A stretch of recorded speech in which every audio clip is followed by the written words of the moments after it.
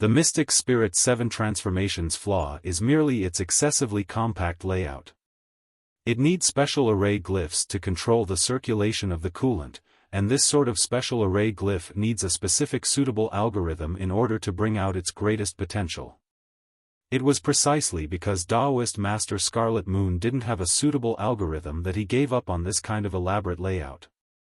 And I just so happened to find several fresh algorithms from an ancient book which were then integrated with the modern mustard seed algorithm, Solar Corona 9 algorithm, and etc. for a total of 4 modern algorithms, forming a computational cluster containing 7 types of algorithms.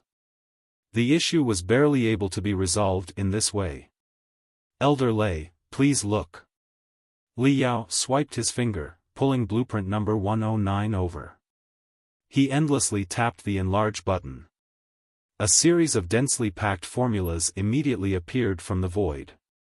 A computational cluster comprised of 7 different algorithms? Every single liver spot on Lei Yongming's face glistened as his pair of eyes suddenly turned clear, seemingly as if he was 10 years younger. He concentrated his mind for a minute and beckoned at Li Yao, come. Youngster, let me ask you. From the perspective of all the students of Empyrean Terminus Central High School, the following 10 minutes were dreadfully the hardest 10 minutes for them to forget of their third-year high school period. Elder Lei Yongming crossed verbal swords with Li Yao, you come and I will lead. The speed of their words grew faster and faster, and they tossed out jargon endlessly one after another that was extremely rare and nearly unheard of. They were simply like 2 alien lifeforms from millions and millions of light-years away quarreling in a different language and dialect. Not only was their talk extravagant and elusive like the clouds and mist that cover the mountains and akin to falling into a dream, even their refining teacher, Jean Quan, who was the most awesome person in their eyes, stood to the side somewhat dully. He was barely able to stick in a question, and soon, the 2 people had their spittle splatter all over as they spoke to settle things. Once in a while, the 2 people would toss out a problem or an algorithm that would cause Jean Quan to be at a loss for words. Even if he rolled his eyes for half a day, he wouldn't necessarily receive an answer. What the heck? It looks like this weirdo knows more than Teacher Jean. Grandpa Lei is the most senior and veteran refiner in our Empyrean Terminus sect, and yet, he is even chatting with great exhilaration with this weirdo. It can't be that this weirdo's level of theory is on the same level as Grandpa Lei's, right? That's impossible. This weirdo will get stumped by Grandpa Lei's questions sooner or later. Just look. Grandpa Lei asked him about some 7-stage fire variation control problem and he can't answer it. That's just not being able to answer a single question. Teacher Jean can't even butt into the conversation. Even though the youngsters lowered their voices to the minimum, how could their words escape Jean Quan's ears? Jean Quan's shame and humiliation reached its limits. It was as if a giant pair of invisible hands had launched a series of slaps from left to right, smacking him right in the face several dozens of times. His entire face was burning painfully. If there was a crack in the ground, he would have certainly stabbed his way inside and never come out. Yuan Manchio must have taught him ahead of time. She had him mechanically memorize this for the sake of demonstrating in front of me, a graduate of the Deep Sea University's refining department. That's just how awesome their Grand Desolate War Institution's refining department is. The more Jean Quan thought about this, the more reasonable he felt it was. His heart was venting his anger, and his back molars were nearly ground to pieces. In the beginning, Elder Lei Yongming was only somewhat interested in the Mystic Spirit 7 transformations. He never thought that this ancient layout, which was discarded over 100 years ago, would actually still be used in practice by someone. Not to mention that this someone was such a young university student. He couldn't help asking Li Yao some questions. He never thought that things would become this uncontrollable. The 2 jumped from one topic to another, jumping from a structure that was a variation to another structure that had been adjusted. Elder Lei Yongming's sentiments towards the first-generation Tai-E crafting furnace ran very deep. If not for it, he wouldn't have come to visit from distant lands. He probably never thought that the first-generation Tai-E crafting furnace could actually be modified in such a wild way beyond all imagination. He was captivated for a time and even forgot that he was in the middle of an examination. He only awoke from his dreamlike state 10 seconds later. He brushed his head full of hair and spoke somewhat embarrassed. "Pardon me, Jean Quan. It's been quite a few years since this old man has encountered a modification proposal for a first-generation Tai-E, so I was excited by my memories when seeing this in front of me. I spoke a few extra words with our little friend Li Yao, interrupting your examination. Come. You can continue. Don't hesitate to speak of any issues that still remains with these blueprints and spiritual energy flow diagrams." Jean Quan did not know whether to laugh or cry. "My heart said that you, old grandfather, had raised all the crucial points just now, and this kid spoke so extravagantly. If I try nitpicking again, wouldn't I be helping myself to dishonor?" Jean Quan grew all the more certain that the entire modification proposal came from Yuan Manchio's hands. Perhaps Li Yao, this mad amateur, was somewhat gifted in the aspect of theory, but that wasn't enough to complete such a complicated and exquisite modification. In front of his many students, Jean Quan found it hard to rage. He forced himself to say, "There aren't any major problems with the structure and spiritual energy flow side of things. Let's give a real-time operation a shot then and see if the operational process is stable or not." Li Yao nodded his head. He walked in front of the control console. Swoosh swoosh swoosh swoosh. 7 translucent holograms suddenly lit up, surrounding him completely within. Several thousand lines of control glyph script emerged on the holograms, forming a super complicated, ring-shaped refining interface. Cultivator's refining magical equipment was different in nature from the steelmaking and iron forging of the common people.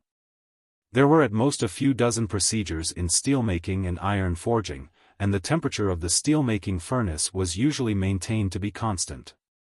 When cultivators refine magical equipment, they need to take several dozen or even several hundred different materials and fuse them together. The furnace's temperature would vary over 3 to 5 times every second, and the temperature may need to be raised to be above 1,000 degrees or dropped below zero each time. When several hundred materials were placed within, with such switching of temperature every second, the tempering timing needs to be grasped perfectly. Even if it's the simplest flying sword, the magical equipment would need to undergo several hundred procedures for the initial successful step in refining. Because of this, it was possible for the control interface of the crafting furnace to be even more complicated than that of the main control interface of a crystal warship. From the perspective of a refiner, this was the stage where their talent could be put to full use. Li Yao shook his fingers in a not urgent yet not slow manner. The scope of his movement was very small, yet it caused a series of pitter-patter to ring out like that of a firecracker going off. The power of the sound was quite terrifying. You guys guess, what kind of magical equipment will he refine? Flying sword? Saber? A few high school students couldn't help commentating in low voices. Li Yao's series of gorgeous performances just now had caused them to be a bit rattled. An inexplicable expectation was born from the bottom of their hearts. Don't be stupid. Only the most common of swords could be formed with only a single go in the crafting furnace. I'm guessing he will refine a very complicated magical equipment component out of it, one with a dozen or so curved surfaces. Right at this time, Li Yao suddenly moved.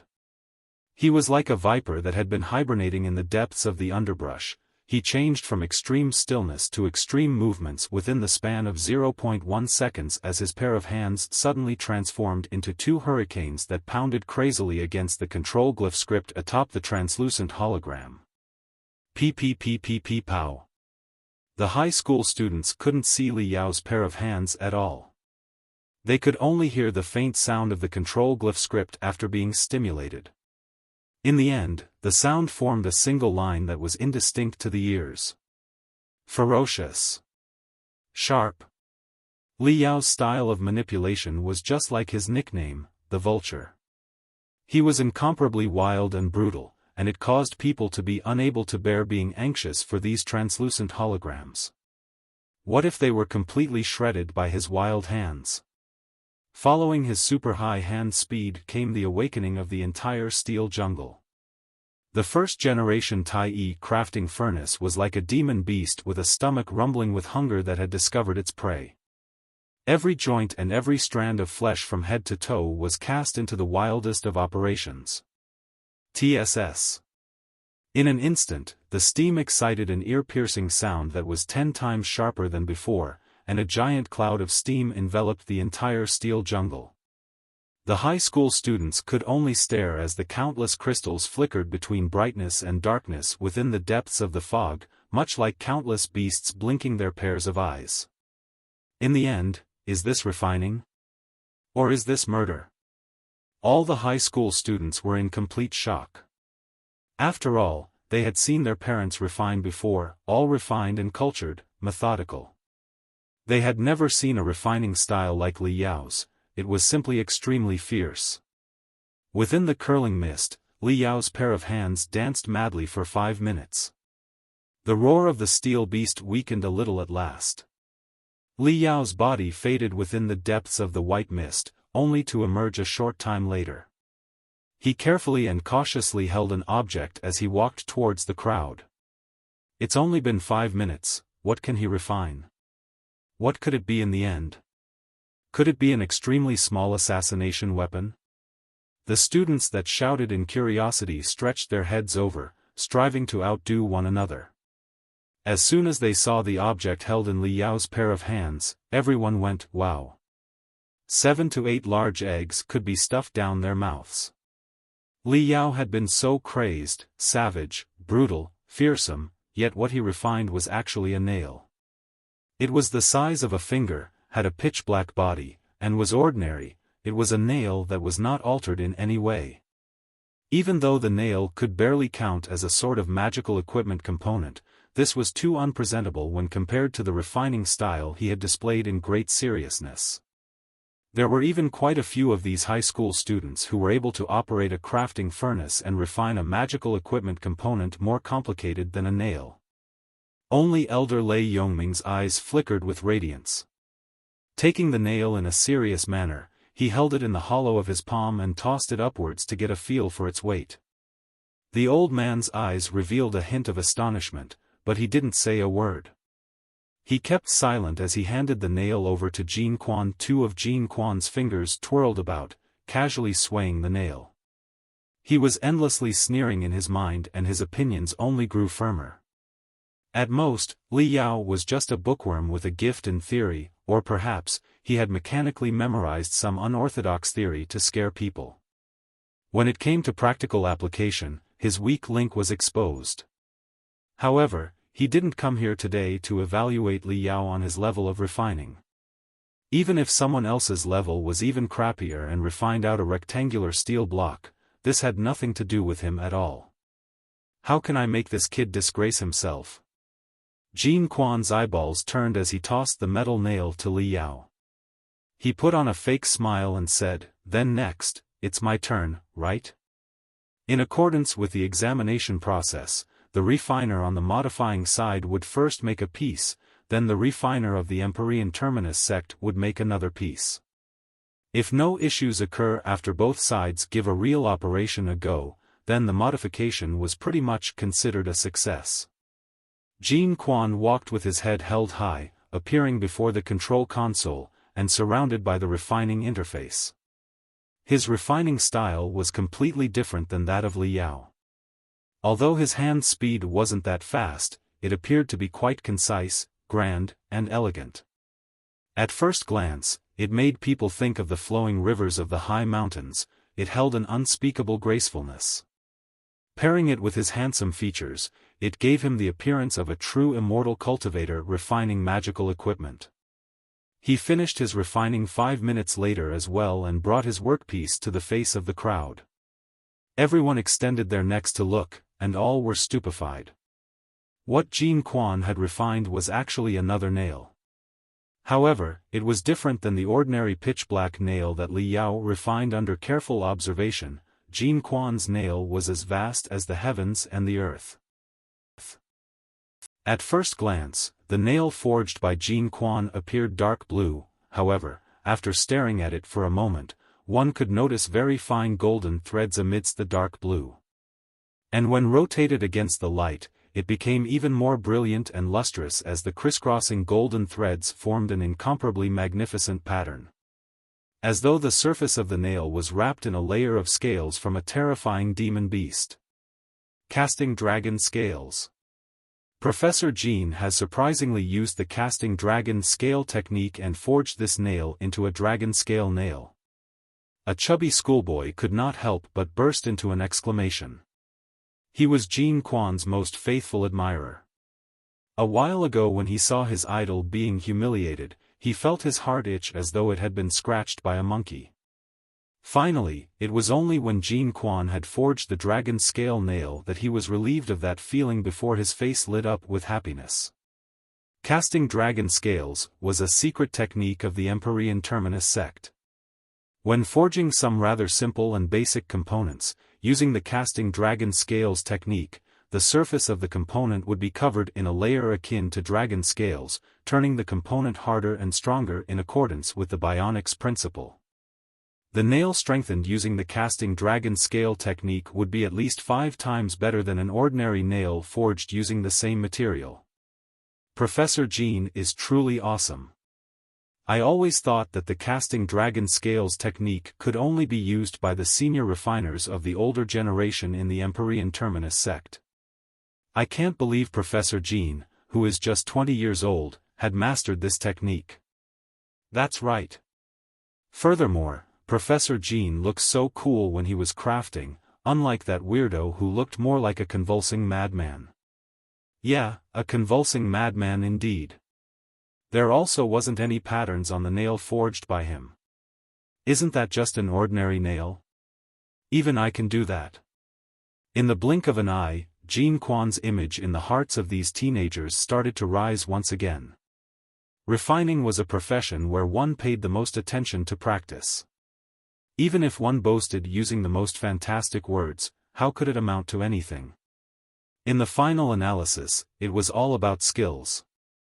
Squinting his pair of eyes, Li Yao swept a glance at the dragon scale nail in Jean Quan's hands as the corner of his lip seemed to move. However, he didn't say anything. Whereas, his pupils contracted to the limit as too sharp as a needlepoint ori shot out from them.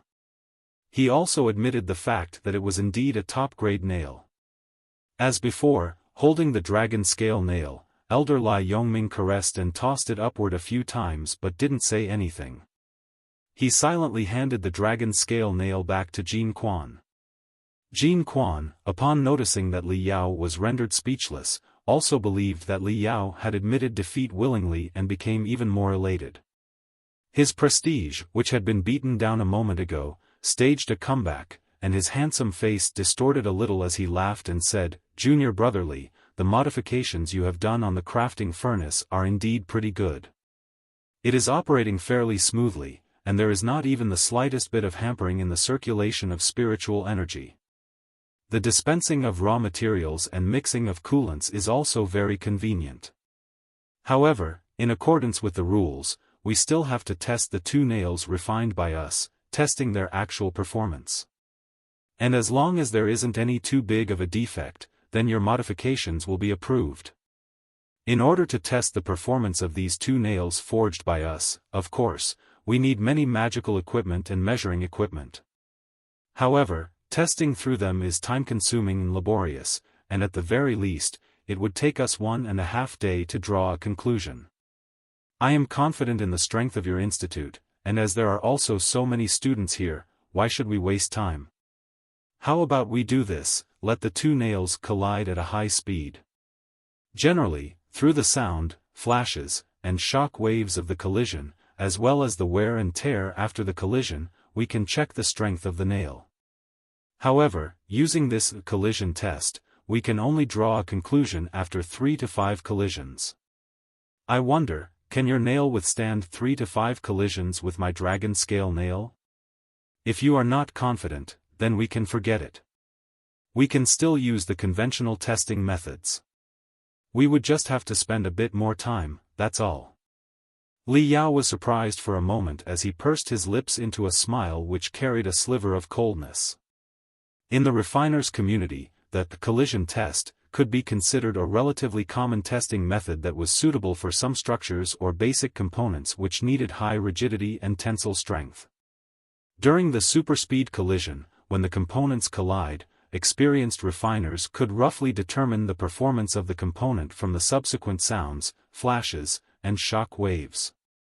However, for him to suddenly propose the collision test, it was obvious that Jin Quan had ill intentions. The flames in the depths of Li Yao's eyes burned more and more furiously, as he too was eager to test his own strength. He nodded while clenching his teeth. "All right, I don't have a problem. Although the nail forged by me looks ordinary, I believe it can withstand 3 to 5 collision with the dragon scale nail." He took the bait. Jin Quan burst into excitement. He believed that the crafting furnace was derived from Yuan Manchio's hand. Looking for a bone in the deep-sea goddess's egg was very difficult.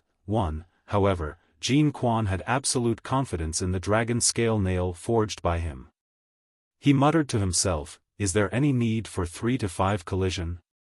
Isn't it all right as long as Li Yao's rotten nail explodes in the first collision?" This way, he could more or less vent his hatred and also restore some face, and incidentally, also let everyone get a clear look at Li Yao's, this braggart's, true appearance. Elder Lai Yongming raised his white eyebrows as he deeply stared at Jin Quan. His eyes flickered with an extremely complex look. Suddenly, he said, "Jin Quan, since you are going to be using the collision test, it is not appropriate for you to conduct it, let me do it." Jin Quan was surprised for a moment before his face beamed with happiness. Did the old man also realize that Li Yao is a crazy braggart and wants to teach him a small lesson?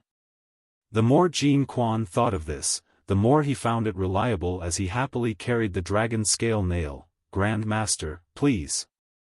Elder Lai Yongming stretched out his emaciated like a stick hands, and with a slight move of his 10 fingers, the 2 nails jumped out of Li Yao's and Jin Quan's hands and flew into the air as though they had been dragged by invisible wires. All the silver-white hair on Elder Lai Yongming's head stood erect as though his entire body was shrouded in an invisible static electricity. As he snapped his 10 fingers, the 2 nails started to pull apart from each other bit by bit before they were separated by 20 meters and rotating at a high speed. Under the direction of Yuan Manchio, the high school students retreated by a dozen meters and stood behind a defensive array glyph. Many of them were witnessing such a stimulating collision test for the first time, and soon, they began whispering to each other, "What do you think? How many times can that weirdo's rotten nail collide with the dragon scale nail? Up to 5 times? 3 times I think, up to 3 times. The dragon scale nail is highly rigid. I have heard that some cultivators who move their weapons with their thought specially buy a large amount of dragon scale nails and use them as a hidden weapon which could even pierce the shell of demon beasts. I wonder whether this weirdo's nail will bend from the collision. It should be impossible. This weirdo still has some ability. I think his nail can collide with the dragon scale nail up to 2 times. Jin Quan stood proudly and comfortably with his arms crossed as though a gentle breeze was caressing his face. He seemed to be looking up at the 2 nails, however, most of his attention was on Li Yao. He didn't want to miss the stunned, embarrassed, and ashamed look on Li Yao's face when that rotten jet-black nail explodes. Li Yao, on the other hand, was staring at the sky with rapt attention while his fists were tightly clenched to the point that thick green veins had emerged on his arms. He was extremely tensed. Fizz. With the move of Elder Lai Yongming's thoughts, the 2 nails rotated to the limit and made an ear-piercing noise from the friction with the air. Suddenly, Elder Lai Yongming's eyes opened widely as they radiated with a lustrous and dazzling brilliance as though 2 crystal searchlights were instantly switched on. Whiz! Whiz! In the front of the 2 nails, a mass of white mist respectively appeared. It was the sound barrier.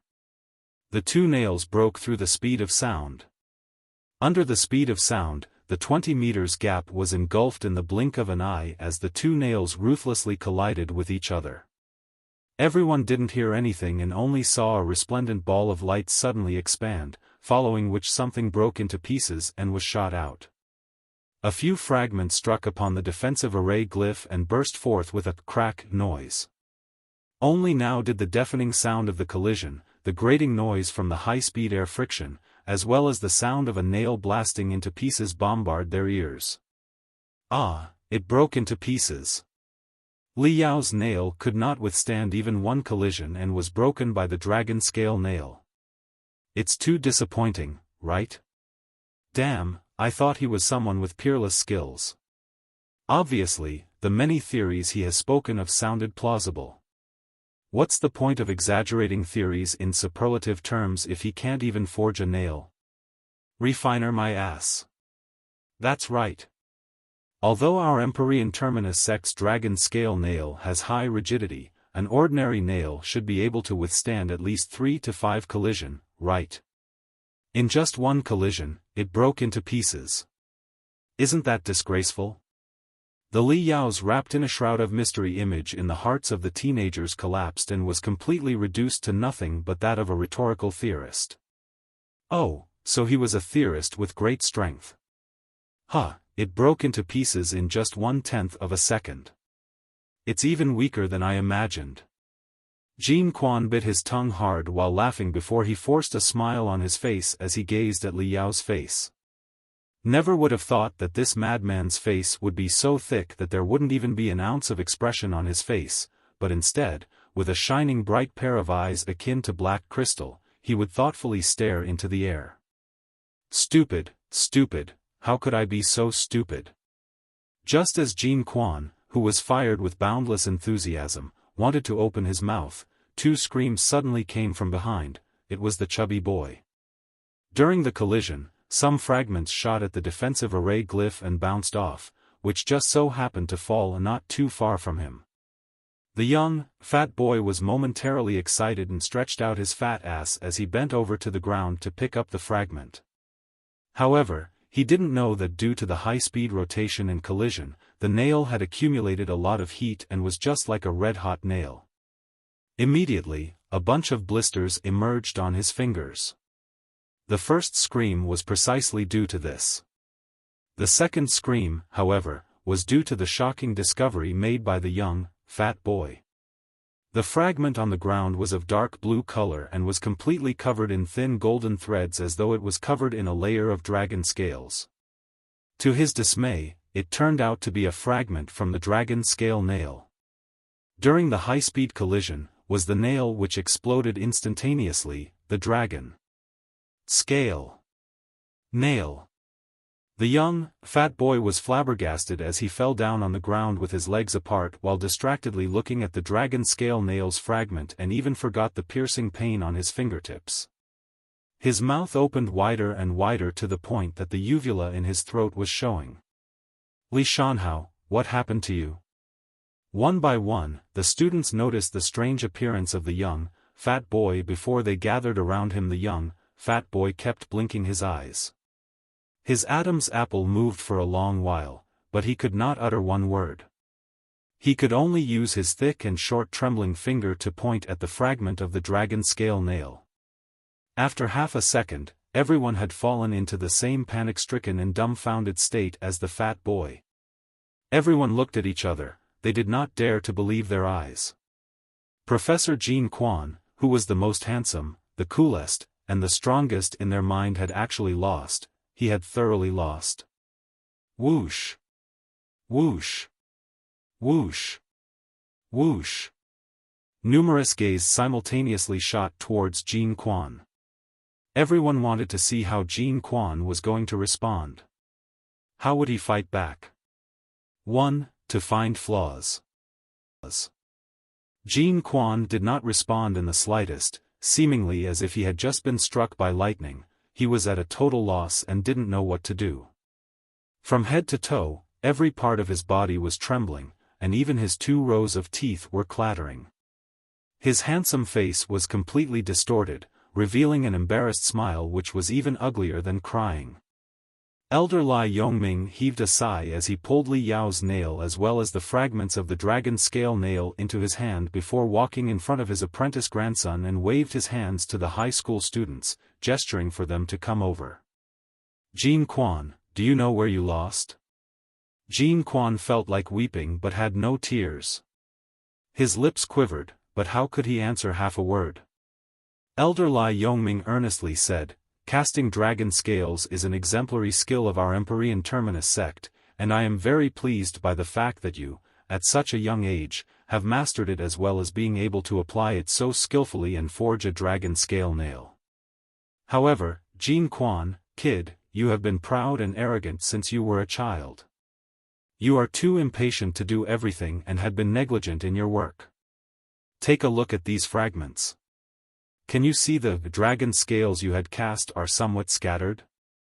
Due to this, the dragon scale nail was irregularly heated inside the crafting furnace, and there is a 0.01% difference in the weight on both sides.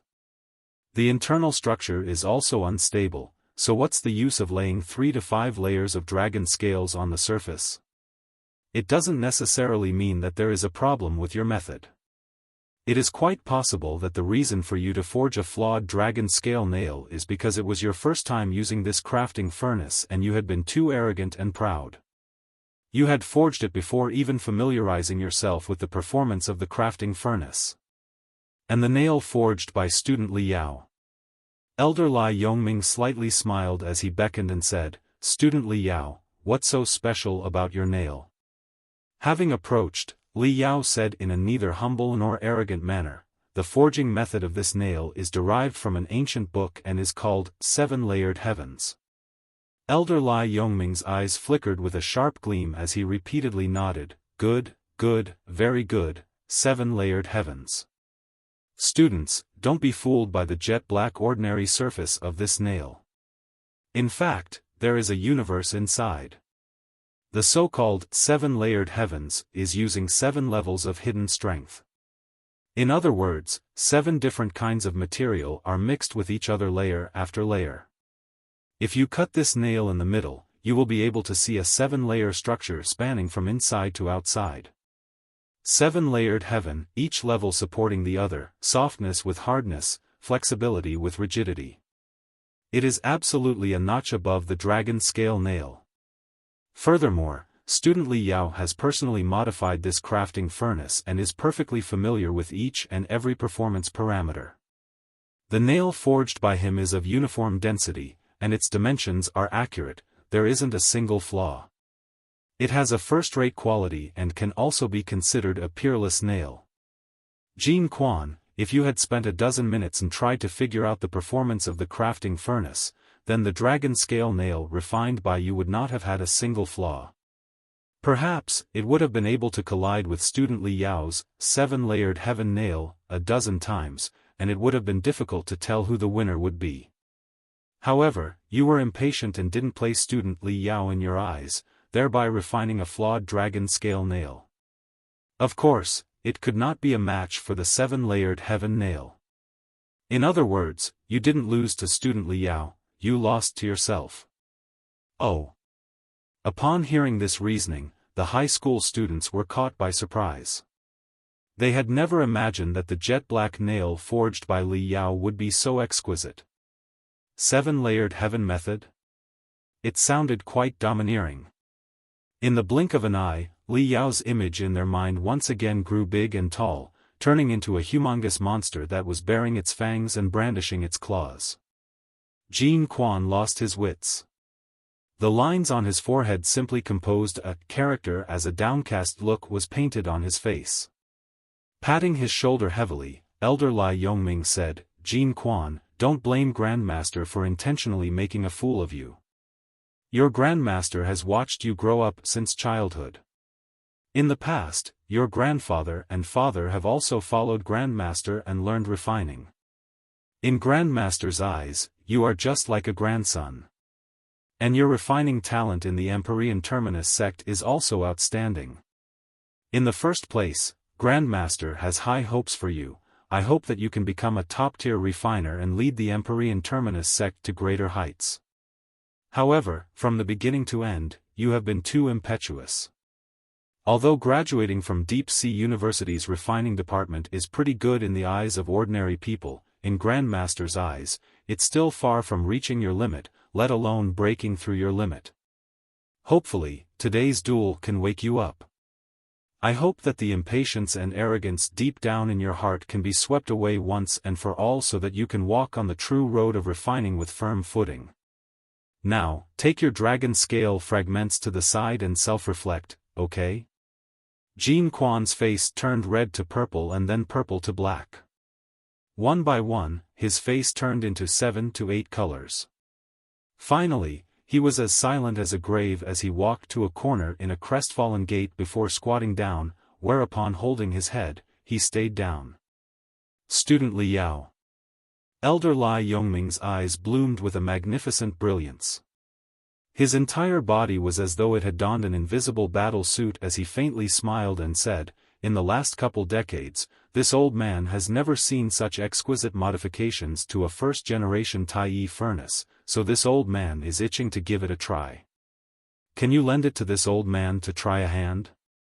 Just a while ago, from Yuan Manchio's introduction, Li Yao came to know that this old man had been immersed in refining for over a century. Although his cultivation was not that high, his experience, on the other hand, was extremely rich. He was an old ginger that could not be underestimated. Just a moment ago, Jean Quan had lost a great deal of face for the Empyrean Terminus sect, so of course, this old ginger would like to recover it. Promptly nodding his head, Li Yao respectfully said, "Old Lai, please." "Wow, Grandpa Lai is going to refine." The high school students were all excited to the extreme. Lai Yongming was an elder of the Empyrean Terminus sect and had an aloof status. For a long time, he had never crafted anything in public. Nobody would have imagined that he would make an exception for Li Yao. Everyone stretched their neck as they held their breaths. Elder Lai Yongming appeared before a console as he intently observed the refining interface. His eye revealed a deep love just like a hot-blooded young man looking at his beloved girlfriend. Suddenly, his emaciated pair of hands started to move. Compared to Jean Quan, he was several times slower. His every action was neither too fast nor too slow and appeared extremely ordinary. His actions were neither crazed nor maddening like Li Yao's, and neither was it elegant or comfortable like Jean Quan's. It was like an old worker who had rich experience, finishing everything with persistence and consistency, so calm, so accurate, so relaxed. But when Li Yao was watching, the words "governing the whole country like cooking a small fish" emerged from the depths of his heart. As far as Elder Lai Yongming was concerned, refining to him was perhaps just like frying a little yellow croaker, it was nothing more than simple and boring day-to-day work. After a moment, the elder walked out of the steam, calmly holding a nail in his palm. "Student Li Yao, this old man had also forged a nail. Please tell me what you think." The eyes of the teenagers sparkled. They had never expected for Grandpa Lai to also forge a nail. It must be a dragon scale nail, a flawless dragon scale nail. Li Yao's eyes contracted as he solemnly used both hands to hold the nail forged by the elder. Li Yao was a bit surprised as the nail was jet black on the surface, appearing as ordinary as the nail forged by him. He could not see even a single thread of dragon scales. What? Many students were perplexed and could not help but shout. Li Yao, on the other hand, was as though he was holding a masterwork weapon. His eyes were madly trembling while cold sweat emerged on his forehead. Suddenly, he flicked his fingers, making it seem as if the nail had been struck down by lightning 7 times. Ding ding ding ding ding ding ding. A strange thing occurred. To everyone's dismay, with the flick of his fingers, the solid nail burst forth with cries of tigers and dragons that shot through the roof and lingered in the air. Sounds from the flicks of fingers? Elder Lai Yongming was truly astounded as he muttered to himself, such an unorthodox testing method. I thought that it had already been lost. I did not expect. Li Yao too was shocked in his heart, and that too was 10 times more intense than the elder. The arrogance in the depths of Li Yao's eyes was swept away, and his face was filled with admiration. Old Li, your dragon scale nail is truly flawless. It is even more rigid than my 7-layered heaven nail. If we do a collision test, I'm afraid that my nail would not be able to withstand even 3 collisions. Dragon scale nail? Where are the dragon scales? Why can't I see them? The teenagers anxiously grimaced. Their eyes were bloodshot, but they were still unable to find a single dragon scale. Li Yao slightly smiled and explained, Old Li's dragon scale nail looks ordinary from the surface, but all the dragon scales are hidden inside the nail. Furthermore, if I am right, the internal structure bears more than a layer of dragon scales, and there are at least 3 layers, with layers upon layers of reinforcing. The principle is almost the same as my 7-layered heaven method, but the difficulty of forging layer upon layer of dragon scales is obviously 10 times greater. A master craftsman is a master craftsman, I am convinced. Li Yao made a deep bow to Li Yongming. The elder's skill has given him a very timely lesson, making him deeply understand that the refiner's community was filled with crouching tigers and hidden dragons. No matter how good one thought they were, there is always someone out there who is better. Even a building foundation stage refiner possessed such skills, then what about a golden core stage refiner? And there is also nascent soul stage refiners. Li Yao was completely looking forward to the limitless and brilliant future. Elder Li Yongming was once again stupefied. It's not at all strange that you can perceive my hidden dragon scales method, however, you can surprisingly perceive that I have cast 3 layers of hidden dragon scales. This is truly inconceivable. He gave a thumbs up to Li Yao. At the beginning, this old man came to visit your institute just to see the first-generation Tai furnace, but who would have thought that your institute would give this old man such a pleasant surprise? Student Li Yao, this old man's skills are simply nothing. I have just accumulated a little bit of experience that's not worth mentioning over the many years of repeated refining, that's all. I believe that it would only take a decade or 2 for you to surpass this old man's achievements. Wow! All the teenagers were dumbfounded. They didn't expect that the highly respected elder Li Yongming of the Empyrean Terminus sect would give Li Yao such a high evaluation. In a moment, many of the students' complex gazes fell upon the crestfallen Professor Jean Quan at the corner. Jean Quan was like a group of tangled roots as he held on to the dragon scale nail fragments with a blurred gaze. He seemed to be in a trance, mumbling something, and maybe even he himself didn't know what he was saying. Suddenly, he felt heat waves billowing from all around him. As he raised his head to look, he discovered that all the students had gathered at his side and surrounded him in a circle as they looked at him with sparkling eyes. You guys! Jean Quan flushed red to his ears. He was extremely ashamed. He didn't know how he should face his own students. He truly fell very ruthlessly. The students must have come to ridicule me, right? Professor Jean. The fat boy called Li Shanhao came forward and loudly said, Don't be sad, we will always support you. That's right, your opponent was simply a monster.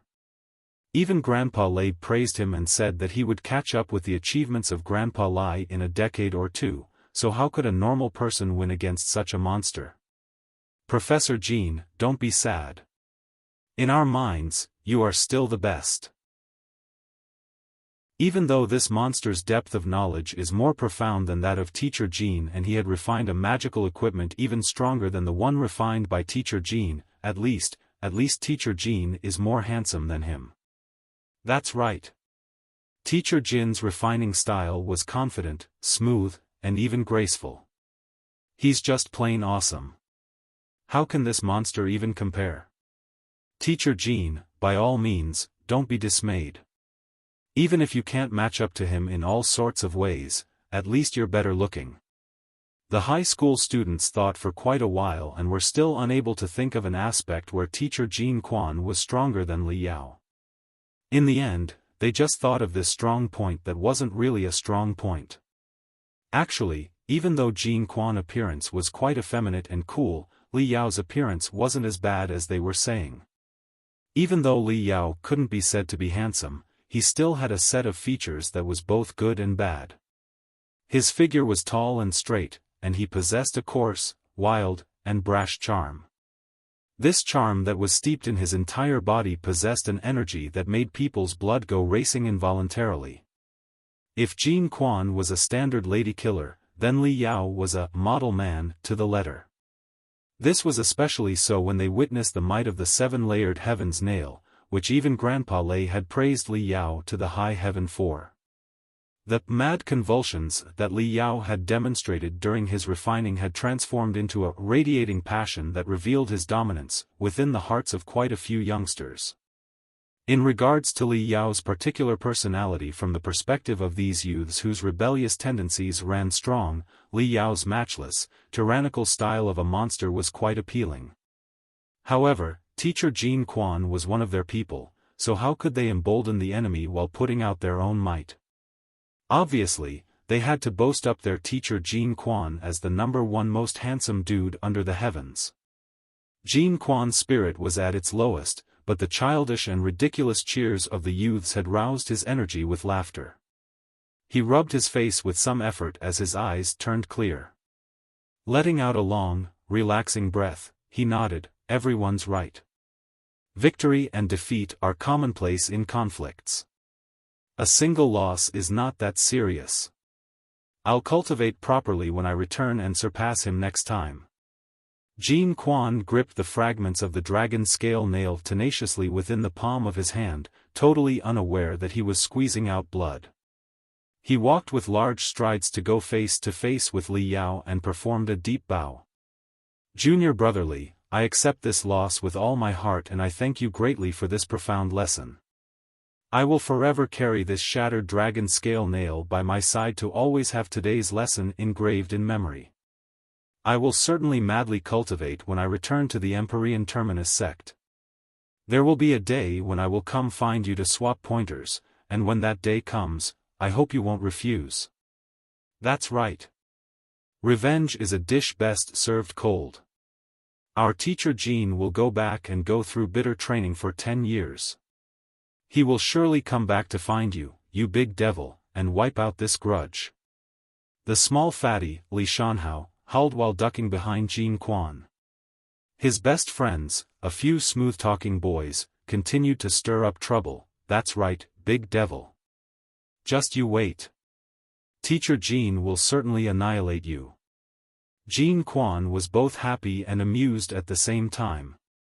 His heart clearly said that he was a gifted student of Deep Sea University while his opponent was a freshman of Grand Desolate War Institution.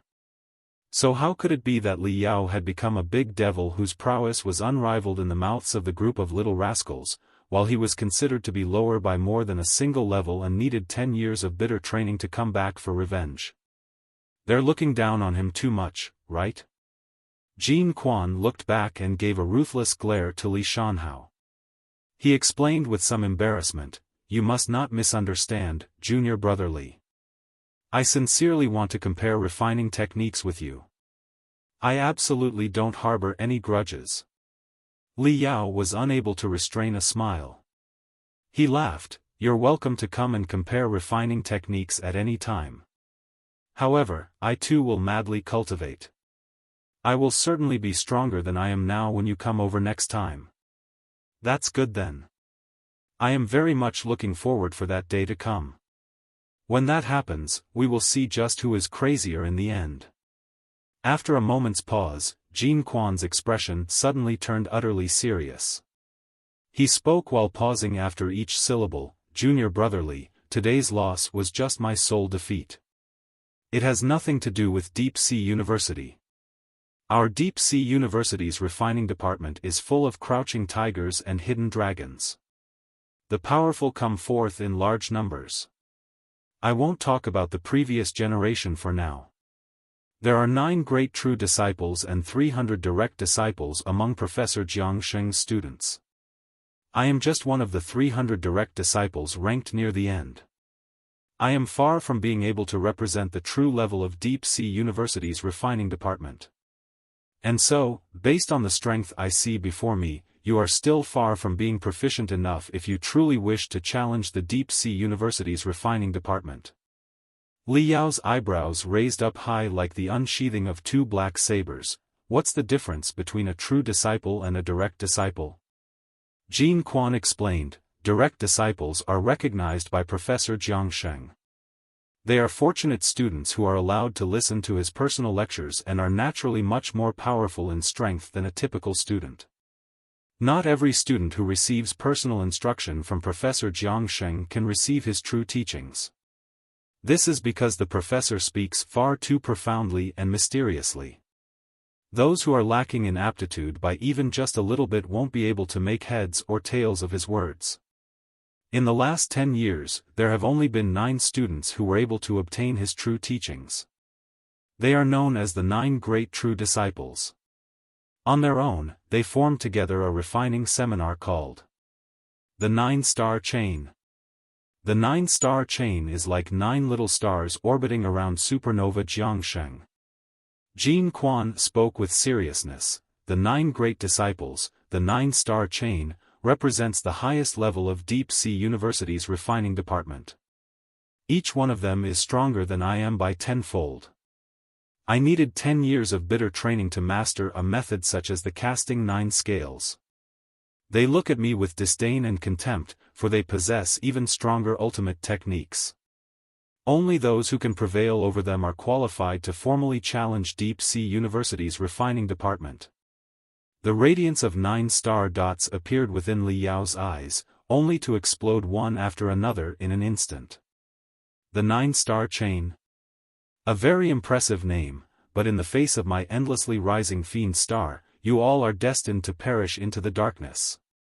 The appearance of the Fiend star and the explosion of the 9 stars, this is the path I will walk.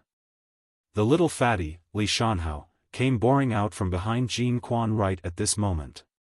Holding his chest up high, he sucked in his stomach, placed his hands on his hips, and spoke loudly, "That's right.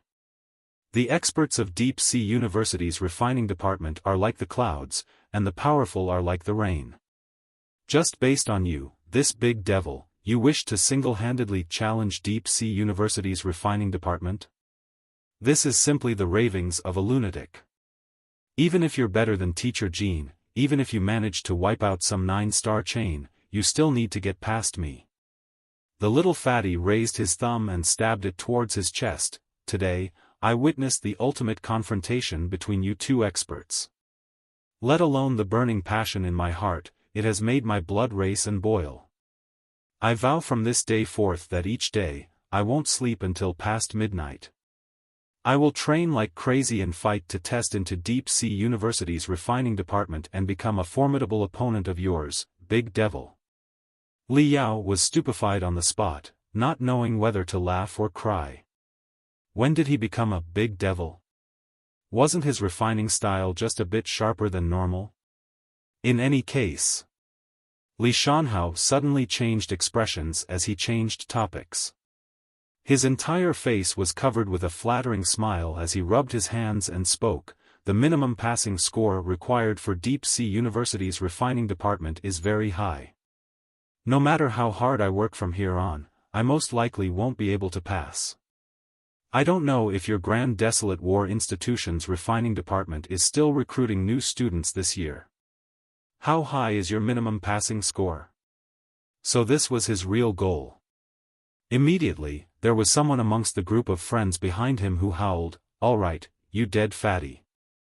Just now, you even said that we would test into Deep Sea University's refining department together and face off against this big devil together with Teacher Jean.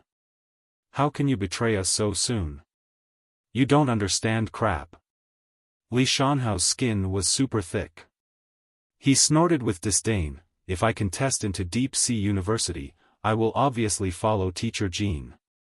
But such a high score requirement. Can crappy people such as us test into it? We might as well join the big devil's side. After all."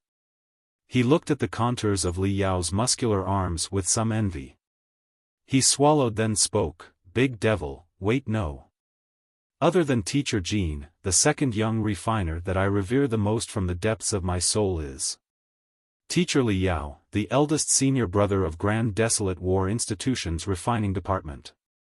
The quality of education there has to be excellent and top-notch. And there's also how bold, ferocious, and awesome Teacher Li Yao's refining style is. It simply gives a feel of being unrivaled and unmatched in the boundless expanse of the universe. It is very suitable for me, who possesses this sort of powerful strength of awesome buff manliness. He smoothed up his sleeves upon speaking, exposing a fat arm, and shook it with immense pride as he spoke. Can you see it? This body of muscle. Everyone was stunned by his shamelessness. Only a few of his best friends, being cut from the same mold, came out.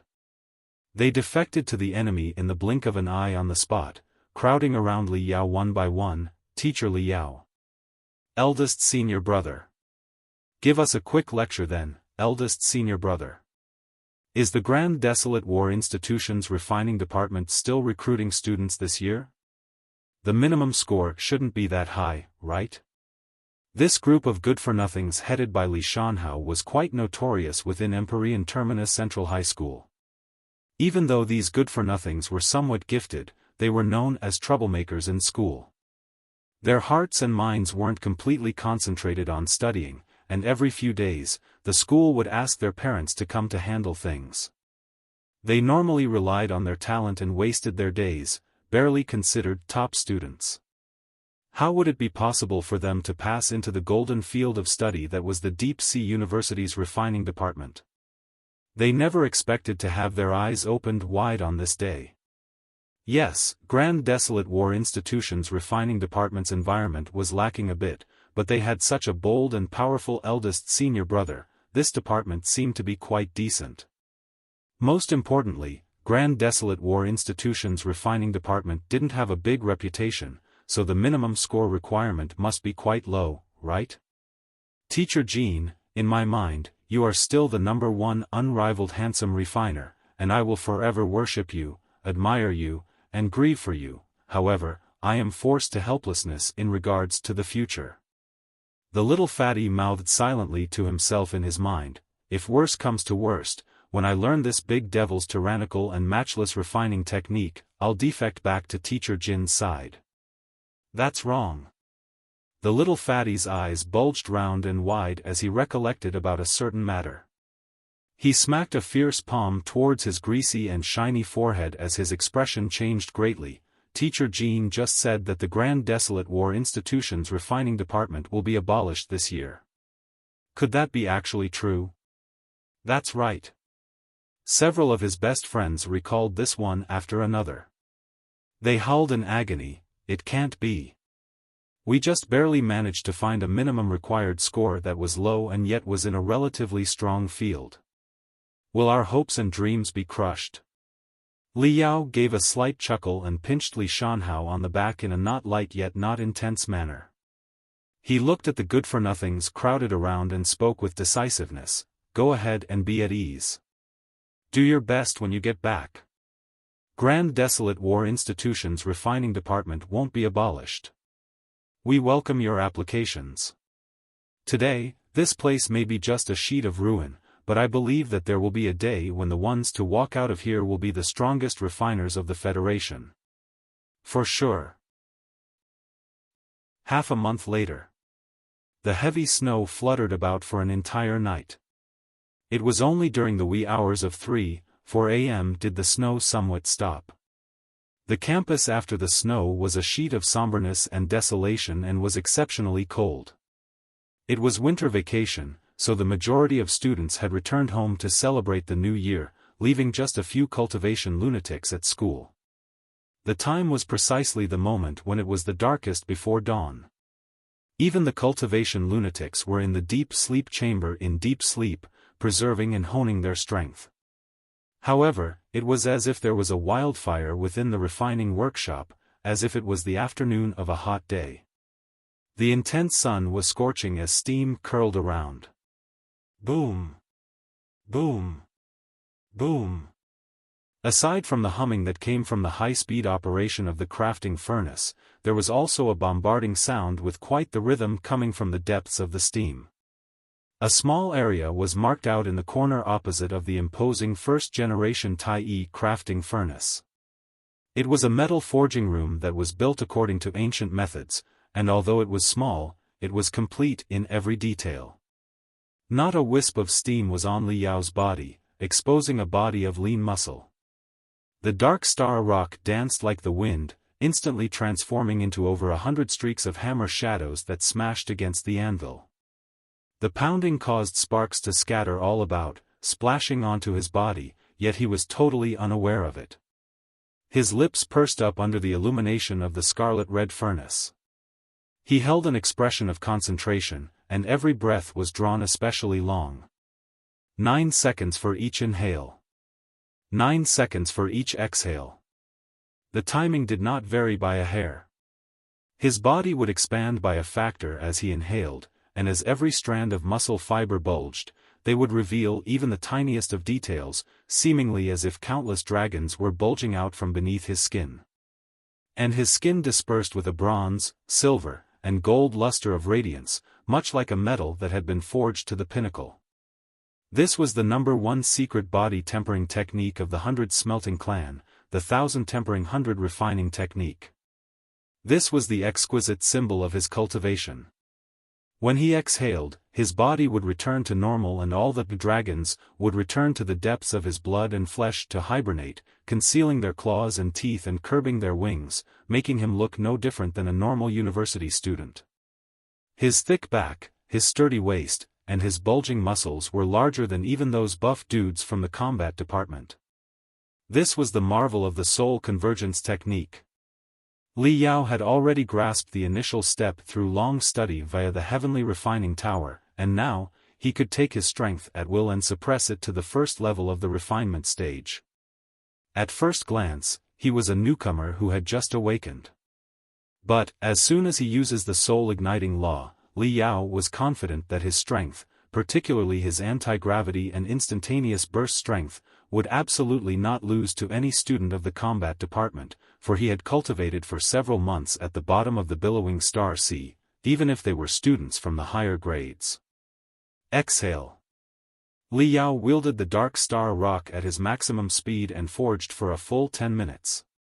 Fine beads of sweat seeped out from his body, making it look like he had put on a layer of glistening battle armor.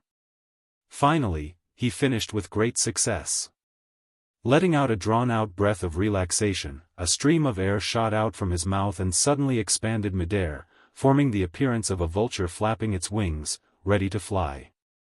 It lasted for a full 10 seconds before gradually fading away. Not bad. I could only maintain it for 9.5 seconds yesterday, but today, I have increased it by half a second. My control over energy has become more and more exquisite. Soon, I will be able to break through the 5th level of the refinement stage and officially rush into the 6th level, the intermediate level refinement stage. Li Yao's pitch-black pupils flared with light as the corner of his mouth arched into a smile of self-confidence.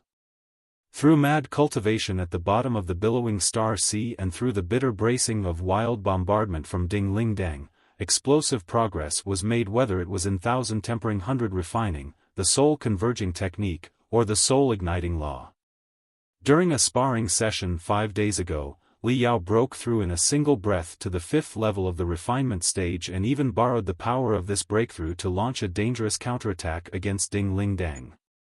Even though he only severed a single strand of hair on her head, this was, after all, the first time he had made contact with Ding Ling Dang's body. Even if he had been beaten to a pulp afterwards, Li Yao was still quite pleased in his heart. Work hard. Strive forward. The next level breakthrough will mean I have reached the intermediate level within the refinement stage. Spirit energy will no longer be just for show and can be used in actual combat. At that time, my combat strength will increase by 3 to 5-fold. However, levels 1 through 5 of the refinement stage are considered to be low levels, so it is relatively easy to break through to them. To step across from the low levels to the intermediate levels would require profound comprehension in addition to the accumulation of strength. One must not be impatient for that time. Li Yao had just reached the 5th level of the refinement stage a few days ago, so his state wasn't too stable. He had just let his imagination run wild for a moment and didn't really have the impatient thoughts for quick results. Stretching his aching back, Li Yao opened the ice maker and used his brain to touch upon the freeze array glyphs, causing them to flash. His mind was completely clear, and only then did pick up the workpiece he had just forged for careful examination. What was twirling in his fingers was shockingly yet another nail, a 7-layered heaven's nail. Actually, he had left out a step in the refining showdown that happened half a month ago. The 7-layered heavens technique was an ancient refining technique from the 100 smelting clan of 40 millenniums ago. It absolutely could not be formed with just one go through the crafting furnace. It still needed the 108 Chaos Gale hammer technique to hammer it over and over, taking the 7-layer structure and fusing it into a single body. Only in this way could it become the true 7-layered heavens. If the 7-layered heavens nail had gone through the ancient forging technique, then even if Jin Quan had refined the perfect dragon scale nail, Jin Quan wouldn't even have the slightest bit chance of victory. His nail would instantly explode under the high-speed collision. However, Li Yao snapped his fingers, and a different pitch-black nail immediately flew into the palm of his hand. This was none other than the dragon scale nail refined by Elder Lei Yongming. This was a gift the elder had sent to Li Yao before leaving. Ding! Li Yao flicked it with his finger and the dragon scale nail let out the hiss of a tiger and the cry of a dragon. The sound lingered in waves. It was as if there was truly an imposing and ferocious dragon hibernating within this tiny, little nail. Li Yao listened to the subtleties of the dragon's cry with half-squinting eyes. He could perceive the internal structure of the hidden dragon scale nail. He muttered to himself, marvelous, profound, and inconceivable. The techniques of the previous generation of refiners have truly reached perfection. Even if I use the true 7-layered heavens technique, it would be impossible for me to forge even a single layer of the hidden dragon scale structure. The old grandfather had actually inserted 3 layers in an instant, reducing the total weight of the nail by 22% while increasing the strength by 100%. In the end, how did he manage to do this? I exhausted my mind forging this 7-layered heavens nail, yet it's still not enough to contend against that old grandfather's hidden dragon scale nail. After 10 collisions, my nail would certainly be the one to shatter. Li Yao deeply recognized the distance between him and a true master refiner. It was a distance that was oh so far. In an instant, an endless crazed swelling rose from the bottom of his heart, as the desire to battle raged and burned. His ambitions expanded crazily. With a universe this large, it is truly worth it to spend an entire lifetime to challenge others. I must not relax by all means. Every second must become time spent in getting stronger. Every second must be lived to boundless brilliance.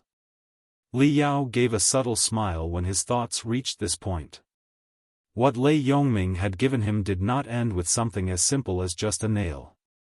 After being shaken by the astonishing potential revealed by Li Yao, the old grandfather had pulled some strings to establish a strategic cooperation agreement between Grand Desolate War Institution's refining department and the Empyrean Terminus sect. The Grand Desolate War Institution's refining department had officially turned into an extracurricular education base of Empyrean Terminus Central High School, and the Empyrean Terminus Central High School would organize their top students to come to the department for a touring study each year. At the same time, Grand Desolate War Institution's refining department made a promise to pay special attention to the students of Empyrean Terminus Central High School during the Limit Challenge competition. They just had to comply with the standards to receive preferential score treatment. The most amusing thing of all was that the good-for-nothing little fatty Li Shanhao and his group of good-for-nothings had gotten a hold of Yuan Manqiu and Li Yao's spiritual crane messenger number. They didn't dare to contact Yuan Manqiu, the department head. Instead, every few days, they would go contact Li Yao with affection. Every message would refer to him as their eldest senior brother, addressing him quite intimately. To give preferential score treatment, even from a third-rate specialty that was the Grand Desolate War Institution's refining department, was still a promise of good faith. Obviously, the Empyrean Terminus sect wouldn't accept this benefit for nothing. With just a wave of Elder Lei Yongming's hand, the Empyrean Terminus sect immediately brought out 8 million credits, and this old grandfather personally took out 2 million credits for a total pooling of 10 million credits in investments. They sent it to the Grand Desolate War Institution, indicating that the money was to be invested in the refining department. They even said that this was just the first stage. In the future, if everyone's cooperation goes pleasantly, they could even consider forming a special fund, a fund to be given as an investment every year to the refining department. The entire administration of Grand Desolate War Institution was shocked in this instant. 10 million credits investment couldn't be considered large, but it also couldn't be considered tiny. The few traditional investors of the Grand Desolate War Institution, like the Devil Fist sect, the 100 Saber Alliance, and other similar sects, would invest several hundred million each year. However, these sects were all combat sects of the wasteland, and their relationship with the Grand Desolate War Institution was extremely close. The combat department was equivalent to their core reserves and base of training, so it was natural for them to give the Grand Desolate War Institution money liberally. Meanwhile, the Empyrean Terminus sect was a sect focused on refining and never really collaborated together with the Grand Desolate War Institution. This time, the refining department had forcefully broke open a new road. The investment money was only second to what was key, the slow and pervading influence of the Grand Desolate War Institution into the region where the Empyrean Terminus sect was located. It must be known that the Empyrean Terminus sect was in the middle of an abrupt rise to become a top-ranking sect. They had certain fame within the Federation. If the two sides deepened their collaboration, the benefits that the Grand Desolate War Institution would receive would far exceed a simple 10 million credits. As a result, this matter brought Li Yao a benefit that he could never have imagined. He received a scholarship called Star of the Wasteland. This was the highest-level scholarship of the Grand Desolate War Institution. The requirements to get this scholarship were extremely demanding, and the student had to have an outstanding display in academics and perform enormous contributions to the school as well. The student had to do both, and neither could be lacking. Since Li Yao was able to modify the first-generation Tai-E crafting furnace, his academics didn't need to be mentioned. His drawing in of 10 million credits in investments for the school could be counted as an enormous contribution. It was quite justifiable for him to receive the scholarship.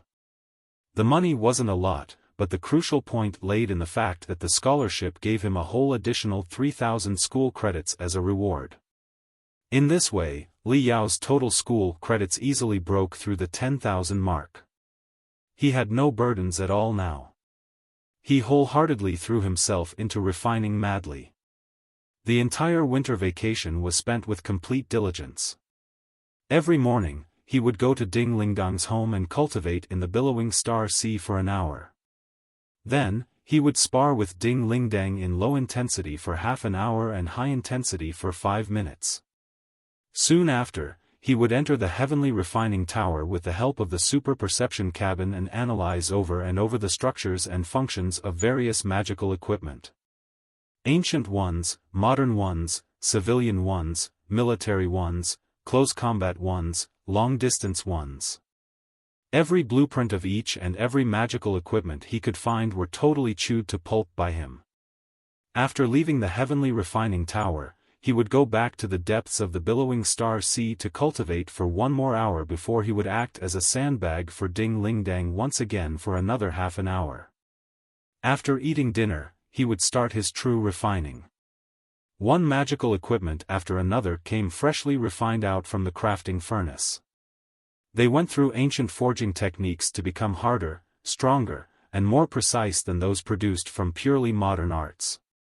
All sorts of vibrant and brilliant colored magical equipment that could cut through steel like mud appeared within a small gray building to the side of the refining workshop. Following the coming of the new semester, this little gray building shockingly turned into an awe-inspiring armory. 3 days before the start of school. Li Yao stretched out his muscles under the setting sun.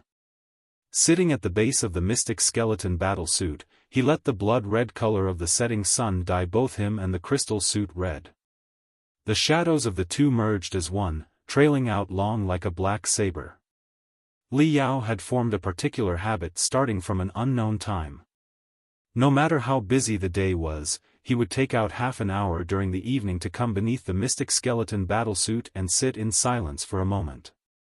He started doing this one day due to exhaustion. He discovered that when occasionally resting against the mystic skeleton battlesuit for a few minutes, he would suddenly feel his mind especially open up and his thoughts would become exceptionally clear. Many theories and blueprints that he wasn't able to understand normally would suddenly become clear at once. This sort of feeling was like entering the super-perceptive state, yet it didn't have the side effects of the super-perceptive state. He was able to maintain it for a very long time. It was as if there was someone else thinking with him in the darkest depths, much like joint problem-solving. Li Yao was at a loss. He thought for several days and could not think of a reason why. He could only take it as blessings from the refining department's senior brothers and teachers from the underworld, hoping that Li Yao would able to smoothly get 40,000 credits, test and become a registered refiner, and bring Grand Desolate War Institution's refining department to glory. He maintained this habit from that day forth. The half-hour with the mystic skeleton battlesuit became his moment of relaxation that was hard to come by during the day. It was as if all the teachers and elder brothers of the refining department were hibernating in the depths of the mystic skeleton battlesuit.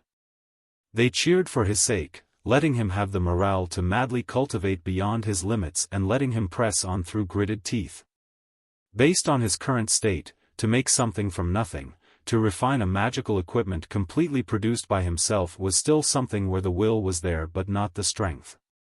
But based on sturdy fundamentals that stemmed from the strong and ferocious forging techniques of 40 millenniums ago as well as his unrestrained devil modification style, Li Yao had already conducted crazy enhancements for several dozen types of typical magical equipment. Quite a few of these magical equipment had performances that far exceeded the original, so much so that they differed completely, seemingly as if they were different objects. He refined until today, having completed 18 primary battle magical equipment and several dozen auxiliary magical equipment, displaying all the techniques he possessed to the utmost detail. However, would his modification train of thought be accepted? Would these magical equipment be like what he had envisioned? Could they display their might on the battlefield? Would they be welcomed by his classmates? Could he exchange them for school credits? All of these questions will have their answers found in true battle after the start of the new school semester. I have decided now. Once the new school semester starts, I will bring all my artifacts to the depths of the wasteland and hunt demon beasts. On one hand, I will be able to use live combat to test the magical equipment produced from my devil modification and go a step further in fine-tuning the details. On the other hand, I can record a live combat video and upload it to the Wasteland Battle Network as a live advertisement. More importantly, Li Yao really wanted to hone his combat skills. Fiend Blade Peng Hai had told him this back in Floating Spear City: to become an outstanding refiner, it was best to first become a remarkable soldier. He did not take these words to heart at the time. But when he started to truly refine using the crafting furnace, even for engaging in minor modifications, Li Yao suddenly became aware of the reasoning behind these words. If one doesn't dance with blades and handle guns, how would one know how to refine an outstanding saber? Only in actual combat would he be able to gain a deep understanding of the nature of each magical equipment, and only then could he understand the essence of a refiner and become a super, top-notch master refiner. Li Yao turned his head when his thoughts reached this point.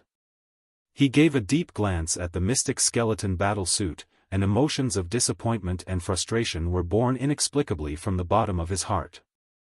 There will be a day when he will successfully refine the mystic skeleton battle suit.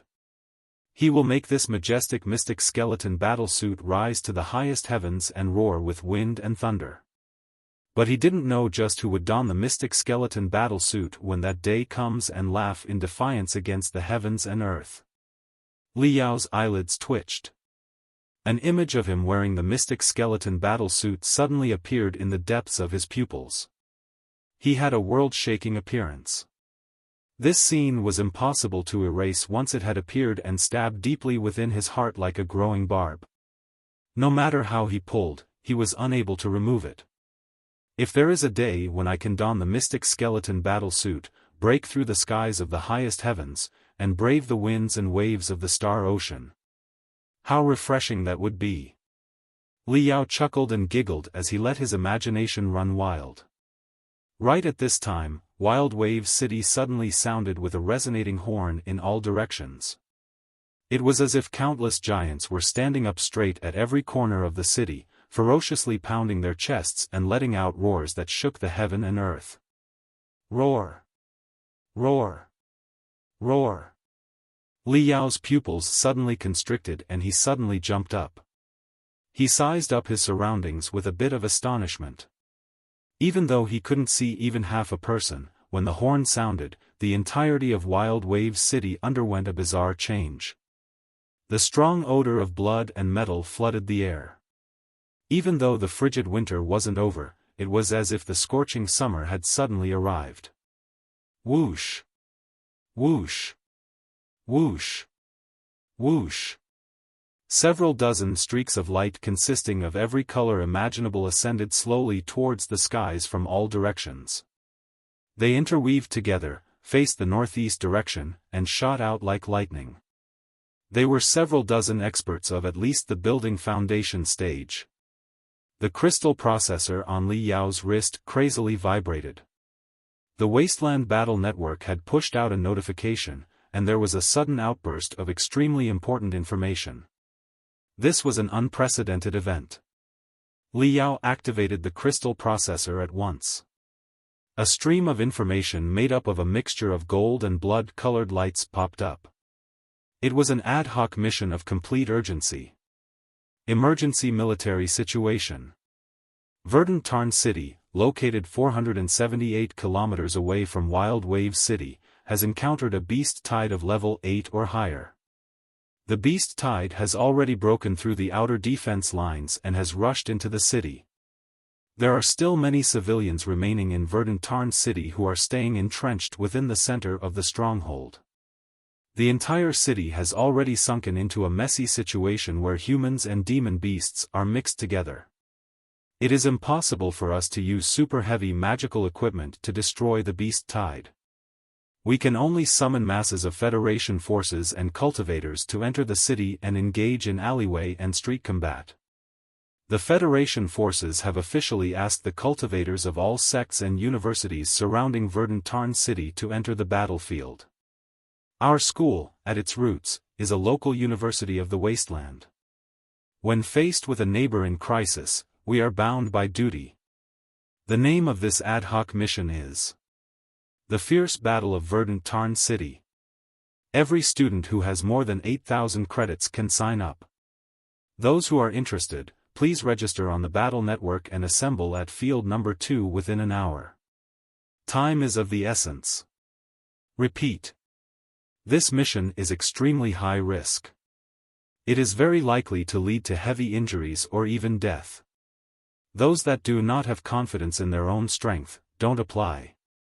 Due to the urgency of the battlefield situation, the quantity and species of the demon beasts are not known. The official school credit reward for this mission has yet to be calculated, however, the school promises to give participating students rewards in accordance with the highest standard. Cultivators are the sabers of human civilization.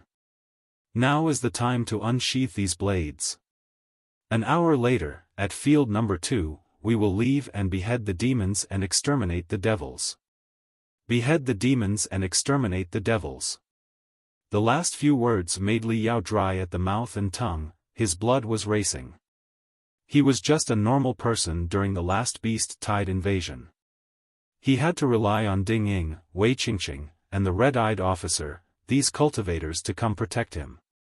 But today, he had already become a cultivator of the 5th level of the refinement stage and had even refined several dozen masterwork weapons that could cut through steel like mud. When it comes down to him versus 1,000, death will rain down all around him. Excellent. In the ancient cultivation world of 40 millenniums ago, a newly forged masterwork weapon would undergo slaying several demons and devils as a baptism. Verdant Tarn City. Beast Tide. I will use you all to baptize my first batch of magical equipment. Field number 2 of Grand Desolate War Institution. A Thunderbird-class light transport ship had landed at the corner of the field. This was a transport ship that was specialized for quick response usage. It could transport over 800 passengers each trip, and it can carry 10 medium-sized crystal tanks underneath it. This was a model that was specifically refined to deal with beast tides. Generally, besides taking the crystal rail, cultivators below the building foundation stage would board this kind of transport ship to enter battlefields where danger lurks at every corner. Flying solo on a sword was tantamount to throwing away one's life. All sorts of demon beasts hibernating or lying in wait in the darkness would unleash their demonic energy and poison to instantly kill you. Grand Desolate War Institution's Dean, Xiong Bailey, and his administration had already gathered below the Thunderbird transport ship. Quite a few of the teaching and administrative staff were wearing battle armor, fully armed and prepared to enter combat. Xiong Bailey's entire face was serious and his eyebrows were locked tight. He faced a young officer with stripes of a major and asked, "Akeo, how did things turn out this way? Isn't Verdant Tarn City a mining town? There are several dozen military camps in its surroundings and 3 overlapping defensive lines. It could be said to be near invulnerable to attacks, so how did a beast tide suddenly break through?" Normally, a few rounds from the crystal warships would be able to resolve this issue, but now, we're at the point where we need to engage in street fighting? The Majoriero's name was Xiong Zongchao. Not only was he a graduate of Grand Desolate War Institution, he was also a distant relative of Xiong Bailey. He was Xiong Bailey's distant nephew. So, Xiong Bailey had asked him openly and honestly. Xiong Zongchao spoke with a bitter laugh, "Fourth uncle, the outer defense perimeter of Verdant Tarn City hasn't been broken through. This time, the wormhole appeared right inside the city. The beast tide directly rushed into the city region and engaged in street warfare. Even great immortals wouldn't have been able to do a thing about this." Xiong Bailey was stunned. Were this unlucky? From the past until now, the original strategy executed by the Star Glory Federation against the Demon Beast Wasteland was an encroachment fortification tactic. Every city was constructed as a near-invulnerable fort to nibble away at the wasteland inch by inch, forcibly reducing the amount of room for demon beasts to exist. Only through wormholes could demon beasts break through to the Heaven Origin sector from the Blood Demon sector and launch a surprise attack. The emergence point of a wormhole is random. If a wormhole appears in the middle of the wilderness, then the beast tide could only gnaw against the outer defensive perimeter of the city.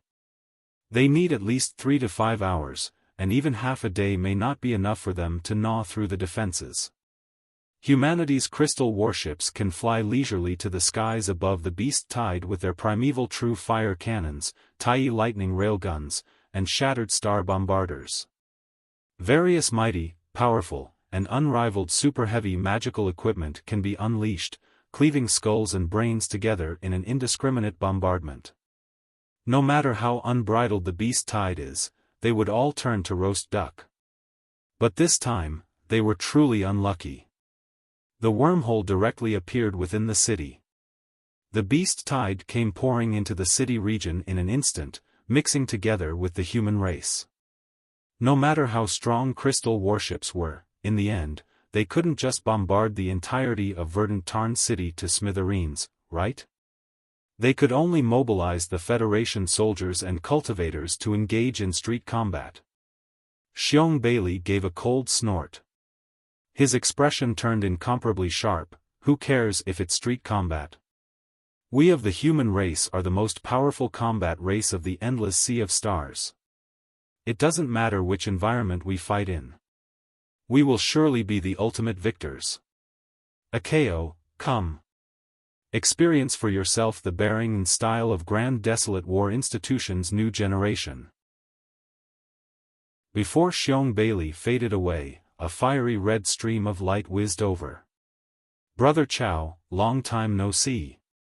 Xiong Zongchao's complexion changed. His body turned into a blur as he did 9 incomparably impossible dodges. While his true body retreated by 10 meters in a single breath, the remnant shadow he left behind was torn into nothing by the fiery red light. Xiong Bailey, without making a sound, came in between the fiery red stream of light and Xiong Zongchao before he said, "And this is." Xiong Zongchao slightly smiled, "There is no need for me to introduce her. She is none other than one of the youngest building foundation stage cultivators of our Star Glory Federation, the future star of Grand Desolate War Institution's Combat Department, Ding Ling Dang. She and I have met several times in the depths of the wasteland and have also collaborated to kill a demon general." As the fiery red brilliance solidified, Ding Lingdang's strong and graceful figure was revealed. She was dressed in a tight red combat suit which was decorated with flames, sketching out her soul-stirring curves. Her entire body was overflowing with a resplendent brilliance which was a feast for the eyes. Marvelous. My bones are about to rot from being holed up in the institute for the past couple of months. Finally, I can kill some demon beasts. I really can't wait. Rubbing her hands, Ding Lingdang jumped up and down. After a moment, hundreds of terrifying Ori approached at a high speed. Xiong Bailey smiled and said, "This is the Iron Fist Club's president, Hua Tianxiong. This is Chaos Edge Hall's president, Su Gu. Behind them are the senior students of the combat department, many of whom I believe you have met?" Xiong Zongchao nodded. The Grand Desolate War Institution and the army had close ties. Both sides often joined forces to behead demons and kill devils. Xiong Zongchao was the liaison officer sent by the army and had been long acquainted and friends with many of the senior students of the Grand Desolate War Institution. "Brother Chow. Brother Chow." One by one, tall and stalwart students with stubbornness written all over their faces came forward and greeted him. All of them were burning with eagerness. "Finally, I can fight shoulder to shoulder with Brother Chow and slaughter demon beasts." Soon, a dozen or so silhouettes appeared. Although their appearances were a bit tender, their imposing Ori was no less than that of the senior students. These were all the best among the best freshmen. Seeing so many freshmen excited to participate in the mission, the smiling look in Xiong Bailey's eyes turned intenser. "Come, Akeo. Let me introduce you. This is Zhao Tianchong, a 4th-level refinement stage sword cultivator who has been hunting demon beasts in the depths of the wasteland since childhood. This is Lu Taizhan, a 4th-level refinement stage body practitioner who has been painstakingly training in the Devil Fist sect since childhood. These two are the strongest experts among the freshmen." Xiong Zongchao was surprised as he said with emotion, "Advancing to the 4th level of the refinement stage in just half a year after entering the institute? These freshmen truly cannot be underestimated. In my time, students only entered the 4th level of the refinement stage after spending 2 years at the university." Xiong Bailey said with a laugh, "Yes, the quality of this year's freshmen is particularly good. Not only are there 2 students who have entered the 4th level of the refinement stage, a dozen students who have entered the 3rd level of the refinement stage have also appeared. They are not only unusually talented, but they also cultivate with madness to the point that they did not return to their families even for the new year during their winter vacation. Pleased to meet you, Dean. Pleased to meet you, Dean." Zhao Tianchong, Lu Taizhan, and the other freshmen greeted Xiong Bailey together. All of them were members of the Hidden Dragon Hall and had cultivated together. When they came to know about the Beast Tide outbreak at Verdant Tarn City, they, without a moment of hesitation, came. After half a year of painstaking cultivation, these hidden dragons were no longer their old selves of when they had just entered the institute. Their arrogance was completely converged in the depths of their eyes, where it had been purified into a cold sharp gleam, and their temperament was calmer and more profound. This was especially so for Zhao Tianchong and Lu Taizhan, whose profoundness totally did not tally with their age. Only when their eyes bloomed with sparks from time to time would the others have a glimpse of the impatience buried deep within the depths of their heart. Their deep desire could only completely bloom when they are on a true battlefield. Having swept a gaze, Xiong Zongchao repeatedly sighed, "When all's said and done, our grand desolate war institution is unlike any other. Obviously, they are still on their winter break, but when the horn sounded, we could still gather 300 students. Furthermore, all of them are cultivators. If such a strong army arrived on the battlefield, even demon generals would dare not to contend with them." Xiong Bailey's smile turned into a frown as he said, "That's not right. If I remember correctly, the number of people who have applied is 301. There is still one student who hasn't arrived yet." Before his voice could fade away, a silhouette could be seen approaching from the distance. In just a few steps, the silhouette had traversed hundreds of meters. Xiong Zongchao was a bit perplexed. This student looks very unfamiliar. Is he also a freshman? Why is he carrying such a huge box on his back? Finally, the silhouette revealed itself to be a student who was dressed in a black combat suit and had a huge metal casket on his back which was fastened onto his body with 3 large belts. Every step he took seemed to be very heavy, as his every step gave burst to a bang. Bang sound on the ground. The box appeared to be very heavy, seemingly as if it weighed at least 1,000 kilograms. However, the student seemed to lift such a heavy weight with ease, as though it was light as a feather. He did not seem to mind the heavy weight. In just a breath, he had skimmed over to the front of the Thunderbird-class light transport ship. Xiong Bailey burst into laughter. "Student Li Yao, you are a refiner. Do you still want to go to the battlefield? It's too dangerous." Xiong Bailey had a pretty good impression of Li Yao.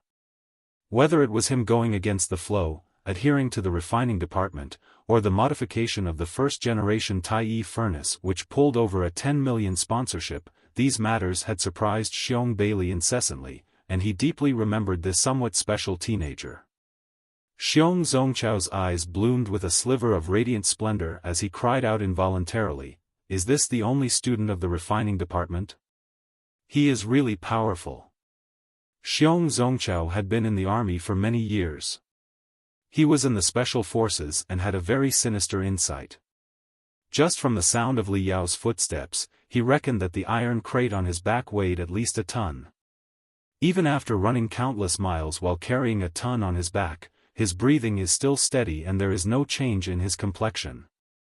This student's body is exceptionally powerful. At the beginning, Xiong Zongchao regarded him as a senior student of the combat department. Meanwhile, in his heart, he was secretly surprised. Why hadn't he seen such a strong student before? However, much to his surprise, Li Yao turned out to be a freshman of the refining department. Xiong Zongchao was astounded to the extreme. Li Yao pursed his lips, revealing his snow-white teeth. "Dean, I need to amass 40,000 credits to participate in the refiner's registration examination, so how could I miss such a good opportunity to sweep credits?" "All right."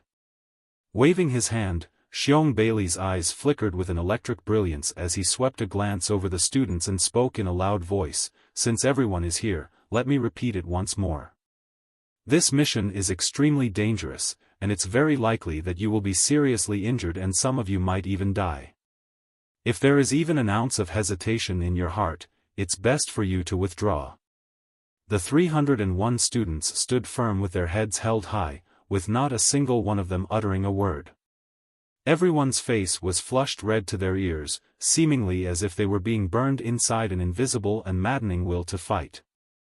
After 3 seconds, Xiong Bailey raised his head and let out a long roar. "Good, good, very good.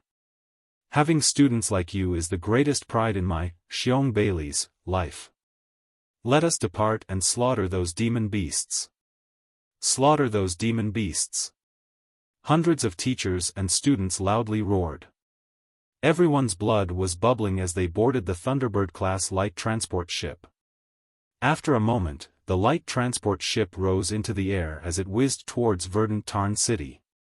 On the transport ship, Xiong Zongchao started up the large-scale master crystal processor of the ship as hundreds of telepathic thoughts were transmitted to the mini-crystal processors of Grand Desolate War Institution's teachers and students. Which included the three-dimensional map of Verdant Tarn City, the distribution of the Federation Army, as well as the growing list of information of friendly forces.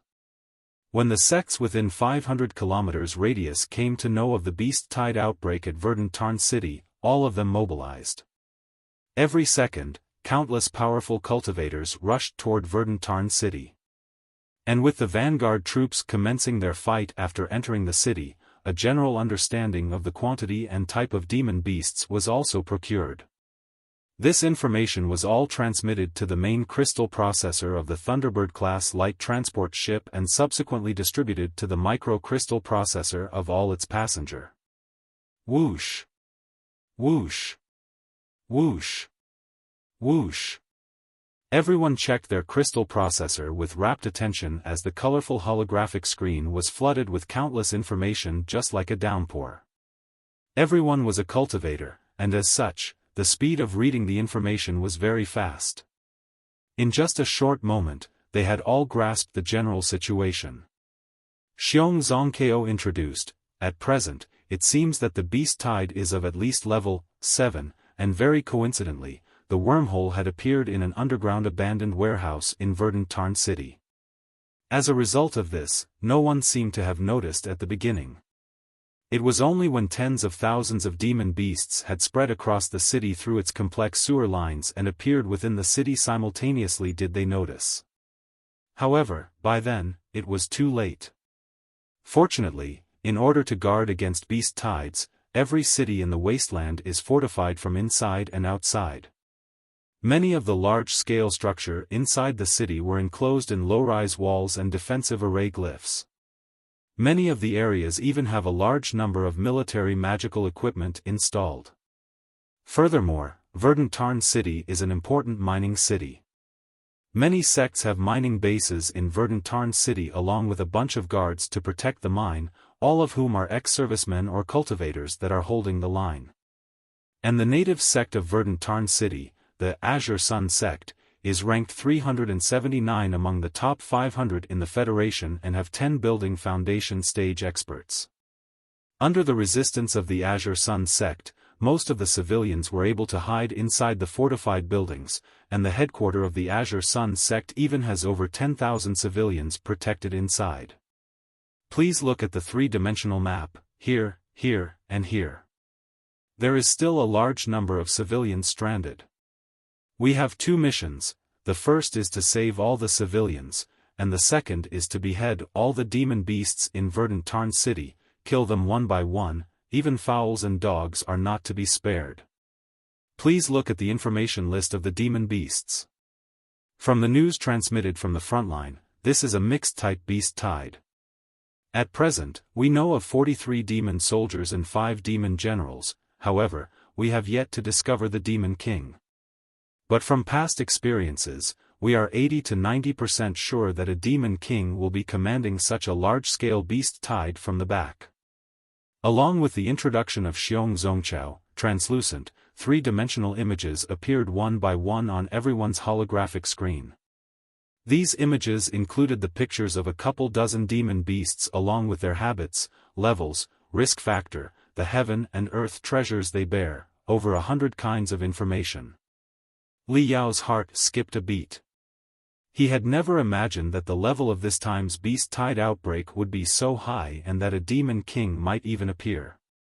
The demon beasts in accordance with the strength are divided into demon soldier, demon general, demon king, demon emperor, demon god, and so on and so forth, and their respective cultivation level in the human cultivation system respectively is refinement stage, foundation building, core formation, nascent soul, and spirit transformation. Li Yao, on Devil Flood Dragon Island, had killed a three-eyed ape which was even weaker than the demon soldier. It had not even entered the lowest level and was just equivalent to an ordinary person. Whether it was a demon god or a spirit transformation stage expert, both belonged to the legendary, peerless figures which have not appeared in the Star Glory Federation for a long time.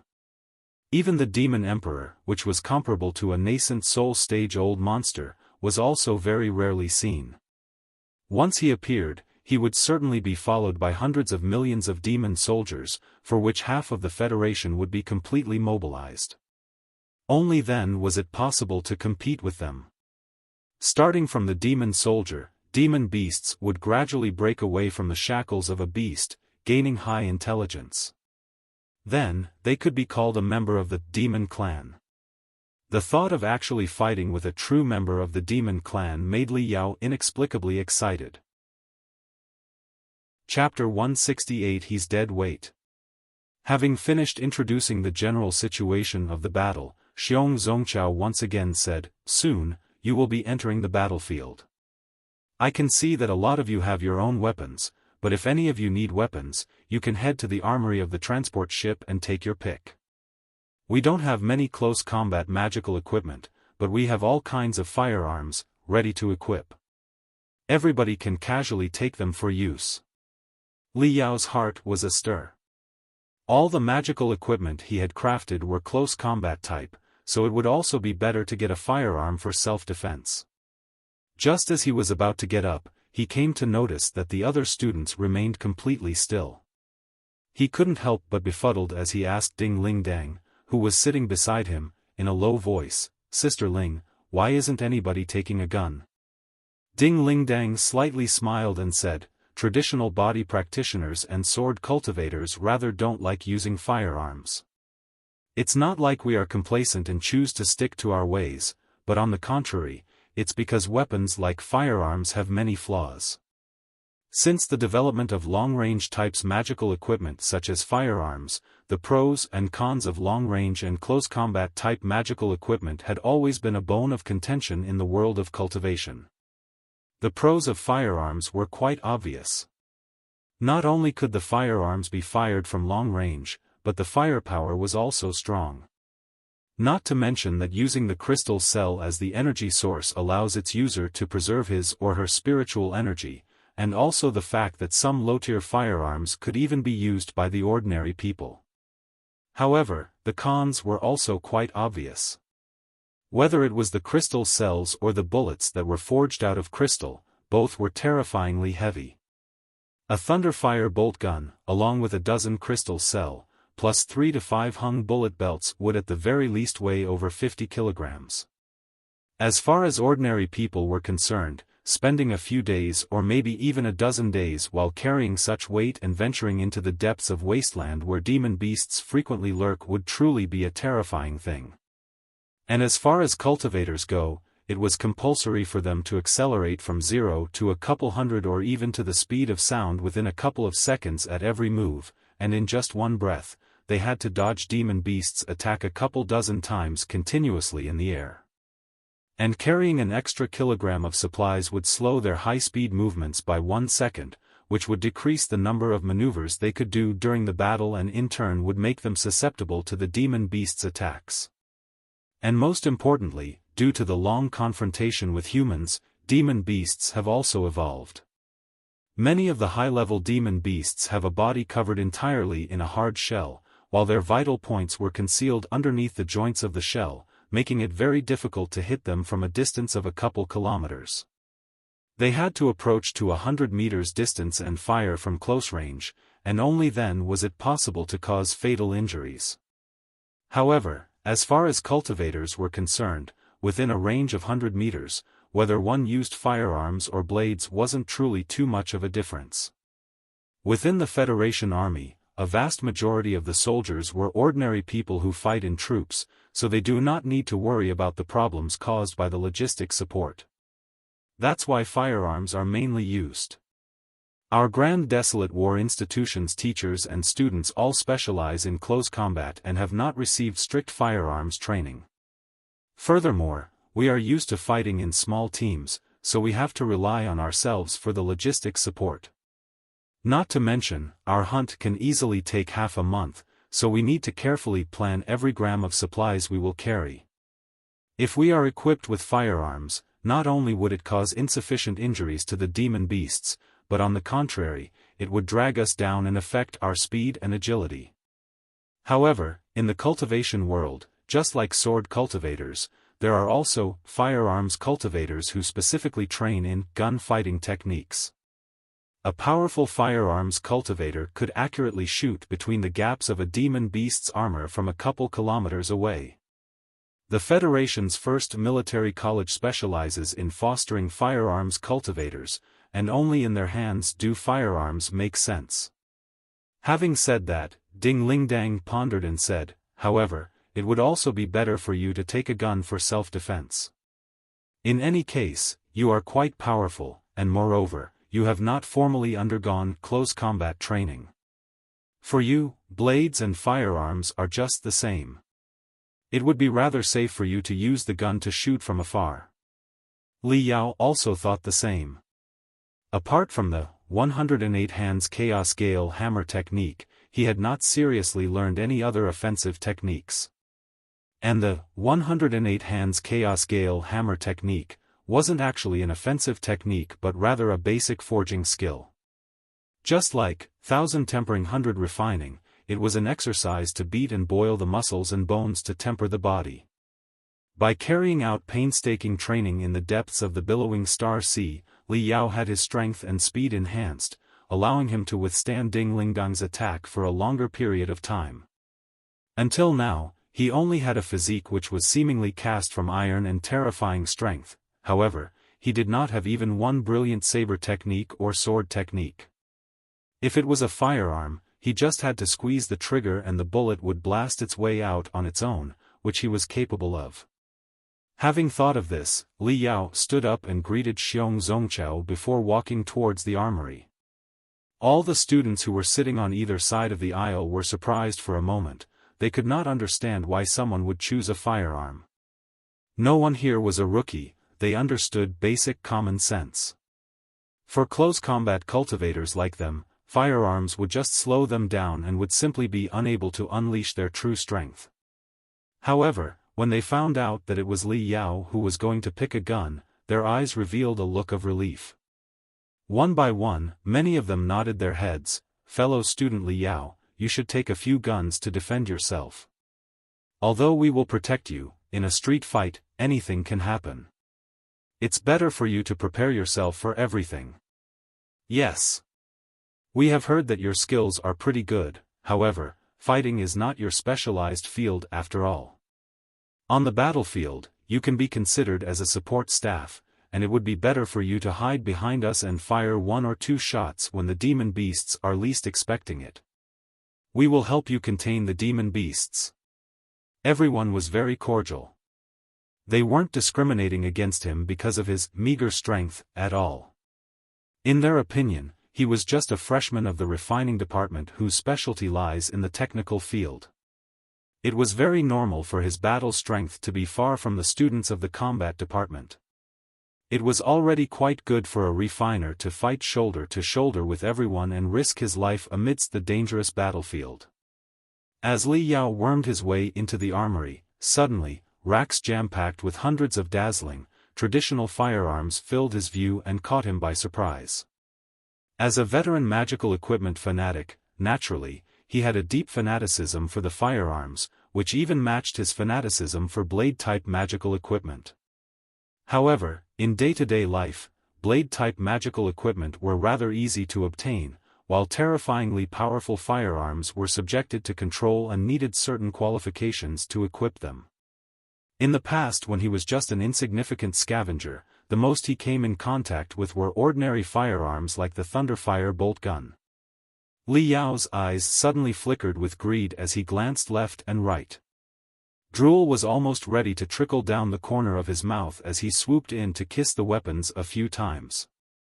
Xiong Zongchao smiled in his heart. As someone who was from the military, his love for firearms was just the same and he would always feel a sense of intimacy with them.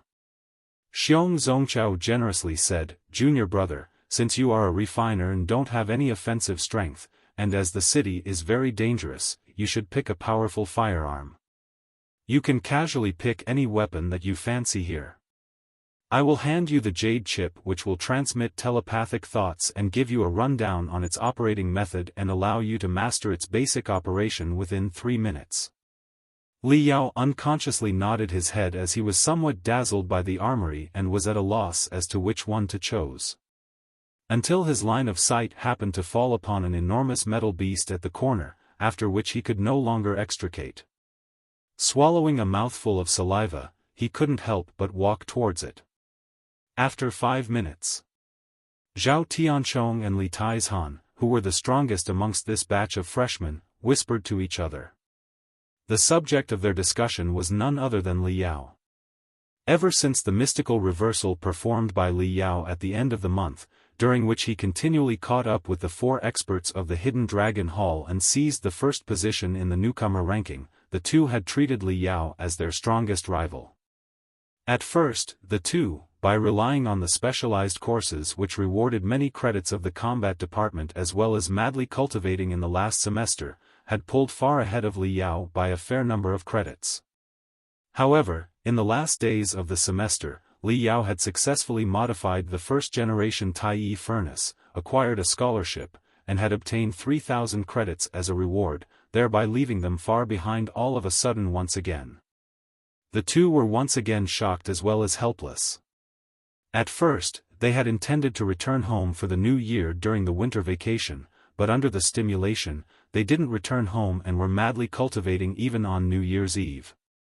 Finally, they somehow had the opportunity to amass the credits, however, who would have known that Li Yao would also come? Lu Taizhan hesitantly said, "However, he is just a refiner. He is nothing more than a supporting combat staff, and at most, he could repair a few magical equipment. If he wants to get a large number of credits, I'm afraid it won't be that easy, right?" Zhao Tianchong replied expressionlessly, "Not necessarily. That guy is a madman. If compelled, he could do any kind of mad stuff, and maybe, he could even give us some pleasant surprises." Boom! Boom! Boom! Li Yao walked out of the armory with heavy steps. Many people freely swept a glance at him before they were suddenly flabbergasted. Lu Tiashan's eyes were ready to fall out as he involuntarily cried out, "What the hell is that thing?" Li Yao was carrying a heavy firearm in his arm which was even thicker than his own thigh. The firearm had as many as 6 barrels, which had complex and abstruse glyphs engraved upon them and were inlaid with crimson crystals, arranged in a circle, giving off the impression of a burning trunk. However, that was still nothing big when compared to Li Yao's upper body. At this moment, it had a few bullet belts wrapped around several times in a cross pattern, X, where each bullet was as big as an infant's fist. Its warheads were inlaid with crystals while its shell had array glyphs engraved across. They were out-and-out spiritual explosive shells. The entire set together would at the very least weigh over half a ton. A normal person would never think of carrying such a mass which would hinder their movement, if not crushing them to death. 6-barrel rotary cannon. This is something that is installed on crystal tans. He is actually carrying it through brute force. Someone exclaimed. Li Yao's every step would shake the bullet belts, which would, in turn, make clink clink clink sounds as he swaggered his way towards his seat. In his heart, he raised an open-hearted cry. He could completely unleash the might of this matchless 6-barrel rotary cannon, it was simply made for him. In contrast, the Thunderfire bolt gun was rather too weak. This was a weapon which a man must use.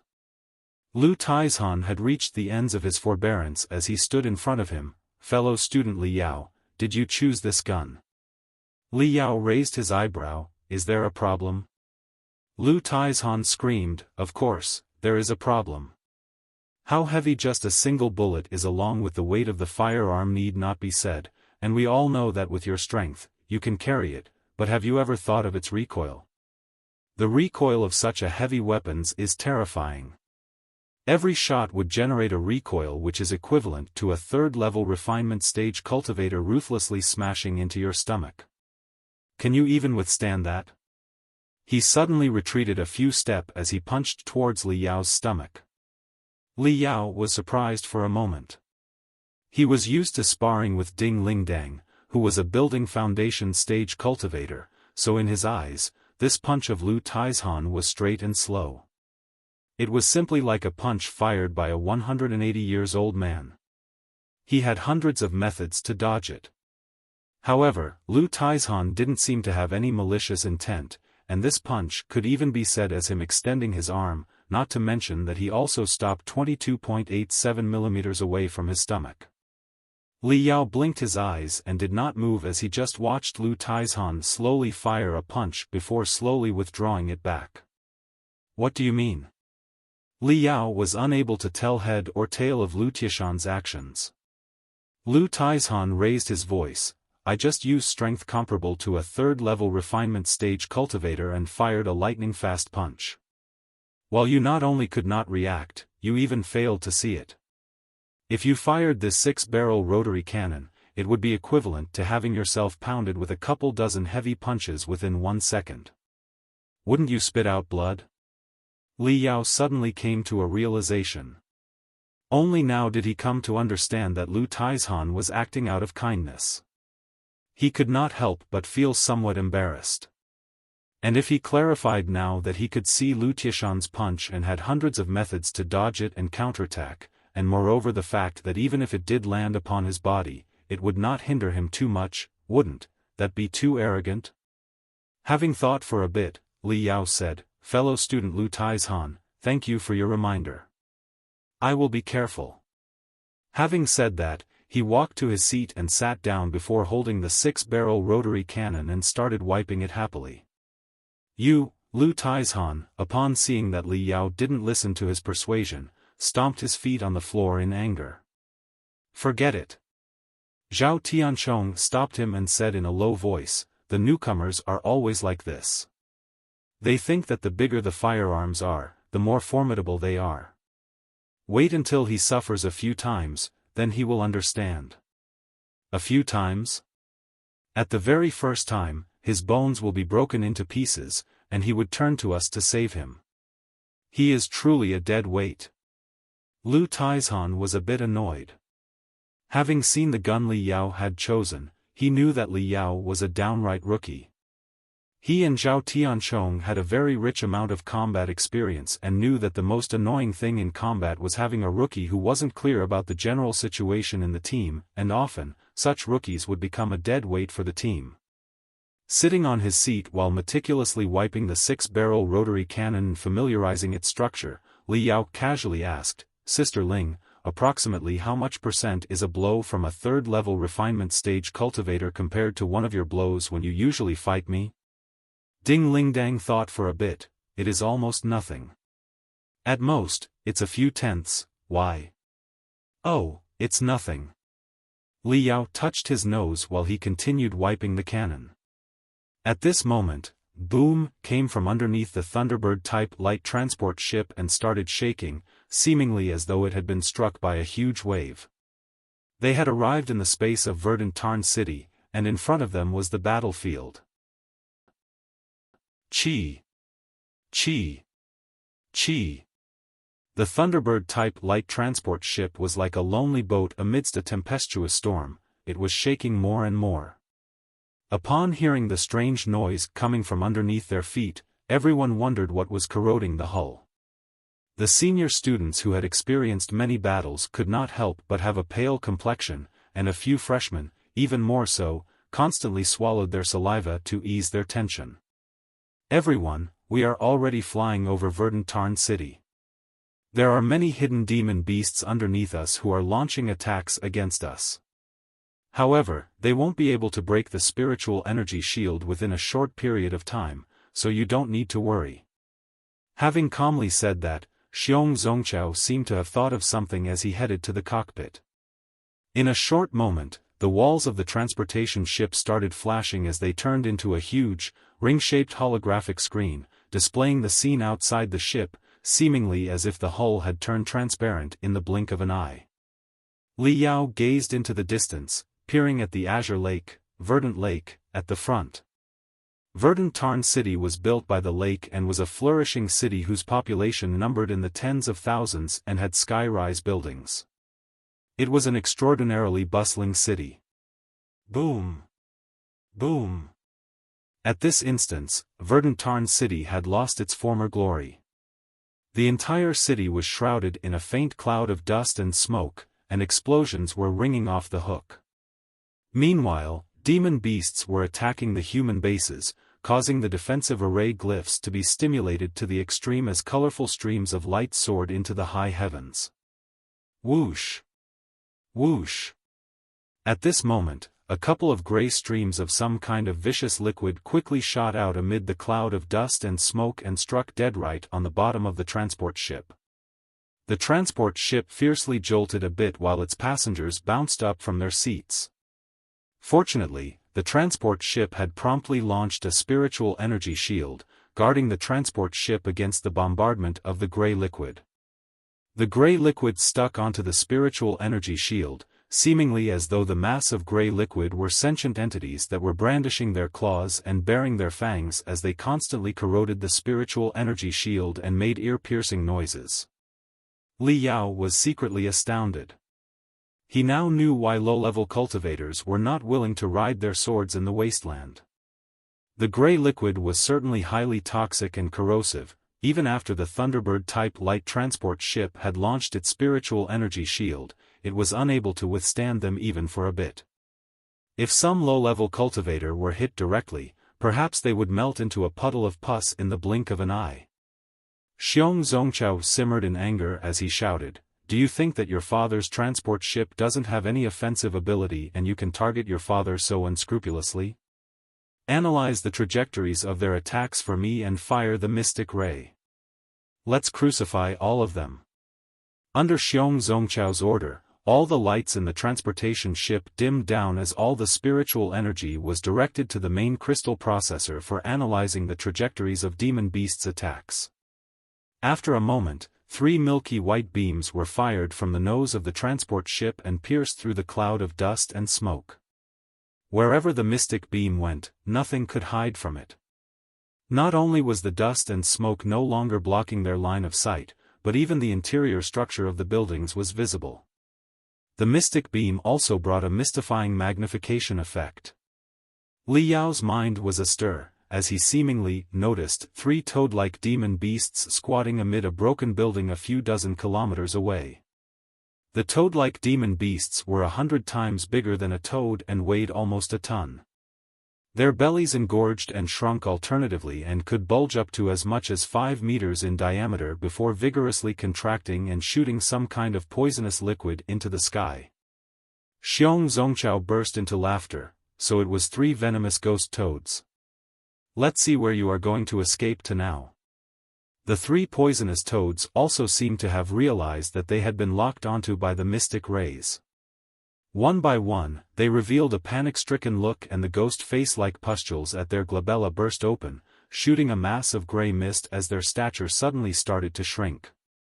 When the venomous ghost toad shot the poison, its body would expand to 10 times their original size, making it difficult for it to move quickly. As long as the venomous ghost toad had a minute, it could shrink its stature by 90%, making it a lot easier to escape. Xian Zongchao sneered a few times as he started up the crystal processor and used the long-distance transmitting mode. Command Center, this is ship No. 8, Fower, 6, Fife, 8465. My ship has already used the 9x9 mystic rays to lock onto 3 venomous ghost toads. It is estimated that they would finish shrinking in 57 seconds. Requesting for a flying sword strike. I repeat, the enemy will flee after 57 seconds. Requesting a priority level 1 flying sword strike. After 31 seconds. From the 3 military barracks around Verdant Tarn City, a couple dozen flying swords overflowing in resplendent brilliance respectively rose into the air where they formed a full circle and ruthlessly whizzed towards the position locked onto by the 9x9 mystic rays. Crash! Over 100 flying swords shot down together from 3 different angles. The 3 venomous ghost toads had yet to finish contracting before they were mangled into pieces in the blink of an eye, along with the building, which was filled with holes and was crashing down. The teachers and students aboard the transport ship raised cries of jubilation. The Thunderbird-type light transport ship flew straight ahead into the city. 500 cultivators of Grand Desolate War Institution have come to fight shoulder to shoulder with the fellow Taoists of Verdant Tarn City. Completely surrounded by the sea-like beast tide, a 20-floor-high edifice at the heart of Verdant Tarn City where demonic energy was soaring into the sky, was the Azure Sun Center, the headquarter of the native sect of Verdant Tarn City, the Azure Sun Sect. A particularly fat demon beast was hiding in the basement of a building a kilometer away. It looked just like the venomous ghost toad, but it was 3 times bigger, giving off an impression of a huge mass of tumor. It was a variant of the venomous ghost toad and also the king of poisonous toads, the Ghost King Venomous Toad. The Ghost King Venomous Toad's entire body was spotted with countless pustules, which were spewing a huge amount of gray mist, covering the entire sky and disrupting the cultivator's telepathic thought search. Even the 9x9 mystic ray was unable to pierce the gray mist and accurately lock onto its position. Along with the contraction and expansion of its humongous belly, a huge mass of poison was shot out from the Ghost King Venomous Toad's mouth and directly attacked the Azure Sun Sect's headquarters, whereupon the defensive array glyphs of the edifice, which were on the verge of collapse, flickered from the bombardment. Thousands upon thousands of demon beasts were eagerly watching the venomous toad's display of power. As long as the defensive array glyphs were eroded, they could force their way into the building and chow down everything with relish. Tens of thousands of civilians were nestling together inside the Azure Sun Center. Upon hearing the chi-chi sounds of erosion and the constant bombardment coming from outside, they turned pale from fright. However, no one cried. The elderlies and the women comforted the children in a low voice. "My dear child, the Azure Sun Sect's cultivators are here. Everything is going to be all right." Whereas, the men had long stood together with the clansmen of the Azure Sun Sect and had taken up magical equipment to join the bloody battle. At this moment, a tall old man was restlessly pacing back and forth in a hall. He was the leader of the Azure Sun Sect, Han Tianyang. Leader. A ragged disciple whose entire body was bathed in blood and had a large chunk of his face corroded away staggeredly ran back. Elder G and more than half of the people he had brought along have fallen, yet we had not even seen the shadow the Ghost King Venomous Toad. Han Tianyang trembled and was almost about to fall down. Gritting his teeth and pondering for a long while, his eyes flickered with an ominous gleam as he firmed his mind and said, "Prepare for the third charge. I am going to personally lead the team. All the elders, deacons, managers, every disciple above the 6th level of refinement stage, gather all of them and create a death squad of cultivators. We are going to fight it out." The disciple was frightened. He broke into tears in anxiety as he quickly got down. "Leader, please think twice. If we do that, the entire Azure Sun Sect will be finished. It will be over for us." A red-faced old man who was standing behind him also cried, "Leader, it doesn't matter if we, the old men, and you charge together, but please leave some of the seeds of the Azure Sun Sect. We cannot sacrifice everyone from the Azure Sun Sect." Han Tianyang repeatedly laughed coldly. His laugh was incomparably sad and shrill. "At this moment, can we still leave some seeds behind? If we can't kill the Ghost King Venomous Toad, its poison would soon erode our defensive array glyphs, and at that time, tens of thousands of demon beasts would flood in, any seed would be completely finished." Han Tianyang paused for a bit before the expression in his eyes turned as sharp as a saber. He swept a glance at the numerous disciples and spoke in an imposing manner. "Everyone who is left here are the core disciples of the sect, many of whom had been members of the Azure Sun Sect for several generations. I am also not going to utter some heroic or noble words like there are tens of thousands of fellow countrymen behind us. I am not going to speak some nonsense like that. I am only going to say one thing and only one thing. Our Star Glory Federation pays more attention to meritorious military service and advocates' courage. In the past, during a beast-tide outbreak, there were also many sects who took all their forces to fight, a vast majority of whom were disabled and crippled, and as a result, the sect was almost destroyed. After the battle, these sects were completely supported by the country and received vast resources for reconstruction. Not only did they rise from ashes, but they were ever more prosperous. In contrast, the sects who cowered during the beast-tide outbreak and withdrew from front lines were all ridiculed by the entire world. Not only did they no longer receive any support from the country, but their business partners also severed all ties with them, and even the general public were reluctant to buy the products of those sects, leaving no one willing to conduct business with them. These sects survived the beast-tide outbreak, but after the beast-tide, they had thousands of fingers pointing at them and were ridiculed by tens of thousands of people, branded with the title of coward. And ultimately, not only did they vanish from the face of the Star Glory Federation, but they had also gone down in history as a byword of infamy. At this moment, we have become a beast in the cage, and the only thing we can do is risk our lives. Even if you are unable to come out alive, we can fight a bloody battle till the end and show the world the courage of the cultivators of our Azure Sun sect. Only then would we have the possibility to rise from the ashes after the battle. What is a seed? You think it's a human, but that's wrong, absolutely wrong. Only courage is the seed of our Azure Sun sect. As long as our Azure Sun sect has this kind of courage and uprightness, our sect will remain forever. Han Tianyang paused a bit before he raised his voice as his voice turned resonant like a bell. Members of Azure Sun sect, listen up.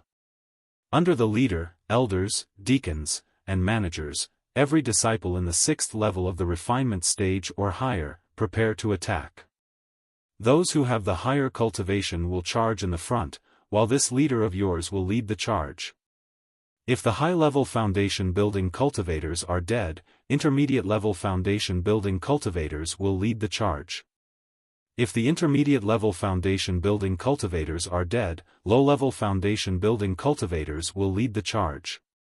If all the foundation building cultivators are dead, the refinement stage disciples will lead the charge. Whoever is afraid of death, roll out now and leave the Azure Sun sect. We will part ways right here. Boom! Boom! The attacks of the Ghost King Venomous Toad were getting fiercer and fiercer, and most of the defensive array glyphs had been corroded by the poison. In at most half an hour, the demon beasts would charge into the edifice and start a bloody massacre. The disciples of the Azure Sun sect also knew that their leader's every word was true and that they already had no room for escape. In any case, they were going to die, so why not die a heroic death? That way, they can receive the support from the country, and once the Azure Sun sect is reconstructed, their parents, wives, and children would receive great care. If they cower and sit still like a turtle retracting its head and hiding in its shell, then once the demon beasts broke the array, the building would be flooded with them and their death would just be a trifling matter. None of the disciples withdrew as they took guns and sabers out of the sheaths and prepared for a fight to the death. At this moment, a thunderous cry rang forth in the sky. 300 cultivators of Clear Heart Palace have come to fight shoulder to shoulder with fellow Taoists of Verdant Tarn City. That was just the beginning. Within 10 minutes, billowing thunderous cries rose one after another. 150 cultivators of Fire and Ice Peak have come to fight shoulder to shoulder with fellow Taoists of Verdant Tarn City. 80 cultivators of Permanent Sky Mansion have come to fight shoulder to shoulder with fellow Taoists of Verdant Tarn City. 500 cultivators of Grand Desolate War Institution have come to fight shoulder to shoulder with fellow Taoists of Verdant Tarn City. The disciples of the Azure Sun sect were first astounded for a moment before they became wild with joy as they jumped and cheered in jubilation. Leader, the reinforcements have arrived. Cultivators of a couple dozen sects within the 500 kilometers have rushed over. Even the Grand Desolate War institutions have sent 500 teachers and students to participate in the battle. Han Tianyang slightly quivered before he heaved a sigh of relief. His taut nerves were suddenly relaxed down. He could not even utter a word. He waved his hands with exhaustion as though a weight had been lifted off his mind. He was drenched in sweat. At this moment, thunderous cries once again rang forth in the sky. Cultivators of various sects who are bravely fighting the enemy. The Federation government has just announced that all the reconstruction work of Verdant Tarn City will be handed over to the sects who are participating in this battle. Furthermore, the rights to operate the 19 mines near the fertile valley for 100 years will also be awarded depending on who has performed the most bravely during the battle. City reconstruction work. Right to operate 19 mines for a century. No matter what kind of reward is obtained, the profits would be an astronomical figure. It would be sufficient to expand our Azure Sun sect by 4 to 5 times. Forget that, just one mine would bring so much crystal resources, enough to allow our cultivation to advance by a few levels. Whoosh! Whoosh! Whoosh! Whoosh! Everyone cast their gaze at Han Tianyang. Everyone's face was laced with excitement, and their eyes were blooming with a resplendent aura. An elder could not help but ask, "Leader, are we still going to charge?" Han Tianyang burst into laughter as his body was surrounded in a powerful aura. At the same time, his white hair radiated with a dazzling silver radiance, and his emaciated skin turned moist and shiny again. All of a sudden, he became 100 years younger. Metamorphosis. He was burning his life force to impact the limits of evolution. Of course, we are going to charge. Many fellow Taoists have come to help us, and the beast tide must be in chaos. At this moment, rushing through the front would be as easy as a hot knife cutting through butter. Furthermore, you have all heard about Verdant Tarn City's reconstruction work, and there is also the right to operate the 19 mines near Fertile Valley for 100 years. You just have to summon up your courage, suppress your fear of death, and bravely fight for the sect. Even if we are assigned just 10%, it would be sufficient for our Azure Sun sect to prosper for the next 100 years. We can even be ranked among the top 100 in the Federation. 100 years of foundation. If we are not going fight in this battle, then when will we? Disciples of the Azure Sun sect, listen up. Release all your energy and ignite your souls. Blast to your strongest state and charge with me, kill for the future of the Azure Sun sect. The cultivators of the wasteland were intrinsically more valiant than those from the inland. Their morale was boosted by the news of the arrival of the military, and they were excited by the reconstruction project of Verdant Tarn City and the 19 crystal ore veins. Not only did the cultivators from the Azure Sun sect jump towards the Ghost King Venomous Toad like an unstoppable force, the several dozen cultivators in the stronghold ignited their life force to unleash a final counterattack. Several hundred cultivators at the building foundation stage or higher dropped down from the skies, specifically aiming at the demon generals within the Beast Tide. Demon generals were front-line commanders of the Beast Tide, and once they were killed, the ordinary demon beasts who possessed relatively simple brains would become a confused mess and incapable of engaging in tactics. In addition, the military used their crystal warships to airdrop light crystal tanks which were ill-suited for city-centric combat. The Federation army advanced in suppressing the Beast Tide from the outside. The three-pronged attack wreaked havoc for a long while before the initial suppression of the Beast Tide was finally made. Quite a few civilians had been rescued from within the stronghold.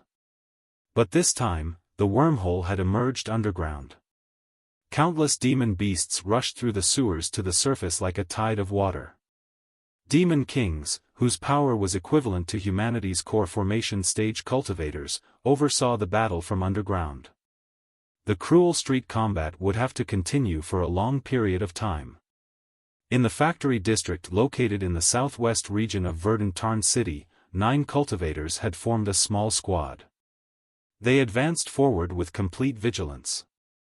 They were all freshmen of Grand Desolate War Institution.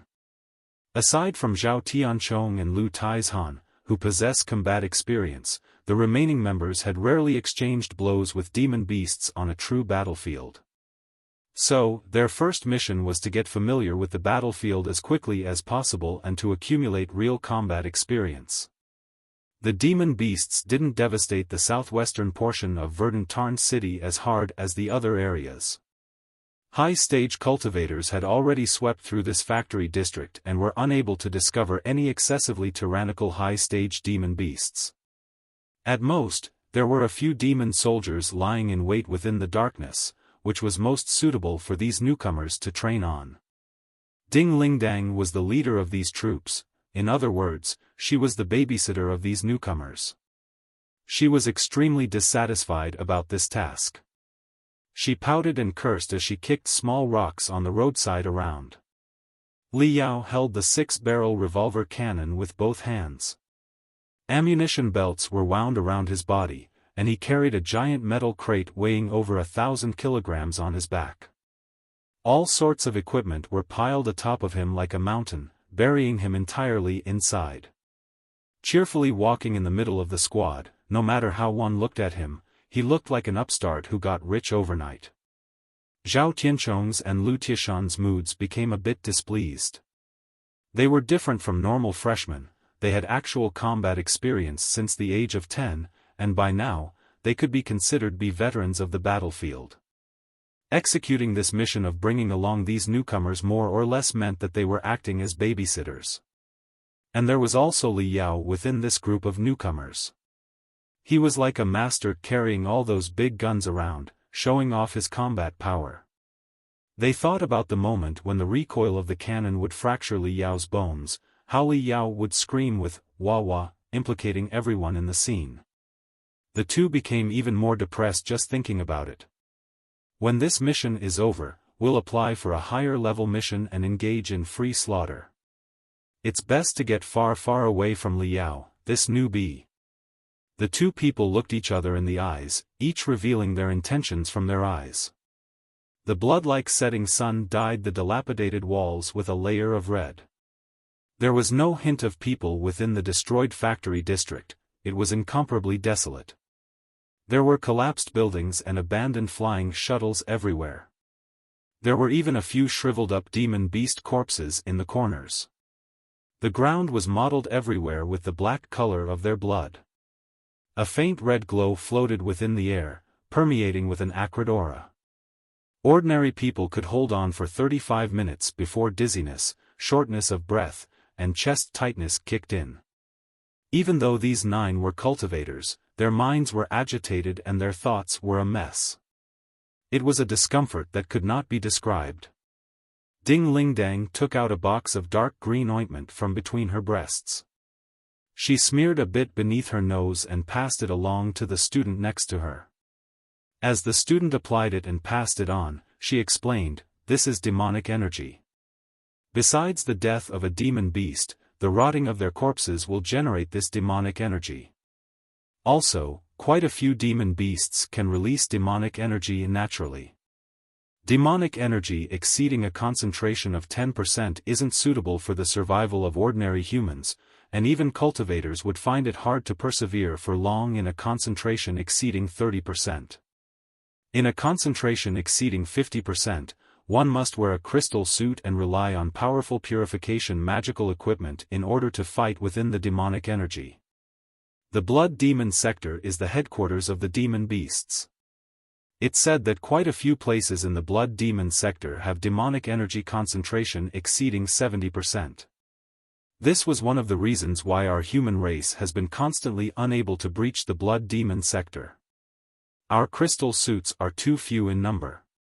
If only there was a crystal suit that was cheap to manufacture. Squads could be equipped with this crystal suit on a massive scale, and only in this way could we assemble a great force that could engage in a great decisive battle within the Blood Demon sector, where the concentration of demonic energy exceeds 70%. This last sentence was purposefully directed towards Li Yao. Sure enough, the glow in Li Yao's eyes radiated intensely and his fighting spirit soared even higher. Ding Lingdang laughed and continued, "Here, the concentration of demonic energy doesn't exceed 3%. Besides assaulting the nose, it won't cause any major disturbances, but everyone still needs to be careful. The dense demonic energy shows that there are quite a few demon beasts lying in wait nearby. They can appear at any time. Hiss. Hiss. Hiss. Before Ding Lingdang's voice could fade away, sounds that were as sharp as needles ferociously stabbed against their eardrums thrice. Several flying shuttles were discarded to the side of the road, suddenly exploding. 3 black balls with a diameter of a meter each came rolling out. They made an ear-piercing hiss and split open as jointed limbs sharp like blades reached out. They turned into 3 2-meter-tall demon beasts that bore their fangs and brandished their claws. At first glance, they looked like a hybrid between a cockroach and a mantis that was enlarged by 1,000 times. Hard black carapaces covered their bodies, the tips of their 2 limbs were condensed into sabers, and 2 barbs even grew out from the very front. Under the illumination of the setting sun, they let out a chilling aura that made one's blood run cold. Black armored saber mantis. For quite a few of the freshmen, this was their first time seeing this sort of demon beast. Each of them raised their wrists to look at their crystal processors. A large paragraph of information suddenly jumped out from within the hologram. The black armored saber mantis was a type of joint-limbed demon beast with an extremely savage nature. A fully matured black armored saber mantis could reach the rank of a low-level demon soldier. It could brandish its 2 forelimbs, which were like chains words, to engage in combat, and it could also curl into a ball to move at high speeds and ferociously ram its prey. Even though the black armored saber mantis was a low-level demon soldier with not the highest of offensive abilities, the life force of this demon beast was very hard to overcome. Even if the main brain located in the center portion of its body was annihilated, it can still persevere for a dozen minutes by relying on its savage instincts. All of its limbs had to be cut off in order to cause it to lose all its combat ability completely. The remaining series of data included the black armored saber mantis's maximum speed, maximum destructive ability, etc. There were also a few videos of cultivators fighting the black armored saber mantis. However, since they were faced with powerful enemies, they naturally didn't have the time to research these videos in detail. Hisses. The scarlet compound eyes of the 3 black armored saber mantis spun for a very long time at the sight of this many humans. Couldn't help but be enticed, it pressed in closer step by step. Slaughter was fused in the blood and nature of demon beasts. Even if it had an intelligence rivaling that of humans, it would still be compelled to move under the desires to slaughter and would commit acts with all sorts of extreme craziness. In accordance with its strength, demon soldiers were divided into the 3 levels of upper, intermediate, and lower. The lower demon soldiers were equivalent to low-level refinement stage cultivators. Even though demon beasts were more savage than humans, humans possessed more abilities and magical equipment. When the same level of opponents meet face to face, one must look at their on-the-spot performance to see who would be the victor and who would be the loser. I'm coming for you. Zhao Tianchong made a long hiss, not waiting for the other people to respond, his figure already transformed into a gray streak of light, flashing in between the 3 black armored saber mantises. He unsheathed a sharp blade from his waist, and several hundred streaks of sword light covered the entirety of 10-meter radius region. It was as if the mass of sword light interweaved to form a hurricane that completely sucked the 3 black armored saber mantises inside. Ding. No one was able to see his actions at all. They could only hear the long sword collide endlessly with the blade-like limbs of the black armored saber mantises as sparks scattered all around. At practically the same time came more hissing sounds from farther away. For black armored saber mantis had sensed this fight and came rushing to aid their comrades. Now, it's my turn. Lu Taizhan laughed. He ferociously punched his seemingly scale-covered fists together, unexpectedly producing arcs and arcs of crackling electricity. Like a tiger setting off the mountain, he swooped down charging towards the 4 black armored saber mantises. 3 minutes later. Great amounts of electrical arcs coiled around the bodies of the black-armored saber mantises, letting out the strong stench of burnt flesh. Not only were their brains turned to mush from the electricity, but their limbs were also all paralyzed by it. They laid weakly on the ground, unable to move a single step. Zhao Tianchong also finished his kill. His monster-like figure withdrew back to the team. The sword twirled in the arc of a flower and was swung to flick off the bit of demon blood on the tip before being returned to its sheath with a click. A great amount of purple blood sprayed like mist from the three black-armored saber mantis following this sound. All their limbs separated from their bodies in an instant, and their bodies were each separated into two halves with great precision. Senior brother Lu's so mighty. This Thunder Devil Fist move is far too beautiful. Brother Zhao is unrivaled. Within your hands, the essence of the Phantom Sword technique is truly displayed in great detail. It has greatly opened our eyes. Several of the freshmen cried out in admiration one after another. If they had made their moves, perhaps they would have been able to slay a black-armored saber mantis after a bloody fight. However, it would have been impossible for them to shed the blood of their opponents so freely, skillfully, and easily like these two experts. Ding Ling Dang coldly interrupted them, "Don't let down your guard. These six are just guards. What's next is the real enemy." Before her voice could fade away, a gold beetle ball with a diameter of 2 meters came rolling out from an abandoned building to the side. It bore its fangs and brandished its claws, stretching to be over 3 meters in height. It was a giant mantis whose body flickered all over with gold light. Its blade-like forelimbs were twice as long as the forelimbs of a black-armored saber mantis, and sawtooths that flashed with a chilling aura covered and hung atop of the limbs. As soon as these teeth hooked onto flesh, a huge chunk of skin and bone would be ripped off. The gold-armored saber mantis was a variation of the black-armored saber mantis. Its maximum strength can reach the level of an intermediate demon soldier, and it possessed even more powerful demonic techniques and can consume metal ores to strengthen its carapace. Its carapace was the same as being equipped with a layer of hard armor. Its defensive power was extremely high. The gold-armored saber mantis, its maximum combat ability is equivalent to the intermediate-level refinement stage. A scream came out from the group of freshmen. Anyway, everyone wasn't too nervous. After all, they had Ding Ling Dang, a building foundation stage cultivator, watching over them. What's the big deal about an intermediate-level demon soldier? Zhao Tianchong and Lu Taizhan were itching to fight it. The gold-armored saber mantis was a series stronger than them, but they were all 1 in 10,000 cultivation geniuses and they even had the support of an expert. If the two of them joined hands, even if they weren't able to surpass the gap and slay this monster, they would absolutely be able to escape unharmed. They glanced at each other directly and were about to advance forward when someone suddenly oddly said, "Hold on. Isn't there someone with heavy firepower within our squad?" Naturally, before anything else, we should let the heavy firepower expert mow through a round against this kind of demon beast with extremely high defensive power. Whoosh whoosh whoosh whoosh. Everyone's gazes all congregated upon Li Yao's body when these words were spoken. Everyone was more or less a bit discontent with Li Yao's decision.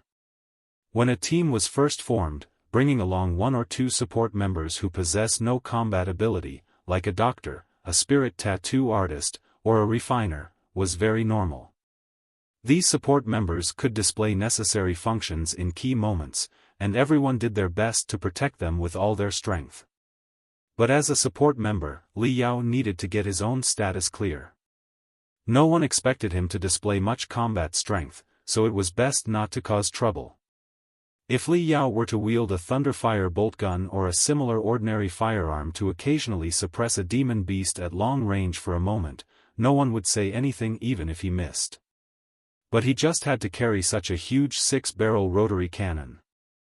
Let alone its excessive weight, it had ferocious recoil. If he really did open fire with it, he would hurt himself before even chasing off the demon beast.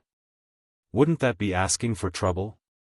So, a student with a more impatient temperament hid to the back of the group after letting out a cry. He wanted to see how Li Yao would handle this tough problem. Li Yao had no idea what the intentions of the others were. He rolled up his sleeves to the side. He was long from being at the state of being able to hold himself back. He wielded the 6-barrel rotary cannon with both hands and advanced forward a few steps with great excitement. He followed the operational procedure recorded within the jade chips and laid open its support structure. The red crystals that coiled in a circle behind the 6-barrel rotary cannon suddenly flared with light, letting out an ice-cold killing aura that caused one's scalp to go numb. A humming sound came from within, making it seem like a giant metal beast was awakening from hibernation. Hiss! The gold-armored Saber mantis was able to sense that there was something odd with this group of humans. However, Ding Lingdang had used the soul-converging technique to hide the entirety of her aura. In the eyes of the mantis, she was just a refinement stage cultivator. From the perspective of this intermediate-level demon soldier, even if it couldn't slaughter all of them, if it could slaughter at least a few of them, it would walk off without a second thought. So, with eyes revealing a savage intent, it strutted forward with imposing pressure. It had discovered the gun-wielding human within the team, but the gold-armored Saber mantis was known for having powerful defensive strength. It would be very hard for ordinary firearms to harm it, not to mention the distance was so close. All it needed was a few seconds to charge into the crowd and let blood and flesh fly everywhere through slaughter. A wisp of ice-cold malevolence appeared within the scarlet compound eyes of the gold-armored Saber mantis. Withdrawing its limbs, just as it was about to curl up into a ball and roll into the crowd, Li Yao took a deep breath. His slightly squinting pair of eyes suddenly bulged wide as his skin-tight black combat garments suddenly expanded while endless aura came shooting out from his pores. Igniting the soul. Exploding with energy. Transforming the body. Li Yao's figure suddenly expanded by a factor as a faint gold luster appeared on his skin. He exerted force with both his legs, instantly splitting the earth. His feet entered 3 centimeters into the ground like 2 firm poles of a support frame, steadily holding the 6-barrel rotary cannon in place. Everyone was shocked besides Ding Lingdang. 3rd level of the refinement stage. What a powerful aura. He's at least at the 3rd level of the refinement stage. Zhao Tianchong and Lu Taizhan glanced at each other with incomparably complex gazes. The two of them had crazily engaged in bitter cultivation night and day in the Hidden Dragon Hall for half a year to barely break through to the 4th level of the refinement stage. Of the rest of the 100 or so hidden dragons, there were only a few that were able to break through to the 3rd level of the refinement stage. They would never have expected that Li Yao had reached the 3rd level of the refinement stage. They could tell that he had very powerful combat strength from his explosive state and that he absolutely wasn't as simple as a typical creation-type cultivator. He was a hybrid-type cultivator to the letter, possessing talent for both creation and combat. I never thought that he was actually a hybrid type. Lu Taizhan laughed wryly. A wisp of envy was revealed within the eyes of this cultivation genius. This sort of gaze had only been exposed to him by others, and this was the first time for Lu Taizhan to be jealous of the talent of a peer. Li Yao didn't hear the cries of shock from the others. From igniting his life force and exploding his spiritual energy, he entered an extremely stimulated and profound state. It was as if there were only 3 things left in the entire world. Him, the 6-barrel rotary cannon, and the gold-armored Saber mantis. The cannon had already fused with his flesh and blood and trembled along with his breathing. He could clearly feel the pulsations of every array glyph on the cannon's body and of the spiritual energy of every explosive and restless bullet. When the restlessness of this spiritual energy reached its peak, it converged into an unstoppable current of spiritual energy. His heart beat faster and faster, as if his chest would explode open in the next second. Li Yao pulled the trigger with ferocity. Boom. The sight bloomed in front of everyone's eyes. They saw dazzling glowing spheres suddenly blossom in front of Li Yao. A streak of scarlet fire of incomparable might directly assaulted the gold-armored saber mantis along with an ear-deafening roar. It instantly lifted smoke and dust to fill the skies, enveloping the gold-armored saber mantis completely within. The gold-armored saber mantis was obscured by the smoke and dust. They could only cast their gazes onto Li Yao. Everyone's pupils were slightly dilated. Appearing within the depths of their eyes was a scene of incomparable horror.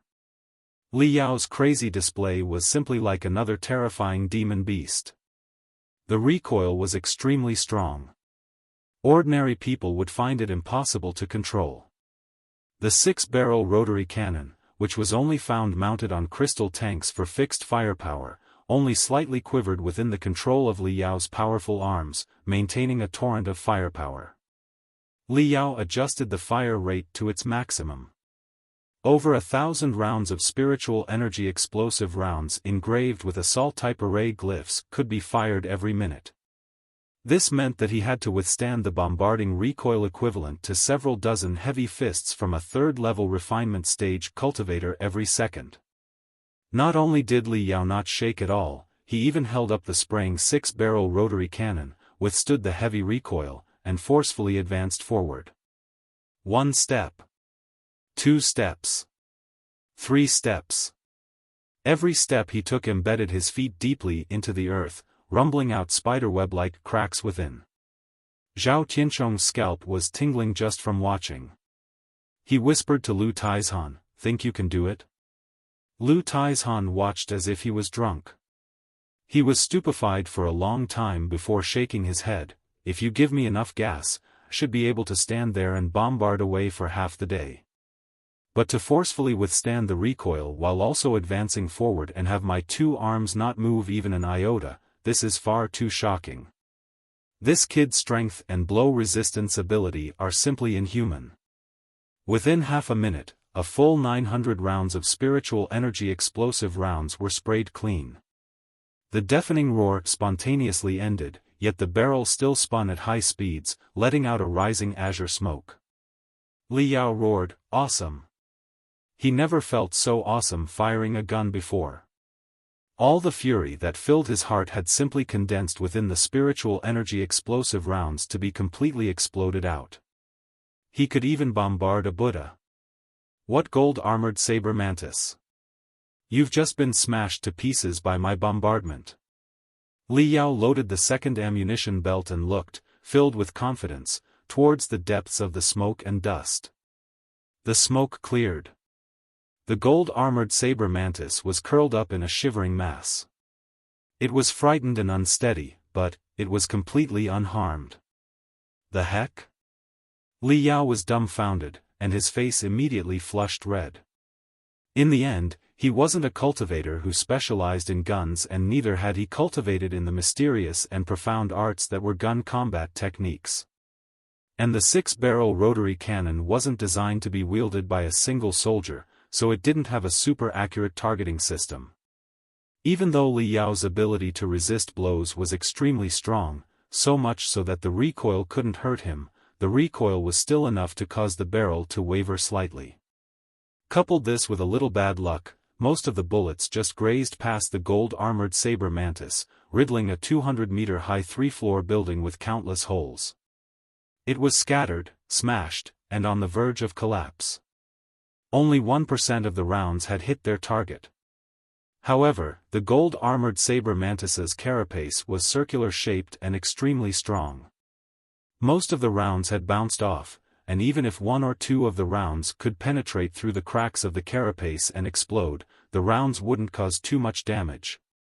He was faced with this result, but there was no one who continued to make cynical remarks towards him.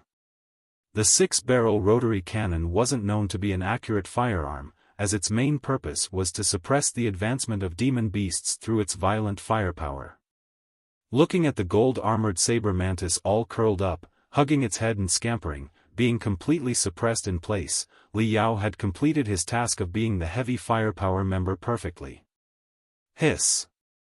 The gold-armored Saber Mantis's compound eyes were simply about to ignite into burning embers.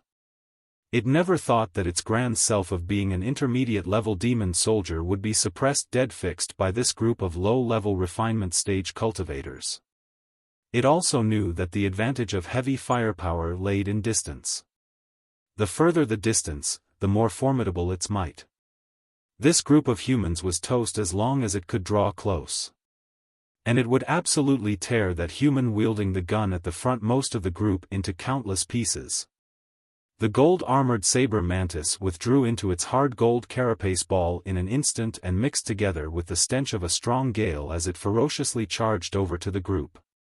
Li Yao yelled with an explosive shout. An incorporeal barrier around his body was shattered into pieces and his aura expanded by another factor. Fourth level of the refinement stage? No one even had the strength to feel shocked at this moment.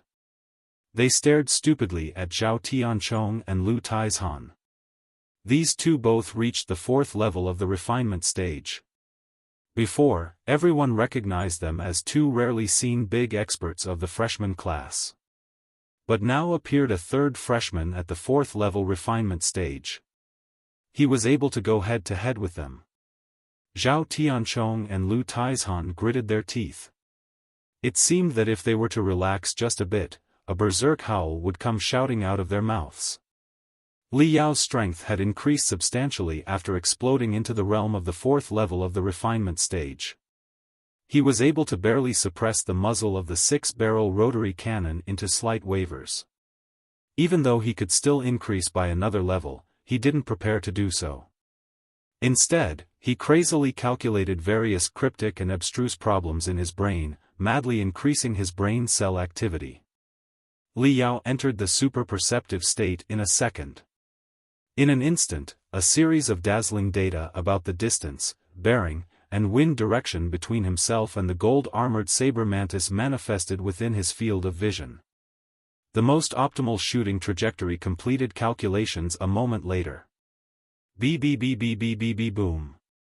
The 6-barrel rotary cannon displayed its might once more. The accuracy of this volley increased greatly. The first series of spiritual energy explosive rounds collided against the carapace of the gold-armored Saber Mantis, causing sparks to scatter all around. It caused this demon beast equal to the intermediate-level refinement stage to stagger. At least 30% of the following 1,000 spiritual energy explosive rounds hit their target. They bombarded the gold-armored Saber Mantis's carapace, causing it to split and burst. Blood and flesh flew everywhere and the hissing never stopped. It was forced to flee, but no matter where it rolled, Li Yao was able to calculate a new firing trajectory in an instant. The round seemed to converge into a flaming whip that ferociously whipped against its body, and the whip specifically penetrated inside. The carapace of the gold-armored Saber Mantis was chiseled apart 10 seconds later. It retreated little by little as even a limb was severed to be sent flying. Don't tell me that he could actually use the 6-barrel rotary cannon to forcefully slay an intermediate-level demon soldier? Everyone had their eyes bulging and their mouths gaping. They watched Li Yao advance step by step, forcing the gold-armored Saber Mantis into a corner, making it completely defenseless under the bombardment. This was completely a display of firepower, a super shocking display of firepower. Click. The gold-armored Saber Mantis had been forced to retreat step by step with its flesh and blood scattered through the air and its severed limbs dyeing the ground with blood. Suddenly, an ear-piercing mechanical sound came screeching from the 6-barrel rotary cannon. The unrestrained torrent of fire came to a sudden halt, seemingly as if the dance of a berserk flame was forcefully severed. Out of ammo. Li Yao's eyebrows creased slightly. He now understood why Ding Lingdang and other close combat cultivators didn't like to use firearms. The firepower of firearms was ferocious, but the consumption rate of ammunition was a bit too much. Even several hundred rounds of ammunition weren't enough to completely slay an intermediate-level demon soldier.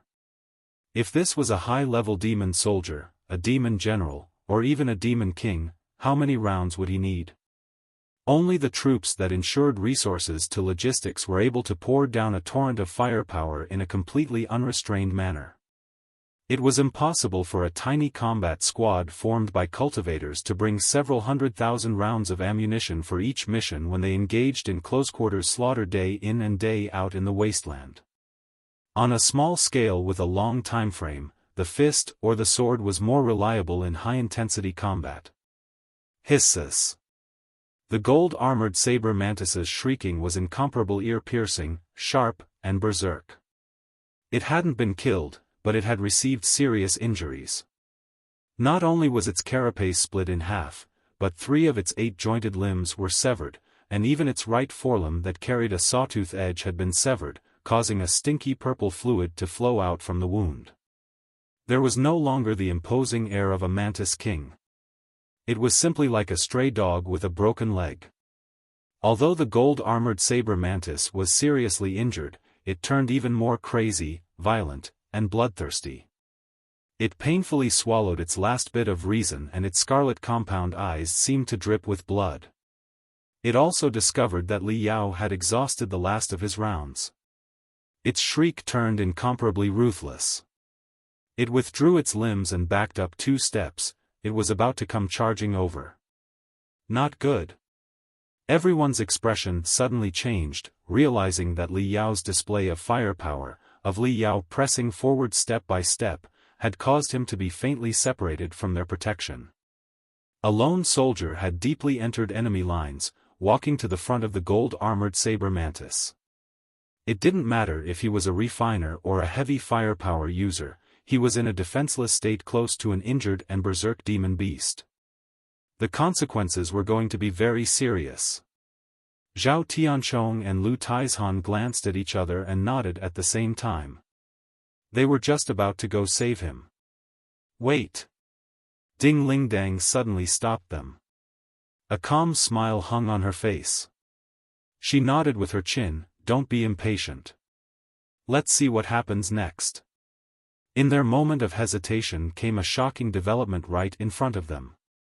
Li Yao tossed the 6-barrel rotary cannon to the side and placed down the metal box he had always carried on his back. A boom sounded. The heavy weight smashed against the earth, causing dirt to go flying.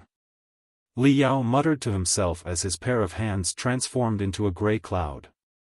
He was working at lightning-fast speeds. The several dozen array glyphs all around the metal box suddenly flared to sketch the crisscross structure of a profound and complicated glyph. The large metal box made a smooth mechanical sound as all sides of the box suddenly unfolded open, revealing countless crystal gears.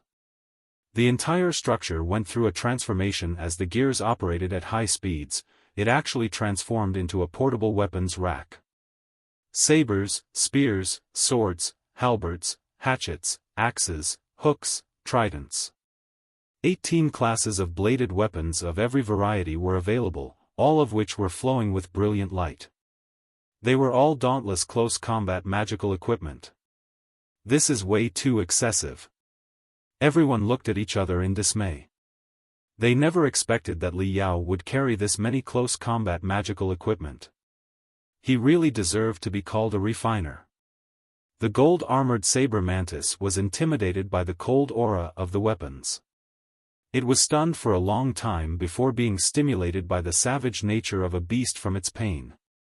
It brandished its sickle-like forelimb and suddenly came charging over. Li Yao was composed as he reached out with his left arm towards the weapons rack and put a black iron ring on his wrist. Then, he whistled. 5 black shields the size of palms flew into the air and revolved slowly around him. Occasionally, they would combine together to form a large shield in front of his left arm. Occasionally, this large shield would disperse back to smaller shields that protected every vital point on his body. Li Yao shot out with his right hand and grabbed a flaming saber. It was as if he was wielding a raging and burning flame. The corners of his mouth curled up as he charged at the gold-armored Saber mantis with a chuckle. The gold-armored Saber mantis greatly displayed its mad nature. It shrieked and it heavily rammed over. Li Yao didn't hide or dodge. The 5 shields on his left arm combined to form a single large shield, forcefully blocking the gold-armored Saber Mantis's ramming attack. With a boom, Li Yao flew 7-8 meters away. The gold-armored Saber Mantis also reeled back by 4-5 steps. It staggered and was somewhat disoriented. This ability to resist blows is far too terrifying.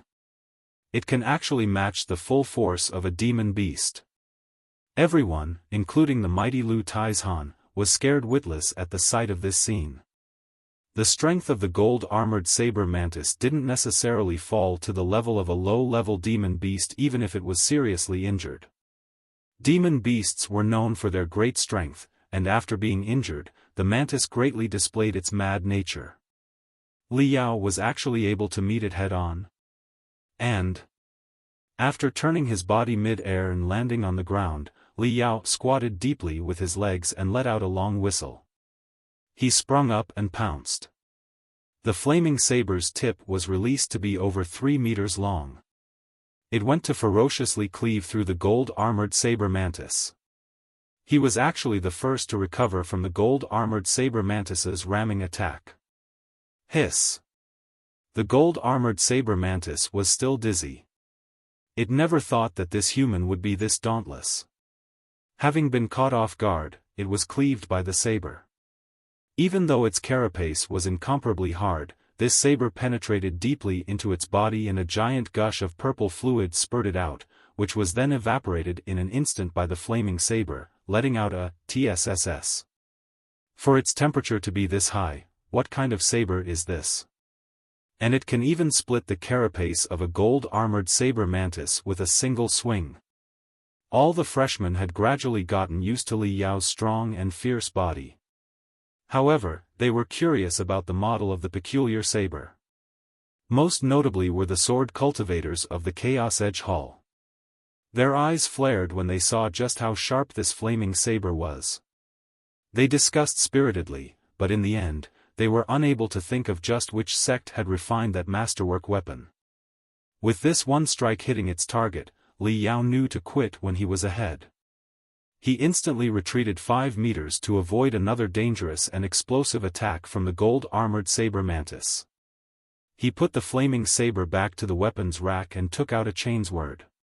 Not only was the sword blade of this chainsword especially large and wide, the saw teeth looked to be like the fangs of wolves and had a slight curvature to them. It was unknown what kind of forging technique was used to have a faint color of blood be infused in the tips of the saw teeth. Its imposing air was extremely terrifying. With a shaking of his hand, the wolf saw teeth began to vibrate at high speeds to cut through the air, letting out a terrifying purr. Li Yao, wielding the chainsword, pounced at the mantis once again. After the dazzling display of firepower, Li Yao devoted the next 10 minutes to demonstrating his wonderful, brilliant, and varied close combat magical equipment. Aside from the flaming saber and the wolf fang chainsword, he took out battle axes, great hammers, spears, and etc. from the weapons rack one after another. He had taken out a dozen or so close combat magical equipment. Every type of weapon was a strange model and was far different from the close combat magical equipment commonly seen on the market. The astonishment in Zhao Tianchong's and Lu Tieshan's eyes grew more and more intense. The others were shocked by Li Yao endlessly producing all sorts of magical equipment, but they were shocked by the essence of Li Yao's incomparably strong and fierce body. The two discovered that it didn't matter what magical equipment Li Yao wielded. Li Yao had only one pattern of attack. And it was not fancy at all, it was just meeting force with force. First, he would use the shield to ram the gold-armored Saber Mantis, and then he would take advantage of the gold-armored Saber Mantis's dizzy state and pounce on top of it at flying speeds to unleash an attack. And before the gold-armored Saber Mantis could recover, Li Yao would quickly retreat and switch to a different weapon. These tactics were utterly simple and crude, but they were absolutely effective. However, only Li Yao, with his monstrous transformation of being able to resist blows, was able to use this kind of tactic. If it were anyone else, even if they had a shield for protection, they would only be able to withstand up to 3 to 5 collisions before spitting up blood. What do you think of Li Yao's combat strength?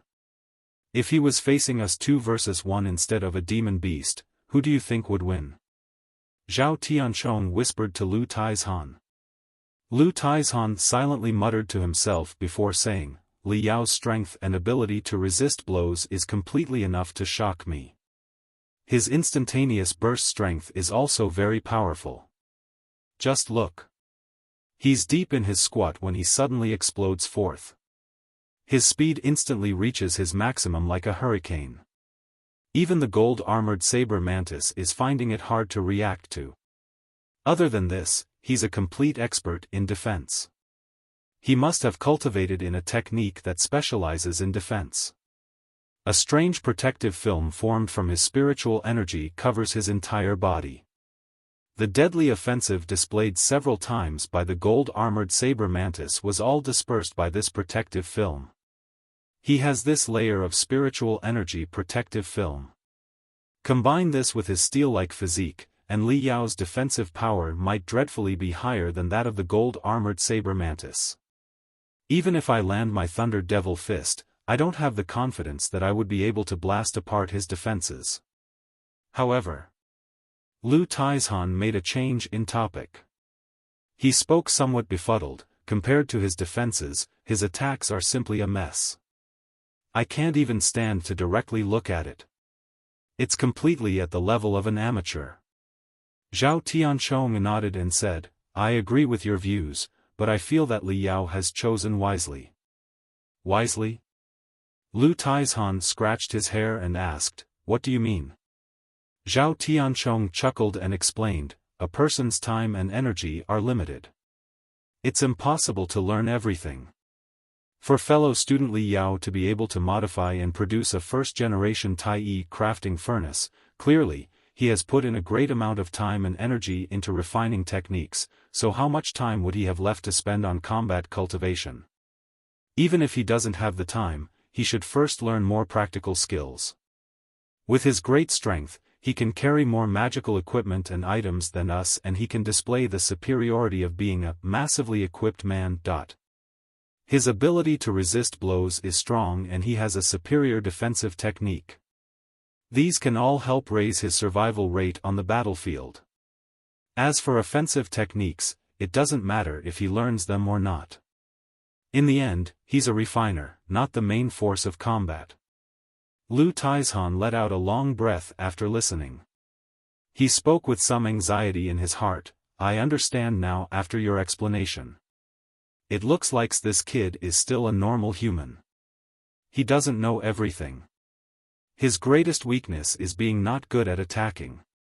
Zhao Tianchong replied, you can't really say it's a weakness. Everyone has chosen a different specialty, so certainly, everyone has different paths of development. If someone knows how to refine, has extraordinary strength, and is a master in close combat, then that's simply. He shook his head and didn't continue speaking. Then, a sudden change occurred at this time. The gold-armored Saber mantis, with cuts all over its body, was nearly drained of all its purple fluids.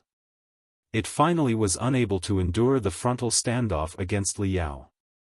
Letting out a shriek and a swoosh, 2 thin transparent cicada-like wings suddenly unfolded from its body with a light leap. The gold-armored Saber mantis flew a dozen or so meters. It fled in a panic. Li Yao was able to force a gold-armored Saber mantis to retreat all by himself? Even now, there were still quite a few freshmen who couldn't believe their eyes. Li Yao calmly felt out a small remote control from his waist. A smile filled his face. He aimed it at the direction the gold-armored Saber mantis was fleeing in and lightly pressed. Boom. The gold-armored Saber mantis suddenly shivered, and then its entire body exploded. Several dozen balls of fire suddenly expanded, transforming into slow-blossoming lotuses of blood one after another. What the heck? At first, the group of people was deathly silent, but then they exploded with shouts of shock one after another, never stopping.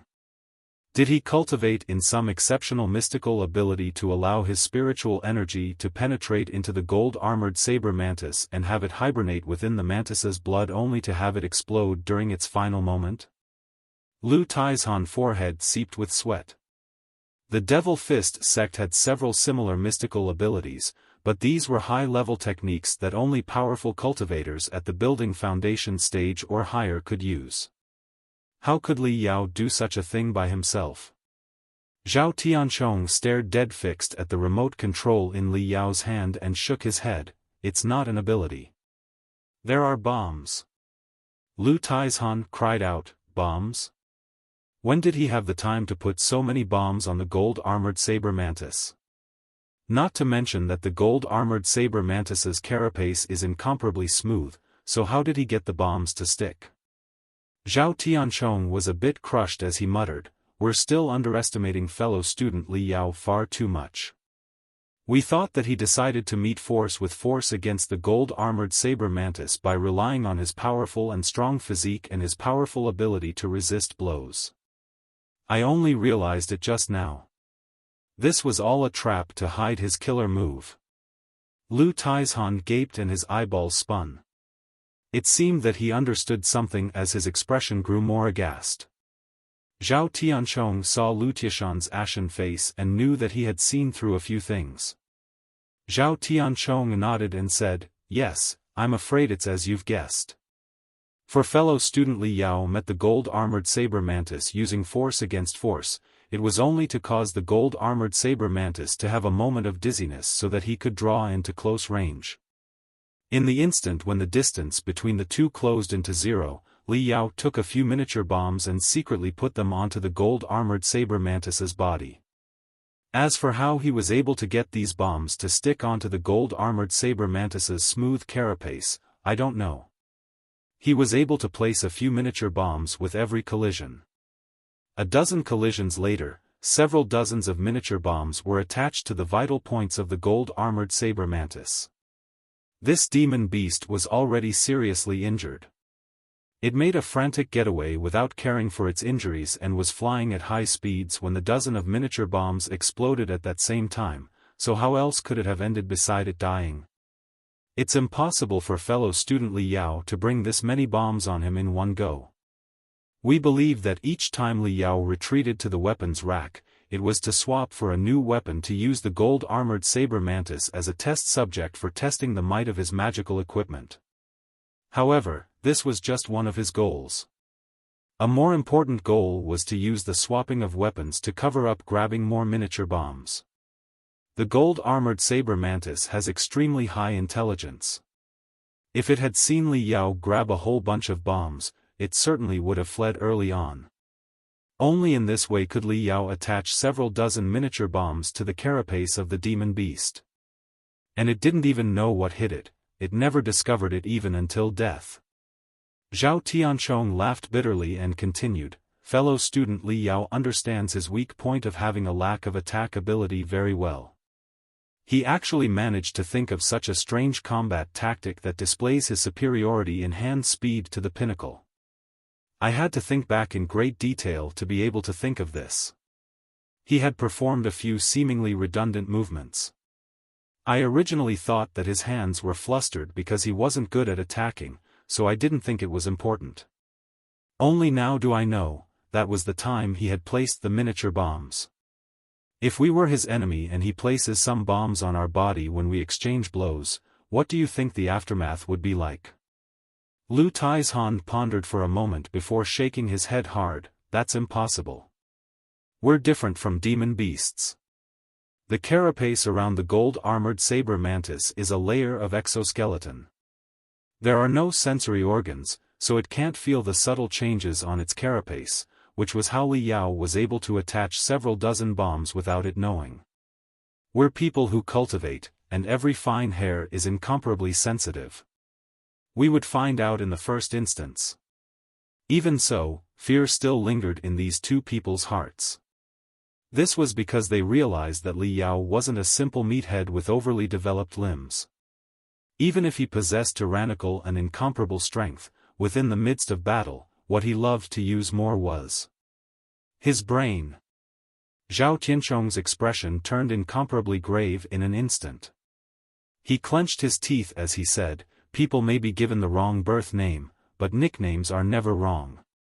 I've heard that fellow student Li Yao has a nickname back in his hometown called the Vulture. He truly lives up to his name. He's a vulture that's vicious, crazy, and cunning." During their conversation, Li Yao returned with a face full of calmness.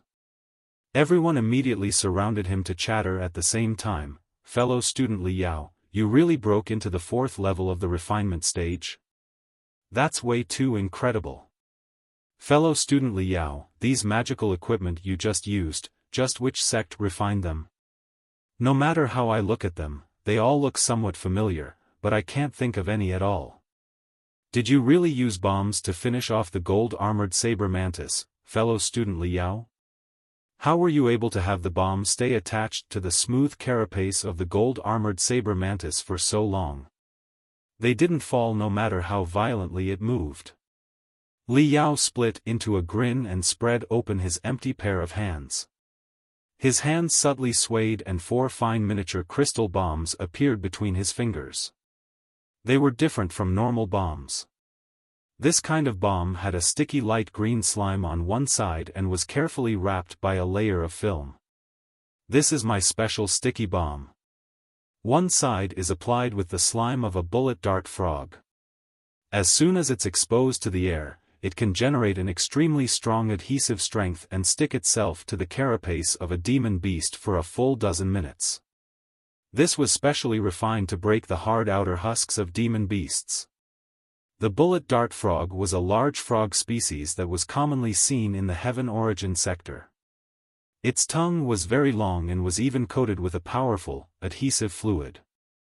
As soon as its tongue lashed out, the tongue could even cling to small animals atop of branches.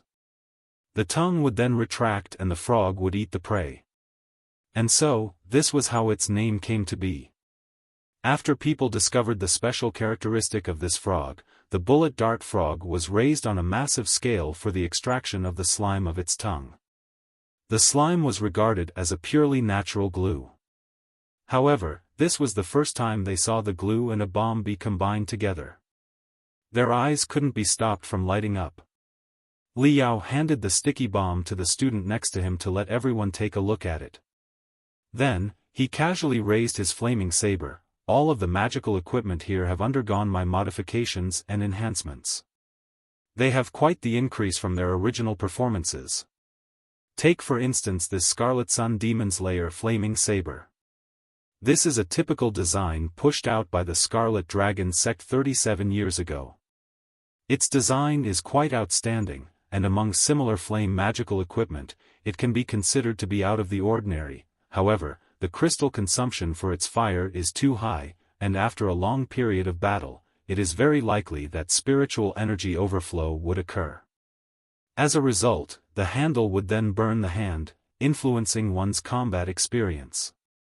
But after re-refining over the key areas and going through my intense forging, this Scarlet Sun Demon's Lair flaming saber's maximum temperature has been raised by 11% and the flaming edge has been lengthened by 8%. When using the standard purity of crystals for fire, its time in combat has been increased by 7%. Most importantly, I've fixed the defect of its spiritual energy overflow. It won't burn your hand no matter how you use it. As for how to use it, each and every fellow student who uses sabers, take it for a try. As for those who use swords, battle axes, meteor hammers, don't worry fellow students. All of the close combat magical equipment here are all modified versions. Their performances have increased from the original version by at least 10%. I will introduce them one by one. Everyone, feel free to play." Li Yao held a chainsword in his left hand and a meteor hammer in his right. His mouth was a torrent of words, talking non-stop as he hyped up his magical equipment up to the heavens, causing everyone who listened to be stupefied. In the end, he spoke with radiating passion. "Of all these modified magical equipment, the most expensive is just 990 credits, while the cheapest is just 630 credits. They're practically free. What are you waiting for? fellow students. The time for battle is at hand. These weapons will greatly increase your killing efficiency when they're in your hands. Grab your crystal processors post-haste and trade with me. Everyone had looked through and passed on Li Yao's magical equipment. Quite a few sword cultivators revealed expressions of fondness for them, but no one said a word. The scene entered into an eerie silence. Zhao Tianchong coughed dryly a moment later. He said with some awkwardness, "Fellow student Li Yao, the magical equipment you've modified are really quite decent, and even I'm tempted by them. But, the price, isn't it a bit too high?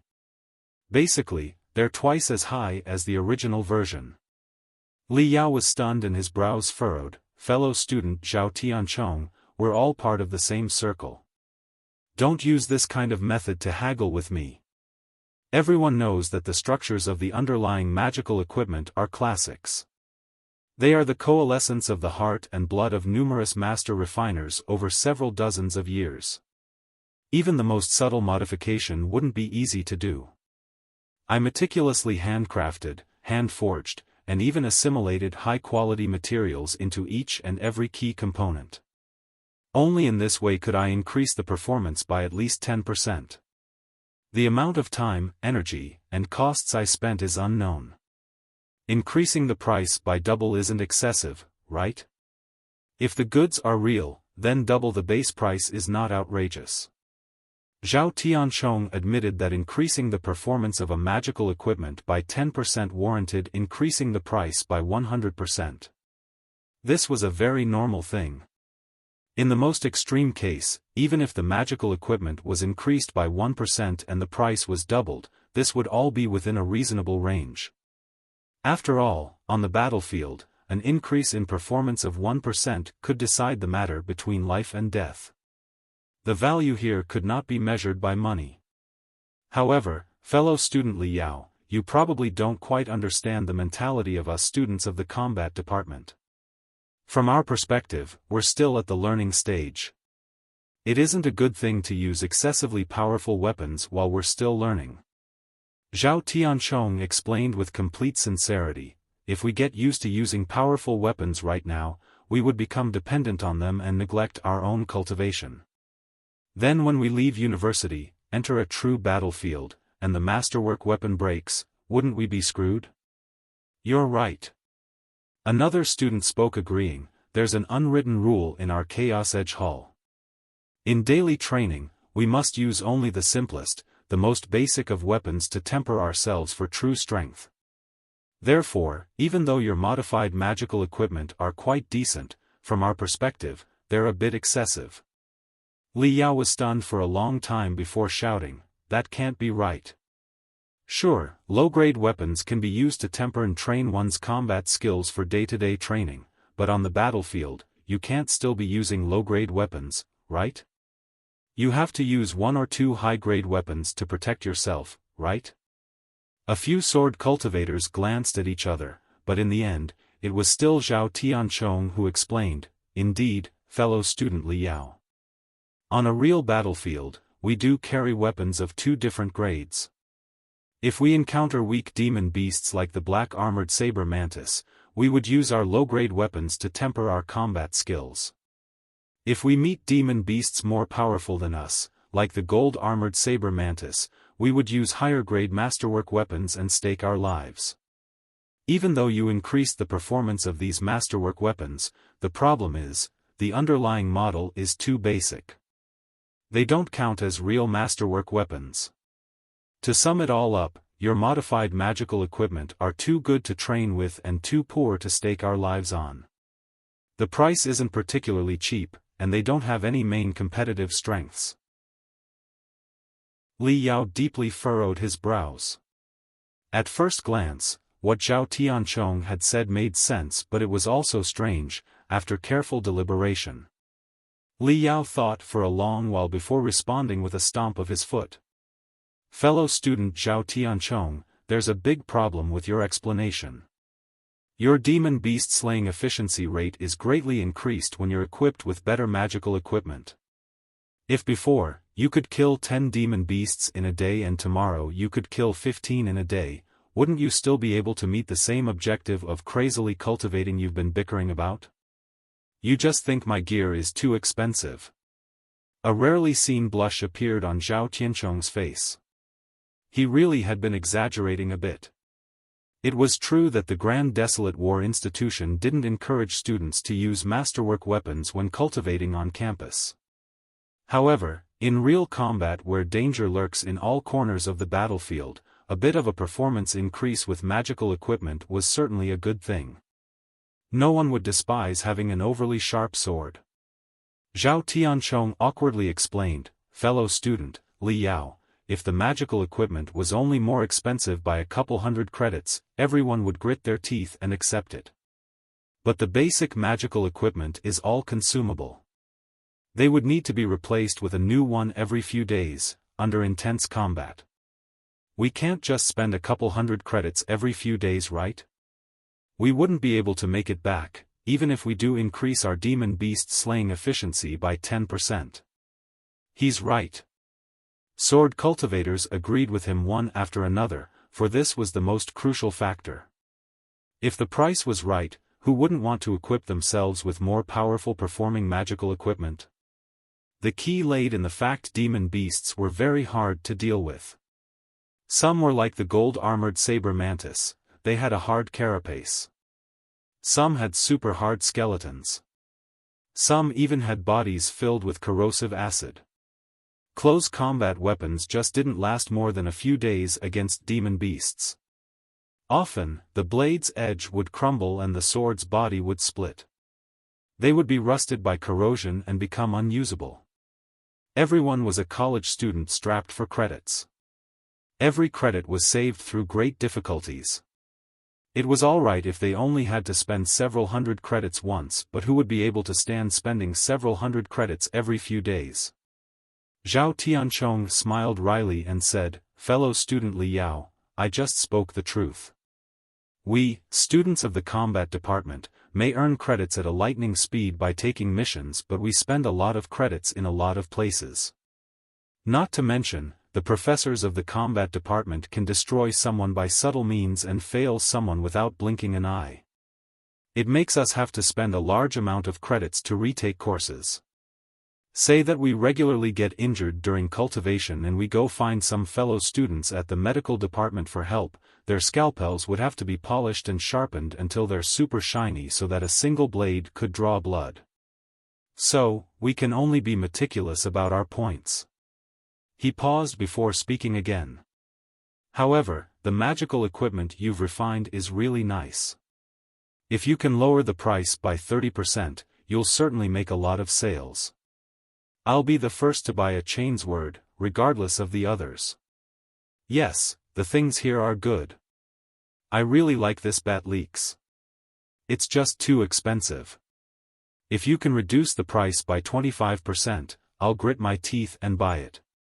A different and burly classmate stroked a bat leaks in his hands as he spoke with loving affection. Li Yao blinked his eyes. He could tell that everyone spoke the truth. Now that he thought about it, this was true. If a saber was more expensive by several hundred school credits but could be used for a year, he would grit his teeth and bear it. However, these things were consumables.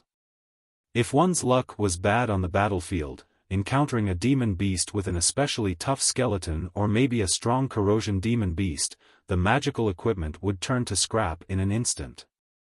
Even though the swords refined by Li Yao had their performances greatly increased, it was impossible for them to last for more than 3 to 5 days of continuous and intense combat. Taking this into account, the price was indeed expensive. Yet, Li Yao also had his difficulties. If he were to sell a single close combat magical equipment for 800 credits, his net profit wouldn't be much. Most of the credits would go towards the cost. Buying the original magical equipment to modify would require spending of hundreds of credits, to say the least. In addition, there were all sorts of precious raw materials required. A single piece magical equipment would give him a net profit of 1 to 200 credits at most. He would have to work endlessly around the clock, modifying several hundred pieces of magical equipment, in order to reach 30,000 credits. Not even 30%, if prices were lowered by 20%, a single-piece magical equipment would only earn him a couple dozen credits. It would really take endless years to earn 30,000 credits. Li Yao had the faint sensation that he appeared to have taken the wrong road.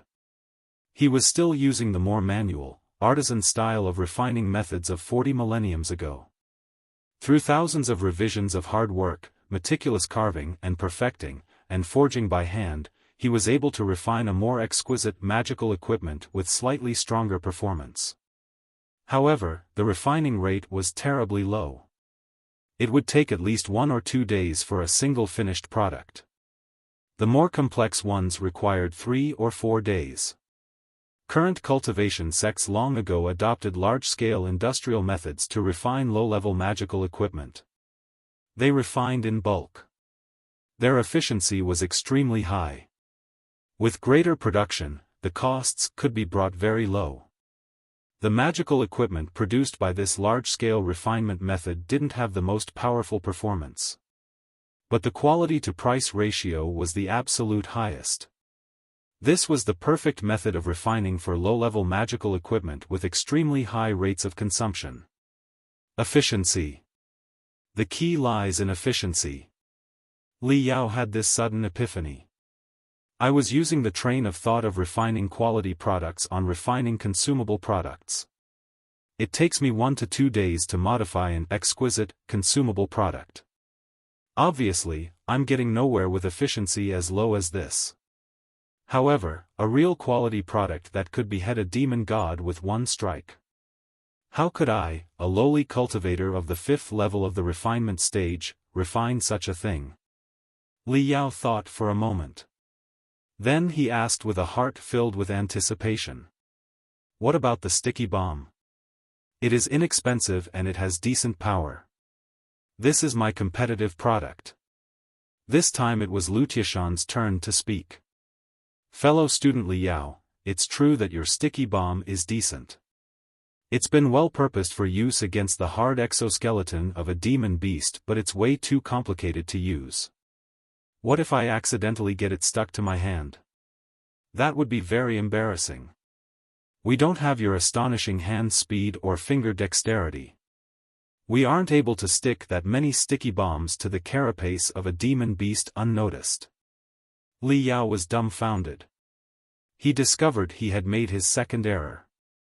When he was refining the sticky bomb, he had unconsciously used his own view as the viewpoint of a user. Not only had he developed astonishing hand speed through high-intensity magical equipment maintenance, he had cultivated in the thousands fingers supple bone exercise, a godlike technique of the ancient past devoted to increase the pliability and flexibility of fingers. The fingers of a typical cultivator weren't as nimble as his, and their hand speeds weren't as quick. From their perspectives, using the sticky bomb was far too complicated. In intense combat, a single accident would have them sticking the bomb to themselves. In short, it was a magical equipment exclusive to Li Yao. It was hard for others to use. Li Yao lowered his head. His cheek somewhat hurt with a burning sting. Senior brother Peng was correct.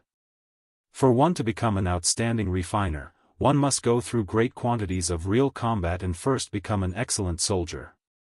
This way, one understands what magical equipment is most popular, most practical within real combat. It was because of my lack of combat experience that I refined, behind closed doors of the school campus, the magical equipment that only seemed brilliant. The numbers of the magical equipment was very beautiful on paper and they displayed outstanding performance during testing. But when they reached the battlefield, all sorts of problems were revealed. Real combat. I need large amounts of real combat experience. I will temper my combat skills in actual combat and become a true soldier. Only in this way can I know which magical equipment will be the most well received and how to refine it. 3 days later at the eastern business district of Verdant Tarn City. Li Yao was expressionless among the ruins of dilapidated buildings. His eyes shone brightly with life. He stood in confrontation of a demon beast. An intense change had occurred within the battlefield situation in these 3 days. Large batches of cultivators had rushed over one after another. Quite a few of the students of the Grand Desolate War Institution had heard the news, heading back to campus early and entering the battlefield one wave after another to engage in slaughter. Each day, transport ships had to make several trips back and forth between the Grand Desolate War Institution and Verdant Tarn City. The large army expanded their territory, pressing against the demon beasts. The large beast tide on the surface was suppressed. The powerful demon generals and demon kings put up a resistance in the sewers where it was accessible from all sides. The high-level cultivators could only enter deep underground to engage in bloody slaughter in the maze of pitch-black darkness. Small squads of demon soldiers were in every nook and corner on the surface. They were handed over to the refinement stage cultivators to deal with. Li Yao was a well-known and excellent figure of the refinement stage cultivators. He was facing an armored snapping turtle. This was an extremely fierce and tough intermediate-level demon soldier. It was like a hybrid between a turtle and a crocodile expanded 3 times their original sizes. A tortoise shell armored its body. Its defensive power was even more tyrannical than the gold-armored Saber mantis. It had a thick and muscular tail, covered with saw-teeth, that was like a barbed iron whip. The tail ripped through the air, letting out a humming cry. It didn't matter if one was being struck by the turtle shell or swept by the iron tail, the consequences would be disastrous. But Li Yao was very different than the version of himself from 3 days ago. After discovering his problem, he had deeply thought over the matter for a very long time. In the end, he deeply affirmed to his heart that he would properly sharpen himself in actual combat. He sold most of the magical equipment he had refined during winter vacation at very reasonable prices to his classmates. He just left himself a heavy vibrosaber of great attack power. Sabers, guns, swords, halberds, hatchets, axes, scythes, tridents. There were 30 to 50 different types of close combat magical equipment. It was obviously impossible to completely master all their properties in a single breath. Li Yao was going to first master using the saber to become an expert in both refining and using it. He liked the saber with its domineering air, to be able to press forward and sever things in half with a single strike. Other than this, he conducted a modification on the 6-barrel rotary cannon. He adhered a mystic ray laser attachment to the barrel so that it could emit a red beam of light. This red beam of light could focus into a dot from several hundred meters away and act as a simple targeting system to increase the precision of this heavy firepower weapon. He took the now empty magical equipment box and modified it into an ammunitions crate. He carried thousands upon thousands of spiritual energy explosive rounds. Right now, Li Yao had a jet-black heavy vibrosaber spanning across his waist, shining with light. He held the 6-barrel rotary cannon in his hand. A thick and heavy ammunition belt extended from the ammunition crate on his back to the firearm in his hands. A vest covered with pockets was worn over his skin-tight combat garments. The pockets were all full and bulging, filled to the brim with sticky bombs. He wasn't just fully armed. He was simply a walking weapons depot. When faced with the armored snapping turtle, whose strength was clearly a series higher than his, Li Yao's mouth hooked into a smile with a hint of calmness. He coldly squeezed out a single word from between his sharp teeth. Die. A streak of red light shot out from the muzzle of the 6-barrel rotary cannon. It precisely hit the chest of the armored snapping turtle, forming a distinct targeting dot. The armored snapping turtle had yet to react and Li Yao heavily squeezed the trigger. Amidst the loud sound, like a volcano erupting, came balls and balls of flame that exploded in front of Li Yao's body. They converged into a red stream of light that was incomparably thick and powerful. The light cleaved at the armored snapping turtle's skull, ferociously bombarding it. The armored snapping turtle had its thick defensive skin and flesh to rely on. The cannon at Chen Xiang's arm was simply nothing in its eyes. According to its opinion, how could such a weak and young low-level refinement stage cultivator control that cannon and have a fierce firepower? At most, it would feel ticklish, that's all.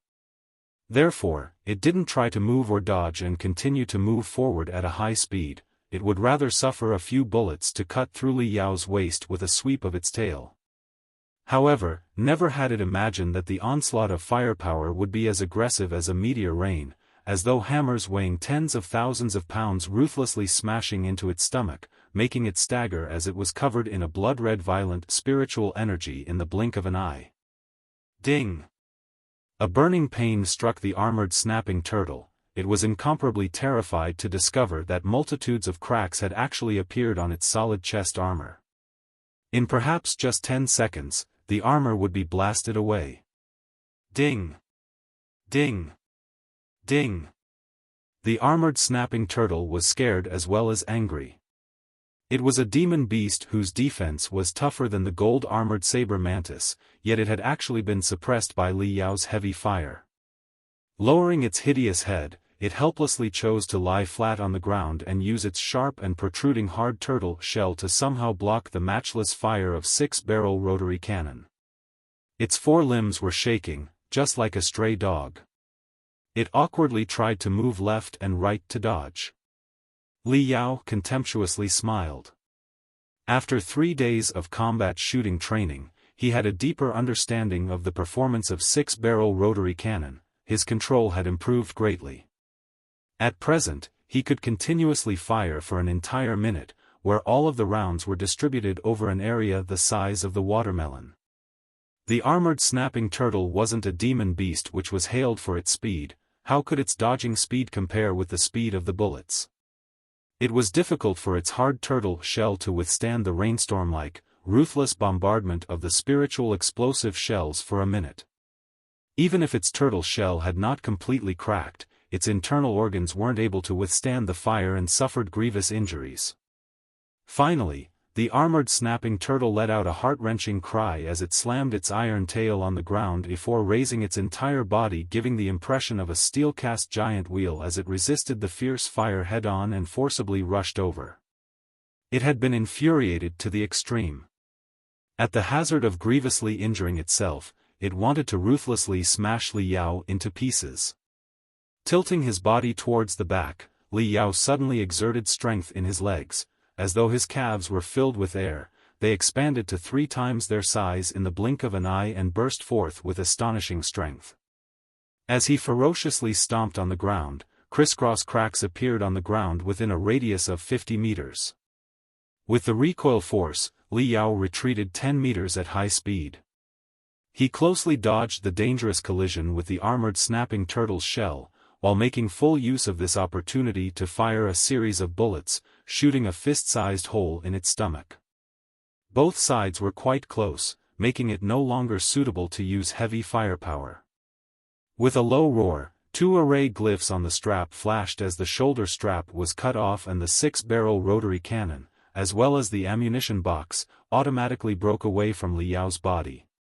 Quickly moving his right hand, Li Yao clutched a heavy vibrosaber, which was wide at the top and narrow at the bottom like the leg of an ox, with its tip pointing at the sky. Meanwhile, under the vibration of spiritual energy, its blade edge vibrated at high frequency, emitting a chi-chi sound, as though the stomach of a hungry, prehistoric giant beast was grumbling. Under the excruciating pain, the armored snapping turtle became mad. Regardless of how its body was torn apart, its speed increased to a whole new level. A strike coming from above suddenly changed its direction, as its iron tail pierced through the air like a meteor, raising fierce gales along the way. In the blink of an eye, Li Yao's hair had been messed up by the wind, while his pupils turned as sharp as a needle. He was unable to open his eyes. Narrowing his eyes, rather than drawing back, he stepped forward. As a result of sparring countless times with Ding Ling Dang, spiritual energy air bubbles instinctively and frantically gushed out from his pores, forming an airbag armor, consisting of over thousands of small air bubbles in front of him. Pop pop pop pop.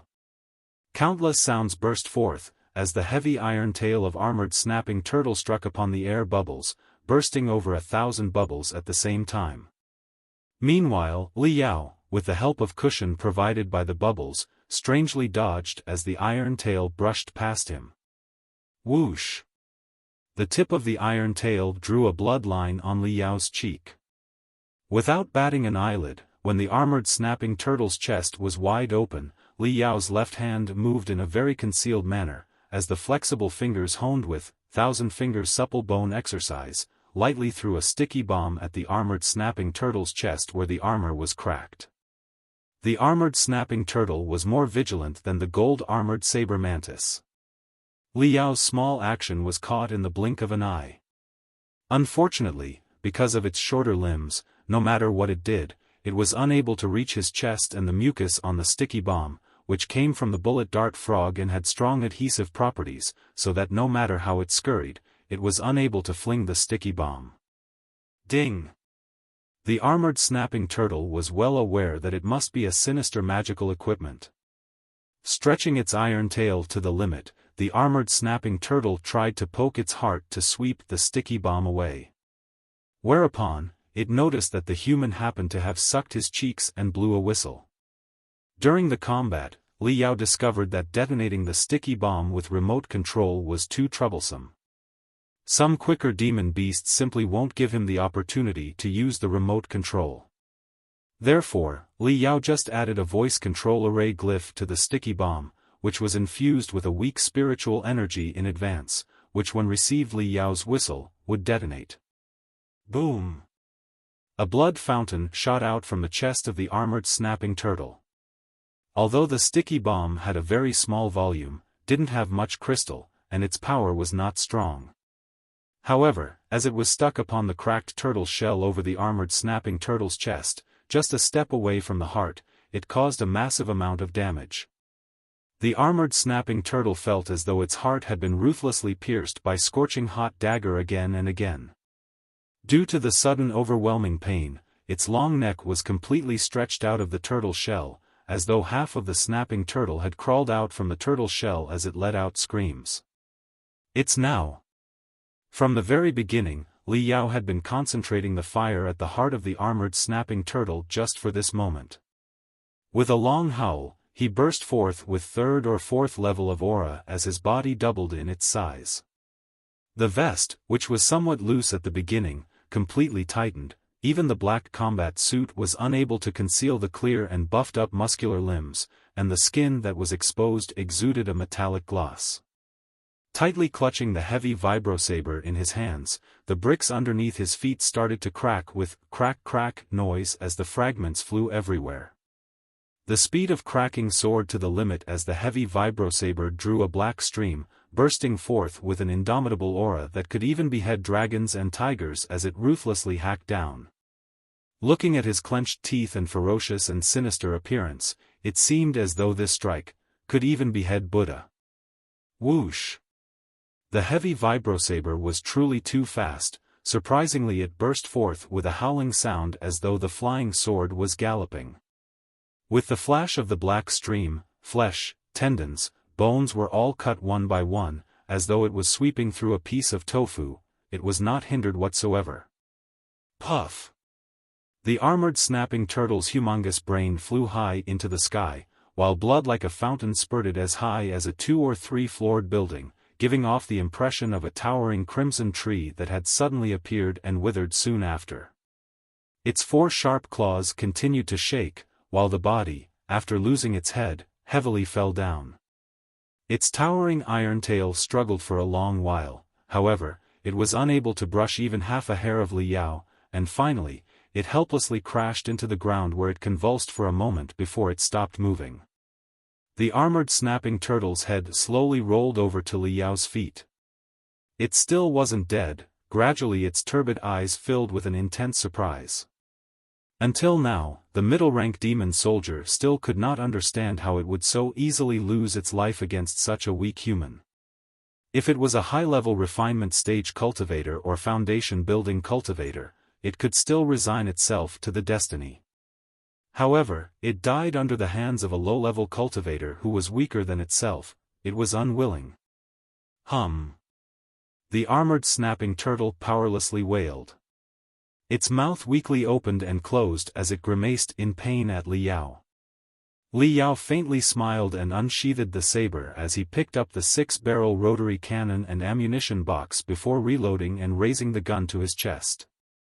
The armored snapping turtle finally realized what this weak human planned to do.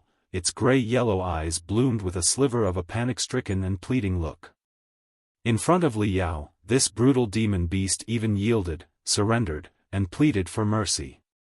Li Yao gazed coldly as the 6 thick barrels were jabbed completely at the center of its flat end. Li Yao had exerted so much power that barrels were pushed half an inch inside. Half of the face of the armored snapping turtle was deeply indented, and its eyes that were closest to the barrels madly quivered as tears flowed out from fear. Li Yao squeezed the trigger before a series of suppressed explosion resounded and the head of armored snapping turtle exploded into pieces. Beep! Beep beep beep beep beep beep beep beep. The mini camcorder strapped on Li Yao's shoulder had completely recorded the entire battle process and had promptly transmitted it to the Wasteland Battle Network. After the super large-scale crystal processor had analyzed and computed, he soon received many credits. In addition to cleaning a large part of the safe zone, he had killed an armored snapping turtle that was obviously stronger than him alone, for which he was rewarded with bonus credits. A series of crisp and sweet beeps signified that hundreds of credits had fallen into his pocket. Licking his lips, Li Yao happily started calculating. If I could earn 200 to 300 credits daily, would I not be able to earn 10,000 credits in 1 month? Last semester, I painstakingly tossed around doing all sorts of things for half a year, and yet could only earn 1,000 points. I had never thought that by just carrying out a mission, hunting demon beasts, I would be finished in just 1 month. Sure enough, combat is still the best. I have not only accumulated experience, I can earn a huge number of credits as well. Of course, Li Yao also knew that as this beast tide, fortunately, erupted in the middle of the city, so that everyone had no choice but to fight in the streets, sparing him from many possibilities to fight a lot of demon soldiers. In most cases, the beast tide would appear outside the city, and, as long as crystal warships were mobilized and carried out a wanton and indiscriminate bombing, it would soon be resolved. Whereas, a wanton and indiscriminate bombing was often unable to deal with Demon General, Demon King level demon beasts. At this moment, he was unable to deal with high-rank demon soldiers, and those demon beasts who were proficient in concealing techniques. Therefore, he, even more so, had to be vigilant every second, while taking advantage of the fact that many demon soldiers were still on the ground. He must madly kill and rake in the credits. Suddenly, a faint red silhouette quickly flickered far away, which had been very keenly captured by Li Yao. His eyes lit up as he loudly let out cries and cheers, and again started rushing while carrying the 6-barrel rotary cannon. Nearby, Zhao Tianxin gradually turned his head expressionlessly, taking a glance at Lu Taizhan. "Why are you looking at me?" Lu Taizhan complained as though he had suffered from injustice. "My words were wow, there is an armored snapping turtle in front of us, it has a thick shell and a terrifying defense. Li Yao, first you should use a heavy fire to suppress it a bit, didn't you hear as well? I only ask him to suppress. Your suppression can go to hell." Zhao Tianchong clenched his teeth. The last few demon beasts, that had all been suppressed by him were suppressed to ashes. If this goes on, all the credits will be swept clean. We, 2 dignified experts of Hidden Dragon Hall, the strongest freshmen of Iron Fist Club and Chaos Edge Hall, would have to eat the ashes left behind his ass. Why the hell are you still stunned? Let's move quickly. If not, even the flame-spotted leopard will be blasted into ashes within half a minute. Amid the bloody battles, time flew quickly. The demon beasts numbered too many. Although demon beasts like gold-armored saber mantis and armored snapping turtle were few, common demon beasts numbered in the hundreds. Their destructive power was still terrifying. Often, everyone would wake in the early morning and embark the military crystal tanks into the city, where they would search for small beast tides and begin high-speed hunting. At sundown, they would once again board the crystal tanks and return to the heavily guarded temporary campsite set up in the outskirts for maintenance and repairs. Every day, everyone would hunt a couple dozen demon beasts. Whereas ruthless figures like Li Yao, Zhao Tianchong, and Lu Taizhan would hunt hundreds of ordinary demon beasts, there were a few low-level demon soldiers and one or two middle-rank demon soldiers as well. Under the high-speed combat, for a week or so, everyone had foregone the immaturity which they possessed when they had just entered the campus. In contrast, Li Yao and the others were even shrouded in a faint sinister air, giving off the impression of veterans that had undergone hundreds of battles. Even though their level had not significantly improved, amid the combat their battle force, on the other hand, was madly soaring every second. Li Yao, Zhao Tianchong, and Li Taizhan, these three were regarded as the cream of the crop of the freshmen, and gradually worked out a set of effective team tactics. Every time they encountered a demon beast with a thick defense, Li Yao would take the lead and suppress it with heavy fire, while Zhao Tianchong, with his ghost-like body art, would wander around and attack, and Li Tieshan's devil fists were quite aggressive and acted as the head-on attacker. When Li Yao had completed the fire suppression task, he could similarly rely on the heavy vibrosaver to carry out powerful attacks at the flank. Under this iron triangle offense, a vast majority of middle-rank demon soldiers could be easily killed. Whereupon, with the bonus of leapfrog hunting, the credits of the three madly soared. In the evening, if there was an opportunity to board the crystal tank to return to the campsite, there were even more difficult tasks awaiting Li Yao. He would slow down the battle videos shot during the day and playback while pondering the inadequacies during the fight. Following which, he would use his super-computational ability to improve himself. At present, Li Yao still didn't have any abstruse Saber method. After pondering for a long while, he simply disregarded any need of a Saber method, as long as he could calculate the shortest and most direct trajectory for its blade edge to cut the demon beast at fastest speed. It would the most suitable Saber method for him.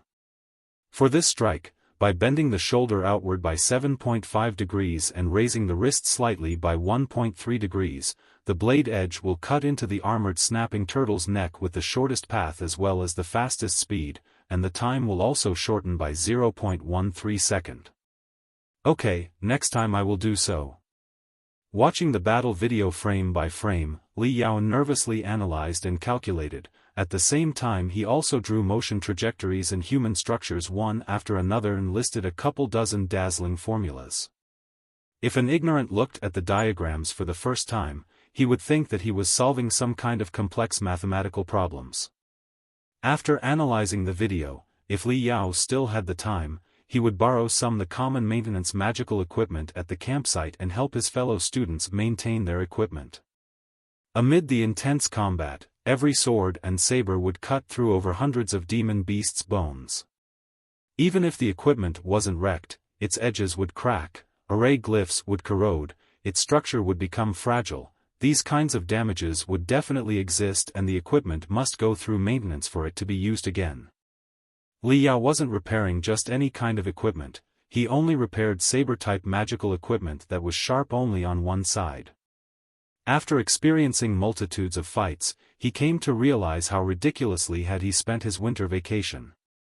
Any kind of equipment had hundreds of performance parameters and methods of use, for which a thorough in-depth study was required. Even after a year or two, he may still not be proficient.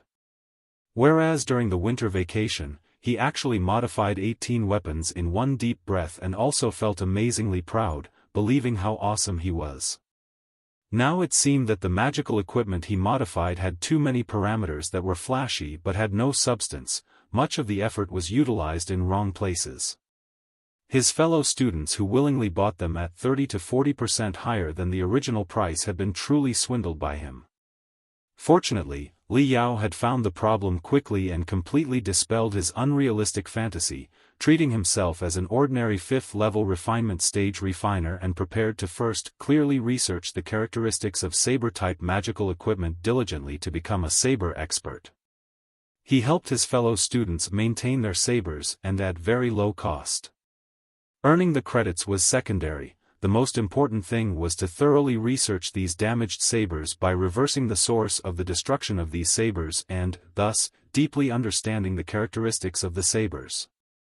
As far as Li Yao was concerned, those damaged sabers were like corpses, and he was performing autopsies.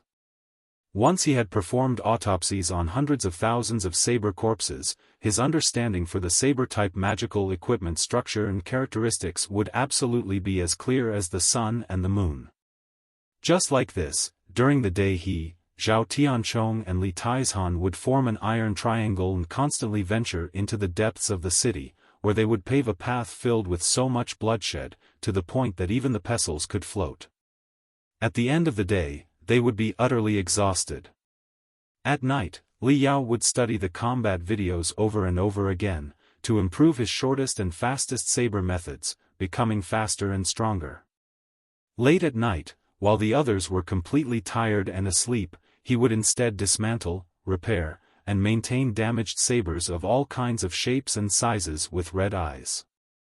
Vibrosabers, flame sabers, chain sabers, long sabers, short sabers, daggers, dozens of saber-type common magical equipment available on the market, he would disassemble all of them several hundred times till his body had formed an instinct and he could completely disassemble and maintain them with closed eyes, or even while he was half awake and half asleep. Only until now, he very meticulously began the second modification of his heavy vibrosaber. However, this time, he was completely different as compared to the time during the winter vacation. Various advanced materials and complex array glyphs were piled in the corner of his brain, one by one. Li Yao had a new understanding of the structure of the original magical equipment. He knew that these basic magical equipment had been repeatedly modified and sharpened by master refiners over the years. Many performance parameters, which seemed to have been elevated, turned out to be a clumsy sleight of hand. It was like painting a snake with feet. This time, all he did was thicken the front end of the saber blade, increased the weight, adjusted the center of gravity in accordance with his own characteristics. While at the same time, he used the hand-forging and tempering technique of the 100 Smelting clan from 40 millenniums ago, altering the smooth edge of the blade into a slightly zigzag shape, increasing the overall destructive power while cutting. The overall length of the saber had also been increased by 17.7 centimeters. After the modification was finished, the overall weight had increased by 12.55%, which was suitable for someone with amazing physical attributes like his. Under the high-speed slash, the jagged blade edge would emit a zoo-zoo howl, as though even the wind had been overtaken by the saber and sliced to death, giving out sad and shrill cries. Therefore, Li Yao named this super-heavy vibrosaber Wind Cutter. With Wind Cutter in his hand, Li Yao's killing intent became more intense. Since he could not rely on crafting magical equipment to fish out 30,000 credits, he must increase the efficiency of killing the demon beasts. Unfortunately, along with the progress on the battlefield, the demon beast on the ground became fewer and fewer. After having been repeatedly searched, the suburbs had been cleaned completely. Only a few demon beasts were lurking in the high-rise district ere they made a last-ditch effort amid the ruins. These demon beasts didn't dare to flee underground, for an even more intense contest was taking place there. The underground battlefield belonged to building foundation stage cultivators and demon generals, and even the core formation stage cultivators and demon kings had taken up the stage, making them unable to easily step foot in. The large-scale street fighting had already ended, all the civilians had been rescued, and the war had come to an end.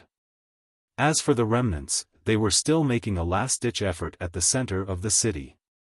They were absolutely the most aggressive, most cunning, and the most frightening existence among the demon beasts. If any low-level cultivator rashly rushed to the center of the city, he would only become a feast for the demon beasts. Consequently, a majority of low-level cultivators turned their steps towards home. Following which, the powerhouses of human and demon beasts began small-scale searching, hiding, hunting, and anti-hunting contests. For the demon beasts who were pushed into a corner, this was the final rush of madness. 0500 in the morning of the 27th day after the beast tide outbreak. Li Yao, taking advantage of first light, was wiping the wind cutter with all his concentration. Suddenly, he heard someone speaking outside the campsite. Most of the juniors had returned to the institute, while the seniors and the others weren't at the campsite. Ding Ling Dang and like professors, who were in building foundation stage and above, were hunting high-level demon beasts under the ground. The campsite was empty, and thus, any sound was extremely clear. He happened to hear Zhao Tianchen say with surprise. "Form a team? Ma Jian, you are a firearm cultivator who is proficient in gun-fighting technique. Among the freshmen of the Federation's first military college, you can also be counted as one of the top experts. You have a strong charisma. Yet, you can't even gather a few members?" Narrowing his eyes, Li Yao opened the curtain to look, where he saw Zhao Tianchong and Lu Taizhan speaking to three youths dressed in gray urban camouflage. Among the three youths were two males and a female. All of them were approximately in their 20s and had bright piercing eyes, which gave off the impression of 6 searchlights. With every action of their bodies, the patterns of the camouflage dress would also happen to change, giving a bit of stealth effect. In addition, the three also carried multitudes of firearms. The youth called Ma Jiao had a moderate build and carried an assault rifle. The other boy had a tall and stalwart build, lush hair, and carried a heavy machine gun. Whereas the female could be said to be far from being beautiful. She had a ponytail and her face was spotted with freckles. 2 pistols hung on her waist and she also carried a rectangular case. God knows what kind of weapon was inside. In this beast-tide outbreak, students and teachers of all 9 elite universities came to participate in the battle. The largest participation came from the Grand Desolate War Institution and the Federation's first military college.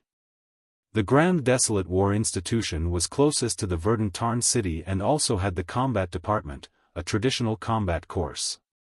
While the Federation's first military college specifically fostered cultivators for the army. In the state of war, of course, it was duty-bound to participate. Ma Jiao nodded and spoke with each word as fast as a firing bullets. "Zhao Tianchong, we are old rivals and are well aware of each other's strength. I'm not going to speak nonsense. Just like your Grand Desolate War Institution has a credit system and you will be awarded credits after the completion of the mission, our Federation's first military college will reward handsomely with a higher amount of battle merits. However, only some shrimp soldiers and crab generals are left in the city's outer ring now. How much benefit can we actually obtain by killing a few common demon beasts daily? Therefore, I wanted to take advantage of the end of the beast-tide outbreak and head to the center of the city. Lita Euros. Do it big. Whoosh.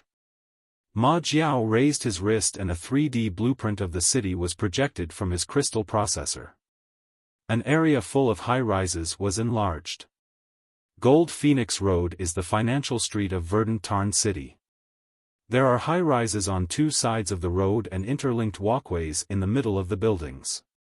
Underground, there are 4 crystal rail train lines passing through, extending in all directions. The shape is very complicated. This is the last stronghold for the demon beasts on the surface.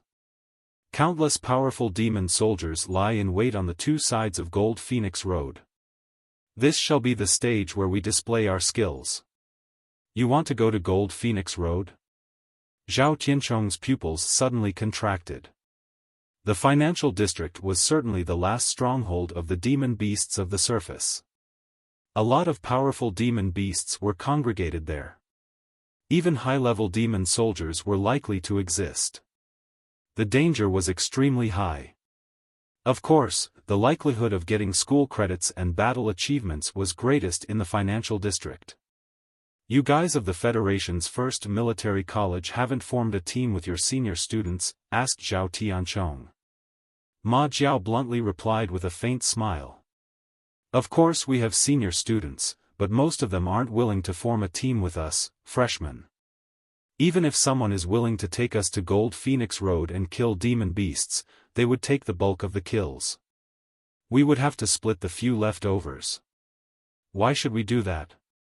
It would be better to find a few powerful freshmen to go killing demon beast with and split the gains equally. Zhao Tianchong and Lu Taizhan glanced at each other and nodded in secret. Ma Jiao's words were correct. To form a team with powerful senior students would guarantee their safety to a large degree, but most senior students weren't willing to bring newbies to the battlefield where danger lurks on all sides. The seniors would feel disdain for the newbies over the burden.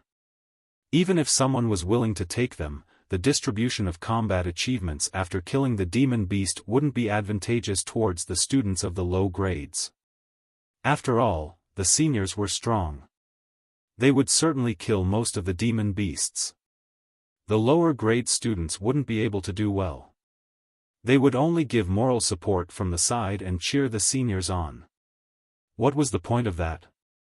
Ma Jiao saw the aura of flames within the eyes of these two. He knew he had moved them and he spoke emotionally and chuckled. Zhao Tianchong. You and I met each other in the limit challenge competition. It was what I considered to be a life or death fight for several rounds. You should know my strength. This fellow student, Bei Jingjing, is a first-class sniper. We also have our fellow student Chunyupang. He is the best heavy fire power user. By your side is Lu Taizhan from the Devil Fist sect.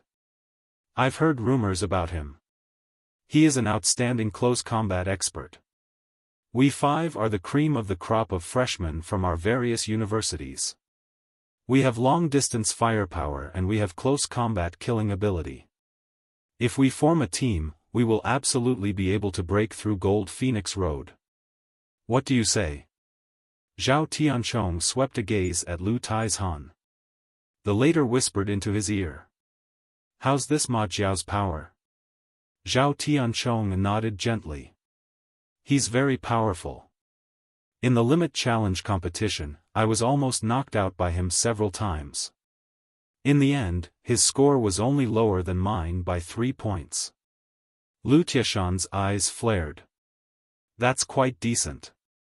Even though we had Li Yao's heavy suppressive fire in the past, in the end, he's not a professional gunman. We have to exert a lot of effort to handle long-range demon beasts. It is because of this that we haven't been able to enter dangerous areas amassed with demon beasts. Right now, there are 3 powerful gunmen. It should be easy to charge into Gold Phoenix Road, right? Zhao Tianchong thought for a long while before raising his head and speaking. Ma Jiao, there aren't any problems for us to team up. However, we still have one more member. Everyone must go together, otherwise, we won't go. Oh, your Grand Desolate War Institution still has another amazing freshman? Ma Jiao eyebrows cocked up. He was a bit surprised. However, based on the meaning behind Zhao Tianchong's words, this freshman should be quite the decent expert. If so, Ma Jiao wouldn't mind. These firearms cultivators were experts in long-distance combat, but they had problems once high-level demon beasts broke through their defensive force.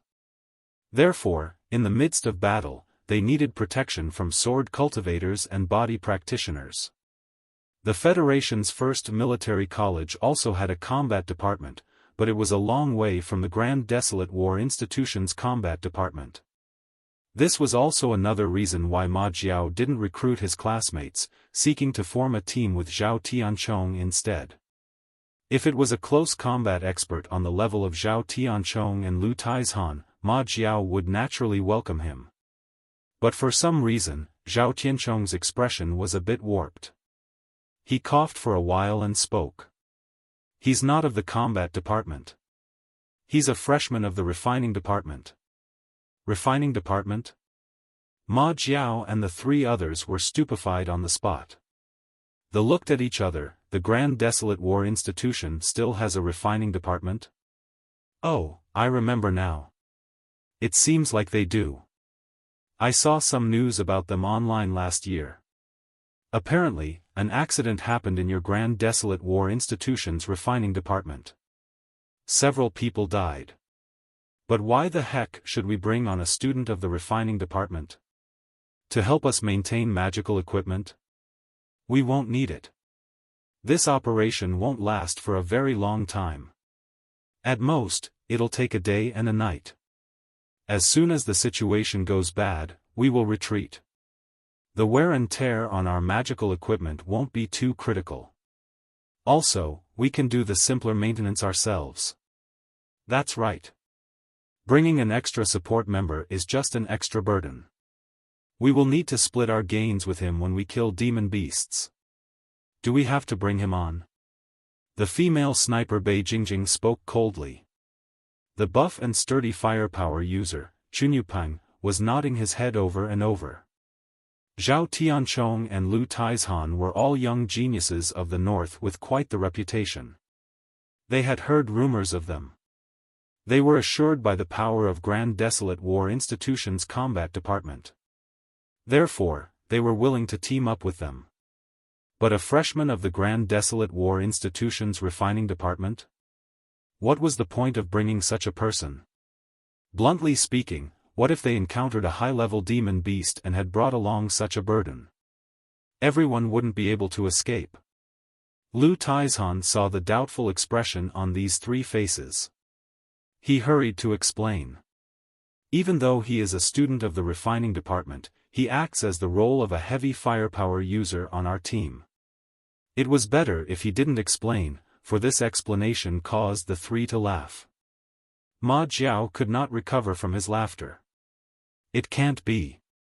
Do you still want to bring on your own heavy firepower user when forming a team with us firearms cultivators? I must have heard wrong, or have you misspoken? The firepower user, Chunyupeng, cracked a smile. He slapped the heavy gun on his waist and spoke in a low and muffled voice. The Flaming Python Model 7 heavy machine gun is the most popular standard heavy machine gun in the Federation. Its firepower is the most ferocious. Its recoil is the strongest. A typical person wouldn't be able to control it at all. A firearms cultivator whose strength is on the weaker side won't choose this model. What do you think? Do you still believe we're lacking in firepower? That you still need to bring on your own heavy firepower user? Ma Jiao didn't want to make the atmosphere too awkward. He explained as well. You too, it's not that we look down on your classmate. Since we of the Federation's first military college are bringing 3 people. Your wanting to bring 3 people of your own is very normal. If you randomly brought a close combat classmate from your combat department, we wouldn't mind, but you're bringing a freshman from the refining department, and he's acting as a heavy firepower user. There's no need for this, right? Ma Jiao pointed at Chunyupeng. This classmate of mine comes from a military family. He's starting shooting at the age of 5. He is absolutely the best firepower user of the freshmen of the Federation's first military college. Just having him is enough. Zhao Tianchong and Lu Taizhan coughed dryly. They swept a gaze at the Flaming Python Model 7 heavy machine gun in Chunyupeng's hands. Chunyupeng felt their gazes and chuckled. He swiveled the Flaming Python Model 7 in a demonstration and laughed. What do you think? A typical person would use the Flaming Python Model 6 at most. To be able to use the Model 7, outside of a powerful genius such as me, only strong cultivators at the high-level refinement stage and above can use it. You guys have probably never seen this fellow let out its rage. It's simply a metal behemoth when the bullets explode out. It's like a raging, burning, and flaming python. It can absolutely swallow everything in its path. It's super ferocious, super savage. I'm not looking down on your heavy firepower user. What gun does he use? Flaming Python Model 4? At most, a Model 5? That's nothing. Lu Taizhan spoke. Our heavy firepower user doesn't use a Flaming Python. The 3 people's disdain grew as they heard his words. The Flaming Python heavy machine gun was the most common and standardized heavy machine gun for individual soldiers of the Federation, its firepower was the most ferocious. A powerful firearms cultivator of the building foundation stage would obviously have more ferocious options. Yet, for the intermediate-level refinement stage cultivators, if they wanted to pursue firepower, they would have to choose the Flaming Python heavy machine gun. For someone who didn't even dare to use the Flaming Python heavy machine gun, how heavy could this heavy firepower user be? Zhao Tianchong sighed and commented. Forget it. The more I explain, the messier it gets. Li Yao, just take out all of your equipment and chat then. There is this huge chance to sweep in credits. Are you interested? Of course, Li Yao was interested. Ever since he heard the words, team up, Li Yao began to meticulously calibrate his equipment. He just finished doing so just now. On his hip was the wind cutter Saber. On his shoulder was the 6-barrel rotary cannon. On his back was the heavy ammunitions crate. His waist was wrapped full of crystal bombs. Li Yao lifted the curtain and walked out, neither slowly nor urgently. The 3 firearms cultivators of the Federation's first military college stared, stunned at the 6-barrel rotary cannon on Li Yao's shoulder. They were all stupefied. Especially Chunyupeng, who used the Flaming Python Model 7 heavy machine gun. His face flushed red. Fortunately, he had a lot of hair and his beard stubble was dense. No one could really tell. After being stunned for a long time, Chunyupeng stuttered. It's a lie. It's a lie, right? A single soldier using a 6-barrel rotary cannon? Is this a freshman or a powerful building foundation stage cultivator? Zhao Tianchong turned on his mini crystal processor and selected a combat recording of Li Yao. The roaring sounds of explosions suddenly came from the camp, as well as the miserable shrieks of demon beasts. The 3 firearms cultivators gathered their heads together. They looked in absolute silence. Cold sweat seeped from their forehead. Of course, from the perspectives of these 3 firearms cultivators with elite gun fighting techniques, Li Yao's gun techniques were completely amateur. However, the 6-barrel rotary cannon was never a weapon that focused on accuracy. Just based on Li Yao alone, with his astonishing monstrous strength, he was able to pour out torrents of a volcanic eruption-like firepower to suppress the demon beast so it couldn't even raise its head. This was enough to dominate the entire field. Needless to say, after completing the task of suppressing, Li Yao even brandished his heavy vibrosaber to pounce on his prey. He unleashed quite the savage close combat ability. He could fight both afar and close. He could both strike and carry. Also, he was of the refining department. He had above-average magical equipment maintenance abilities. This was simply a hybrid-type genius of every combat squad's dreams. No wonder Zhao Tianchong wanted to bring this guy along. The 3 people glanced at each other, their 6 eyes flared with light. Though there was excitement in Ma Jiao's eyes, there was also increasing suspicion. He cocked his head and thought for a long time before suddenly having his eye bulge round. Everyone all jumped up and pointed to Li Yao with a shriek. Your name is Li Yao? Are you from Floating Spear City? Li Yao was stunned, but he nodded. Ma Jiao's expression grew even more amazed. His voice was even trembling. How to say it? In the Limit Challenge competition, there was a monstrous genius who bombarded Gao Ye's command center to Kingdom Come. That was you? He's the one who got rid of Gao Yi. In this moment, even the female sniper, Bei Jingjing, who was rather callous just before, shirked. She looked at Li Yao with incredulous eyes. Gao Yi was the brightest star among the freshmen of the Federation's first military college. Even though he was a freshman of the commanding department for only half a year, his terrifying computational and commanding ability was absolutely on the level of the senior students.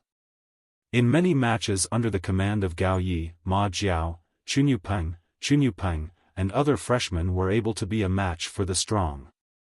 They forcefully held against the stormy attacks of the higher-grade students and even won a few lucky times.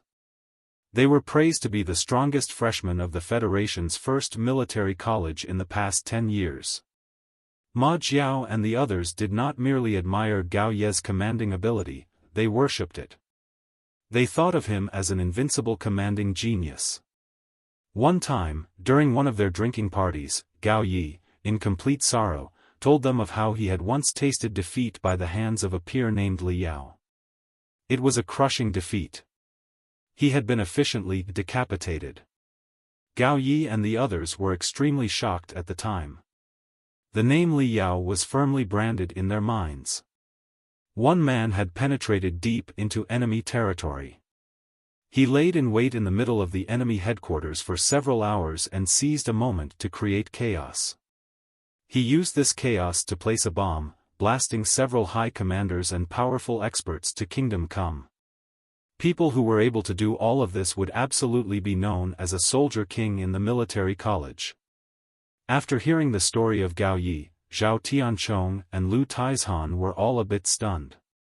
They only knew Li Yao to be an upstart from the southeast who was accepted into Grand Desolate War Institution due to great efforts of recommendation from Ding Lingdang. They never knew of Li Yao's magnificent history. Infiltrating enemy lines solo, blasting the enemy command center, and getting rid of several key enemy personnel in a single breath? That must be an exaggeration. The two slaughtered their way out from the carnage of the Limit Challenge competition. They knew full well the difficulty of the competition. Everything Li Yao did really made them inferior. The two glanced at each other. Their faces were a bit feverish. Their hearts were filled with shame. The two were even arrogant after they had just entered the Hidden Dragon Hall. They looked down on Li Yao's kind, a top scorer of the entrance exams, with disdain. They believed him to be a loser of the Limit Challenge competition and he wasn't that amazing. They never thought that Li Yao would be this powerful, yet he hid it so well. Ma Jiao noticed the two's astonishment. He exclaimed, "Fellow student Li Yao, we heard a lot about you from Gao Yi back in the Federation's first military college. Not only did you penetrate enemy lines by yourself in the Limit Challenge competition, you single-handedly got rid of the enemy command center. Also, in a state where your spiritual root had yet to awaken, you slew a doped-up and mutated, large-eyed ape. According to post-analysis, this large-eyed ape's strength very likely reached the level of a low-level demon soldier." The news was simply astonishing. The heck? Zhao Tianchong and Lu Taizhan all felt their scalp go numb. Ice-cold chills went down their spines. His spiritual root had yet to awaken, he had been an ordinary person at the time. Yet, he was able to slay a low-level demon soldier. This kind of fellow had been standing by their side all this time. They even used to look down on him. They wanted to easily put him down, too. Zhao Tianchong and Lu Taizhan let out a breath of relief, one with a new lease on life. They were convinced. The two accepted Li Yao wholeheartedly. Li Yao was a bit embarrassed. While certainly he had infiltrated to the enemy headquarters and blasted them all to Kingdom Come by himself, he didn't kill the mutated large-eyed ape by himself. He mainly relied on Zheng Dongming's demonic blood cannon to bombard the large-eyed ape which already had heavy injuries. Only then was he able to succeed, luckily. However, there wasn't a need to explain the truth of the matter to others. Li Yao changed topics and asked, "What kind of benefits can we get from infiltrating Gold Phoenix Road?" Zhao Tianchong replied, "This will be dependent on our performance and our luck. Gold Phoenix Road is the last stronghold of the surface-level demon beasts. There are quite a few powerful demon beasts amassed there. Getting rid of these demon beasts will allow us to receive a lot of school credits and clearing an area out to be completely safe would nab us more credits. If we're lucky, we'll be able to get rid of several hundred low-level demon soldiers and several dozen intermediate-level demon soldiers. We can wipe clean all the demon beasts of a single high-rise. We might be able to nab several thousand credits in one go." One mission can yield several thousand school credits. Li Yao's eyes flared more intensely than those of the 3 firearms cultivators. A substantial flame erupted forth from the depths of his pupils. The heavy vibrosaber on his waist buzzed in its scabbard. It couldn't wait to be unsheathed and feed on blood. Though such an operation was bound to be dangerous. But so what? Everyone came out to cultivate. They never thought about going back with their tails between their legs. Gold Phoenix Road was worthy of being called the last stronghold for demon beasts on the surface. Here the high rises were in great number. There were many places to hide in the underground network. Even if warships were used to raise the surface to the ground, it would be impossible to eliminate all of the demon beasts. The remaining beasts were able to survive the intense battles up till now. These last demon beasts were savage, malevolent, heinous, and insidious. Normally they would hide among the ruins of buildings. It was as if they had disappeared into thin air. As soon as they sensed the scent of a human, they would charge out like a flood. Various demon beasts would be mixed together, long-distance and close-range types. Li Yao and the others encountered 3 waves-odd demon beasts within an hour of entering Gold Phoenix Road. Every wave contained over 50 demon beasts. The wave in front of them contained over 100 demon beasts. Most of them were trash green-skinned saber mantises, but black-armored saber mantises were mixed in. There were even 2 green-skinned saber mantises watching from the back lines. There was something more troublesome in the darkness behind the hundreds of saber mantises. It seemed there was a long-range attacking demon beast lying in wait. A dangerous aura that felt like needles was coming from it. It caused everyone to feel ill at ease, their eyes flickering to corners. Boom. Li Yao, Ma Jiao, and Chunyupeng, these 3 people sprayed like mad, their bullet barrage was like rain.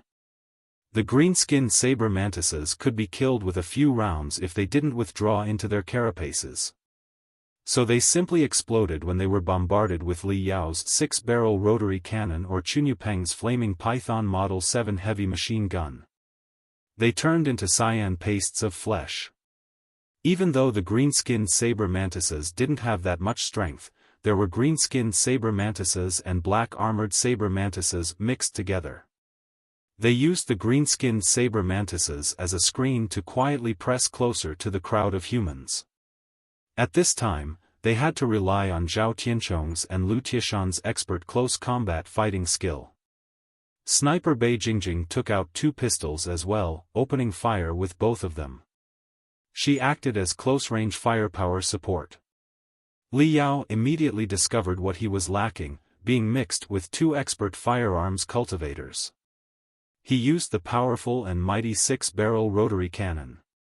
The 2 used a flaming Python Model 7 heavy machine gun and an assault rifle. However, he was the weakest when it came to killing ability. He needed to concentrate fire for 7 or 8 seconds to completely kill a black-armored saber mantis. Yet Chunyupeng only needed 2 or 3 seconds to take it down with his flaming Python Model 7 heavy machine gun. Even Ma Jiao, who used an assault rifle, used no more than 3 seconds. Bei Jingjing, who danced with her pistols, would occasionally land a headshot against a black-armored saber mantis, killing it. Clearly my gun is the most powerful. Why is my power the weakest? Before Li Yao could start mulling over this, a sharp wind assaulted them. Luckily, everyone had made preparations ahead of time. They wore the thickest of body armors, not minding how cumbersome they were. The body armor detected danger and the crystals upon them suddenly flared, releasing a powerful spiritual energy shield. An intense vibration diffused around the shield. A black poisonousness needle pushed firmly through the shield, though the speed of it slowed a little. Li Yao cocked his head. The poisonousness needle swept past his cheek. It penetrated the earth with a ding, digging 3 meters deep. It's a poison dart scorpion. Sniper! Ma Jiao yelled out. Bei Jingjing squinted her eyes and retreated to the back of the group. She went into a crouching position and took the long package on her back into her hands. She removed the cloth to reveal an ash-gray sniper rifle. Profound and complicated spiritual lines spiraled all around its body. It seemed to be an artisan-sculpted work. Bei Jingjing mumbled to herself. An aura that could be seen with the naked eye seemed to appear around her body. She then chanted at lightning speed, the telepathy spiraling around the barrel of the gun. Her eyes flared brighter and brighter. Though it was daytime, her eyes were as clear as stars in the darkness of night. When the brightness reached its pinnacle, she fired a round into the skies ahead, seemingly not aiming at all. Whoosh! An azure streak came roaring from the muzzle, rushing straight through the sky. Li Yao was stunned. This shot was way off its mark, right? The azure glow made a bizarre curve as it streaked through the air. It actually made a turn and pierced down behind the ruins. Only a bang was heard as purplish-black blood gushed into the sky. It dyed all the ruins purplish-black. No poisonous needles were fired over ever since then. Li Yao was dumbstruck. The poison dart scorpion and the gold-armored saber mantis were the same. They were intermediate-level demon soldiers. Let alone their incredible speed, they possessed impressive defensive strength. They were experts in lying in wait and evading. Was it actually killed in a single shot by Bei Jingjing? The bullet can curve, yet there's still so much power. That's so awesome. Compared to these three professional firearms cultivators, Li Yao felt he was just holding onto a flaming rod. The battle ended half an hour later. 6 people sat together performing maintenance. In the end, Li Yao couldn't help ask. Fellow student Ma Jiao, why is it that your might is so strong when you use standard weapons? You're more amazing than me using my 6-barrel rotary cannon. Is it because your guns have been specially modified?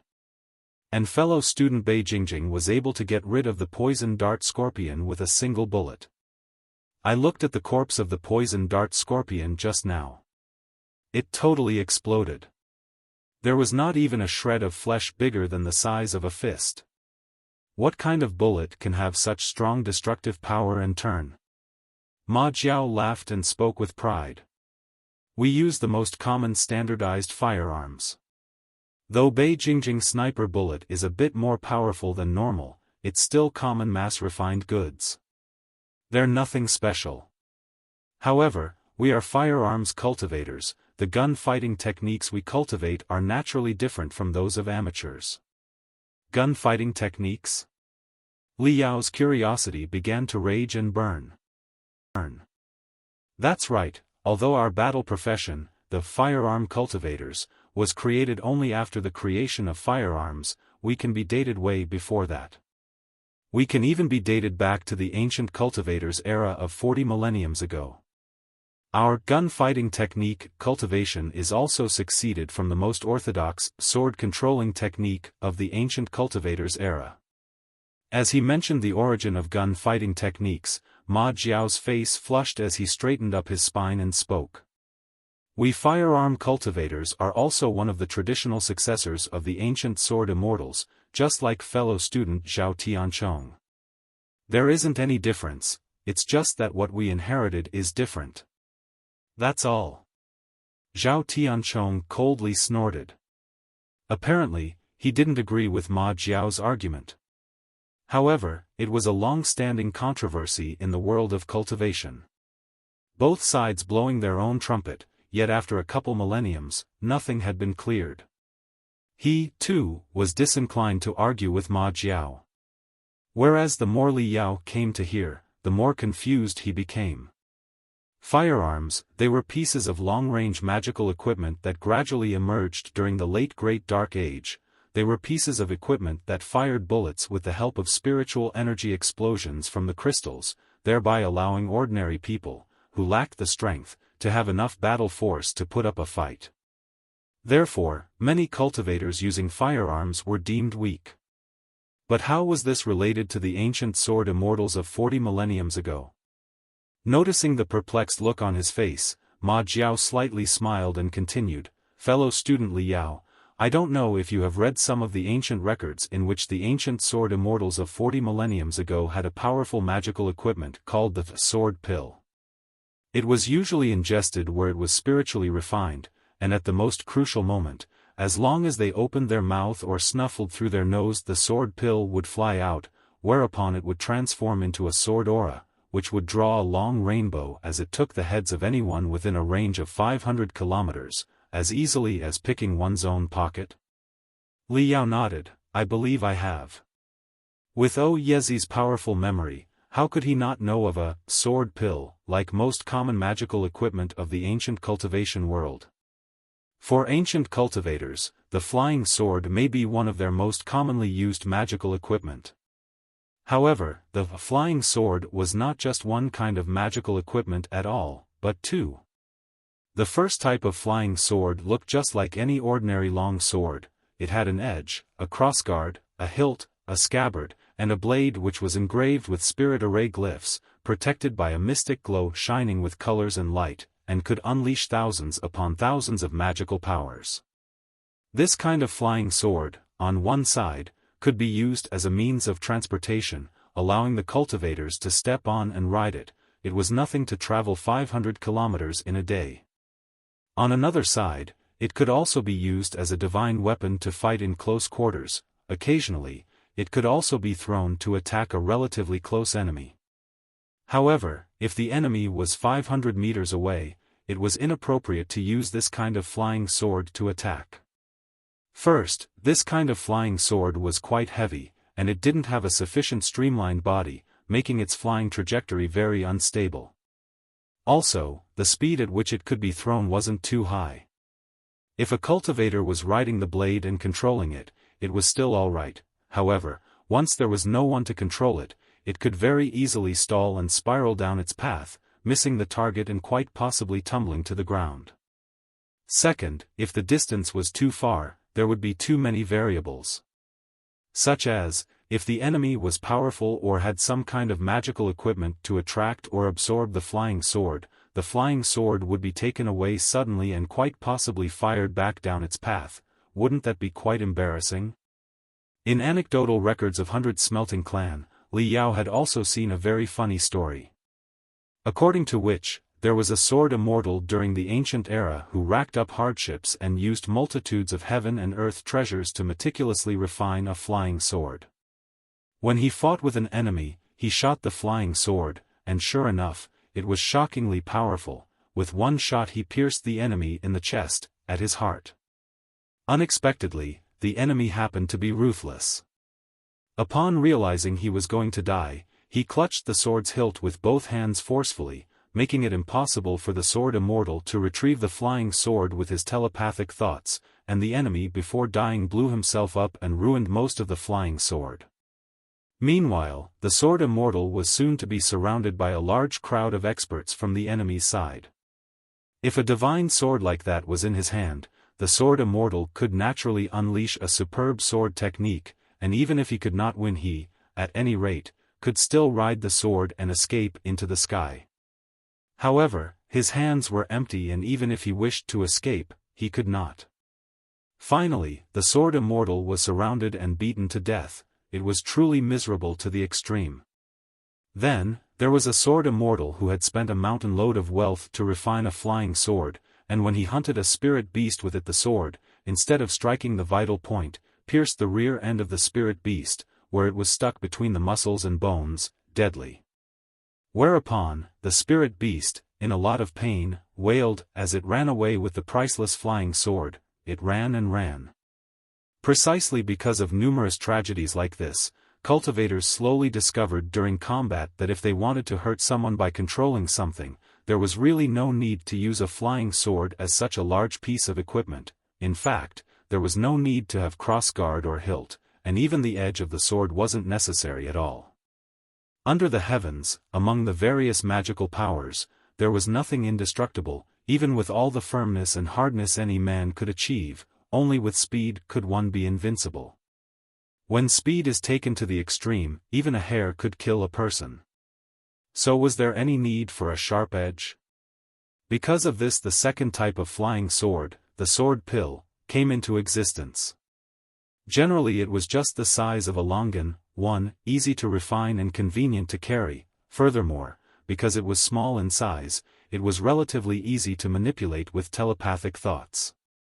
Usually, it was ingested, where it would be refined, and when encountering an enemy, it could be shot in the air where it would be transformed into 3-inch sword aura, which could be manipulated using telepathic thoughts and fired, killing the enemy. Any ordinary sword cultivator could launch the sword pill a couple kilometers, whereas it was a cinch for a first-grade sword immortal to have an attack range of a few dozen kilometers. In this way, while an enemy was in close range, the sword cultivator could use the flying sword to fight, while an enemy was in long range, the sword cultivator could use a sword pill to greet them. It would be alright even if the sword pill missed or was received by the enemy, for the cost of refining was very low. Each sword immortal could carry a few of them and conveniently fire one. Li Yao was struck with a thought as if he discovered something. Ma Jiao smiled. It seems you already understand. The sword controlling technique was precisely the ability to manipulate the sword pills by the ancient sword immortals. We, firearm cultivators, inherited this very ability of the sword immortals. For ordinary people and an amateur gunman like yourself, bullets are just bullets, nothing more and nothing less, but for us firearm cultivators, the bullets are sword pills.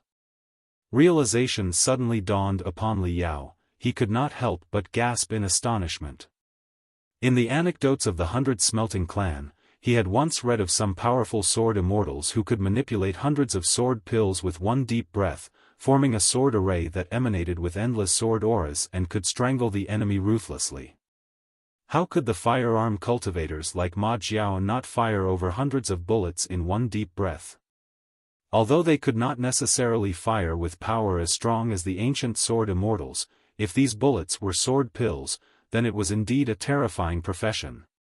Upon noticing Li Yao's expressions, Ma Jiao felt prouder and slightly pondered as he muttered to himself, "This is just basic stuff, there is nothing secret about it."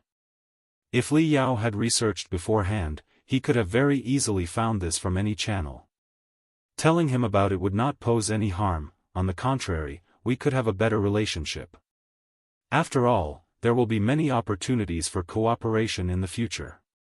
Ma Jiao stretched out 3 fingers and spoke. Obviously, powerful firearms cultivators at the building foundation stage and above had the ability to control thousands upon thousands of bullets, these special sword pills. As for the firearms cultivators who had just stepped into the refinement stage, they mainly cultivate 3 kinds of abilities. First is the shooting technique.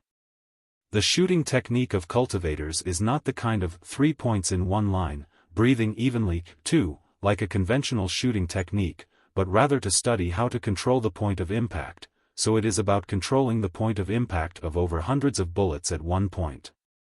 Ma Jiao looked around before he dragged a completely mutilated and torn-up corpse of a black-armored saber mantis from nearby and spoke, "Fellow student Li Yao, this black-armored saber mantis was shot by you, and as you can see, its whole body is broken into pieces. Your points of impact are scattered in a very large area. The bullet did not strike at one place at all."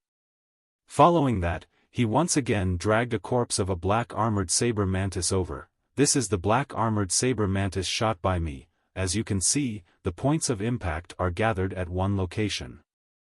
All the bullets are basically at the same place." Li Yao carefully inspected the difference between the 2 corpses and lightly nodded his head. Ma Jiao said, "Rather than hurting 10 fingers, it is better to cut 1 finger off. Although the firepower of the 6-barrel rotary cannon is fierce, you are unable to control its points of impact. Every bullet's point of impact is different from the other. It is the equivalent of letting the demon beast bear the destructive force evenly throughout its body, and naturally, the local destructive force cannot be increased. Whereas we, firearm cultivators, try to control the placement of bullets to ensure that every bullet impacts the locality of the entrance wound. In this way, the injuries will continue to add up, and the destructive force will be concentrated at one point. The power will be greatly enhanced as well. Maybe a moment ago you thought fellow student Bei Jingjing had fired a headshot with the pistol, but it was, in fact, not one shot but 5 shots instantaneously. Her speed was so fast that it sounded like one shot, and all the bullets instantly struck the same point. Not to mention the black-armored Saber mantises, she would have had the chance to even headshot the gold-armored Saber mantis.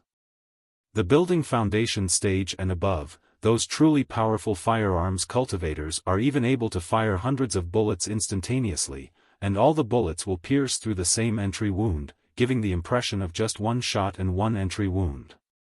The destructive force it would possess could be imagined. Li Yao frowned as he ruminated for a long while before he humbly asked for advice. I do understand the reason for concentrating the fire at one point, but the recoil of the firearm is simply too much. Although I am doing all I can to control it, every shot is a spiritual energy explosive shell. As a result, the muzzle will slightly jolt, and the shooting trajectory will slightly deviate, thus, the resulting points of impact will deviate from the original point of impact. So how do you reduce the recoil? Ma Jiao burst into a hearty laughter as he responded, the recoil cannot be resolved. With the increase in strength, the firearms cultivator can subsequently use more and more powerful firearms and bullets, and as long as you pursue firepower, it will always have a recoil, and the muzzle will naturally snap back. Our idea is not to control the barrel so that the muzzle will be motionless. This way is too stiff, too rigid. The right thing to do is perceive the degree of deviation of muzzle after every shot and again calculate the shooting trajectory, then carry out minute tuning in the opposite direction, ensuring that the points of impact remain consistent. For instance, if a shot made the muzzle jolt upwards by 0.001 mm, then just press your wrist down bit by bit, so that the muzzle is shifted down by 0.001 mm.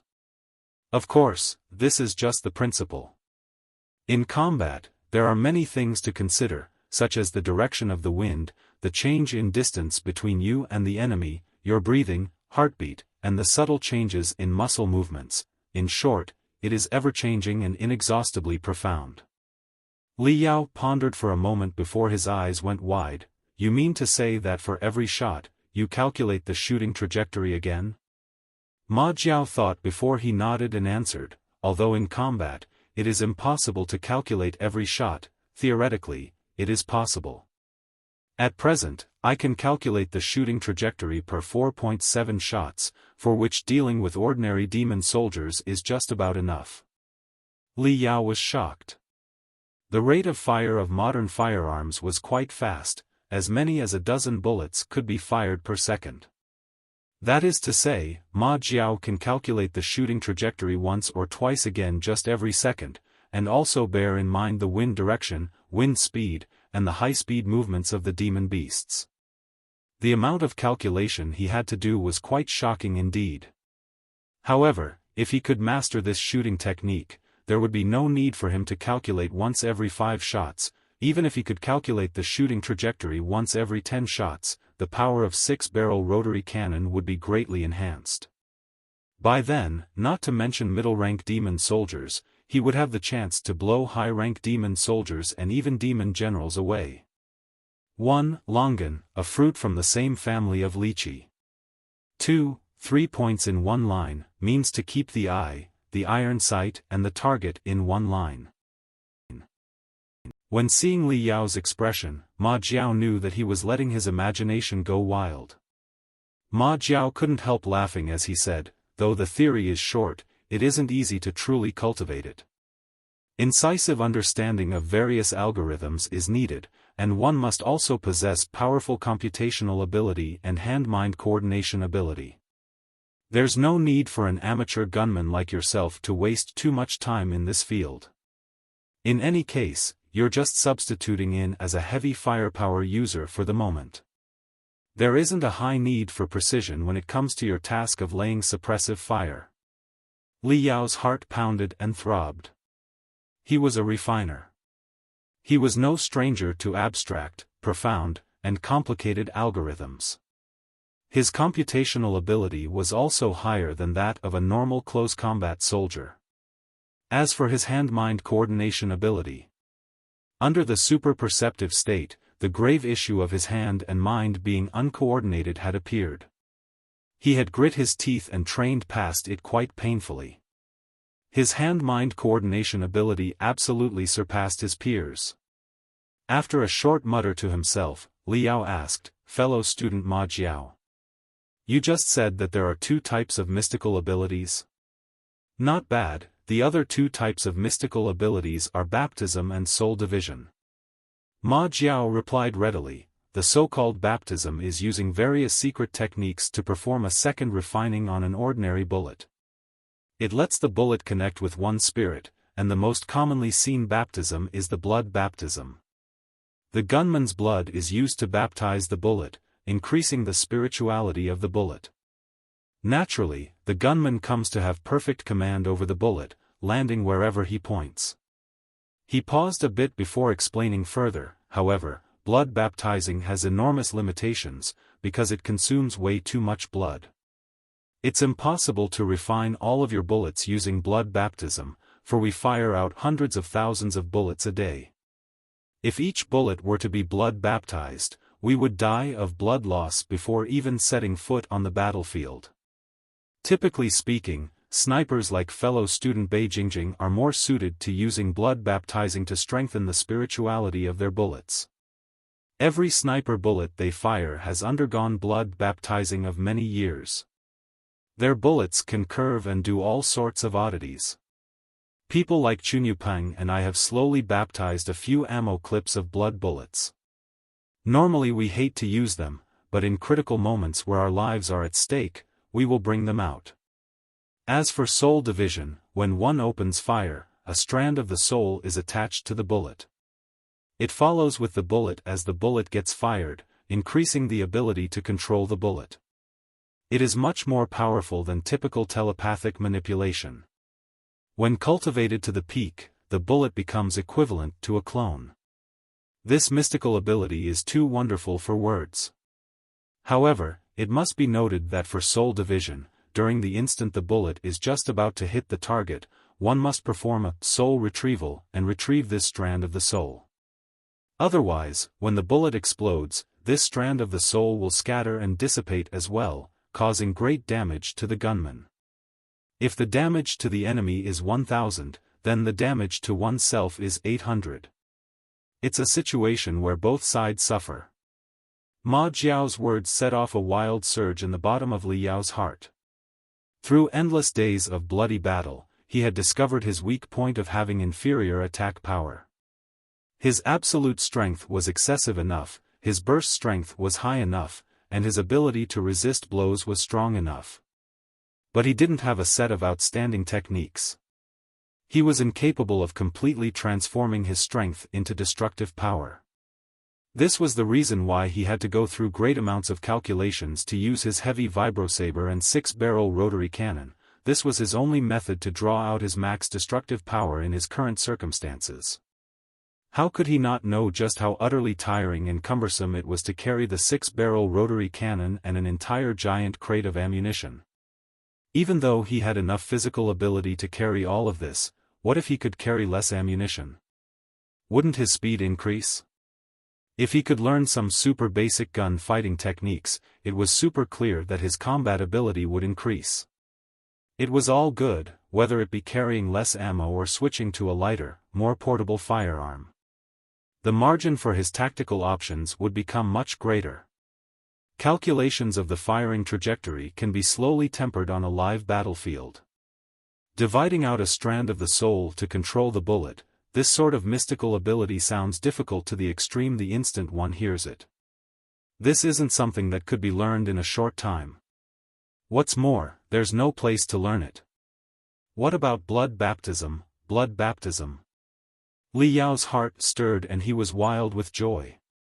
There were countless different types of blood baptism methods in the 100 Smelting clan. The greatest experts of the ancient refiners would take their own blood and essence and assimilate them into their magical equipment. There were even legends of ancient sword forgers who, for the sake of forging swords, jumped into furnaces to forge swords with their bodies. There were quite a few low-level blood baptism techniques on the first floor of the heavenly refining tower. Though they weren't sufficient to be used to baptize and strengthen magical equipment, baptizing a few small bullets to slightly strengthen their might should be more than enough, right? I've decided that next I will focus on blade techniques, shooting techniques, and even blood baptism techniques in cultivation. Li Yao was a refiner. Obviously, in battle, he had to walk the path of a massively equipped man and use all sorts of powerful magical equipment to engage in close combat slaughter. Whether it be close combat magical equipment or long-range magical equipment, he had to be proficient in using them. Only in this way could he display his superiority to the maximum. We're heading out. Let's continue to slay the demon beasts. They had rested for half an hour. After a small hunting squad had sent a report back to the command center about the current situation and location, they continued to head forward. Rumble rumble. Rumble rumble rumble rumble. Gold Phoenix Road isn't a street, it's a bustling area where high-rises stand in great numbers. Sounds of explosions and fighting came from all around. Other hunting squads were engaging in bloody combat. Everyone knew that this was their last chance. They wasted no second of time to train, sweep the area, and to rack up their meritorious military service. Whoosh! There weren't many demon beasts left on the surface that possessed anti-air attacks. The armed forces of humanity could boldly fly in the skies above the cities in their flying shuttles and small battleships. They dropped one flickering and glistening metal crate after another down with enormous parachutes appearing above them. The crates swayed as they fell to the ground. Bang! A large metal crate smashed to the ground not too far away from Li Yao and the others. Li Yao advanced with large strides.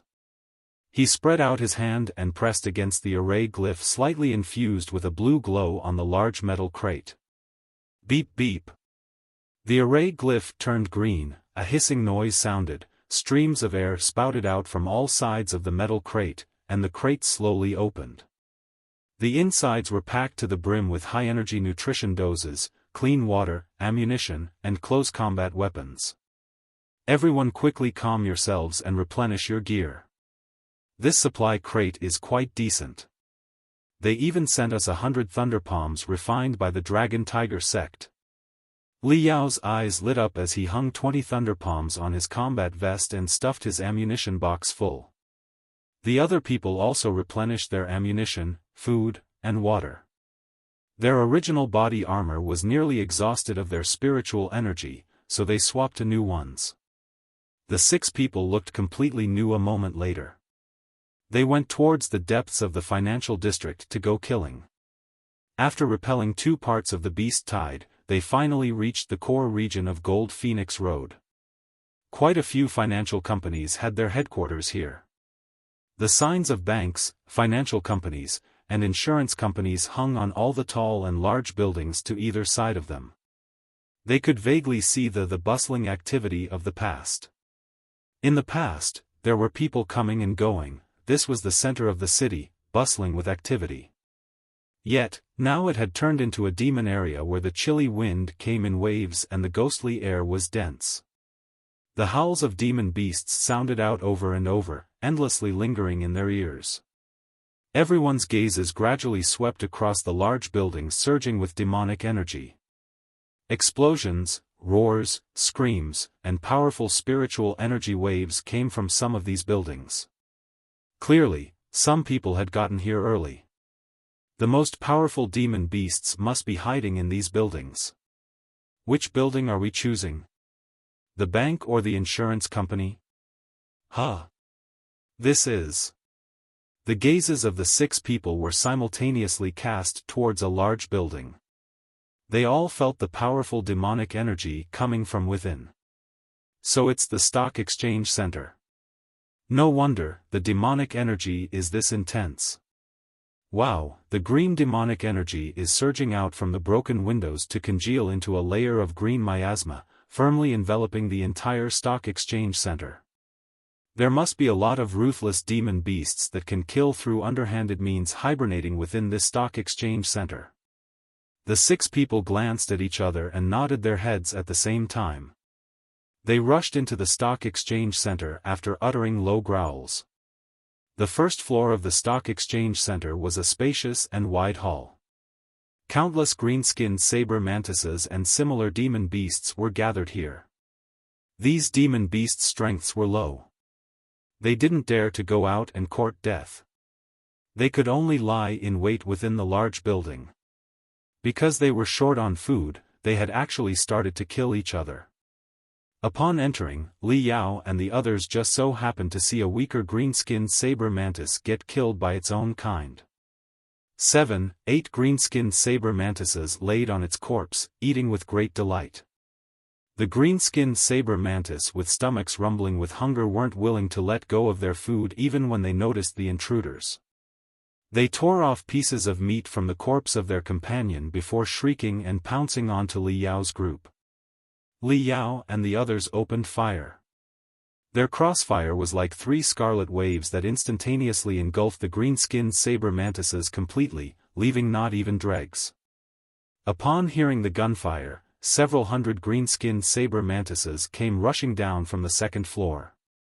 Mixed among them were a few dozen black-armored saber mantises, and at their rear were 5 gold-armored saber mantises. Come then. Everyone glanced at each other, took out their thunder palms without the slightest hesitation, and sent them to cleave and smash the skulls of the beast tide. The thunder palm was a secret equipment of the dragon tiger sect. At first glance, it just looked like a pitch-black and unremarkable metal shell, but it was hiding intensely condensed thunder crystals and even a miniature 5 thunder punishment formation. When it set off, it would be like a field of small descending thunder tribulations. From the perspectives of the demon beast, it was in no way inferior to punishment from heaven. The green-skinned saber mantises were all fried and smashed to pieces. The black-armored saber mantises had their skin and flesh split and rendered, blood and flesh flying all around. And even the gold-armored saber mantises, under the chain of explosions from the several dozen thunder palms, were dizzy and disoriented, staggering. Kill kill kill kill kill kill kill. 6 people were like 6 fierce tigers with stomachs rumbling with hunger pouncing on a flock of sheep. They were like a hot knife through butter as they threw themselves straight to the gold-armored saber mantises. Li Yao remembered the words Ma Jiao had spoken earlier. He simply relaxed his control over the 6-barrel rotary cannon and increased his rate of fire. The jump of the muzzle of the gun increased in scope. And Li Yao was in deep concentration as he carefully analyzed the trajectory of his own bullets. Whoosh whoosh whoosh whoosh. Before his eyes, the entire world seemed to transform into a transparent blueprint. The distance between him and the demon beasts, the relative velocity, and the firing angle were all transformed into a series of data. Like a torrential downpour, the data cleaved into his cranium. The countless data collided together in an instant to condense and form an incomparably clear trajectory that came extending perfectly straight out from the muzzle of his gun. It extended until it reached the dead center of a gold-armored saber mantis skull. Holding his breath, Li Yao tried to lower the rate of fire of the 6-barrel rotary cannon to the minimum, as he consciously tried to control the firepower and pressed the trigger along with the rhythm of his heartbeat. For the first few seconds, the line of fire was consistent with the trajectory he had calculated. The spiritual energy explosive rounds struck dead right at the center of gold-armored saber mantis head. And obviously, the power had also greatly elevated. After just a dozen rounds, the armor of the gold-armored saber mantis was opened and a large mass of sticky liquid burst forth from inside. However, after a few seconds, Li Yao was unable to hold on. With every shot fired, the muzzle would slightly deviate. Meanwhile, the gold-armored saber mantis also had a very quick reaction time. It would constantly jump here and there, dodging most of the bullets. Every second, the distance, position, speed, and all kinds of information would have subtly changed. Each parameter was having all kinds of varying changes. Analyzing and calculating the new bullet trajectory in accordance with the new variables would at the very least take a second or possibly more. Meanwhile, the gold-armored Saber mantis would have long moved to a new location, thereby turning the new line of fire null and void. Li Yao's computational ability was elevated to the extreme, yet he could barely calculate for a few seconds before he felt dizzy. All the values of the parameters had turned into series of stars that were revolving around his eyes. This kind of dynamic calculation of madly changing variables was 10 times more difficult compared to the calculating the static magical equipment structure. If he forcibly continued down this path, perhaps even before the gold-armored Saber mantis was killed, his brain would overdraft and he would faint.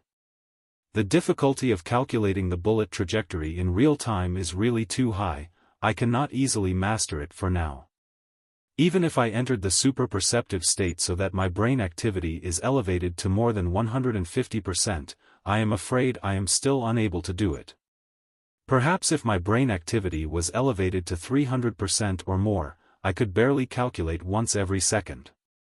However, this way, I will simply be unable to hold on for too long and quite possibly have Qigong deviation. Having thought this, Li Yao abandoned the plan of entering the super-perceptive state. It was his secret life-saving method, and since he still had control over the current situation, there was no need to display it so early. Under the thunder palms and everyone's fire, even before 10 minutes were up, all the Saber mantises were blasted into nothing but slag. Let's keep going. The 6 continued down the stairs, cleaning floor after floor. After they had killed 4 low-level demon beasts, they finally encountered big guys at the trading hall on the 7th floor. There were 7 2 meters long and over 500-pound demon beasts that looked like huge lizards. Their entire bodies were covered in colorful and gorgeous scales, and no matter where they crawled, the scales would change their colors with the surrounding environment instantaneously. At first glance, they seemed to completely blend in with the environment, making them extremely difficult to distinguish. The 7 lizards were lazily gnawing the corpses of a few green-skinned Saber mantises. When they caught a whiff of human smell, they became completely vigilant. Their scales turned red as blood before they returned to their previous color of the surrounding environment in the blink of an eye. They shook their heads and flicked their tails before surrounding the 6 humans silently. Mystic chameleons? We hit it big this time. Ma Jiao mischievously laughed as he glanced at the trio from the Grand Desolate War Institution with a provocative look. What do you think? The Mystic Chameleon is one of the strongest middle-rank demon soldiers. Not only does it have an inherent camouflaging ability, it can also release peculiar demonic fluctuations that could disrupt our telepathic senses, making it very difficult for us to sense its accurate location. In addition, it also has an extremely corrosive and long tongue. It's a very nasty piece of sh*t. There's nothing wrong with being afraid. Our way of escape is not yet closed off. It's not a big deal for us to retreat. We can end this mission right here, right now. Zhao Tianchong, Li Yao, and Lu Taizhan glanced at each other, and upon noticing the sharp war intention flickering in the depth of the eyes of the others, they sneered. Ma Jiao, there is really no need to goad us. We are all cultivators and have long been playing with fire and skating on thin ice, risking everything for one thing and one thing only, bravery. Beheading a mystic chameleon is many times more beneficial than cutting 10 gold-armored Saber mantises. If we are not going to fight them, then what did we come here to do? Then wouldn't it better to obediently return to the university and tuck our heads under the blanket? All right.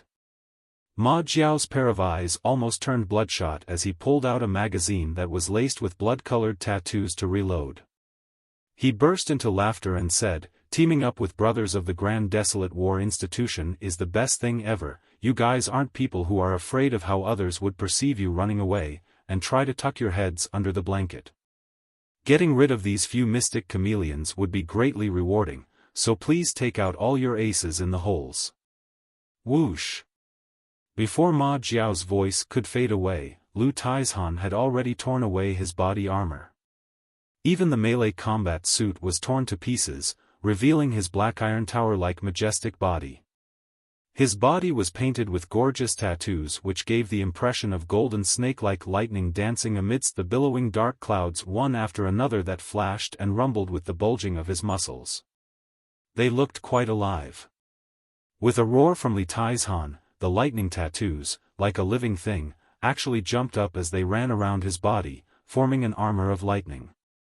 The two iron hammer-like fists, in particular, had hundreds of lightning bolts running around each of them, and when he smashed them with each other, they subsequently burst forth with lightning and thunder. It was quite deafening. Unarmed body practitioner, sword cultivator, and firearms cultivator, these three professions had launched all their tyrannical, odd, and marvelous skills at this moment. This not only caused Li Yao to secretly be astounded, but the three firearms cultivators of the Federation's first military college were dumbfounded as well. They felt their scalps tingle. Zhao Tianchong coldly snorted as he drew an oddly shaped long sword from his back. With distinct edges and corners, the blade consisted of segments upon segments, as though it had been forged from the spine of a demon beast. Even though no blood had been drawn, it was exuding an intense bloody aura. Kacha kacha. The three firearms cultivators changed their bullets with the precious blood bullets that had been baptized with their own blood essence, and as they started chanted something, their eyes turned brighter and brighter. In the outer rim of their pupils, ring after ring of aura emerged, and each ring of aura was rotating at high speed. Battle started.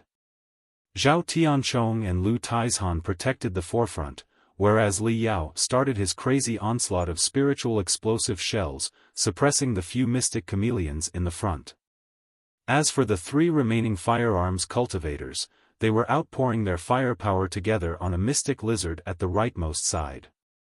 The bullets baptized with their own blood essence were incomparably powerful. The air was filled with ear-piercing howls. The mystic chameleon didn't even have the time to react before it fell backward with its limbs in the air. Just as it was flipping backward, a scorching hot sniper bullet drilled its way into its right eye, ruthlessly blowing away the inside of its head. It didn't even have the time to scream before twitching for a moment and laying flat on the ground, with a light yellow liquid pouring out from its eyes, nose, and ears. Whoosh. Watching this, the six remaining mystic chameleons entered the camouflage state and blended with their surrounding environment. Meanwhile, they started emitting demonic fluctuations, disrupting the spiritual energy perception of the six humans. Li Yao pursed his lips into a smile as he aimed the six-barrel rotary cannon at the ceiling and aimlessly started firing. Under the large range of suppressive fire, a few mystic chameleons were bound to be hit by the aimless bullets. Although it wasn't enough to cause them significant damage, it was enough for the rest to lock onto their position. Hiss! Hiss! After a moment, the six mystic chameleons were laced with bruises, bleeding a large amount of yellow-brown mucus. They were unable to hide their traces anymore. One of the mystic chameleons was even hit in the heart by a sniper bullet, causing it to writhe on the ground and scream. The remaining 5 mystic chameleons no longer concealed themselves either, they revealed themselves from the various corners of the ceiling as they vigorously jumped towards the 6. At this time, it was the cultivators' turn to demonstrate their close combat might. Even Li Yao threw the 6-barrel rotary cannon down and drew the wind cutter, greeting the demon beasts. Whoosh! The 5 mystic chameleons simultaneously projected their long tongues, which were full of barbs.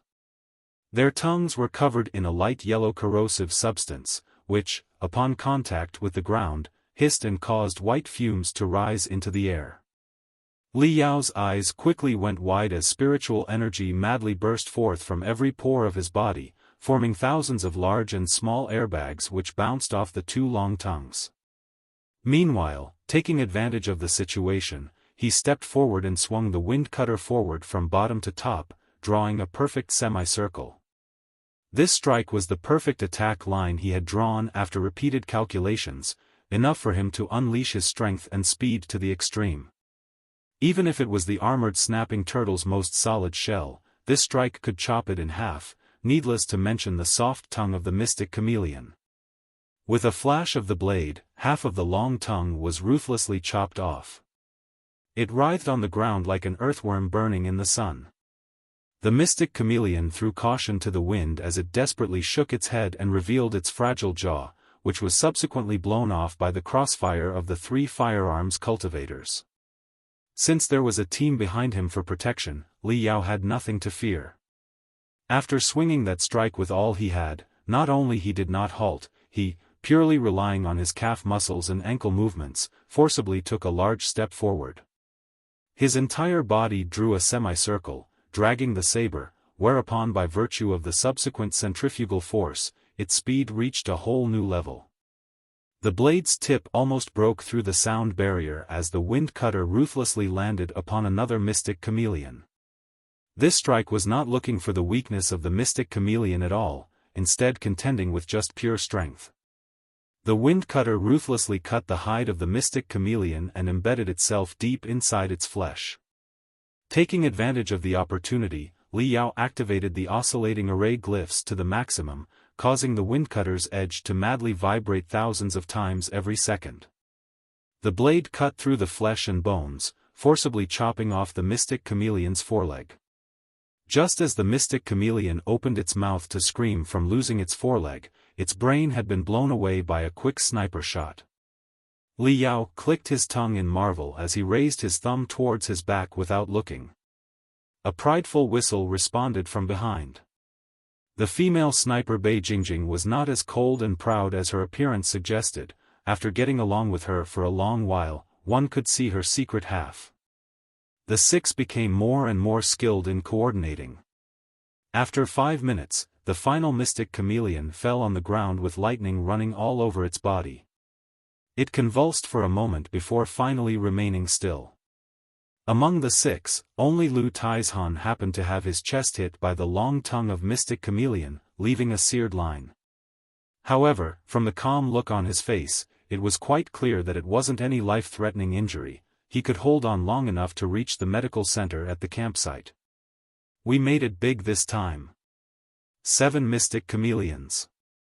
On average, everyone has killed a little more than 1 mystic chameleon, which is enough for us to proudly return. Ma Jiao gasped for breath. Apparently, he was very excited. Zhao Tianchong also agreed as he nodded and said, "Everyone is quite exhausted and we have used up most of our ammunition.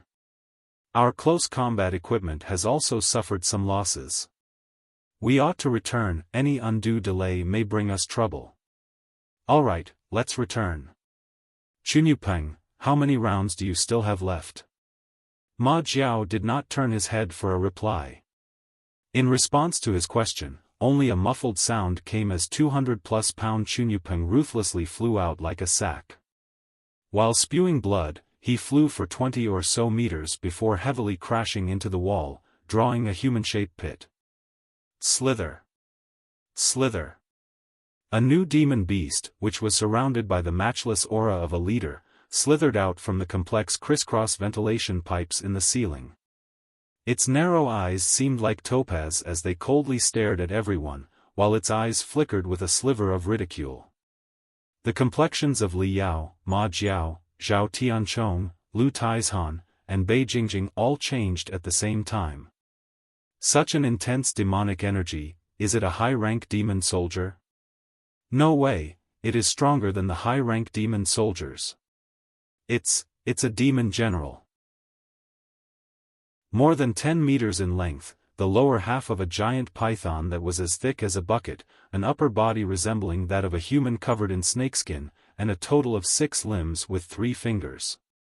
4 of its limbs were close to the abdomen and were used to assist in crawling, while the remaining 2 were located on either side of the humanoid torso and each tightly clutched a blood-stained saber. The 6-armed Naga was a low-level demon general. Its strength was comparable to that of a low-level building foundation stage cultivator. It was a demon beast with which 6 medium-level refinement stage cultivators who still had not reached their teens could not compete. No. Just when everyone was perplexed as to what to do, Li Yao shouted, "This 6-armed Naga is definitely grievously wounded. If it wasn't injured, it would have long returned to the underground. If not, then what it is doing above the ground? Waiting for death? Furthermore, we are simply not its opponent, and it could have killed us all long before. If its injuries were light, it would have taken the opportunity to attack when we were fighting with the mystic chameleons. If that had happened, we would not have even had a 0.1% chance to win. As it dared not attack us, it's quite clear that it must have a reason not to do so. And as you can see, I have been talking for a long while, yet it did not attack. It must have internal injuries. At first, everyone was surprised for a moment before they pulled themselves together. That's right, the six-armed Naga was brutal in nature. Had it not been grievously injured, it would have torn them into pieces long ago. A fiery light that could simply burn a hole through the sky emerged from the depths of Li Yao's eyes as he said with teeth clenched, the moment the six-armed Naga appeared, it also put on an imposing, menacing appearance. It wanted to scare the hell out of us so that we would flee, and in the process of our escape, when we revealed our flaws, it would destroy us. When two people meet on a narrow path, only the brave wins. This is our only opportunity, so instead of drawing back, we must step forward and fight with it. Either it will kill us, or we will kill it. Everyone took a glance at each other and saw flickers of flames burning in the depths of each other's eyes. Li Yao was absolutely right. When placed on a field of death, one would fight to live, one. Even if it was the demon general, once its head was chopped off, would it not still die? Zhao Tianchong quickly glanced at the crystal processor before a sliver of ferociousness crept into his voice. The spiritual nexus is jammed, there is no signal. We can't even call for help, so it seems we have no choice but to fight with it. The spiritual nexus was the third greatest invention of the cultivation revolution, and since then the cultivation world had officially entered the information age, an era of networking. The cultivators could very easily transfer telepathic thoughts and send information through the spiritual nexus. It was an efficient and orderly way for the Federation to come together. In a protracted war with the mankind, the demon beasts were also constantly evolved. Many powerful demon clan experts, after paying the price of blood, had gradually grasped the demon technique of blocking the spiritual nexus.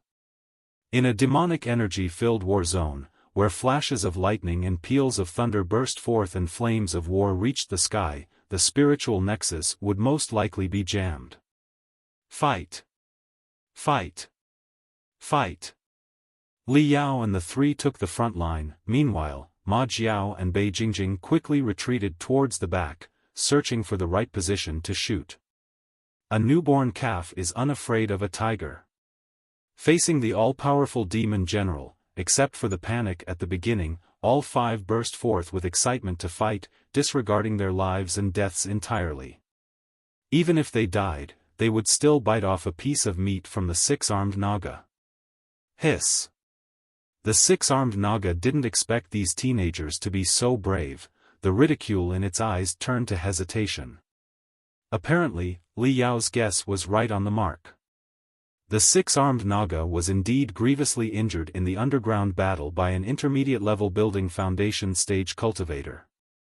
It had fled in panic for a few days to find a foothold, where it gathered a bunch of mystic chameleons as subordinates and ordered them to catch green-skinned saber mantises daily for it to consume. Originally, it thought that after recovering from injuries for a few days, it would sneak into the underground, and find an opportunity to return to the Blood Demon sector. However, never had it imagined that it would encounter these pricks instead. Although these kids' cultivation was not too high, their firepower was quite powerful and they had good teamwork. If it wanted to kill all of them, it might have to pay a relatively large price. And if its old injuries relapsed, it would have to stay here and recover for 3 to 5 days.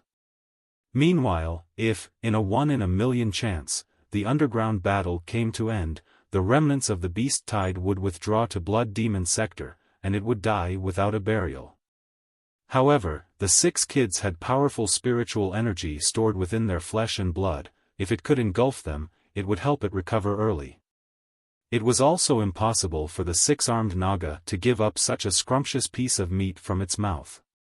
Therefore, Its plan was indeed the same as Li Yao had said. It wanted to scare the six and make them flee, then tail them and hunt them down. Even if it was impossible for it to kill all of them, as long as it could devour 2 or 3, it was sufficient for a while. Never had it imagined that after Li Yao laid bare its plan, the kids would want a fight to the death, forcing it into a dead end. The six-armed Naga fumed in anger. It could understand the human language. It knew it was none other than Li Yao who had foiled its plan. Its body shrunk before it fiercely shot its snake tail. Whoosh! Just like a spring that had been tightly pressed and then released, its tail shot at Li Yao with astonishing speed. For Li Yao, it was as though a storm was blowing past his face. The subsequent wind made it impossible for him to open his eyes, whereupon he simply closed his eyes and only perceived the world through his telepathic thoughts. After his premolars almost broke from clenching, he tightly clutched the wind cutter, raised it above his head, and facing the vigorous gales, ruthlessly cleaved down. Boom! This saber strike felt as though it was cleaving a speeding super-fast crystal train. The blade was suddenly adorned with cracks, while its tip also broke and flew away. As though it was none other than Li Yao who was hit, he retreated a dozen steps in one go. His legs went numb as he fell down on his ass on the ground, spewing a mouthful of blood. His hands, on the other hand, felt as though they had been deep-fried in a seething oil pot for 3 minutes. On the surface, they were numb, whereas a drilling pain constantly spread out from the depths of his bone marrow. Li Yao raised his hands to look. His hands were torn from the jaws of death, they were badly mutilated and were involuntarily trembling. He's simply unable to hold the saber. A demon general is actually so frightening. The six-armed Naga's narrow snake face revealed an incomparably shocked look as a somewhat deep-slanted wound appeared on its left shoulder. It was even unable to operate its left arm a bit as the saber in its left hand fell on the ground. Its topaz-like eyes turned cloudy, as though the killing intent in its eyes would materialize and ruthlessly shoot towards Li Yao. Just as it twisted its body to ruthlessly strangulate Li Yao, Zhao Tianchong and Lu Taizhan charged in from left and right and attacked. Zhao Tianchong's long sword issued, woo-woo, like sharp howls as the sword aura exploded to 3 meters in length, while the lightning surrounding Lu Tianshan's body got brighter as though he turned into a huge spherical ball of lightning. Both of them had their speed burst out to the extreme. Under the dizziness, Li Yao was simply unable to make out anything. All he saw was a mass of vague gray shadows stuck in a stalemate for 3 to 5 seconds before Zhao Tianchong and Lu Taizhan flew out while spewing blood, giving the impression of 2 withered rice sacks falling on the ground. Only the hilt of his blade remained in Zhao Tianchong's hand, whereas Lu Tianshan's entire body was laden with terrifying, crisscrossed injuries.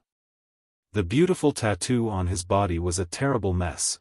The gorgeous scene of lightning and thunder had completely dissipated. Occasionally, it would burst forth with tiny electric sparks, like a flickering candle in the wind which could be extinguished momentarily. Hiss! Hiss! The six-armed Naga issued a series of furious hisses. Its body had dazzling lightning arcs wrapped around it, and the broken half of Zhao Tianchong's sword was deeply embedded in its chest. Finally, all the lightning arcs charged down the blade and into its body, running between its internal organs and causing it to be in unbearable pain. Under the stimulation of lightning arcs, its old heart injuries were just about to relapse.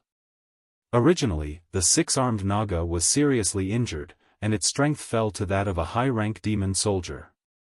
The 5 kids thought they were against the ropes and unleashed their strength to the extreme. The lightning arcs had coincidentally flowed into its body, which actually caused it to sustain serious injuries. Before the six-armed Naga could respond, the 2 firearms cultivators also unleashed their final attack. A couple dozen quick gunshots sounding like incomparably short, sharp howls rang out as a couple dozen crimson streaks of light, dragging long streaks of flames and drawing strange arcs, hit the various vital points of six-armed Naga at inconceivable angles from all directions. Tuck tuck tuck, tuck tuck tuck. Tens of bloody fountains shot out from all over the six-armed Naga's body and shrouded it in a dense bloody mist. It seemed to have stopped struggling. How should we deal with it?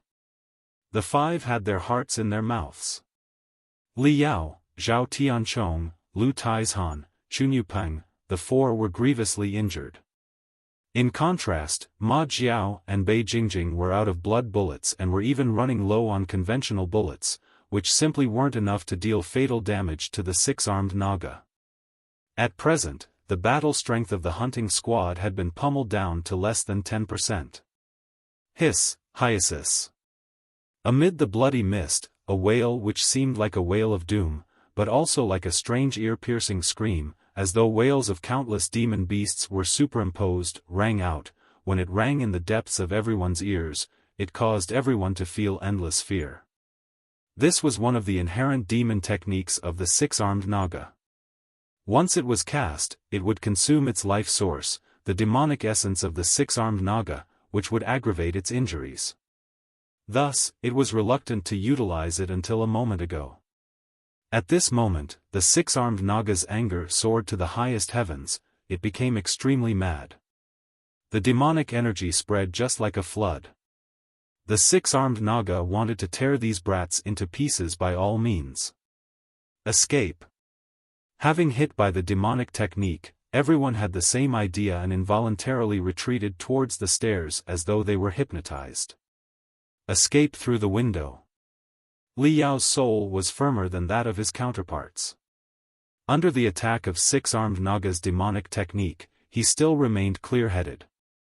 It was the 7th floor, and by virtue of the cultivators' tyrannical bodies, even if they jumped down, they wouldn't fall to their deaths, not to mention, it was much faster than taking the stairs. Everyone woke a bit from their stupor by Li Yao and suddenly came to realize this. Throwing the sniper rifle to one side, Bei Jingjing clenched her teeth as she somehow carried the unconscious Chun Yupeng. Ma Jiao helped Zhao Tianchong and Lu Taizhan. Although the two were seriously injured, they weren't unconscious, they could still walk. The three with their arms on each other's shoulders tottered their way towards the window. Do you want to escape? Amid the blood mist, the six-armed Naga issued a savage laugh with a very strange tone. Slither, slither.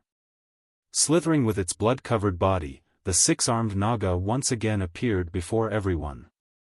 Despite having one of its limbs broken, receiving a huge charred wound on its chest from the lightning, and being riddled with thousands of bullets, the overflowing demonic energy only grew in intensity. Its topaz-like narrow eyes were completely red as blood at this moment. At this moment, it had finally madly mobilized its demonic essence despite the recurrence of its old injuries and burst forth with its true strength. To retaliate against the six-armed Naga, under the push from the electrical array glyphs, the 6 barrels of the 6-barrel rotary cannon started rotating at high speed, emitting a weak whirring sound. This was the sign of the impending bullet storm. Pop pop pop pop pop. Before the spiritual energy explosive shells burst, a series of firecrackers burst in the air around Li Yao, as though storm kept on coming from inside his body. On the either side of his torso, innumerable transparent plumes appeared as the 2 wings of spiritual energy were formed. When they spread, they tore through the air, emitting an eagle's cry. Soul-igniting law, soaring into heaven in one leap, the Falcon King soaring into the sky in one leap. Li Yao released his soul completely, making his fire of life unscrupulously burn as he constantly broke through the limits and burst to his highest state possible. Meanwhile, all the windows on the floor they were on instantaneously shattered, leaving fragments floating around in the air. Amid the energy waves, they were crushed into transparent particles which seemingly gathered around Li Yao to create a crystal armor. Refinement stages 3rd level. Refinement stages 4th level. Refinement stages 5th level. None of them dared to believe their eyes, but their spiritual roots clearly perceived Li Yao's flames of life soaring, releasing light and heat which was already far beyond their level. He is truly in the 5th level of the refinement stage. No matter how many times Zhao Tianchong and Lu Taizhan swore again and again, no matter what inconceivable things had occurred with Li Yao, both of them would not find it strange, but this time, they were still left extremely shocked. Li Yao was surrounded by spiritual energy wings that were visible to the naked eyes, while violent spiritual energy just like lava coursed through his blood vessels. Under the fierce explosion of spiritual energy, his brain activity tremendously exceeded the norm. 150% brain cell activity. The entire world in Li Yao's eyes gradually became translucent as all things turned into nothing but constantly changing parameters. 200% brain cell activity. The six-armed Naga disappeared and became a combination of parameters: body, vital points, speed, movement trajectory, everything turned into parameters. 250% brain cell activity. All the parameters madly clashed with each other, lines intersected with each other, bullet trajectories fiercely moved up and down one after another, and finally combined together. 300% brain cell activity. Locked. The six-armed Naga was completely locked. No matter how the six-armed Naga moved, no matter how the thousands of parameters changed, Li Yao could always calculate the new bullet trajectory instantaneously. He was firmly locked onto the target. 331% brain cell activity. Li Yao's entire body roared as his muscles rapidly expanded to the point that the highly flexible combat tights were taut to the extreme. They tore at a few places on his arms and chest, revealing the light gold, hard skin. Suddenly, his gun exploded before him like a volcano as he ruthlessly fired a scorching crimson line of bullets at the six-armed Naga. A sliver of disdain appeared in the blood-red eyes of six-armed Naga. It twisted and jumped, but as it tried to dodge the fire line, it never imagined that the fire line seemingly had long eyes and would be tuned and readjusted instantaneously. It ruthlessly lashed out just like a red-hot iron whip. The strike's power was far more than it had imagined. A bloody flower burst at the six-armed Naga's chest. Suddenly, the six-armed Naga's pupils shrunk into two lines as it emitted a blood-curdling scream and performed high-speed maneuvers in an effort to dodge.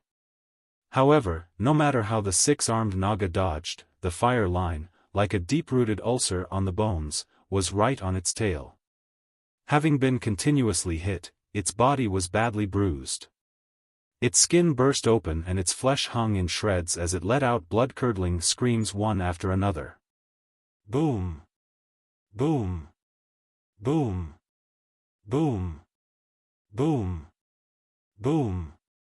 Half of the trading hall was covered by the crazy onslaught of the six-barrel rotary cannon, giving off the impression of hundreds of thunder palms simultaneously exploding.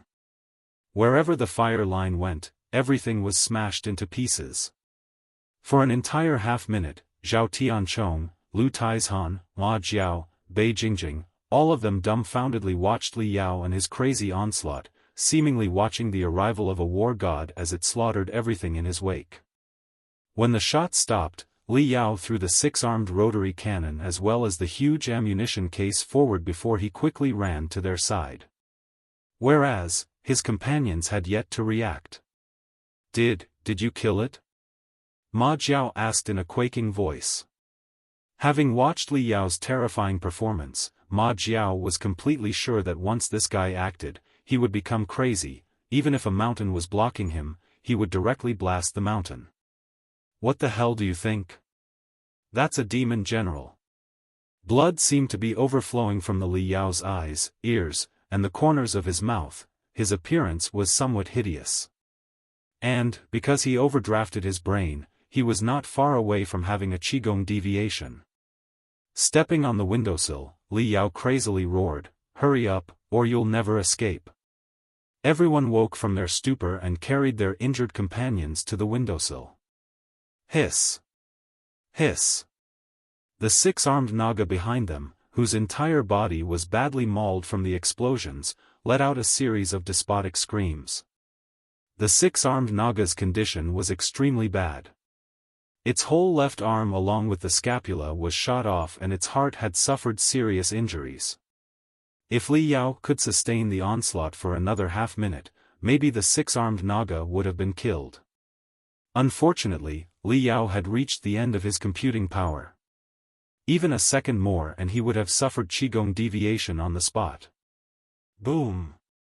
Just as the six-armed Naga gave a chase, the interlacing exhaust pipes and lights on the ceiling came crashing down, right on top of the six-armed Naga's head. It was nothing other than Li Yao's making. Having known that he could not sustain his onslaught any longer, he intentionally diverted some of the shots at the last minute and broke the supports of the fixed pipes and light fixtures one by one. Certainly, there was no way these things would crush the six-armed Naga to death, but it could stop it for a few seconds. And taking advantage of these few seconds, Li Yao and the six jumped down from the 7th floor. Activate the spiritual energy shield with maximum power. In the air, amid the howling wind, Li Yao shouted in a high voice. Whoosh! Whoosh! Whoosh! Whoosh! Everyone stimulated the spiritual energy of their body armor to the extreme before curved transparent shields were released one after another. Hiss! Finally, the six-armed Naga broke out from the twisted group of metal pipes. In a breath, it shot its way to the window. Having been driven to madness, it lost its mind and seemed to not care whether it would be found by some high-level cultivator. Its brain was only filled with one thought and one thought only: chase these humans and kill them all. At the very least, kill that kid who used the 6-barrel rotary cannon to seriously injure it. Having thought this, the six-armed Naga resentfully took a glance at the cannon and the ammunition box thrown by Li Yao. It had long seen this kind of weapon. All it could do was deal with those insignificant demon soldiers. Never had it imagined that such a weapon would cause it to sustain serious injuries. At this moment, the six-armed Naga turned stiff. Suddenly, it sensed an incomparably sharp danger. It was as though some peerless expert had broken space and appeared beside it. Every scale on six-armed Naga's body shrunk as its terrified gaze swept everywhere for a long while before finally stopping on the ammunition case not too far away from it. Inside, the six-armed Naga trembled as it let out terrifying shrieks. Almost at the same instant, just as Li Yao was about to fall on the ground, he fiercely pushed his waist down. Boom! The 3 floors of the Stock Exchange Center were instantly enveloped in a sea of fire. Flames were shooting up from every window, giving off the impression of countless ferocious beasts angrily trying to escape only to be pulled back by some kind of invisible power. In the wake of the powerful explosion, everything inside the building was devastated. Billowing hot waves just like 6 hammers ruthlessly impacted the 6 before they heavily crashed into the ground. Even with the powerful physique of a cultivator, it was difficult for them to persevere. Ma Jiao and Bei Jingjing each spat a mouthful of blood. They had broken their fair share of bones. However, at this moment, there was no time to take a breather. Hurry up! Li Yao slapped a freezing glyph on his head to quickly cool his boiling brain down before the 6, with their arms around each other, ran hundreds of meters in one deep breath. Finally, they could not hold on and fell to the ground, laying flat on their backs. Beep! The spiritual nexus was online. Zhao Tianchong sent a request for help right away. In all directions, where there was nothing but buildings, there were also many battle squads who had noticed the explosion at the stock trading center. Several dozen cultivators rushed over at high speed. Everyone dumbfoundedly looked at the stock trading center. The 3 floors were completely engulfed in fire which continued to spread upwards, painting the entire building red. A black silhouette jumped out from the raging flames. It quivered atop the windowsill before it fell from the 7th floor. It was completely charred. And even before it could crash to the ground, it broke into 4 to 5 pieces in the air and breathed its last breath. That wouldn't be the 6-armed Naga, right? What the hell is going on? How the hell could there be such a powerful explosion? Is it a bomb? Li Yao, you also carried such a powerful bomb? This bomb must be huge, right? So where were you hiding it? how come I never saw it? Whoosh, whoosh, whoosh, whoosh. Everyone turned their gaze at Li Yao. It's the Hellfire-Lightning. Lightly rubbing his temple, Li Yao explained with a tired look on his face. When I was modifying the weapon case into an ammunition case, I realized that we would be fighting on the front lines and could get support anytime. Although 2 bullet belts were a bit insufficient, there was no need for an entire box of bullets. Wouldn't it be a waste if I brought so many bullets and didn't finish them? Not to mention the possibility that the barrel might even get overheated or damaged somehow. So, I changed the ammo case into a double-layered structure.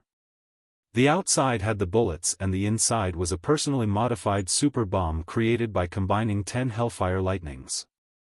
10 Hellfire-Lightnings? Everyone was shocked as they gazed at Li Yao with a dreadful look in their eyes. The Hellfire-Lightning was an explosive-type magical equipment specifically crafted by the Army by connecting highly condensed fire crystals and lightning crystals in series by a special triggering array glyph. It was true to its name. Once it exploded, the blast was akin to lightning strikes and volcanic explosions. However, the Hellfire-Lightning was huge and very heavy. Even though its power was quite strong, it was not suitable for a soldier to carry or throw at all. It was mainly used as a landmine or utilized for blasting a fixed demon beast lair. No one had ever thought that Li Yao would be crazy enough to carry 10 of them together, and even more so, chain them together. It was truly crazy. From the get-go, the 6-armed Naga was seriously injured. Then, it had suffered a crazy bombardment from the 6-barrel rotary cannon for half-minute, and then finally got to taste 10 Hellfire-Lightnings at close range. It had truly suffered a wrongful death. However, after they came to know the truth, everyone was drenched in cold sweat. They could not utter a single word for a long while. Just the thought of themselves having been in such a close proximity to 10 Hellfire-Lightnings was terrifying. And, if Li Yao's modification technique was even a bit worse, if the bomb happened to get set off, not even a single hair of them would have remained. It was absolutely terrifying. What were you planning on doing with so many Hellfire-Lightnings? Had you long planned to deal with a demon general? Ma Jiao stammered. Li Yao smiled, no way. The reason I carried so many Hellfire-Lightnings was that if, and only if, I somehow ended up at a dead end, where I was surrounded by powerful demon beasts and had no room for escape, I could blow them. I am Vulture Li Yao. Although I may be a nameless newbie in the cultivation world who has insignificant strength, I am not so easy to kill. You want to kill me? No matter whether you were Demon General or Demon King, you would have to pay a fatal price. Everyone was rendered speechless.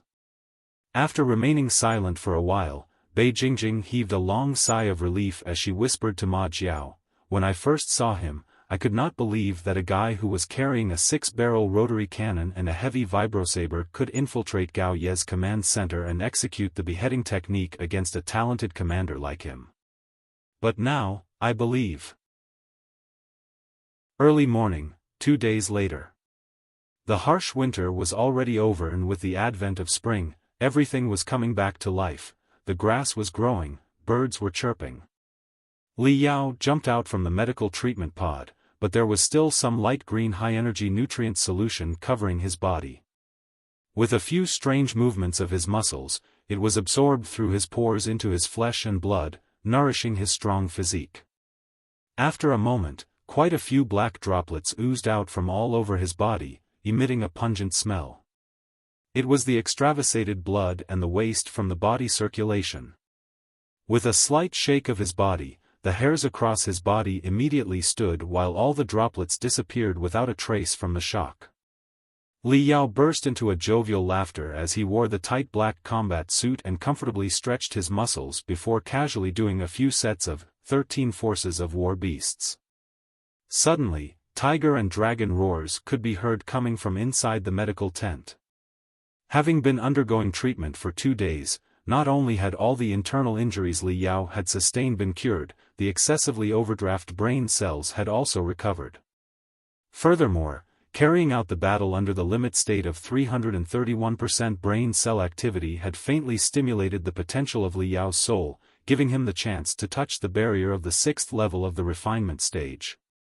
And despite not having entered the 6th level refinement stage, Li Yao could vaguely see the high and abstruse glittering great Tao which was gradually opening in front of him, leading him to the highest heaven beyond the clouds, to the endless cosmos. I have really reaped a great harvest in the Battle of Verdant Tarn City. Not only have I raked in a lot of credits, I have also grasped a little chance to rush into the intermediate level of the refinement stage. Once I entered the intermediate level refinement stage, I can utilize the spiritual energy for combat. My battle force will experience a breakthrough, and it will be quite different compared to my strength in the low-level refinement stage. Ah, right, 2 days have already passed. I wonder whether the credits for the final battle are calculated or not. Without further ado, Li Yao started up the crystal processor as he entered the mission interface of the Grand Desolate War Institution. Since the last battle was fought together with the students of the Federation's first military college, the allocation of merits involved negotiations between the two universities. The algorithm for the allocation was quite complex, and hence the final settlement could not be done on the spot at all. When Li Yao accessed the mission interface, the translucent holographic screen immediately burst with a long list of credits awarded as crisp, beep beep beep beep sounds of notification rang incessantly. Wow, I made a fortune. Li Yao's eyes lit up brightly. The Gold Phoenix Road was the last stronghold above ground for the demon beasts and was extremely dangerous, and as such, additional credits were awarded to the low-level students like Li Yao who dared to take such risks. After the system had done complex calculations, most of the merits for killing the 6-armed Naga landed upon his head. He alone was assigned 60% of the battle merits, while the rest of the 40% was allocated between the 5. In addition, there were battle merits for killing mystic chameleons and a large number of low-level demon beasts, as well as merits for suppressing the entire stock trading center. Then there were also the battle merits accumulated from the previous battles. All in all, when all of Li Yao's military achievements in the Verdant Tarn City battle were converted into credits, they surpassed 10,000 and reached a terrifying digit of 16,993, which compared to the credits acquired during the previous semester was quite a lot. Adding the previous credits, Li Yao's total credits were 23,749. Had it not been for Li Yao procuring various magical equipment as well as raw materials, for which a large number of credits were spent, the total number of credits would have surpassed the 25,000 mark. Even so, it was still an astonishing digit. Even Ding Lingdang and Peng Hai had not achieved such terrifying result till the second half of the first year. Li Yao had already set a record as the fastest scorer in last 2 decades of Grand Desolate War Institution. Amazing, this time my luck was too good. Li Yao slightly smiled. From the 20,000 or so credits, a vast majority came from killing the 6-armed Naga during the last battle. The 6-armed Naga was a low-level demon general, whose strength was comparable to a low-level building foundation stage cultivator. Compared to him, who was just a low-level refinement stage cultivator, there was too big of a gap. He was an epitome of the weak overcoming the strong. Not only had he put a demon beast that was far stronger than him to death, he had also rescued his 5 teammates. When these factors were finally calculated, the subsequent bonus reward was an astronomical figure. The system finally showed a long list of information on military exploits, and at the end, presented him with 3 choices. First, it was converting all the military achievements into credits, which amounted to 16,993 credits.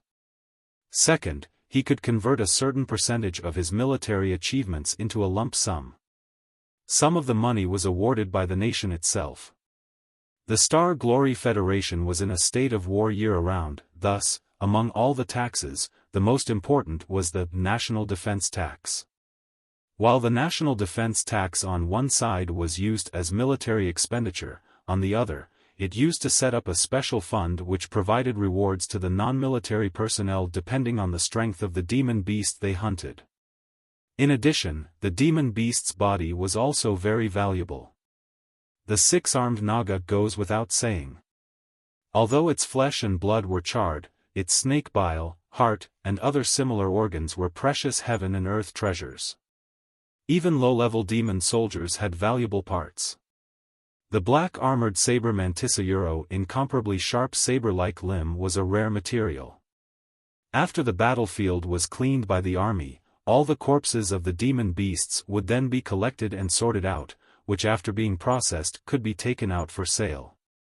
And finally, a small part of the total income would be turned over to the Federation, while the majority of the money was allocated to the staff participating in the battle in accordance with the merits recorded in the battle video. It was also another way to promote the enthusiasm to fight. Or else, the cultivators who came all the way and busted their asses may fall due to the slightest bit of inattentiveness. It would be too much to ask the people to live up to justice without a little bit of reward. The third option was to acquire materials. Obviously, if Li Yao was interested in some material, let's say if he was in need of six-armed Naga's bile for cultivation, after he had filed an application for it, the snake bile would be returned to him, and the subsequent money or credits awarded would be a little less. What it's gonna be? Credits, money, or materials? Li Yao sunk into thought before he chose to convert all the merits to the credits. At present, he was really not short of money, as there was the scholarship and the special allowance provided as a result of him being the Federation's first-class disabled serviceman. In addition, he didn't have to pay the tuition fees too. As for the materials from the demon beasts like the six-armed Naga and the gold-armored Saber Mantis, they were not too beneficial to him. Credits, they were more precious than the money and materials.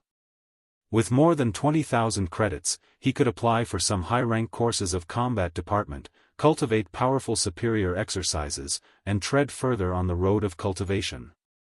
In the future, he might even earn hundreds of millions. Imagining the better days ahead, Li Yao grinned as he switched to the forum interface. The Battle of Verdant Tarn City was everyone's focus of attention. Every day, the students who had not participated in the battle watched the progress of the war through the network. The university had specially opened up a Verdant Tarn City battle zone section in the forum, which was a place where the battle situation was discussed. The students were highly excited. Over thousands of posts were made just within a few days, where every post had hundreds of thousands of threads. Among which, many posts' main topic was none other than Li Yao. Wow! A freshman versus armored snapping turtle. Damn, so strong. He has so neatly blasted the demon beasts. Crazy. This is completely crazy. Just a refinement stage student can confront a six-armed Naga head-on with a six-barrel rotary cannon. Vulture Li Yao? What's so good about him? Posts just like these were jam-packed with battle videos of Li Yao. Even some people had dug out the videos from the Limit Challenge competition at the Devil Scaly Dragon Island. The awe-inspiring fame of Vulture Li Yao had already spread through the entire Grand Desolate War institution. Even some of the cultivation sects located at the Wild Wave City had heard of a ruthless freshman who had carried 10 Hellfire-Lightnings with him. In a moment, Li Yao had become a famous figure who was known to all of the residents of the Wild Wave City. His fame had completely covered the special enrolled students like Zhao Tianchong's and Lu Taizhan. Many people believed him to be stronger than Ding Lingdang and Peng Hai back in their days, but even more believed that regardless of whether Li Yao was stronger than the two during their time in college, his craziness at the very least was far more than theirs. After all, whether it was Ding Lingdang or Peng Hai, they had never carried 10 Hellfire-Lightnings along with them to the battlefield like they were walking in their own backyard. The students of Grand Desolate War Institution held strong lunatics in awe and veneration, even more so than they revered the strong. Many people held Li Yao in admiration to the point that they would be willing to throw themselves at his feet. Some even secretly reckoned that maybe no one could stop Li Yao from amassing 40,000 credits, and subsequently creating an unprecedented record. Having seen these posts, the corned of Li Yao's lips involuntarily rose as he began giggling in an exaggerated manner. How could the hot-blooded youth not have some vanity? Li Yao sighed in self-satisfaction as he thought of the irony of life.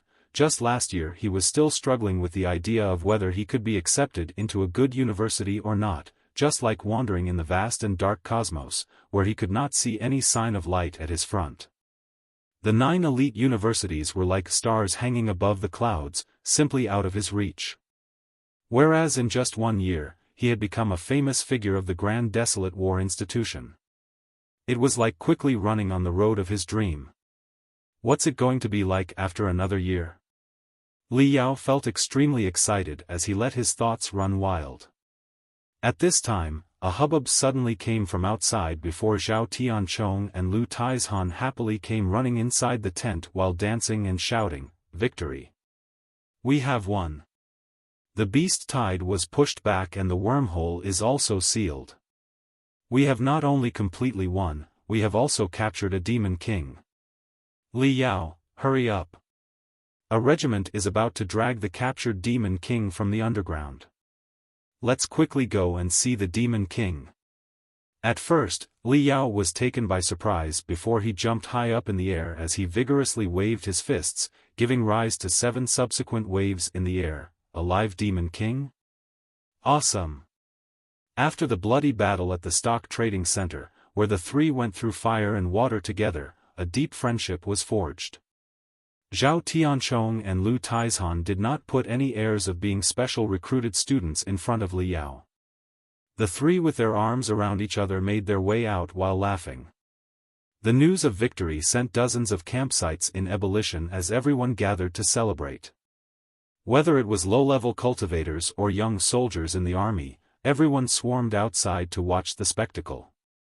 The soldiers could barely curb their excitement. As for the local cultivators, they could not control themselves as well as the soldiers.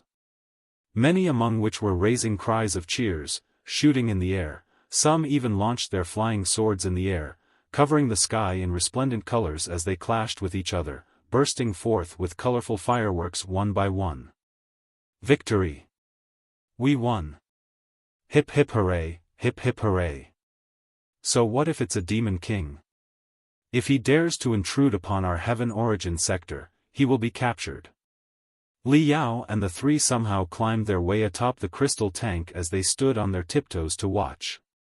Under the brilliant lights, a team with soaring killing intent gradually walked from afar. Look, our team is triumphantly returning from underground. Wow, so many high-rank demon clan experts are captured. At the forefront of the parade walking in, there were 20 cultivators, each armored from head to toe in a crystal suit. They were at the very least in the building foundation stage, and after the boost from the crystal suit, they gave off the impression of 20 torches burning through the sky that were absorbing powerful spiritual energy waves all the time.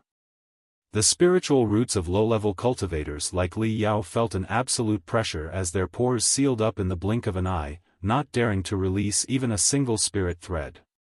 And the intense killing intent emanating from them was not intentional at all, but rather due to fighting a bloody battle repeatedly in the dark and dreary underground with the demon beasts.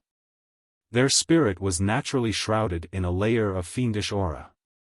It was as if they had gone through hundreds of battles, killing everything in their wake, causing the fiendish aura to materialize. When it was used on the battlefield to kill, it was 100 times sharper than the spiritual energy itself. Regardless of the fact that their crystal suits were incomplete, laden with blood stains, or the fact that a majority of the crystal suit's joints and exquisite glyphs were corroded. Li Yao's eyes when looking at them were filled with envy and jealousy. He wanted to run over to them, snatch a suit, and don it. The 20 crystal suit cultivators walked in an ostentatious and awe-inspiring manner. Following them were 10 trucks that sent demonic energy soaring to the sky and had thick liquid dripping from every opening. They were filled with demon beasts' corpses. This was the just first batch. There were still a large number of demon beasts' corpses remaining underground which had to be dealt with as soon as possible. Otherwise, an epidemic would soon follow, which was nothing to joke about. The convoys of trucks transporting the demon beasts' corpses were followed by crystal tanks that were pulling large iron cages one after another. Each iron cage had hundreds of array glyphs carved upon them, countless crystals inlaid on their bases, and crackling lightning arcs running between the railings. Imprisoned inside the cages were powerful demon beasts who were restless upon finding themselves being displayed to the human onlookers. They were rampaging more violently than the lightning itself, desperately jumping up and down, struggling with all they had. However, every time they touched the cages, they would be struck by a bolt of lightning, causing them to grimace in pain while their scales stood erect. The air was filled with a faint stench. These are all demon generals. This time, we have captured a total of 19 demon generals. It was truly difficult, Zhao Tianchong said while laughing. Li Yao looked fixedly and noticed that the demon generals in the cages were completely different from the low-level demon beasts such as demon soldiers. Most of them appeared to be similar to humans. Especially their eyes. In them, one could clearly find panic, anger, hatred, and a sharp killing intent. Even though some of these particularly aggressive demon generals were repeatedly struck by lightning, so much that their bodies were laden with deep wounds where even the bones were visible, they did not care and cast a deadly glare upon the cultivators and soldiers nearby. As though they would tear the humans into pieces just with that brutal gaze. Even such aggressive demon generals are captured. It's quite difficult to imagine how intense the underground battle was.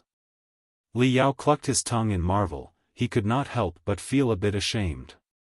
Just a while ago, when he got to see the posts about him, he was getting all proud and mighty, believing himself to be quite formidable for being able to kill a grievously injured demon general. Now, he only got to realize how big of a gap was actually there between him and a true expert. If he had entered the underground battlefield, perhaps he would not have been able to hold on for one short hour before getting crushed into nothing but slag. I am still not strong enough.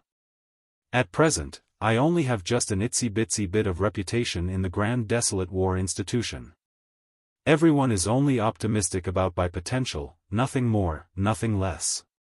In this vast cultivation world, I am just an insignificant figure, who doesn't even have the qualifications to participate in the underground battle. I have to become stronger as soon as possible. At the very least, I have to enter the building foundation stage even earlier than Ding Lingdang and senior brother Peng. Only then would I have the qualifications to participate in the undoubted battles in the world of cultivation. Li Yao silently pondered. Suddenly, Lu Taizhan nudged him a bit. Demon King is here. Li Yao turned excited as he stood on his tiptoes and stretched his neck to gaze far away. Even before he could see the Demon King, his line of sight was taken away by an ugly-looking, long bulbous-nosed man who in some ways resembled a Pekingese. This person wasn't wearing a crystal suit, he was just draped in a loose linen robe, while his hands were hidden inside wide sleeves. He was all secretive and low-key, very difficult for anyone to find his true colors. Nevertheless, the air around him was stronger than the cultivators who had donned crystal suits. In particular, his long sleeves seemed as though they were hiding a terrifying blade. Even though Li Yao was hundreds of meters away from him, he could still feel the dangerous aura emitted by that blade. Is it a saber? From the vague outline mapped on the sleeve, this person was apparently carrying a saber-type magical equipment. At present, Li Yao was researching sabers, and thus, his gaze focused involuntarily upon that man's sleeve as it was attracted by that peerless saber hidden inside. Having stared at that man's sleeve for 3 seconds, Li Yao suddenly felt his scalp tingle, as if an invisible saber was launched from within that man's sleeve towards him, sweeping away everything in its path before it struck dead right upon his throat. Ah! Li Yao could not help but scream as he tottered and retreated 2 steps back, almost falling off the crystal tank. The sudden burst of pain he felt coming from his throat was so real that goosebumps had exploded all over his body as his hands covered his throat, while cold sweat oozed out from his forehead. He felt as though he had died once. Zhao Tianchong and Lu Taizhan took a glance at him with a bewildered look in their eyes. They could not understand why Li Yao suddenly went limp.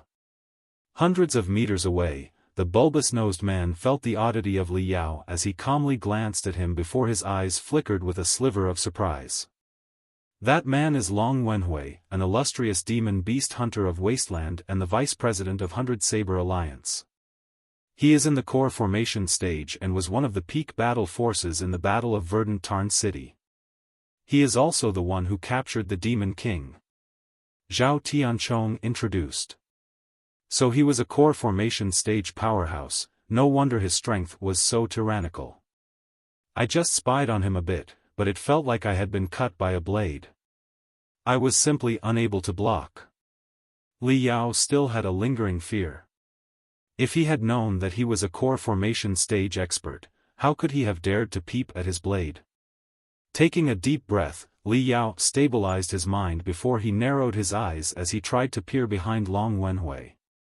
Behind Long Wenhui was two crystal tanks side by side that were dragging an enormous transparent cage. All the railings had been forged using crystals which were not only engraved with dense glyphs on the surface, but had numerous microarray glyphs which were floating within the crystal. They glowed with ever-changing brilliance. Within the cage stood an over 2-meter-tall humanoid monster with a body covered in light blue scales. It had a long and narrow tail, clear and distinguishable facial features which seemed like a distorted human face, and two horns on either side of its head that were pointed towards the sky. The horn on the left side was broken and a light golden liquid was flowing out. The Demon King's palms and feet had been pierced with long crystal nails which were affixed to crystal chains, connecting his limbs to the four corners of the cage. His scapulas had two light purple cones deeply embedded which were releasing lightning with no end. Even Li Yao, who was 100 meters away, could hear crackling sounds coming from inside the Demon King's body. However, there wasn't even a sliver of change in the expression on the Demon King's face. Only the deepest part of his eyes occasionally flickered with an extremely brutal aura as he gradually swept his gaze over the audience, giving the crowd the impression that he was looking at a group of insignificant ants. Suddenly, the Demon King's glance skimmed over Li Yao. Powerful. Terrifying. Tyrannical. Brutal. These words suddenly popped out from the depths of his brain one after another. Regardless of him being heavily shackled to the cage, a tyrannical aura unscrupulously emanated from the Demon King that made Li Yao highly tense. An urge to fight a battle to the death rose up in him. One could only imagine, if the Demon King hadn't been shackled and became crazy, how horrible would it be? Beep beep. Beep beep. Beep beep. The mini-crystal processors of Li Yao and the other two simultaneously rang. Having taken a glance, the three simultaneously revealed an ecstatic look. The three of us have been selected as representatives of the Grand Desolate War Institution. This peerless Demon King is going to be beheaded by us. The outskirts of Verdant Tarn City was a temporary safe zone, which was filled with a sea of tents. All the rescued citizens were safely reallocated here, where they were waiting for the end of the beast tide before they could return to their homes. It was also one of the reasons why the army would rather initiate bloody battle street by street and was unable to use heavy firepower. The wasteland was sparsely populated and poor in transportation modes. There was an extreme shortage of a variety of building materials, making it rather difficult to build a large city that could harbor a couple 100,000 people. If a city that size was leveled to the ground with heavy firepower, not only would it be impossible to safely reallocate so many citizens, the reconstruction would also be a huge, long, drawn-out project that would cost an astronomical figure. In the meantime, mankind would have lost a permanent base and the subsequent consequences would be immeasurable. Therefore, unless it was a last resort, the Federation Army would not personally destroy a city that was built after over 100 years of painstaking effort. This way, not only could humankind preserve their strength a bit, it would also be rather convenient to reconstruct homes. At this moment, the entire temporary safe zone was bursting with joy upon learning of the great victory. From the child who had just started babbling to elderly folk with long beards, everyone was shouting and jumping for joy, shouting the slogan, "Long live the cultivators and the Federation army." Especially when the convoy of captured demon clan experts gradually passed through the temporary safe zone, the atmosphere was hot to the extreme, the masses broke into loud cheers and their hands were almost swollen from clapping. Many had tragically lost their relatives during the Beast Tide outbreak, so their hatred for the demon clan ran deep. The masses charged toward the convoy without a care in the world, only to be blocked by soldiers. "Don't be anxious, you will have the time to take your revenge." Next to the temporary safe zone, a simple war tribunal that could accommodate 100,000 people was built within a few days with the help of a few cultivation sections. In just a short amount of time, it was jam-packed. The citizens who had lost their relatives in the Beast Tide outbreak were arranged in the VIP seats, while the seats of the rest of the people were decided through lotteries. Those who could not get seats gathered outside the war tribunal, where they could watch the proceedings live through a huge hologram in the sky. Today, a demon king and 19 demon generals would be publicly tried in the special war tribunal of Verdant Tarn City. This was the custom of the Star Glory Federation. As far as the demon soldiers and incoming demon beasts were concerned, all of them were treated as nothing more than wild animals. It didn't matter how they were killed.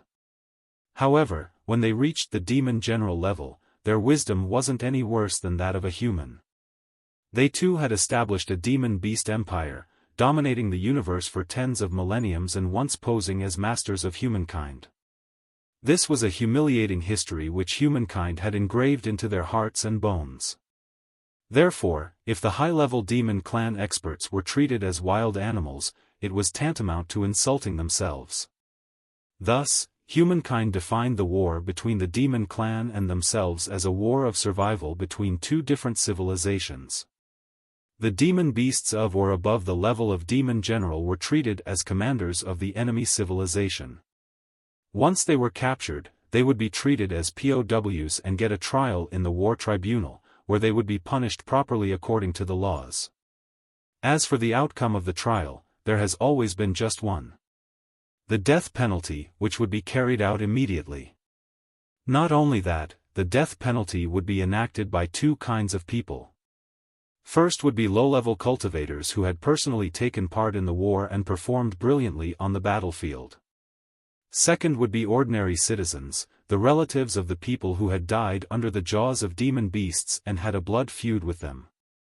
As far the sinister demon generals, demon kings, and even demon emperors went, they were not afraid of death at all. They were no different than the high-level cultivators of humankind, who would also magnanimously die when there was no way left. However, for the demon king who was a respected figure in the blood demon sector, dying in the hands of low-level cultivators and the ordinary citizens who did not even have the strength to tie up a chicken was truly a humiliating thing. In the Star Glory Federation, even an insignificant ordinary worker had the chance to kill a demon king and personally avenge their families. This was the greatest solace and the greatest inspiration for mankind's morale. So, Li Yao gloriously became one of the 1,000 executioners. The peerless demon king who was equivalent to a core formation stage powerhouse of humankind would die in his and 999 fellows' hands. 2:59 p.m. The trial was about to begin. Billions of citizens across the entire Star Glory Federation were closely watching the war tribunal of Verdant Tarn City through a live telecast on the spiritual nexus. Each and every bustling city, which had previously been hustling and bustling with traffic, had now become deserted and quiet. Every flying car floated motionless in the air as everyone watched the live telecast through the hologram inside the car. Many people also stood on the road as they stretched their necks to watch the huge hologram installed on skyrise buildings with mouths agape. These holograms originally used to telecast ads, but at present, all of them were telecasting the war tribunal of Verdant Tarn City, focusing on the savage-looking demon king who appeared fierce, but was devoid of his strength. Every place was full of noisy crowds. Tea houses, restaurants, pubs, and other establishments were all burning with ardor. However, no one was speaking loudly, everyone had their fists clenched and breath held as they waited for the coming of justice. The Star Glory Federation believed in one justice and one justice alone. Tooth for a tooth, eye for an eye, blood for blood. Under the burning hot gazes of 100,000 citizens, 20 demon clan commanders led by Demon King Pu, who were imprisoned in special restrictive barriers, gradually rose to the center of the war tribunal from underground. Demon King Pu was condemned by resenting masses, dragged from his high and aloof position in the blood demon sector to that of a prisoner. He was now surrounded by a furious mob and was soon to be punished under human laws. He felt powerless. This feeling of not being able to control his own destiny was not something he had ever experienced. Even under the restrictive barrier, Demon King Pu straightened up his chest. He wanted to release a huge amount of demonic energy to deter these insignificant ants. However, all of his tendons had been cut off and 1,800 demon-locking nails were embedded inside his flesh and blood. How could he still muster up any demonic energy? When the Demon King discovered a teenager with one arm on his hip, while the other pointed at his nose as he cursed and spat towards him, the great dignity and arrogance of the Demon King was finally shaken. The Demon King was a bit terrified as he gnashed his teeth towards the teenager. He proceeded to sit down in a trance at the center of the restrictive barrier. Now the Demon King had finally realized that all the might, ferocity, honor, and glory in his life had come to an end in the hands of these insignificant ants. At 3 p.m., the trial officially began. 3 judges dressed in blood-colored robes sat down on the bench seats. First of all, they each drew an incomparably sharp long sword from their waist and lightly touched their forehead. It was the custom of Star Glory Federation. The judges of War Tribunal were the most aggressive, most bloodthirsty, and most crazy powerhouses from the army. They were dressed in blood-red robes that were lacking any fancy shades. Before the hearing, touching their forehead with a sharp blade signified that they would act as the sharpest blade for the Federation and implement the harshest laws of human civilization.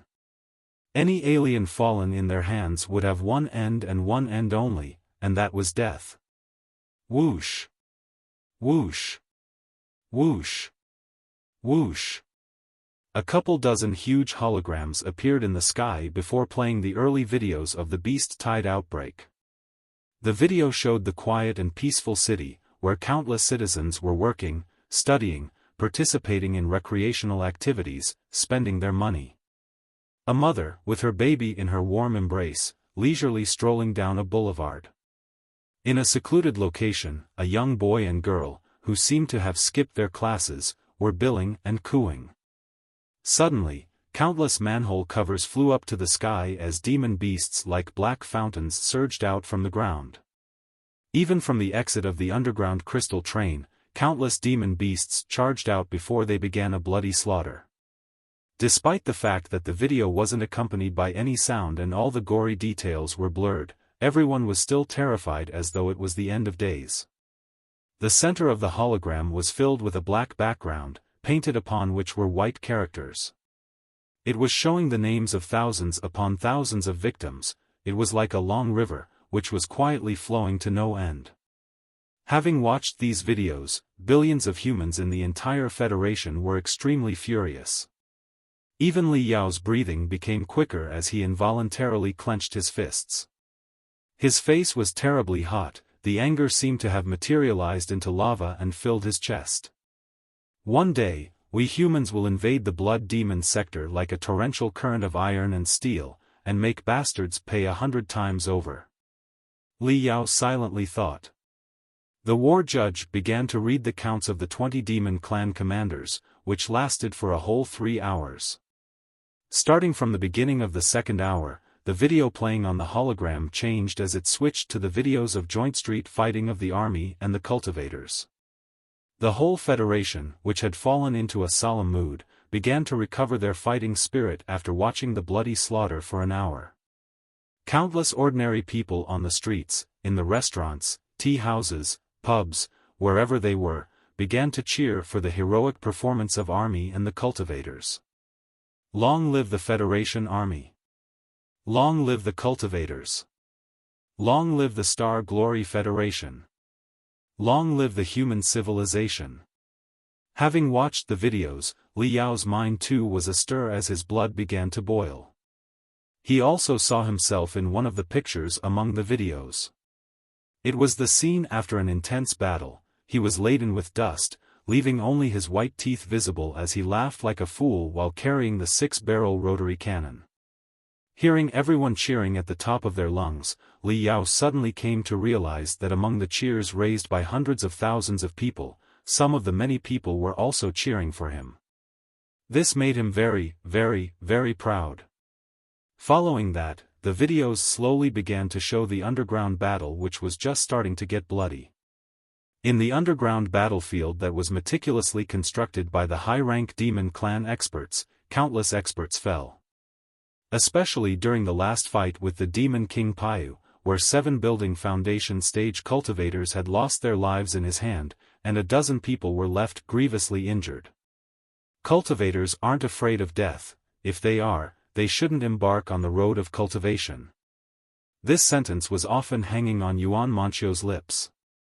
Only at this moment did Li Yao finally came to completely understand what kind of righteous ardor and sacrifice did these 16 simple words entail. Watching the cultivators swooping towards the Demon King regardless of the increasing death tolls, a deep pride once again began to rise in Li Yao's heart. After becoming a cultivator, I can be associated with these heroes. This is so awesome. At last, after the trial continued for 5 entire hours, the chief judge once again drew the sharp sword and pointed at Demon King Pu and the 19 demon generals. The tribunal has reached a verdict. We, the tribunal court, find the defendant Demon King Pu on the count of war crimes, guilty, on the count of crimes against humanity, guilty, and on the count of massacre, guilty. The war tribunal sentences Demon King Pu to death, which is to be carried out immediately. His demon soul shall be scattered, never to be born again. We, the tribunal court, find the defendant Demon General Guluan on the count of war crimes, guilty, on the count of crimes against humanity, guilty, on the count of massacre, guilty. The war tribunal sentences Demon General Guluan to death, which is to be carried out immediately. His demon soul shall be scattered, never to be born again. We, the tribunal court, find the defendant Demon General Suashan, on the count of war crimes, guilty, on the count of crimes against humanity, guilty, on the count of massacre, guilty. The war tribunal sentences Demon General Suashan to death, which is to be carried out immediately. His demon soul shall be scattered, never more to be born again. We, the tribunal court, find the defendant Demon General Chitian. Once the verdict was announced, the tribunal, in the blink of an eye, changed into an execution ground without the slightest bit of nonsense. An execution platform built from crystal rose from the underground, sketched upon which were hundreds of thousands of glyphs that ultimately formed a huge array. The spirit-gathering slaughtering demon array could gather the spiritual energy of countless cultivators, which, after being compressed to the extreme, could be shot instantly.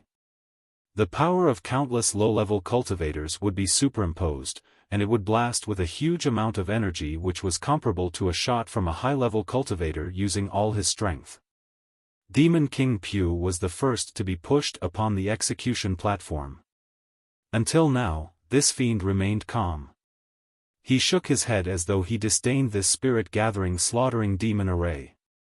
However, the constantly twitching corners of his eyes betrayed him as it revealed the struggle in the depth of his heart. A crystal ball was present in front of 500 low-level cultivators who were to act as his executioners. At this moment, the crystal ball began to flash. Recalling the wanton slaughter carried out by the beast tied on the ground as well as the cultivators throwing themselves at Demon King Pu without care for their lives in the final battle, only to fall one by one. Li Yao, without a sliver of hesitation, placed his hands on the crystal ball before he burned his life force to the max. Thereupon, his spiritual energy madly surged into the crystal ball, down the thick crystal tube, and was gathered at the spirit-gathering slaughtering demon array. Swish! A tiny ball of light appeared upon the spirit-gathering slaughtering demon array, which slightly trembled, giving the impression of holding a life. Following that, it constantly grew and became brighter and brighter, just like a rising sun. The spiritual energy provided by the 500 low-level cultivators burning their life forces gathered into a huge mass of spiritual energy. The 500 ordinary people who had been chosen through the lottery also had a crystal ball in front of them which simultaneously began to flash, sketching out the outline of a palm. This was a special trigger mechanism.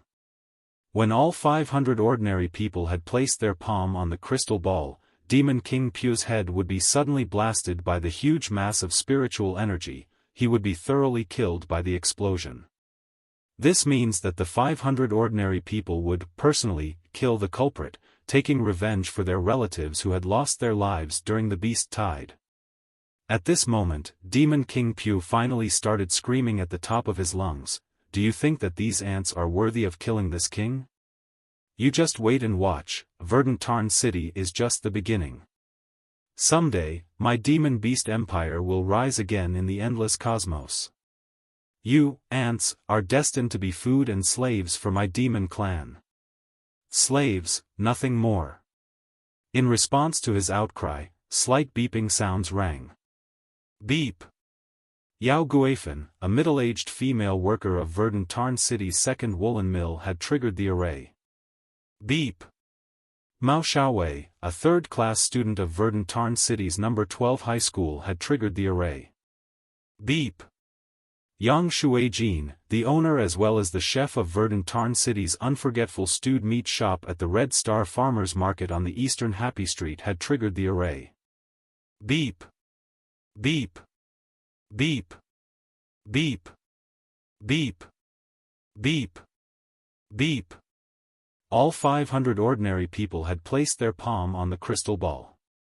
The spirit-gathering slaughtering demon array was completely energized. The light ball jumped up as it stretched into a long arrow of light which pierced the head of Demon King Pu in the blink of an eye.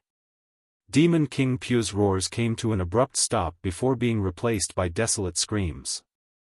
The huge mass of spiritual energy tumbled around left and right inside his head before it broke the entire skull into pieces in the blink of an eye, distorting his face to the extreme.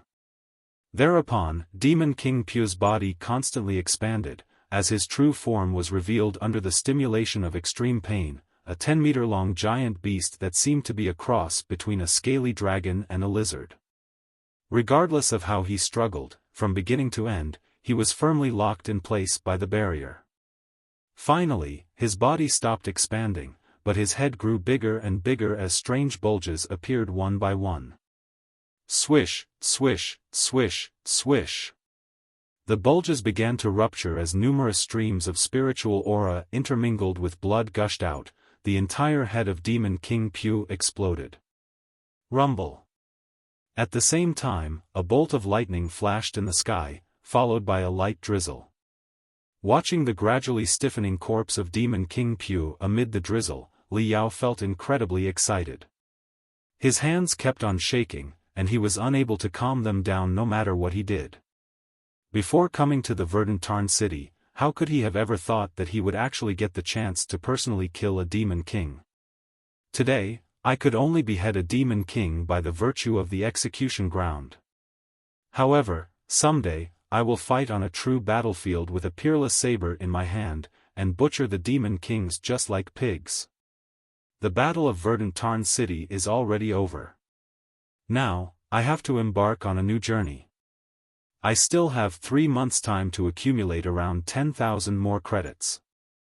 It's not impossible, but I must work harder and harder. I have to keep on moving forward for my dream. 1 month later. Zenith Province at the northwest of Wasteland. Amid the desert that stretched as far as the eye could see stood jagged rocky mountains of all kinds of shapes and sizes, just like a forest carved out of rocks. Each piece of rock was peppered with hundreds of thousands of holes.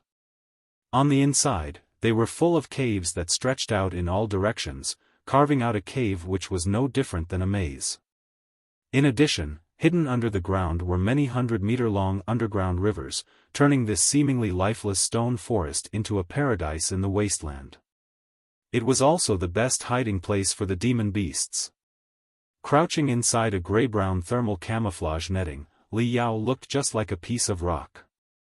A poisonous scorpion crawled its way from his ass to his head before slowly crawling down, its tail all curled up, apparently searching for a prey between the rocks. It seems today isn't good as well. Very carefully, Li Yao sucked in a mouthful of water with a straw. Because it was in the sun for a very long time, the water bag that was stitched up using the demon beast leather was sizzling hot, and sucking the water brought a sour taste to his mouth. Nevertheless, Li Yao was reluctant to waste even a drop of water. He slowly nourished his parched throat with a small mouthful. He recalled the events from 1 month ago, where he slaughtered everything in his wake in Verdant Tarn City, madly raked in credits, and even beheaded a demon king as an executioner. These scenes filled with zeal and morale caused him to be fired up with boundless enthusiasm. However, in that battle, he seemed to have used up all his luck.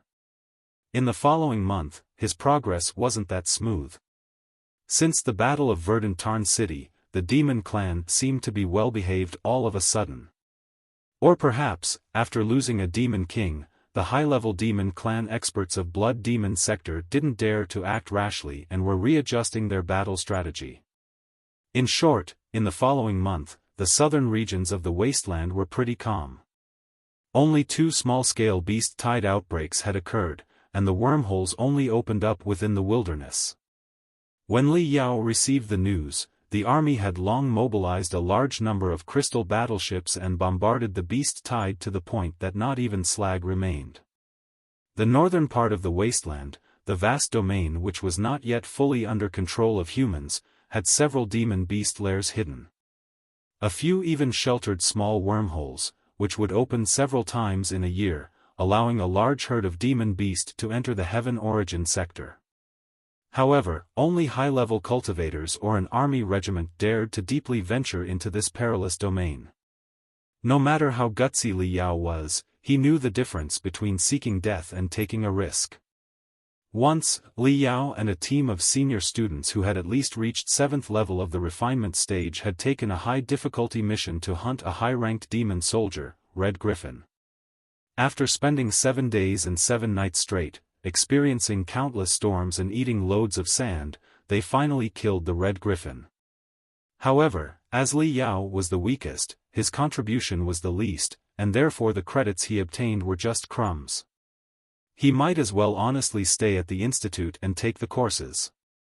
After eating such a loss, Li Yao was no longer willing to team up with senior students. In contrast, Zhao Tianchong and Lu Taizhan weren't in immediate need of credits like him. They would rather proceed step by step and steadily cultivate than go out and take risks every now and then. Anyhow, they had earned a lot of credits in the Battle of Verdant Tarn City, which would last for a while. Having thought this over again and again, Li Yao bit the bullet and made a decision which would be considered crazy in others' opinion. He applied for multitudes of hunting missions and prepared to go solo, freely hunting the demon beasts in the wasteland. Acting solo was not good at all. Although he would be free to act as he wished and have a monopoly on credits for the demon beasts hunted, he would not have any support, supply or intel. He would be on his own for everything. In this crisis-ridden wasteland where demon beasts were everywhere, it was the most dangerous profession. Obviously, Li Yao wasn't heading for his doom. He also had a secret weapon. It was precisely the self-cultivating magical equipment, the Black Wing Sword. Although Little Black was a piece of magical equipment, its cultivation was even crazier than Li Yao's. Among the credits Li Yao had spent, a large portion of the credits was used for buying high-purity crystals for Little Black to engulf. After engulfing the crystals, the black spirit threads that spread around its body would grow in number and become thicker. They could now be very clearly intertwined into black wings. When these black wings spread, Little Black could also get faster. Li Yao, for one, had experienced this firsthand. Little Black's speed could very easily break through the sound barrier and reach Mach 2. After that, Little Black could still increase the speed by a notch, but Li Yao's body was unable to hold on. If the sword sped up, his body could very well be torn to pieces by the air resistance. This speed had already surpassed many combat-class flying shuttles. And as an incomparably flexible flying sword, Little Black's small maneuvers were far more intricate and complex than that of the Mystic Bird Battle Shuttle, Crimson Flame Battle Shuttle, and other comparable vehicles. It was because of Little Black that Li Yao dared to venture alone in the wasteland. He had specifically selected the missions for which he would not have to venture far away from the military base, allowing him to stay within a relatively safe zone. The demon beasts he would hunt were not strong either, but they still had precious materials on their bodies. And once a high-ranked demon soldier or any enemy ranked above that appeared, he would hug the black-winged sword and escape through the sky immediately. Once, he also let his imagination run wild. Maybe, without any ability, he could directly stab a demon beast or even a demon general with the quick speed of black-winged sword. However, Little Black's master forgot that it didn't have any limbs. If it was restricted by some kind of barrier, it would lose its ability to attack. Whenever Li Yao drove the black-winged sword to launch an attack at a demon beast, this guy would always circle around constantly, seemingly confused. Li Yao studied for half a day, but could not find any reason why it couldn't attack. He could only give up and treat the black-winged sword as a pure escaping tool. In the vast expanse of the wasteland, the fighting between the human and demon beasts was completely different than street fighting in the city. Here, there were no impetuous demon beasts who would gather and rush at Li Yao like a tide, only to be killed by him in the end. The 6-barrel rotary cannon and heavy vibrosaber-like heavy weapons were cumbersome. There was too much room for the demon beasts to escape. Just as the 6-barrel rotary cannon started to spin, the demon beasts would escape underground.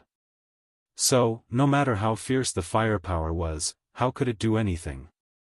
Since he didn't have the support of any heavy magical equipment, Li Yao could only take risks to cultivate a powerful technique and take very difficult combat department courses in order to up his offense and hunt powerful demon beasts.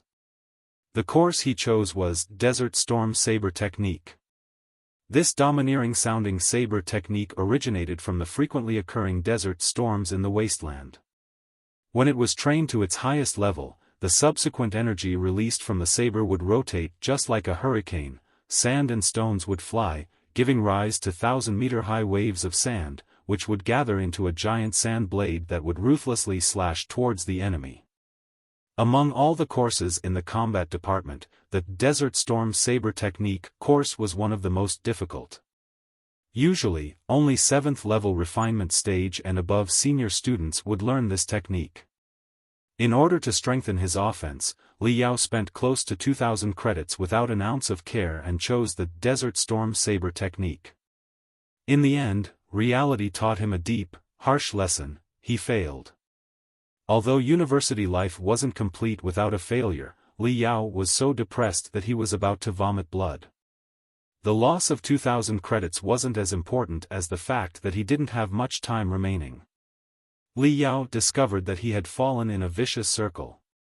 If he wanted to earn a lot of credits in a short period of time, he had to take risks and head into dangerous zones to hunt high-ranked demon beasts. And if he wanted to hunt high-ranked demon beasts, he had to improve his strength as soon as possible.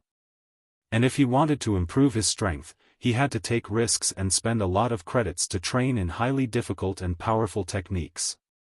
However, once he failed, the large number of credits he had to spend would go down the drain.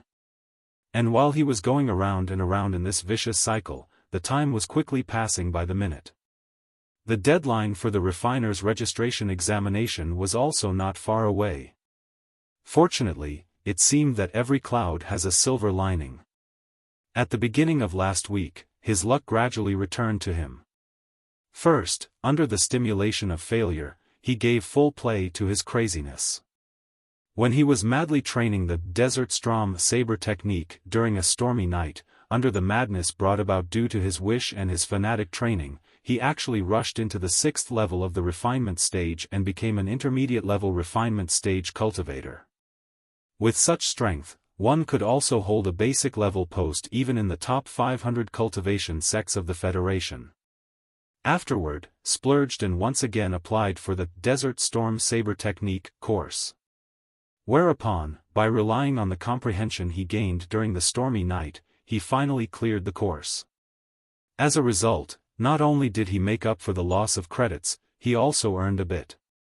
Immediately following his recent success, Li Yao rode the Black-Winged Sword and flew thousands of kilometers away as he arrived at the Zenith province to the northwest of the wasteland. It was the active region of high-rank demon soldiers and refinement stage cultivators, and a place where priceless prey lurked. Li Yao quickly found a 3-horned lancehead. 1. An adult 3-horned lancehead could be as strong as an intermediate-rank demon soldier.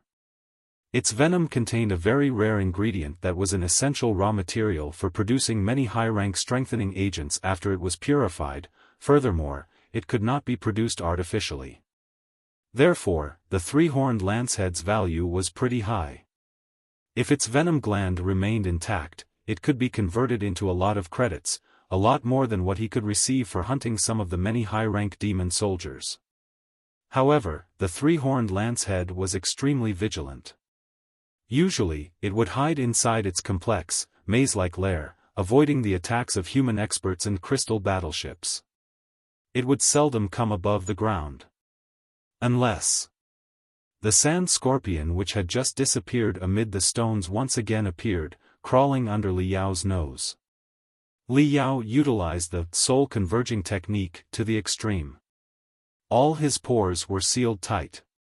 Not only was he not emanating even an ounce of spiritual energy, he even had slowed his breath down a lot.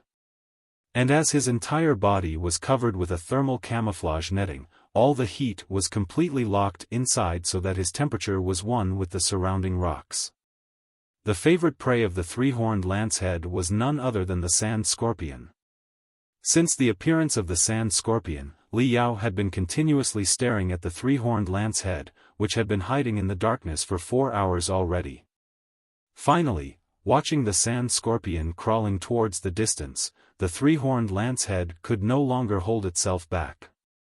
With a flash, the 3-horned lancehead, like a javelin, ruthlessly charged towards the sand scorpion at lightning-fast speed.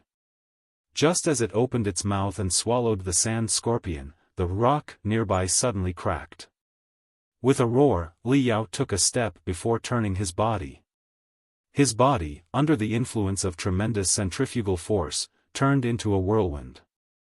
Only then was the saber drawn from its sheath as its tip blew away the sand in its path. A fist-sized head flew into the sky, its eyes were still filled with the satisfied look of enjoying its meal. Even in death, it could not react. In just half a second, the curtain of perfect hunting fell. This was a contest of patience, in which Li Yao was the final winner. With a slight shake of his wrist, the slightly curved blade vibrated at high frequency as the stinking snake blood disappeared immediately. Li Yao sheathed the saber. He was very satisfied with this blade. In order to display the maximum might of the Desert Storm Saber technique and apply the shortest and most direct attack to subdue his foes, Li Yao had optimized the wind cutter by reforging it, reducing its weight, and slightly curving its blade. It now appeared to be a combination of straight saber and scimitar. He was most satisfied with the 8 grooves on either side of the blade. They were the fruit of countless air propulsion tests, accurate calculations, and forgings carried out by him. These grooves would guide the wind to the flat side of the blade, which would create a propulsion force and push the blade from behind, thereby improving the speed of the saber when attacking by a notch. Today was its first trial in the real combat. Sure enough, the results were pretty good. While still ensuring lethality, the attack speed had increased to a whole new level, allowing him to unleash the essence of the Desert Storm Saber technique most vividly. Li Yao's raised the corner of his lips and a sliver of smile appeared on his face as he walked towards the corpse of the 3-horned lancehead. Squatting down, just as he was about to extend his arm to pick it up, his smile suddenly froze. With wide-open eyes, as Li Yao carefully inspected it using his scabbard to turn the snake head over and over again, his smile grew stiffer and his complexion grew uglier. Finally, he could not help but ruthlessly curse. He was fooled. This demon beast was not the three-horned lancehead at all, but its close relative called the hump-nosed viper. The two had a striking similarity, however. The former's forehead had three very sharp little horns, while the latter's forehead had three pointed sarcomas. At 10 to 20 meters away, amid the flying sand, even a cultivator with keen vision would be easily confused. Because Li Yao didn't want to scare the snake away, he had only used his peripheral vision to scan the prey. He simply dared not gaze at it directly. Only at this moment did he discover that he was mistaken. Although the two were close relatives, the hump-nosed viper was just a low-level demon soldier whose venom was quite ordinary and could be synthesized. Comparing it to the three-horned lancehead was like comparing clouds and mud, it could not even be converted into a few credits. Remembering himself laying prone on the ground for an entire 4 hours in this scorching desert, where he was not far away from turning into a dehydrated mummy only to ambush such waste. Li Yao had no way to vent his anger, he could only blame his bad luck. The Zenith province was the paradise of the wasteland, both predators and prey lurked and hid in the darkness. Just this short fight had already garnered the attention of many. Furthermore, the faint smell of the hump-nosed viper's blood was also permeating into the air, which had been perceived by many powerful hunters. Crash! Suddenly, some movement could be seen at 3 nearby places amid the stones as 3 chubby heads emerged. 3 very cute small animals with fleshy and stout heads drilled out from the ground. They looked like overly obese marmots which were carefully sniffing the bloody air as they awkwardly wriggled on the ground, twisting their obese asses while slowly crawling towards Li Yao. What is this? Although at first glance they didn't look dangerous, it was imperative to never lower one's vigilance in the wasteland. Clutching the hilt of the saber, Li Yao bent his waist as he slowly retreated, quickly searching his brain for any info as to what kind of beast they were. After 3 seconds, a name suddenly popped out from the depths of his brain as Li Yao suddenly turned pale. Barbed Rock Pig, a high-rank demon soldier, specialized in long-range attack. Little Black. Li Yao screamed. 3 high-rank demon soldiers who specialized in long-range attacks was not something he could deal with. The moment Li Yao screamed, the 3 barbed rock pigs also tore their disguises as their bodies, just like filling a ball, expanded to 10 times their previous size. Their cute faces turned incomparably hideous, their soft and supple hair stood erect, appearing as though they were acupuncture needles. Under the sunlight, they sparkled with a strange blue gloss. Whoosh! Whoosh! Whoosh! Whoosh! The moment the bodies of barbed rock pigs swelled to the extreme, they immediately shrunk as a few dozen poisonous thorns headed towards Li Yao like bullets. With a shout, Li Yao heavily stamped on the ground, splashing countless stones around and creating a thin barrier before him as he flew a dozen meters back. While he flew, his arm stroked his waist. A shiny ebony pistol appeared in his hand. Bam! Bam! Bam! Bam! Bam! Bam! Even without looking, Li Yao fired 6 shots as 6 beams of blood-red light shot out from the muzzle almost simultaneously. With ear-piercing howls, the bullets headed towards the 3 barbed rock pigs. Blood bullets.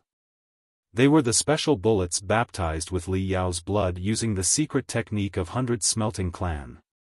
Not only were they tremendously powerful, they even had a mysterious contact with his soul. As a result, after they were shot, they could be controlled with his mind. Their strike rate was 100%. Ping! Ping! Ping! Ping! Ping! Ping! The 3 barbed rock pigs once again fired multitudes of poisonous thorns that directly struck his 6 blood bullets. The 6 blood bullets exploded into 6 bloody veils of mist in the air. Li Yao didn't even look back. In one breath, he had retreated by 50 meters. Thereafter, he once again exerted his legs as he rose into the sky just like a firecracker. Not so far away from him, a black beam of light quickly arrived in front of him and was grabbed tightly in his embrace. How could the barbed rock pigs willingly watch their cooked duck fly away? After the 3 furiously roared, their bodies swelled, reaching almost 2 meters in diameter, while their gray-brown skin turned completely red. In one go, they had fired hundreds of poisonous thorns which were even faster than bullets. Swish! The black wing sword's speed soared to the limit. The hilt seemed to have eyes. It continuously rotated and changed direction as it weaved through the dense screen of poisonous thorns, displaying fantastic dodging maneuvers. As the speed of the thorns and the black-winged sword was almost the same, Li Yao helplessly watched countless blue poisonous thorns gradually fly past him. As he watched some of the many poisonous thorns nearly pierce his skin, only to be dodged by a hair's breadth at the last moment, Li Yao felt cold sweat dripping down his forehead.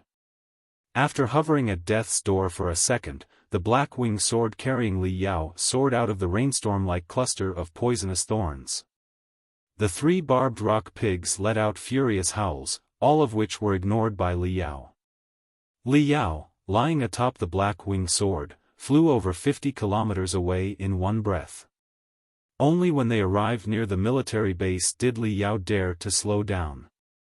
First, Li Yao spread his spirit threads as far as he could to determine that there were no powerful demon beasts around. Only then did he vigilantly jump off the black-winged sword. Li Yao slumped down on the ground with his back against a giant rock. He sighed with relief while his heart remained throbbing with fear. "Little Black, you have saved me once again." Li Yao's chest still heaved up and down when he recalled the soul-stirring scene from a moment ago. In the crisis-ridden wasteland, who was the predator and who was the prey could change in the blink of an eye. Even a powerful hunter could very likely become prey in a second. If he did not have Little Black, this ace in the hole, Li Yao simply didn't dare to come here alone to hunt. These demon beasts are truly cunning. Li Yao had wasted half a day over nothing and had even nearly died to the poisonous thorns of the barbed rock pigs. Being unable to vent the fiery anger in his heart, Li Yao slammed his fist on the rock, cracking the giant rock in 4 to 5 places. Demon beasts were originally extremely clever, especially the demon beasts of the wasteland. Nature is all about survival of the fittest. All the demon beasts who were not intelligent enough to survive had already vanished in a puff of smoke under the repeated cleansing of powerful human experts and crystal battleships. They had died a graveless death. On the other hand, the demon beasts who could survive under the nose of human civilization were all sly and crafty.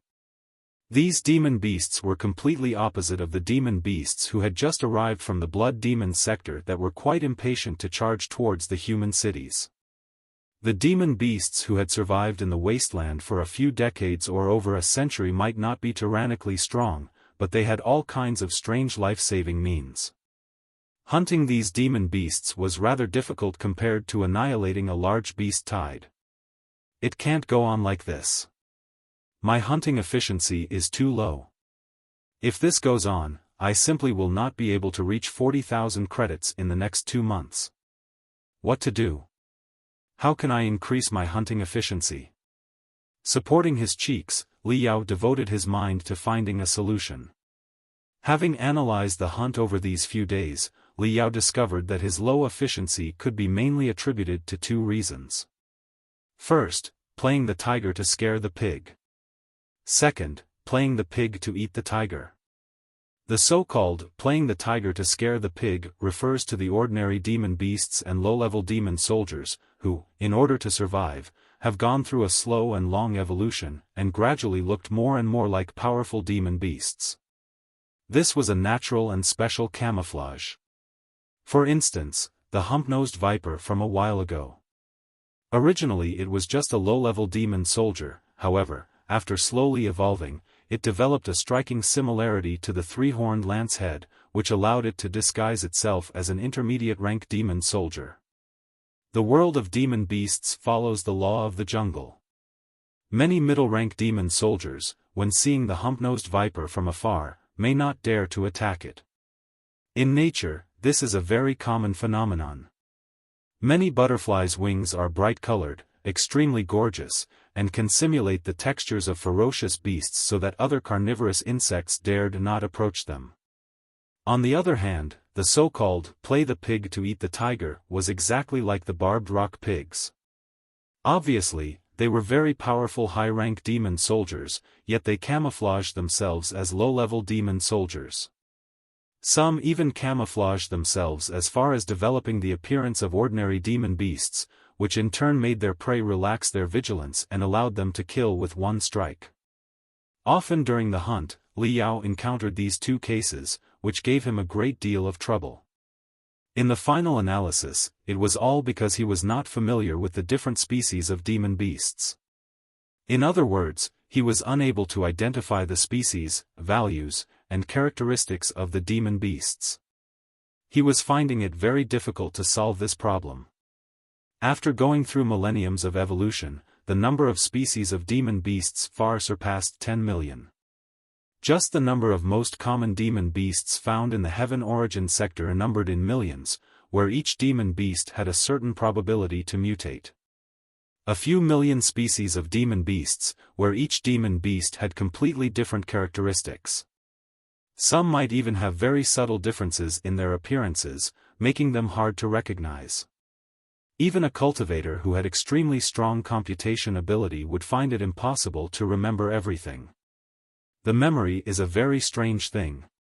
Even if one could remember, he might not remember quick enough in the crisis-ridden battlefield. Take the barbed rock pig for instance. Li Yao had obviously seen the details of this demon beast in the database along with the details of over 10,000 demon beasts, the information on which was sealed in the depths of his brain. However, when he saw it for the first time, he had taken 3 seconds, a whole 3 seconds before the details of the barbed rock pig popped out from the depths of his sea-like memory. During a fight between a cultivator and a demon beast, life and death could be determined in a fraction of a second. 3 seconds was way too long. What to do? The details of demon beasts are too complex, I am simply unable to remember in a short period of time. And even if I could remember it somehow, who's to say that I could remember it at the most crucial moment? Mini crystal processors could store the details of many demon beasts, but it would be too idiotic to lower my head to look at the crystal processor at the moment when life and death could be decided. Furthermore, even if there is a huge database, without the name of the demon beast, it would still be very difficult to find the specific details of the demon beast.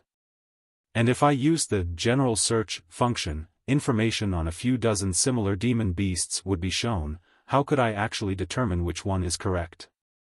Is there a magical equipment which could accurately display the information on demon beasts with one scan, and is also convenient to look at so that it would not affect the fight? Li Yao quietly pondered. If there was such a magical equipment that could identify the species, value, and danger level of demon beast with one scan, it would greatly improve his efficiency and would also ensure his safety for sure.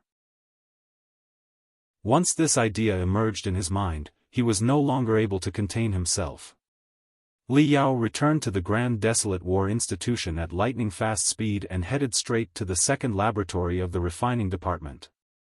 With progress being made on the cleaning of the wreckage, plus the sponsorship of the Empyrean Terminus sect, the refining department situation was getting better and better. 2 small-scale laboratories were built, which were used by Yuan Manqiu and Li Yao respectively. Even though Li Yao's laboratory was not too big, the crystal processor used there was assembled from the wreckage of the super crystal processor recovered from the ruins, causing its computing power was extremely strong. In addition to the processor, Li Yao had bought a super perception cabin at cheap price from the combat department shamelessly through his relationship with Ding Lingdang. As far as others were concerned, the super perception cabin was useless to them. However, he could utilize its full effects. Li Yao had directly installed the super perception cabin in the laboratory. Whenever he encountered a problem which needed careful consideration, he would flee to the heavenly refining tower through the super perception cabin and research there. Apart from the training in the billowing star sea and hunting demon beasts in the wasteland, Li Yao would spend rest of his remaining time in the laboratory, thereby greatly improving his efficiency. In the pitch-black second laboratory, tens of shining holograms floated in the air as information quickly fell from above like a waterfall, along with complex blueprints that would trickle down every now and then. These were relatively popular methods that were used to detect demon beasts in the Star Glory Federation. Sitting on the ground with his legs crossed, Li Yao would slap freezing glyphs on his temples from time to time, cooling down his brain that was sizzling hot from operating at high speed. In the darkness, his brightly lit eyes were just like those of a beast that was hiding in the depths of a forest, ready to hunt a wild animal at any moment.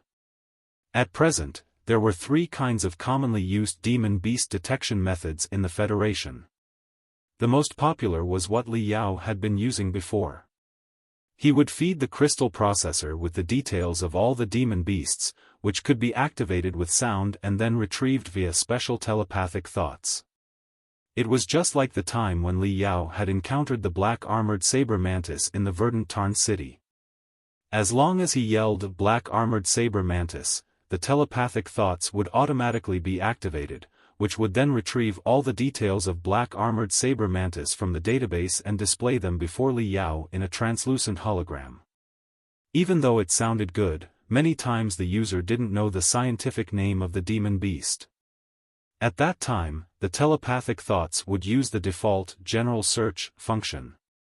For instance, if the user didn't know the scientific name of the demon beast, but could see that the demon beast belonged to Saber mantis family from its appearance, he could shout "Saber mantis," and thousands of Saber mantis images would appear for the user to refer to.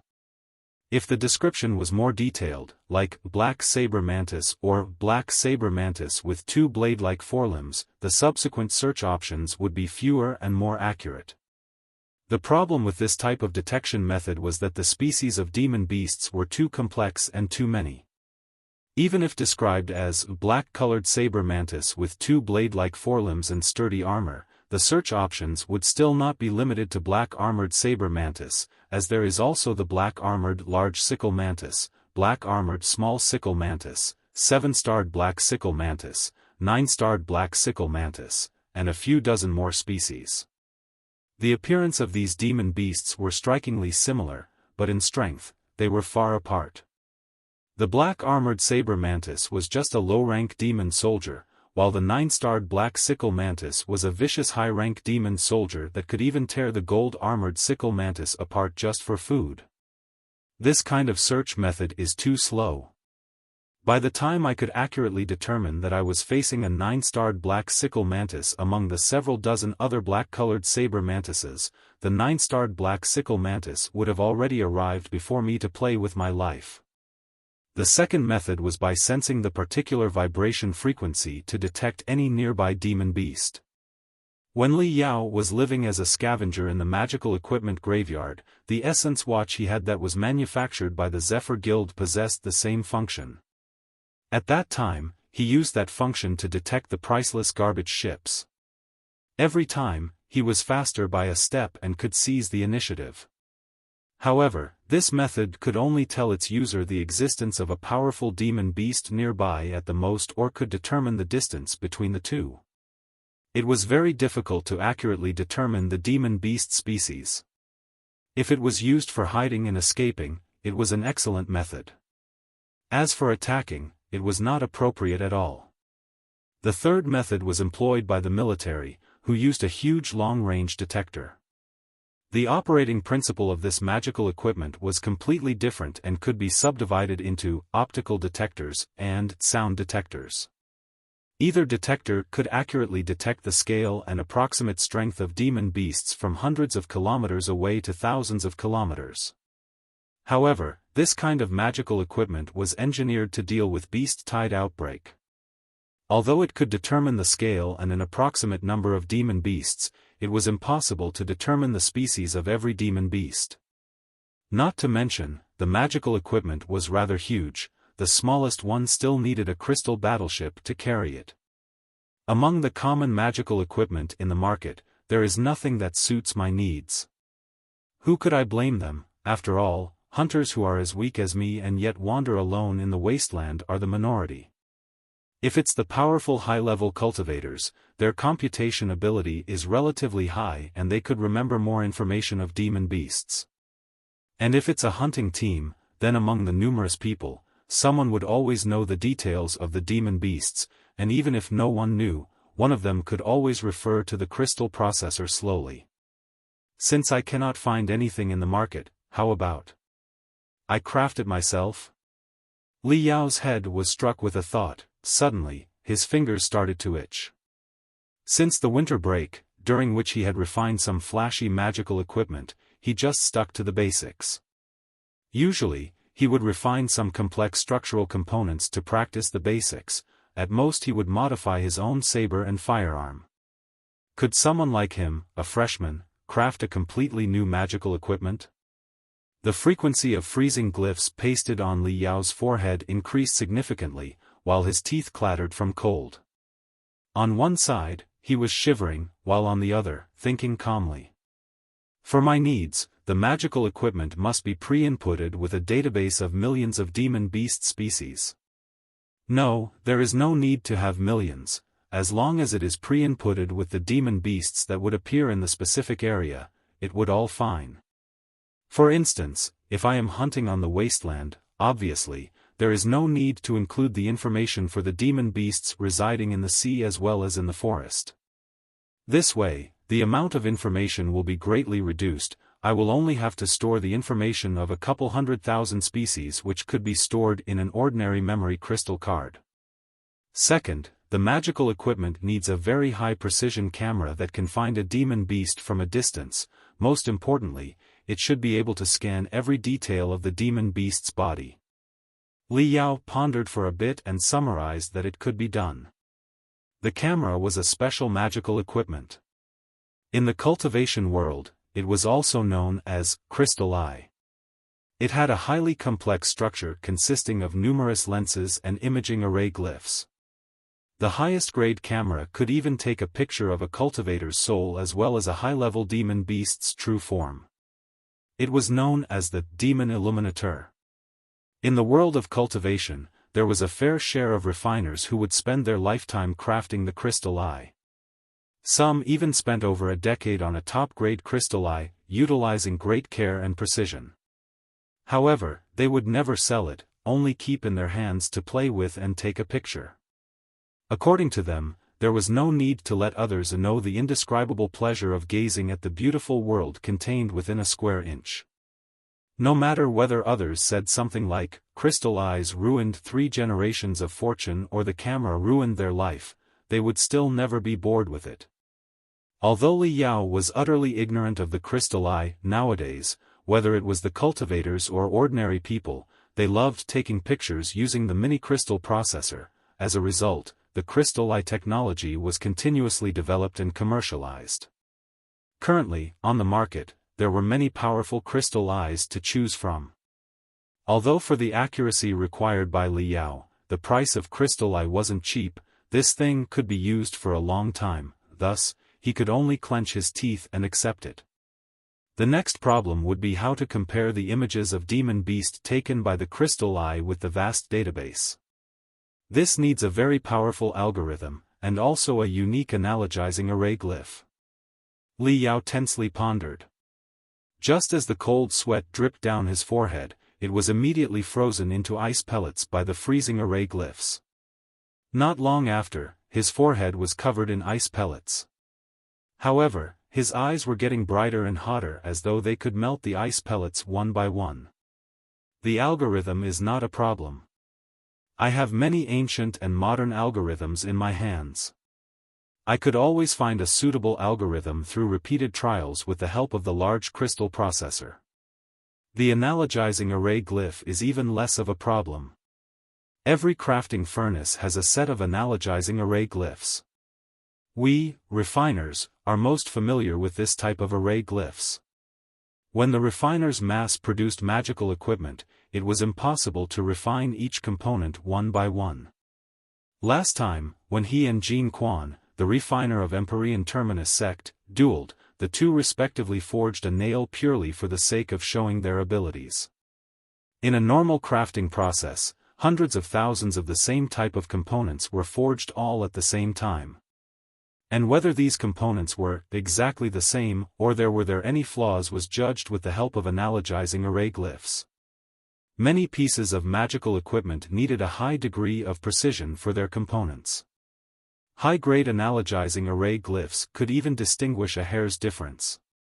Different species of demon beasts looked similar, but could the difference between them be any smaller as compared to that between an ideal nail and defective nail? When even ideal nails and defective nails could be identified in a furnace, would it not be a piece of cake to identify the species of a demon beast? All right. Li Yao snapped his finger. He was so excited that he wanted to shout.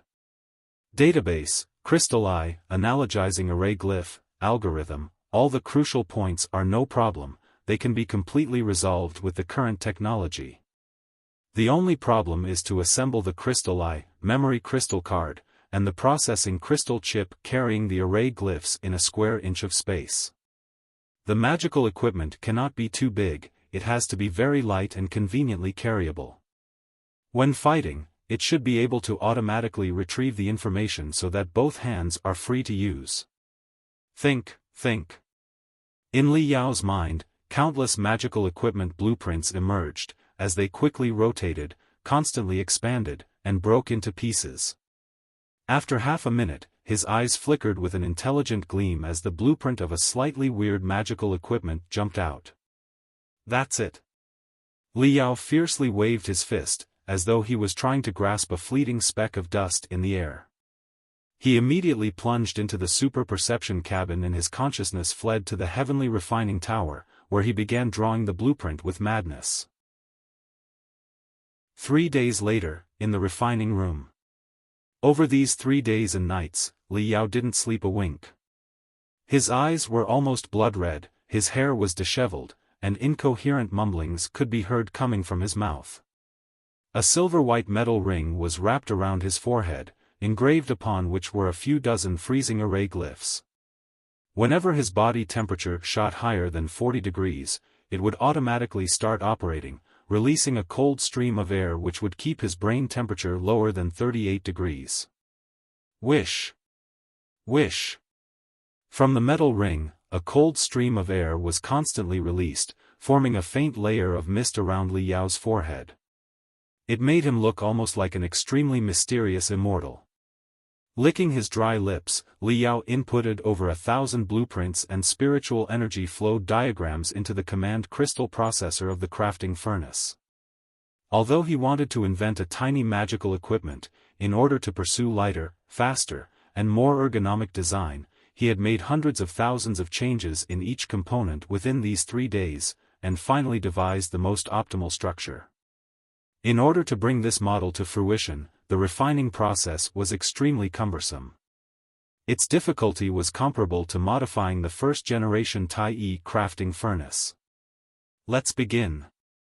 Inputting the blueprints and spiritual energy flow diagrams, debugging the performance parameters and the mixing ratios of various raw materials. Li Yao moved his hands in a neither hurried nor slow manner. His flexible hands, after being trained using the 1,000-fingers supple bone exercise, seemed as if they had no bones. Li Yao's breaths grew longer and longer, the blood in his eyes gradually began to fade away and was replaced with a deep, pitch-black calmness. The deepest point was dotted with a twinkling of stars, as though the entire universe was hidden inside his eyes. Gradually, Li Yao entered the intangible state of no joy no sorrow, no self no world, giving off the impression of a peerless master refiner from 40 millenniums ago. All the fatigue from 3 days and 3 nights had flown away, the anxiousness over 40,000 credits was thrown to the back of his mind, he had even completely forgotten who he was. In his brain, there were only over 1,000 blueprints that intensely collided with each other again and again. Whoosh! Whoosh! Whoosh! Whoosh! 10 translucent holograms appeared before him as they surrounded him in a circle before gradually rotating. In order to craft this new magical equipment, Li Yao had made relevant upgrades to the first-generation Tai-E crafting furnace, installing 2 units for specially crafting ultra-small components. As a result, the complexity of the refining interface had tremendously increased. The 10 translucent holograms consisted of thousands of command array glyphs, where each array glyph could control a few dozen variations. When Li Yao lightly touched the starting array glyph, the steel giant beast that had occupied half of the warehouse once again let out a low hum. Steam spouted from the joints of the metal pipes, the crystals inlaid in the magical equipment units flickered, while the temperature within the furnace constantly increased. Watching various jumping parameters on the monitoring hologram with rapt attention, Li Yao didn't even dare to blink, his pupils were completely transfixed as though he had lost his mind. Whoosh! After 37 seconds, a large gust of cold air was once again released by the silver-white ring covering Li Yao's head. Apparently, his brain was operating at the limit. As if the horn for the battle had resounded, Li Yao's pupils suddenly shrank to the size of a needle tip and his hands transformed into 2 masses of gray mist, moving at such a fast speed that only the afterimages were visible. After several months of training, Li Yao's refining techniques had experienced amazing progress. At first glance, his hands would not even have the slightest bit of wasted movement, just like the movements of Elder Lai Yongming's hands, which were not that fast but not too slow either. There was not a single trace of any rashness or anxiety. Upon looking carefully, one would discover that although the range of his arm movement was not too large, even being somewhat slow and unperturbed, his palms and 10 fingers were moving like a whirlwind. Every second, they would move more than 100 times, tapping those few dozen command array glyphs, issuing over 100 refining instructions. The combination of calmness above the wrist and madness below the wrist gave a strange yet beautiful feeling, as if a storm was blowing within a teacup. Under the incomparably precise operations of Li Yao, water, wood, metal, fire, earth, and various aspects of spiritual energy set off a small storm within the furnace, causing newly entered raw materials to be molded into a strange form as they were slowly purified, compressed, cut, and combined. After 47 minutes, the first batch of components was taken out of the furnace. From a total of 104 components, only 37 were perfect, the rest were defective. This was quite normal. After all, there were new components which were designed by Li Yao, many of which he had never refined before. Furthermore, he was refining a dozen kinds of components of varying shapes all at the same time within one crafting furnace. With Li Yao's refining methods, such yield was already outstanding. In Li Yao's vision, the new magical equipment consisted of 1,424 components. In today's world, where the magical equipment was getting increasingly complex, this was not a big figure. However, most of the components were very small in size, they belonged to the category of mini-type components. 1. Refining these was quite troublesome. Having poured a can of high-energy drink in his mouth to regain strength, Li Yao crushed the can into a ball and threw it towards the back, whereupon the ball made a beautiful arc as it fell right into a dustbin 20 meters away with a clang. Let's begin the second batch. Li Yao rubbed his hands before another storm appeared between his 10 fingers. After a day and night of endless refining, the entire set of magical equipment components was finally finished. In order to prevent any mishap during assembling, he refined 2 sets of components. However, this was not the most difficult step. The most crucial part of the entire magical equipment was the command crystal chip. To distinguish between an ideal and defective product within a furnace, there wasn't any high requirement as to how much time it would take. The analogizing array glyphs could take from a dozen seconds to a whole minute, identifying the components slowly. In contrast, Li Yao needed the analogizing array glyph to identify the species of the demon beast in the blink of an eye. Not to mention a few seconds, even a second was too slow. This required very powerful boosting array glyphs to speed up the operation speed of the analogizing array glyph. In order to shorten the recognition time to within a second, Li Yao planned out an accelerating group that combined 31 boosting array glyphs in series with a special algorithm. Then, he would add the rest of few dozen essential array glyphs on the fingernail-sized command crystal card. All in all, he had to engrave 101 array glyphs. It was a test of the micro-engraving technique of a refiner.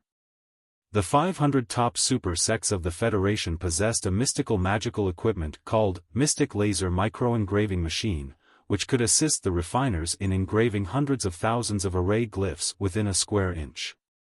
However, the Mystic Laser Micro-Engraving Machine was highly expensive. So expensive that it was a couple dozen times more expensive than an ordinary crafting furnace. At present, the Grand Desolate War Institution's refining department didn't have a need for such a configuration. Li Yao could only rely on his hands. A pair of hands that had been repeatedly trained in the heavenly refining tower of the 100 Smelting Clan from 40 millenniums ago. The time passed on, second by second.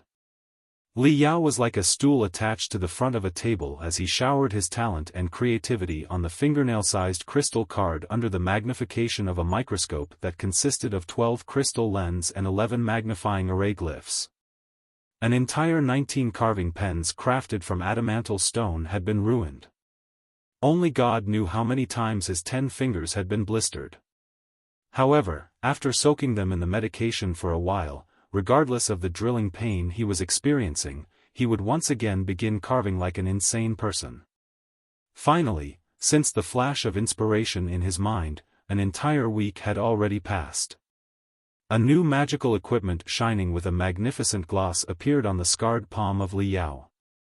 Watching his very own idea come into being and seeing it lying quietly on his palm, Li Yao felt like crying.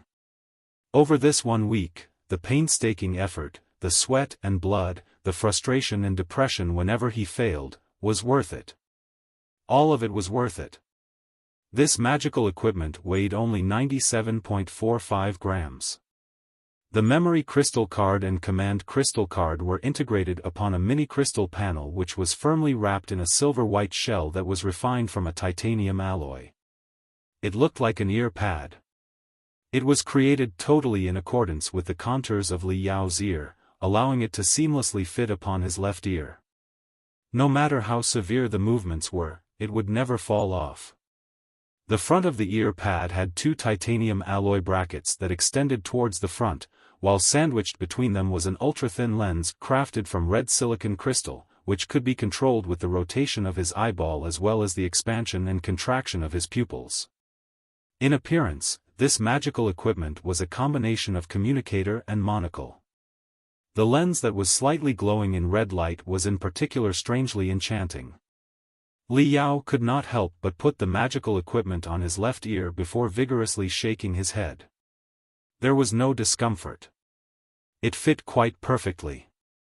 As long as the head was not hit directly, no matter how much the head swayed, it would not fall off. And, due to a special ventilation design, wearing it for a long time would not produce a hot feeling. Adjusting a hologram onto the lens mode and looking carefully at the lens, Li Yao was extremely satisfied with the magical equipment's appearance. His somewhat valiant face appeared even more aggressive against the slightly red lens, it brought a faint antagonistic appearance. As far as he, the vulture, who grew up in the magical equipment graveyard, was concerned, this shape was very much to his liking. Good, that's 100 points for the appearance. The trends of this year's teenagers would change completely, if they had this magical equipment in one ear, with the red lens covering an eye, their aura would shoot up by 300%. Li Yao slightly smiled. Although its appearance would dazzle everyone, its performance was even more powerful. The magical equipment was equipped with a Super Falcon class crystal eye that was manufactured by the Holy Light sect. It was a quasi-military grade crystal eye. Its dynamic imaging performance was quite powerful. Once it was pushed to its limit state, it could easily capture any object moving at a subsonic speed within a range of 300 meters. Meanwhile, the memory crystal card could store the information of 990,000 demon beasts. Additionally, the boosting group on the command crystal card had reduced the identification time to 0.78 seconds. It could even take a photo and identify 3 kinds of demon beasts simultaneously. Awesome! In the past, I have always been working on and modifying someone else's magical equipment. And now, the first magical equipment designed and crafted by me is finally finished. Despite it being a very common auxiliary magical equipment, Li Yao's heart was racing. He was extremely excited as he let out cheerful cries. After having thought for a long time, Li Yao finally decided to name the magical equipment Demon Beast Detector. 1. The level of scales is huge, a small, a micro / mini, a nano. That's the general outline of sizes. Nano scale still hasn't been introduced and I highly doubt it will be in near future, but just to make things clear, I have introduced it to you. After a break of 1 week, Li Yao once again arrived at the Zenith province to conduct the first combat trial of the Demon Beast Detector. Chopping a rattlesnake into 2, Li Yao quietly placed it on the desert floor, whereupon the sweet scent of fresh snake blood wafted hundreds of meters away. This was Li Yao's bait. Very soon, a half-meter-long lizard crawled out from the cracks between the rocks. It stuck its head out and looked about. Having carefully observed its surroundings for a long while, it could no longer endure the torment of its hungry stomach and jumped. Whoosh! 2 skin membranes just like 2 wings opened on either side of its body, making it glide extremely fast in the air as it swooped towards the rattlesnake in the blink of an eye. However, its vigilance was much higher than that of the hump-nosed viper. The moment it pounced on the rattlesnake's corpse, it vaguely sensed that something wasn't right. Whoosh! Once again 2 semicircular fleshy wings opened from either side of its head, making its head look 10 times bigger than usual. In nature, it was a very common intimidation technique. Under the setting sun, the fleshy wings radiated with a strange glow as round after round of blue annular stripes appeared on them. At first glance, it seemed to be a highly toxic blue-ringer flying lizard. In addition to having quick movements, it had poisonous glands under its tongue that could shoot fatal poison a dozen meters away. It was a very nasty high-rank demon soldier. However, in Li Yao's eyes, there was a completely different scene. Beep! Beep! Within just half a second, the crystal eye had scanned all the characteristics of this flying lizard and was carrying out a comparison with 1,875 species of lizard-type demon beasts. In less than 1 second, a short paragraph of information appeared in the light red lens. Purple-ringed flying lizard, low-level demon soldier, non-poisonous, agile, can glide for a brief period, specializes in disguising itself as its close relative the blue-ringed flying lizard to scare off enemies. An adult purple-ringed flying lizard's battle force is comparable to a 5th-level refinement stage cultivator at most. Li Yao grinned as he jumped out from his camouflaging netting. A blade of light flashed from his waist, blowing sand and stones in the air. Waste of space with a battle force less than 5th level of refinement stage, just die. When Li Yao was slaughtering demon beasts in the Zenith province with the help of the Demon Beast Detector, the HOD of Grand Desolate War Institution's refining department, Yuan Manxiu, was conversing with the logistics supervisor of Mountain Sea Sect, Jiang Wenba, via the spiritual crane messenger in the first laboratory. Jiang Wenba was also a refiner from the grassroots faction. Since he had discovered Li Yao, this rising star, he held quite a bit of love for him. Every once in a while, he would converse with Yuan Manxiu regarding the progress of Li Yao's cultivation. Not only that, he had also taken the post of a guest professor and opened up 2 specialized courses for Li Yao. He even persuaded the Mountain Sea Sect's management to provide a sponsorship of 5 million to the refining department of the Grand Desolate War Institution. Such funding could not be considered much, but for the past 2 years, the Mountain Sea Sect was in deficit due to poor management. Although it was not to the point that they could not make the ends meet, the current cash flow was comparatively tight. Both Yuan Manxiu and Li Yao were very pleased and were grateful for their kind intentions. In the hologram, Jiang Wenbo looked somewhat frustrated as he dejectedly said, "Big sis, I am entrusting this matter to you. You have a wide range of connections, and you also have some connections with the army. If there is someone who needs a mystic laser micro-engraving machine and its supporting assembly line, please help us communicate with them." "Alright. But let me forewarn you, the mystic laser micro-engraving machine and the mini-components assembly line is very expensive. More importantly, it has few and specific applications. I am afraid I cannot find anyone in a short period. By my estimate, it will at least take a few months." Yuan Manxiu paused for a bit before speaking in a slightly reprimanding tone. "Old Jiang, don't be offended, but your big sis told you when your Mountain Sea sect was spending a large fortune to purchase this piece of equipment to launch some Essence Watch project that the current Essence Watch market is already saturated. There is a giant called Zephyr Guild who has been manufacturing the Essence Watch for a few centuries. Your Mountain Sea sect doesn't have any experts and doesn't have any new technology. How are you to compete with the other party? I have told you that the precision of the Essence Watches manufactured by you is pretty good, but they make a lot of tick-tock noises which can be heard by demon beasts from over 100 meters away. How can anyone be able to hunt while wearing it? It would be even more strange if someone bought your magical equipment." Jiang Wenbo took a long deep breath before he helplessly said, "Do you think I don't know of these problems? However, in the Star Glory Federation, sects are everywhere. Not only are the top 500 major sects taking more and more aggressive stances, there are many young cultivators who are establishing their own sections. Although they are not too strong, they are creative and have enough tricks to craft magical equipment that fits the liking of youths. Furthermore, they can enter the market without any burdens. It is easier for their small enterprises to change their line of products, some of which would eventually show results.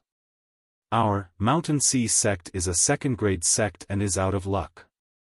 We are squeezed in the middle, we are not able to go up, nor can we afford to go down. We are not that big but not too small either. We don't have some powerful magical equipment to take hold of the market, nor do we have a core formation stage or above expert who could lead a team to kill high-level demon beasts. We didn't know what we could do. The entire sect, from top to bottom, has to live on air. When we were feeling desperate, we could only think of purchasing a new facility. We wanted to change our structure. But who would have thought that the difficulty of manufacturing Essence Watches would be so high? With the functions of mini-crystal processors getting stronger and stronger, the market for traditional Essence Watches is gradually shrinking. These days, even the Zephyr Guild is having a hard time. How could we have a way to make a living? In short, we have arrived on a fork in the road. We could only hope to sell this set of equipment ASAP so that we can recover some of the loss." Yuan Manxiu nodded and said, "I guess that's right. Walking on the road of cultivation is like sailing against the current. We have to move forward or we'll fall behind. This is true for humans and the same goes for the sect as well. If we can't think of a way to ensure the competitive edge, we could be eliminated any time. Worry not, I will find a way to help you contact the buyers." "Thank you, big sis." The two chatted for a bit before Yuan Manxiu terminated the call. Afterward, Yuan Manxiu pulled up a huge telepathic thought message sent by Li Yao from her mailbox. Although Li Yao was Yuan Manxiu's only disciple, she didn't interfere too much with Li Yao's training as in accordance with the Institute's tradition. Until and unless Li Yao took the initiative to ask her guidance, or she needed his help in refining, the two researched independently. They did not bother each other. Yuan Manxiu had long known that Li Yao was crafting a completely new magical equipment, but she held her curiosity in check.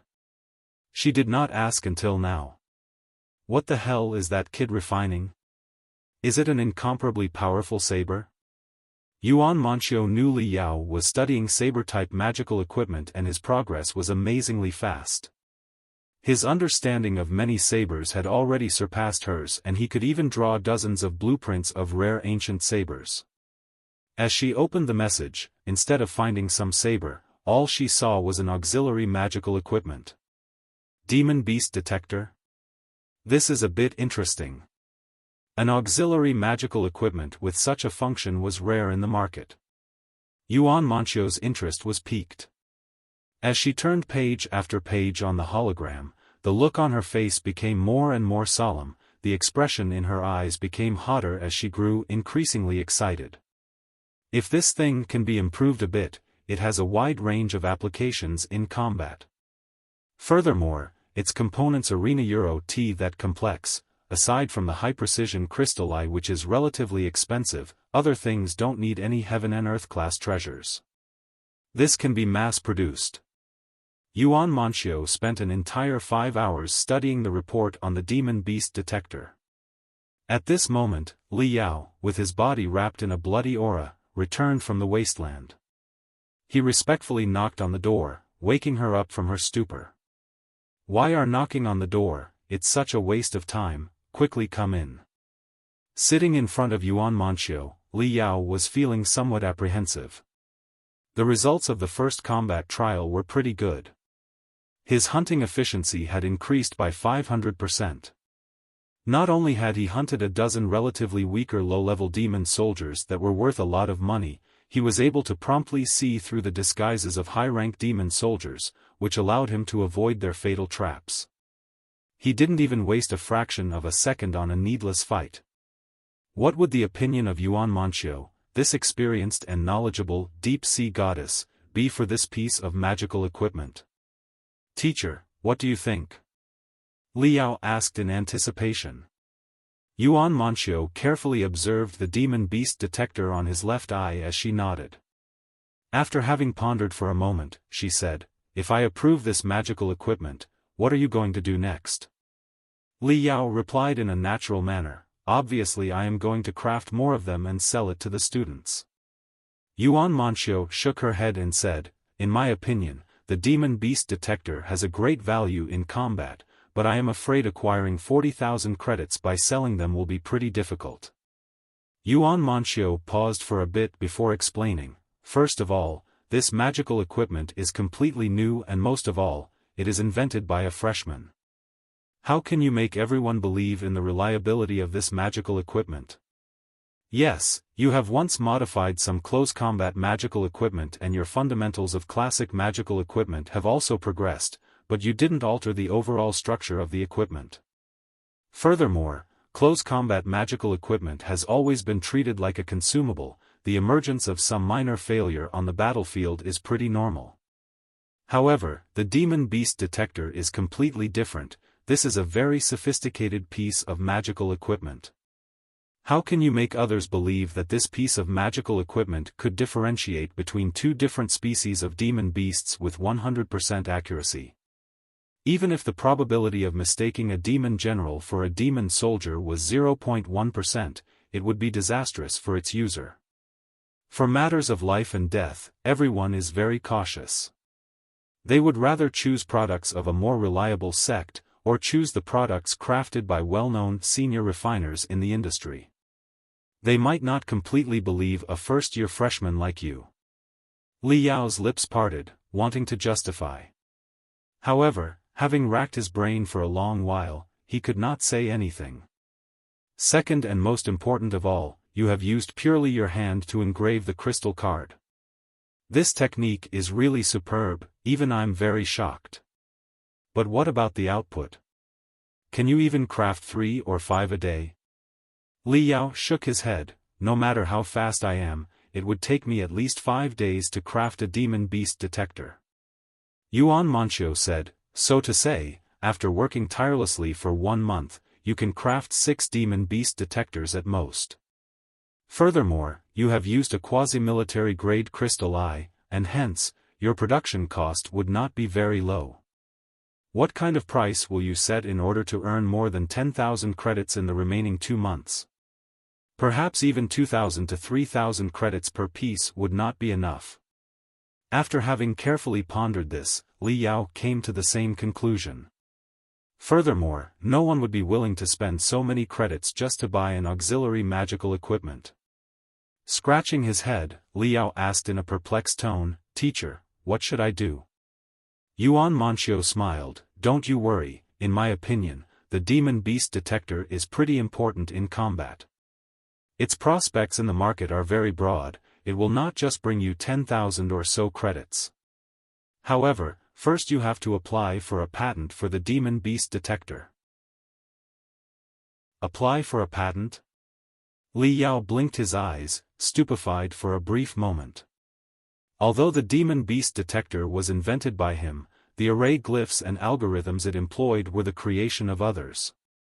Even the most important crystal eye was manufactured by others. How could he even apply for a patent? Yuan Manxiu said, "The technology employed by the demon beast detector is very well developed and is ready to use, but its components are new and very creative, greatly elevating the practicality of many array glyphs and algorithms. Therefore, you can apply for a utility patent and the probability of it getting approved is rather large. And once you have obtained the utility patent, you will also be awarded 3,000 credits as per the Institute's rules and regulations." Li Yao smacked his head as he suddenly came to realize. The Star Glory Federation's patent system consisted of two kinds of patents, the invention patent and the utility patent. The invention patent had very stringent requirements.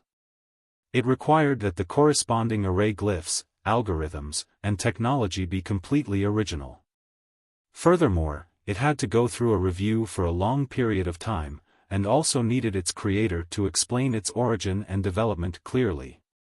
If it was array glyphs, algorithms, and the like, then the creator had to provide all the first-hand drafts. When Li Yao had just obtained multitudes of classics from the Heavenly Refining Tower, he had also wondered whether he could copy some of the ancient array glyphs and apply for some invention patents. However, after having meticulously studied the review process of invention patents, he dispelled this notion. He wasn't confident at all that not a single flaw would be discovered by core formation stage powerhouses and nascent soul stage old monsters in the first-hand draft forged from ancient books from 40 millenniums ago. In contrast, utility patents were not the same. One could use the works of predecessors for reference so long as one could create a new concept. And the auditing process was also relatively standard. It would only take 1 or 2 months before the results were out. However, the patent term for utility patents was comparatively short. Generally, it was about 3 to 5 years. In addition, if one wanted to commercialize his or her invention, he or she would have to pay a certain share of the profit to the creators of the array glyphs and algorithms mentioned in the patent. For instance, for the boosting array glyphs employed in the demon beast detector, Li Yao would have to pay a certain share of the profit to the inventor of boosting array glyphs for every demon beast detector sold.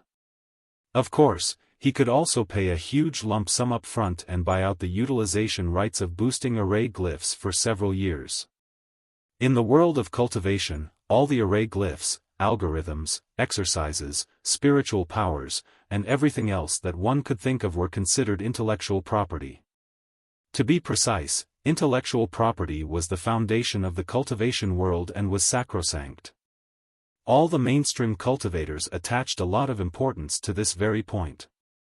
Yuan Manxiu continued, "The most valuable part of your magical equipment lies in its new structure, and to be honest, it could very easily be copied. This is also one of the reasons why I don't agree for you to trade it.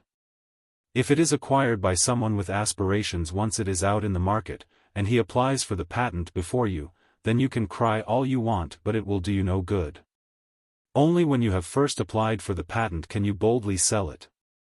Furthermore, you should not sell it on small scale by crafting it with your own hands. How many do you think you could craft in one day?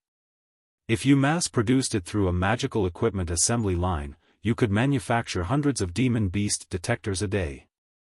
And who knows, maybe you could even earn a few billion annually." A few billion? Li Yao's eyes went wide with disbelief. The first thought in his mind was, then wouldn't I be able to buy 2 luxury flying shuttles? I would be able to buy a Mystic Bird battle shuttle and a Crimson Flame battle shuttle. At that time, my prestige will be comparable to senior brother Peng and Ding Ling Dang. Scratching his head, Li Yao pursed his lips into a stupid grin. Is this toy so good?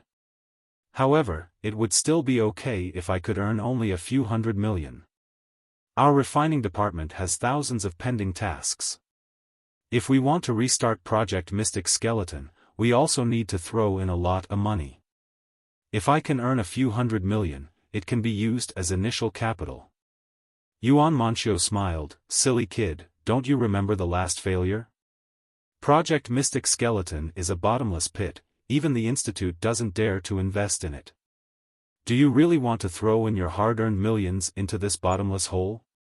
Even if you could somehow earn 40,000 credits, that is still not the end point. The future holds infinitely wonderful starting points. The road of cultivation is very long, there will be many times where you might need to use the money. If you can earn some money, it'll be smooth sailing going forward. As your teacher, this can also be considered to be my duty. Li Yao felt warm in his heart. Rolling his eyes, he said, I am not throwing the money at this in vain. Think of it as an investment. After I put in the money, I will be a shareholder and will be entitled to a certain share of the profits once we are successful in crafting the Mystic Skeleton battle suit. Don't you think this would make me look majestic? Wouldn't it be a lot better? Yuan Manqiu was angry, but happy as well. Stretching her plump arm, she slapped Li Yao's forehead as she shouted, the chicken has not even laid any eggs, and you're counting your chickens. First, think of some way to earn 40,000 credits. Yeah. Li Yao started to frown. Even if the application for the utility patent was approved, it would only earn him 3,000 credits. How could he earn 10,000 or so credits in the next 2 months? I have to fight it out. Next, I need a big kill in the wasteland. With the demon beast detector, not only my hunting efficiency is improved, I can also notice powerful demon beasts nearby in advance. Now I can venture into more dangerous zones to hunt. While hunting, not only can I hone my battle force continuously, I can also discover any defects in the demon beast detector and thereby make subsequent improvements at the same time. On another note, it can also serve as a great advertisement. Since I am just a freshman, it is natural that no one will believe that I can craft my very own magical equipment. Later, it can also prove how useful the demon beast detector is for everyone.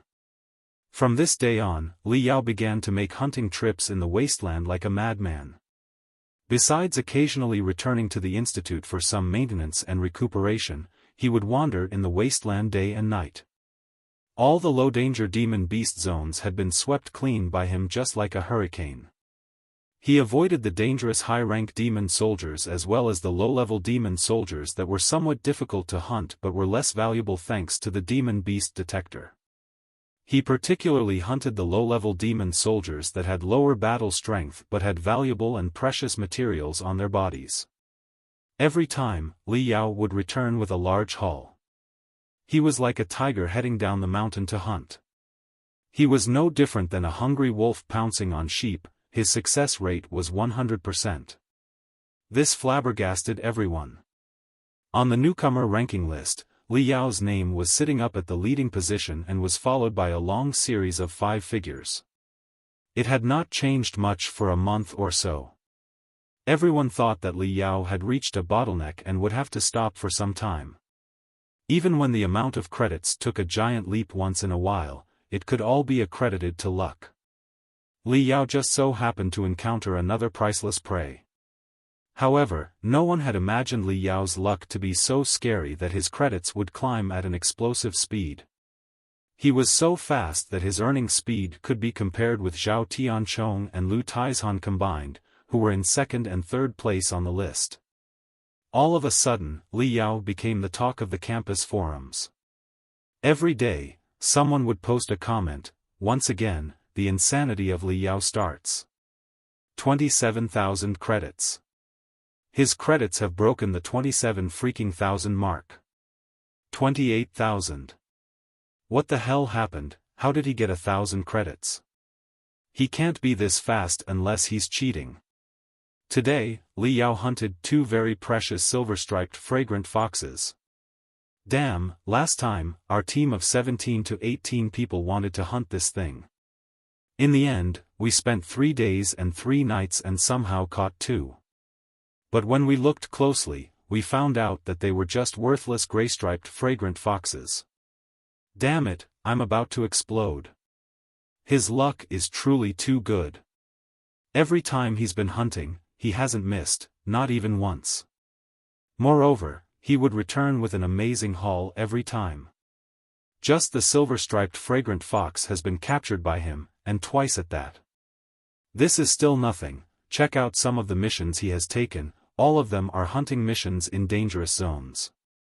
Even seniors do not dare to rush into many of these regions, but how could he, who is just a low-level refinement stage cultivator, withdraw with at most some minor injuries every time? In order to advertise, Li Yao did not hide the demon beast detector and even swaggeringly walked around the campus while carrying priceless demon beast corpses and wearing it a few times. Such flamboyance naturally didn't go unnoticed. Discussion about the demon beast detector suddenly appeared in the forums. Did you notice? Li Yao was wearing a weird magical equipment on his left eye. It looked a lot like a monocle. What is that? Is it some kind of telescopic magical equipment? Idiot, how can it be a telescope? I looked at the list of common magical equipment and did not find this kind of equipment. It seems that it is some kind of magical equipment modified by him. It is certainly not as simple as a telescope. In my opinion, maybe this thing is related to all his good fortune. After all, he has returned with a big haul every time. However, many comments posted by the girls were focused on a completely different thing. Li Yao wearing a light red monocle looked so handsome. Right. His aura was totally astonishing. I secretly took a photo. Wah, I so want to go and confess to him. However, everyone said that he is a bit fierce. I heard that his former moniker was the Vulture. It totally doesn't sound like he is a good man. Don't talk nonsense, I've talked to him twice. How do I say it? Rather than saying he is fierce, he is someone who is immersed in his own world. His eyes would go wide whenever he began to study close combat magical equipment. He is totally unaware of what is happening in the outside world. He only appears cold and detached, that's all. Besides, who cares if he doesn't seem like a good person? This year, only the bad boys are sexy. Li Yao didn't look handsome, he wasn't nowhere close to being some dandified, handsome-looking young man. However, the girls of the wasteland wouldn't care about some scholar who couldn't even kill a chicken. They worshipped the strong and liked dauntless and robust men. Li Yao was one of the 3 experts among the freshmen. For 3 to 5 days, he would hunt alone in the wasteland, and with the domineering demon beast detector, he looked exceptionally fierce. Very soon, he became the idol of many female students. However, Li Yao had no time to concern himself with this. The only thoughts in his mind were those of wandering and hunting alone in the wasteland. Finally, there was just a month left until the registration deadline for the refiner's registration examination. Meanwhile, Li Yao's credits had broken through the 30,000 mark. Now, only the last 10,000 credits remain. In a cave, Li Yao carefully baked a hair with the help of a fire glyph. Meanwhile, he had also laid down fresh air glyphs around so that all the air would remain in one place and the demon beasts outside the cave would not get a single whiff. A knowing smile appeared on his somewhat gaunt face. His deep black eyes seemed to appear bigger. Spending a month alone in the wasteland, Li Yao's appearance had undergone enormous changes. Not only had he become slender, his skin also had a metallic luster, but it didn't radiate light like steel. At first glance, he looked no different than an ordinary rock found in the wasteland. However, once he discovered prey, he would suddenly erupt, while his speed and strength soared to the limit. He would turn into a ferocious hunter in the blink of an eye. Over this month, he had not only amassed credits, he had also accumulated hunting experience. The demon beasts of the wasteland were a treacherous, cunning, and vigilant bunch. More importantly, these demon beasts were the best at camouflaging and sneak attacks. If one wanted to hunt such demon beasts, he or she would need to be even more treacherous, more cunning, and better at camouflaging and sneak attacks. On one side, Li Yao was hunting, while on the other, he was learning as well. All the demon beasts were Li Yao's teachers. He learned how to hide like a poisonous snake, crawl like a centipede, kill prey in one attack like a scorpion, glide like a flying chameleon, and even studied how to lay down traps and put out bait like a spider. Soon afterwards, these techniques, along with a decade or so of techniques honed through surviving in the magical equipment graveyard, turned into even more powerful hunting techniques. With these skills, he became a field survivor as well as a hunting expert. He became a true guerrilla expert. 1 month and 10,000 credits. Even if the utility patent is approved, I will only earn 3,000 credits. I'll still be lacking 7,000 credits. The demon beasts in the southern regions of the wasteland are too weak. If I keep hunting in this area, I'll simply be unable to amass 7,000 credits. Moreover, it's not 100% certain that the utility patent will go through. If I fail at the most crucial moment, it will be truly embarrassing. It seems I have to take the risk and head deep into northern regions. The forces of the Star Glory Federation were concentrated more on the southern regions of the wasteland. There were fewer cities deeper into the north. Meanwhile, the lesser the signs of humans, the more powerful demon beasts could be found. In order to acquire 10,000 credits within 1 month, Li Yao was prepared to play with his life. He planned to wander 15 days in the southern regions of the wasteland. And if he was unable to save enough credits, or if the utility patent wasn't passed, he then planned to go to the northern regions of the wasteland and wander in more dangerous regions. But first, I should return to the institute and cash in the prey from this trip. Weighing the heavy, rumbling backpack, a satisfied crept upon Li Yao's face. Li Yao's harvest from this trip was also pretty good. He would probably be able to exchange it for a few hundred credits. Having returned to the institute and converted the spoils of his hunting for credits, Li Yao returned to the medical room to deal with some minor injuries. He had not even taken a rest before he received an invitation from Ding Ling Dang, asking him to celebrate breaking the 30,000 mark. Li Yao has arrived. Li Yao has arrived. In front of a small house amid the sea of bamboo, a colorful and gorgeous parrot squawked as the door automatically opened. Just as Li Yao stepped into the door, a light breeze brushed his face. Li Yao was taken by surprise. He had been suddenly caught by Ding Ling Dang. The latter also ruthlessly twisted his arm behind his back, making him grimace in pain. What the hell is going on? Didn't you ask me to dinner to celebrate breaking the 30,000 mark? Of course, we are going to eat, but first of all, having twisted his arm a bit again, Ding Ling Dang angrily said, "Let this sister first twist your arm for a while so that I can vent my anger. You, smelly brat, have so quickly and quietly broken the 30,000 mark. You also broke the record for the fastest student to attain 30,000 credits, taking down senior brother Peng. At the beginning, I was the second fastest student to break the 30,000 mark, but now, you have thrown me into third place. Tell me, is that all right? You are truly a monstrous genius. Maybe one day you will even become stronger than me. Then, would I not be bullied to death by you? Absolutely not. While I'm still stronger than you, I'll crush you a bit. I might as well get the most out of it until then." Twisting his hand once again, she exclaimed, "What is going on? In the 1 month I have not seen you, your muscles are even more solid. Twisting your hands feels like twisting a stone. It's not even a bit interesting, forget it. Let's eat." Without uttering even a word, Li Yao followed her to the living room. But when he got to see the dinner placed on the table, he didn't know whether to laugh or cry.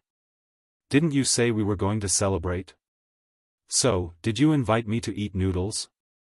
Ding Ling Dang, who was carrying a bowl of noodles, sat down on the ground as she started slurping the noodles. She was eating with one hand and was handling some work on the crystal processor with the other. She muttered, I have been swamped with work and had no time to cook fish or meat. Make do with it for now. Didn't I add 2 soy eggs to your bowl? Having said that, she paused a bit before continuing, I have seen your hunting results, you're really doing a good job.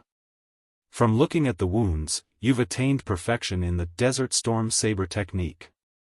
Even if it was me hunting in the southern regions of the wasteland, would also be unable to do better than you. However, high-value demon beasts are, after all, rare in the southern regions. If you want to amass 10,000 credits in 1 month, you have to head north, which is the habitat of high-level demon beasts.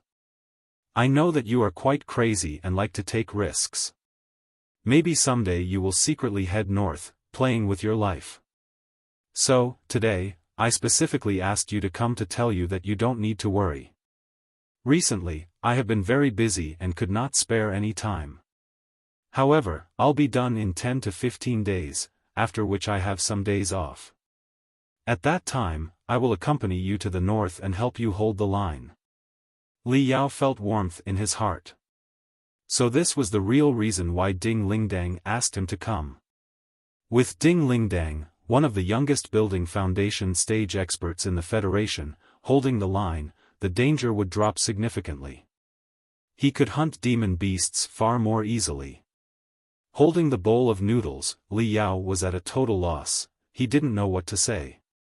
Ding Lingdang burst into jovial laughter, a noodle dangling at the corner of her mouth. Waving her hand, she said, You have been acting as a human sandbag for me for a long while, so why can't I help you a little? Besides, you, Vulture Li Yao, are currently at your peak. You are an influential figure among the freshmen of our Grand Desolate War Institution. For a genius like you, the Institute is surely going to provide special care so that we can speed up your progress. This is absolutely normal. If I had not been swamped with work recently, I wouldn't have waited to accompany you to the northern regions. Sister Ling, thank you. After having hesitated for a long while, Li Yao somehow uttered these words. Having sat down next to Ding Lingdang, Li Yao took a big bite out of the fragrant soy egg. N. Ding Lingdang's response was just one word as she began dealing with her work with rapt attention. Li Yao, while slurping the noodles, happened to take a fleeting glance at Ding Lingdang's face. Suddenly, he discovered that as long as this ferocious dragoness in human skin didn't utter one word and concentrated on her work, she looked incredibly beautiful. This kind of quiet and indifferent temperament gave off the aura of a completely different person, someone completely different from the person that talked non-stop and charged around impulsively. It appeared as though there were twins who looked exactly the same but had diametrically opposite dispositions. It was extremely weird. What are you looking at? Ding Lingdang somewhat discontentedly stared at him as she found the strange look in Li Yao's eyes. Nothing. Li Yao's face suddenly flushed red. Instantly, he turned his gaze at the hologram as he changed the topic in a panic. I'm looking at your work. Recently, you have been so busy. Are you starting a lot of new courses? Hey, all freshman interdepartmental Thunderbolt Cup? What is this? The winner will be awarded 10,000 credits. Suddenly Li Yao sprang from the ground. Half of the bowl of noodles even fell of his chest. Nevertheless, he didn't even care to clean up his mess as he anxiously shoved his head towards the hologram. Freshman tournament, the winner will be awarded 10,000 credits? Awesome, I want to register. I am going to register now. Li Yao began to dance with joy. Ding Lingdang forcibly pushed him back. She was angry and found it funny as well. Don't get excited, first take a look clearly. This interdepartmental match is a group match where each student union has to act as one unit. It is not an individual match. I admit that you are strong, but you are the only student of the refining department. How are you going to participate? Based on student union? There are no individual matches? All of a sudden, cold water had been poured over his excitement. That's right, in accordance with previous year's conduct, it's a match between the freshmen of two student unions in the combat department, the Chaos Edge Hall and the Iron Fist Club. Both sides will choose their best 1,000 freshmen and carry out a contest. And as I am a new professor, I'm mainly responsible for freshmen's chores. Also, I am relatively familiar with the situation, so I am one of the staff for this year's tournament. This is the reason why I have been swamped with work recently. The All-Freshman Interdepartmental Thunderbolt Cup was the traditional tournament of the Grand Desolate War Institution. It had been going on for a few decades already. Its purpose was to allow the freshmen to display the results of their first year of cultivation at the Institute, while also allowing various sects to select geniuses in the process. On another note, it also served as the competition to decide how resources would be allocated next year. The main sources of income for the Grand Desolate War Institution were the multitudes of combat sects who revered martial arts. They provided a lot of resources, and obviously, they would want their resources to be spent on the strongest department. Since the beginning, the Thunderbolt Cup had been sponsored by the Devil Fist Sect, the 100 Saber Alliance, and a few dozen other famous combat sects of the wasteland. During the tournament, a real-life combat scenario was simulated and the winner would take all. In short, the Thunderbolt Cup was a way for the two student unions of the combat department to compete for the annual resources. The tournament was specifically tailor-made for them. According to the rules, other departments could participate too. As long as they were strong enough, they could get the sponsorship of numerous combat sections. However, in combat, how could other departments compete with the Iron Fist Club or the Chaos Edge Hall? They would simply be tidied up in minutes. Ever since the first decade or so, where some departments took part in the tournament to try to gain some undue advantage only to end up last, for the last 3 decades, there had been fewer departments registering for the Thunderbolt Cup. Over time, the Thunderbolt Cup turned into a civil war between two student unions from the combat department. Li Yao was immersed in magical equipment all day. He simply had no free time. Therefore, it was quite normal for him to be completely ignorant of the details of the Thunderbolt Cup. Having gained some knowledge of the details, Li Yao sank into deep thought. As he racked his brain, Li Yao thoughtfully asked, according to the rules, student unions of all departments can participate in the Thunderbolt Cup. The upper limit for people from any one union is 1,000. However, there is no lower limit. As long as one wins, he or she could get 10,000 credits, which would be subsequently divided among the participants. In short, I, as the president of Refining Department Student Union, have all the qualifications to register for the tournament. And as long as I win, I alone could enjoy all 10,000 credits, for I'll be the only student from the Refining Department who would be taking part in the tournament. Theoretically, that's right. Ding Ling Dang snappily said, the problem is, there would be 1,000 participants from the Iron Fist Club and 1,000 participants from Chaos Edge Hall.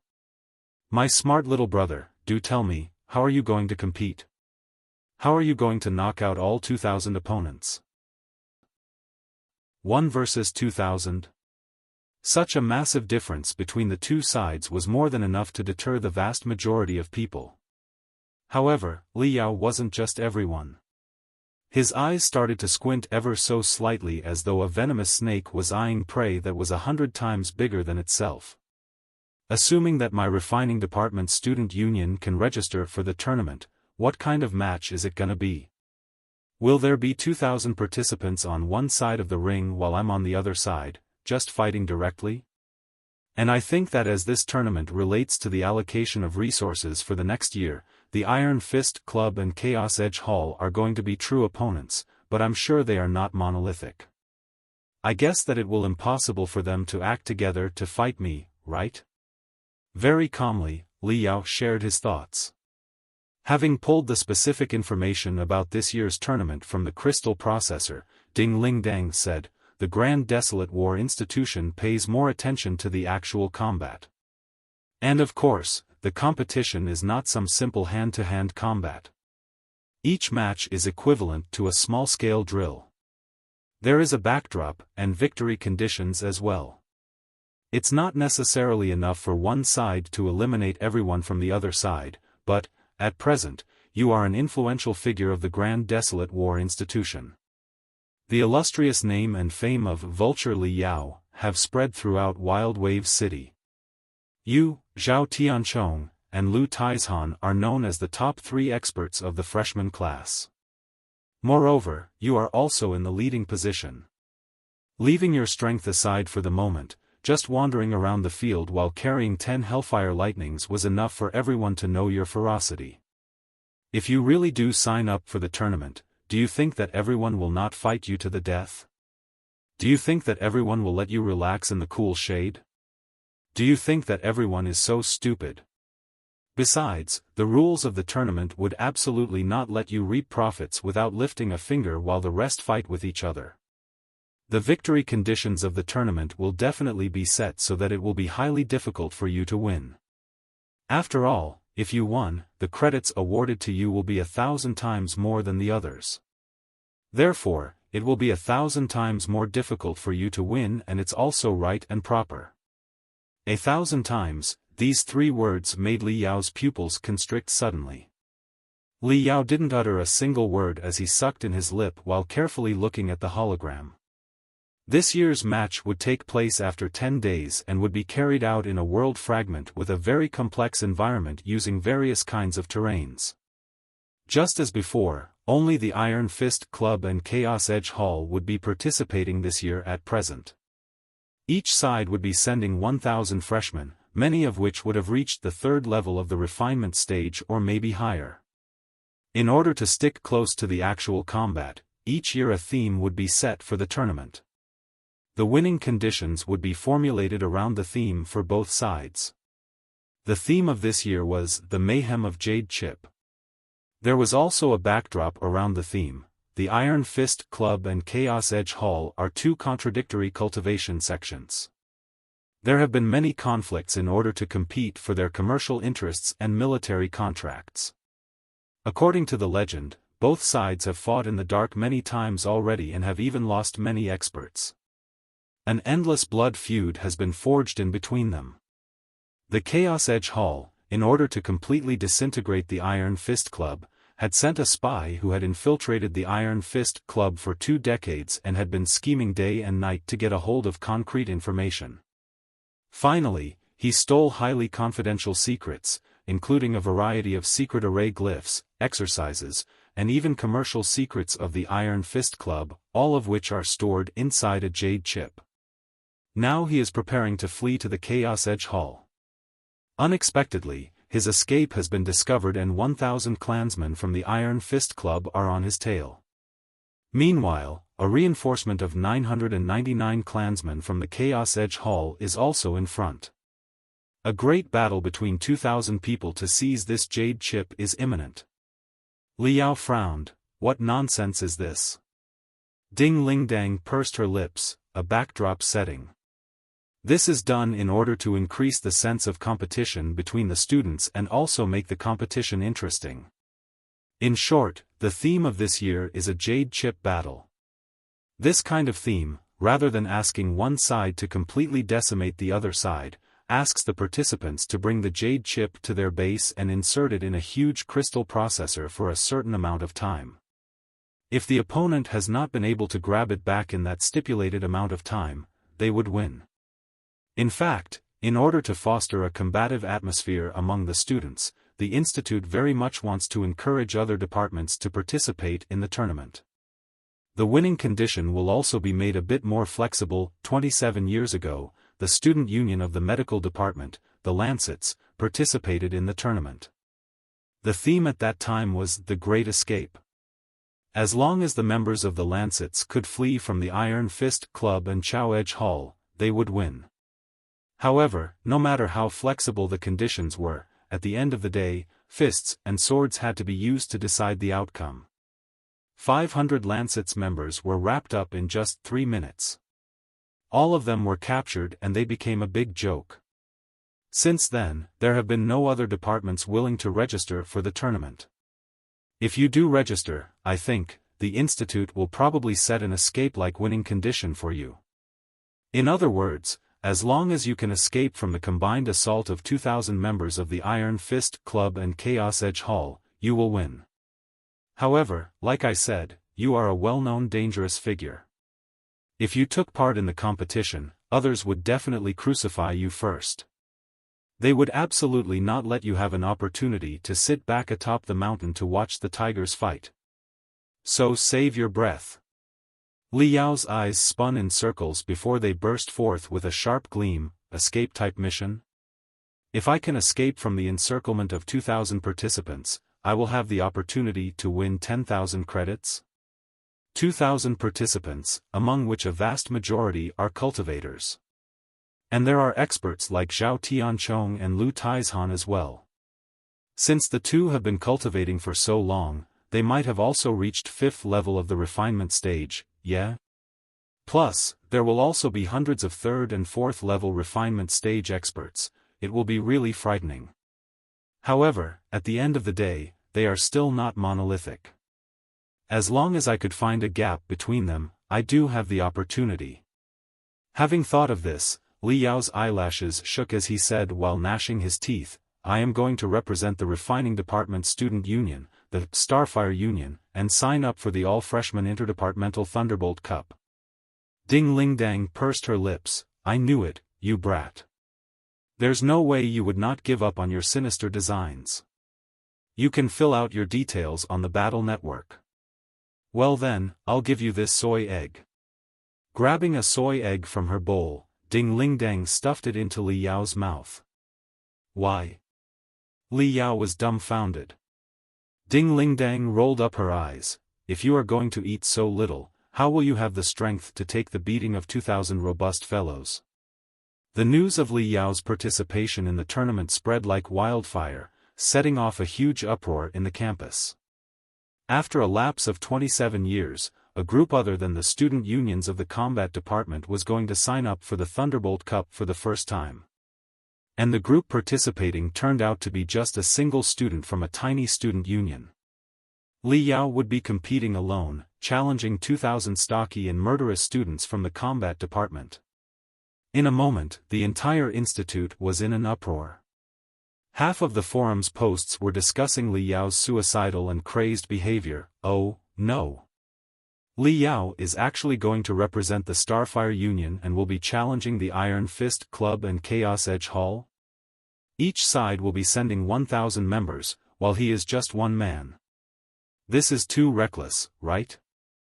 Although we all know that he is one of the 3 experts among the freshmen, so what? There are still 2 others who are neck and neck with him. Even though Zhao Tianchong and Lu Tieshan's levels are lower than his, both of them are pure battle-type cultivators. Their battle force is not much weaker than his. He's just one man. Does he think that he can fight with Zhao Tianchong and Lu Taizhan who will be leading 2,000 students? Although the winner would be awarded 10,000 credits, no matter how much everyone racked their brains, they could not imagine Li Yao having any chance of winning. Even if it was an escape-type mission, his chance of escaping from a heavy encirclement of 2,000 combat department students was close to 0. After this matter spread, a fair share number of people immediately went to interview the 2 leading figures of the freshmen, Zhao Tianchong and Lu Taizhan. They wanted to ask how were they going to deal with Li Yao if he really participated. The 2 strongly expressed that Li Yao was the most dangerous and most terrifying figure among the freshmen without any doubt.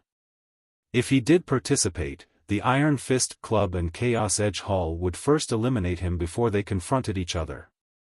We both are Li Yao's friends. We do know that he needs to earn 10,000 credits in 1 month. However, as far as the tournament is concerned, the Thunderbolt Cup is related to the honor of 2 student unions. In addition, it is also related to the allocation of resources next year, which concerns thousands upon thousands of students. If necessary, we are willing to team up with Li Yao and head north to hunt, helping him amass credits. However, we will most definitely not throw the game. If Li Yao is going to be participating, we will certainly knock him out, mercilessly. Zhao Tianchong and Lu Taizhan resolutely and decisively said. The institute was also a bit surprised by Li Yao's application.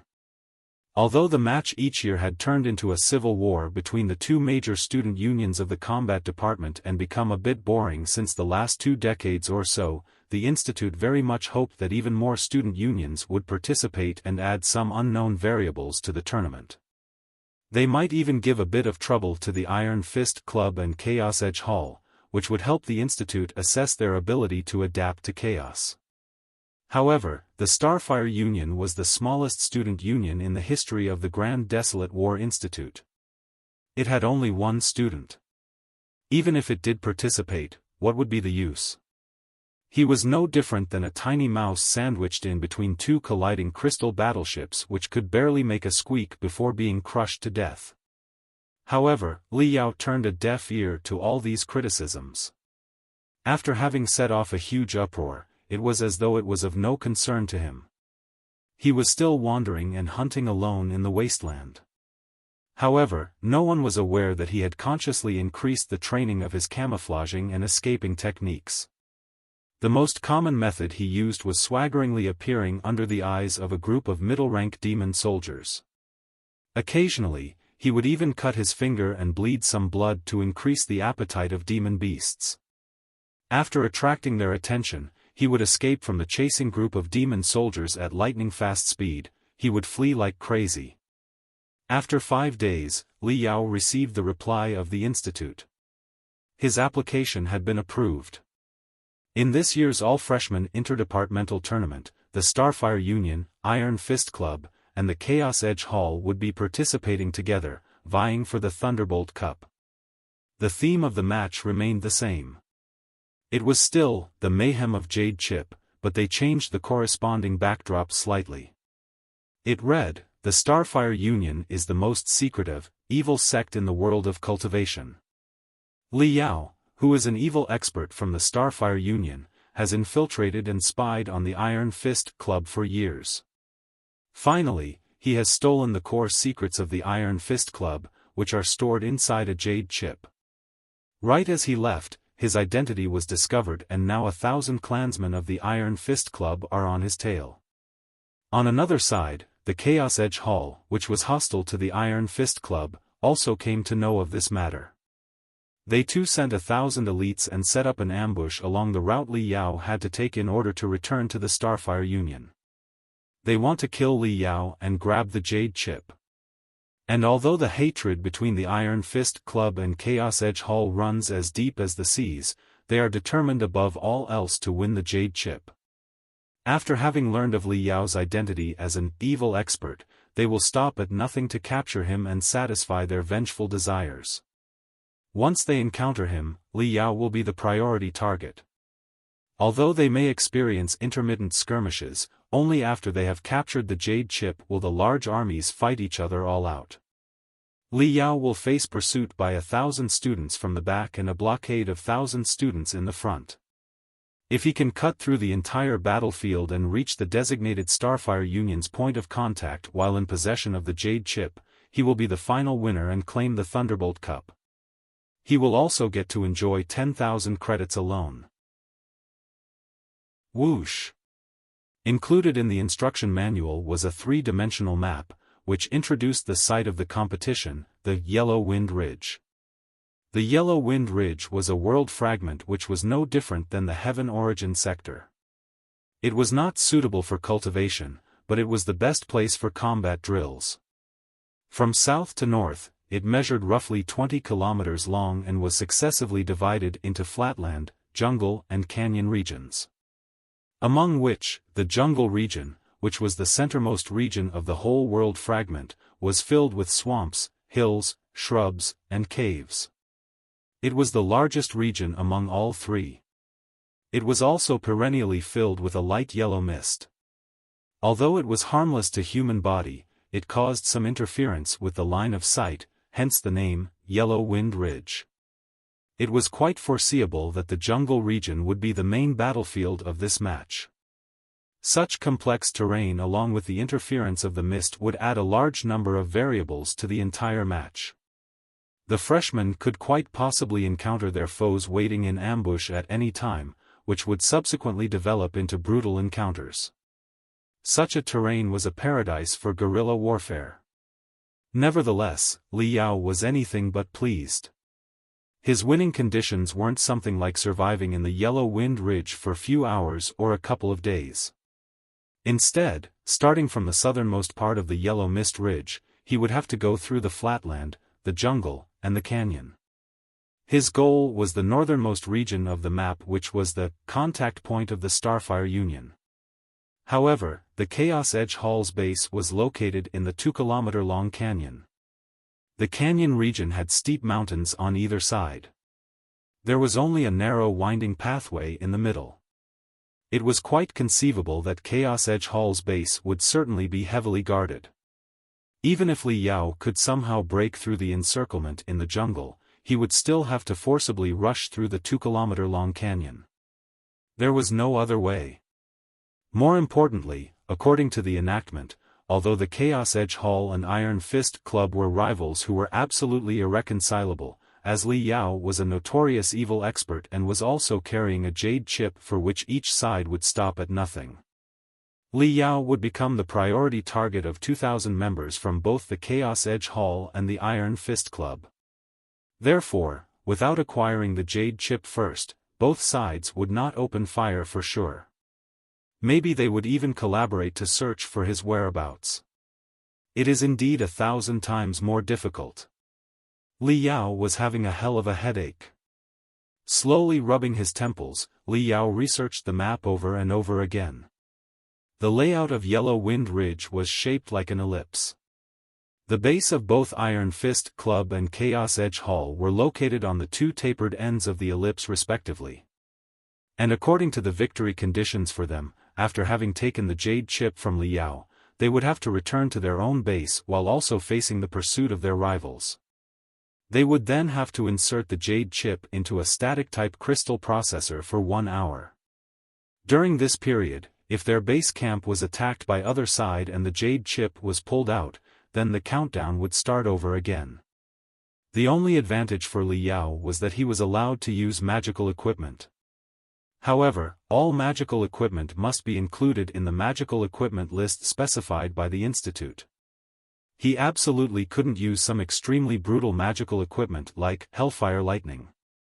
Of course, he still had 5 days to modify the magical equipment specified in the list. However, apart from the blade, the carried magical equipment eventually had to be able to fit inside a standard military jungle backpack. The explanation given by the Institute was also quite reasonable. It was an escape, not some goddamn war. It was impossible for someone to carry a 6-barrel rotary cannon along with a huge case of ammunitions on his back along with 10 Hellfire-Lightnings. After all, he would be running for his life, right? More importantly, in complex terrain like jungles and swamps, where the line of sight was also impeded by a faint mist, masterwork weapons, like the 6-barrel rotary cannon would simply be nothing more than iron scraps, which only served to slow him down and make him a bigger target. Even if the rules allowed it, Li Yao would never even want to carry heavy machine guns while he was running for his life in a jungle. This was simply courting death. All I can carry is magical equipment that can fit inside a standard military jungle backpack, and all of the magical equipment must be chosen from the specified list. Even though I can modify, I only have 5 days. It seems that earning 10,000 credits at once is as hard as climbing the sky. Beep. Beep. Just when he was ruminating and racking his brain, Ding Ling Dang sent him a spiritual crane message. Ha, I just applied and became the Institute's liaison with the Starfire Union for this tournament. My dear Starfire Union President, the extremely dangerous evil expert, Student Li Yao, do you have any questions regarding the rules of this tournament? If you have any doubts, I'll answer. If you have any request, I will forward it to the Institute. However, the victory conditions are already set. There will be no further changes. Ding Ling Dang said with a mischievous laugh. She seemed to be enjoying Li Yao's crushed appearance. Li Yao turned a deaf ear. His eyes seemed to be transfixed as he supported his cheeks. Apparently, he was deep in thought. He pondered for a long time, and only after Ding Lingdang had yawned a couple of times did he suddenly say, "Sister Ling, since the match is a simulation of an actual combat scenario and I'm playing the role of a meticulous evil expert who has infiltrated the enemy camp for 10 years, then should I not be like a spy? If so, then in accordance with my identity, can I mention some requirements that tally with common sense?" Ding Lingdang was surprised for a moment. She pouted her pink lips, "Tell me the specifics, but I will not let you take advantages of any loopholes."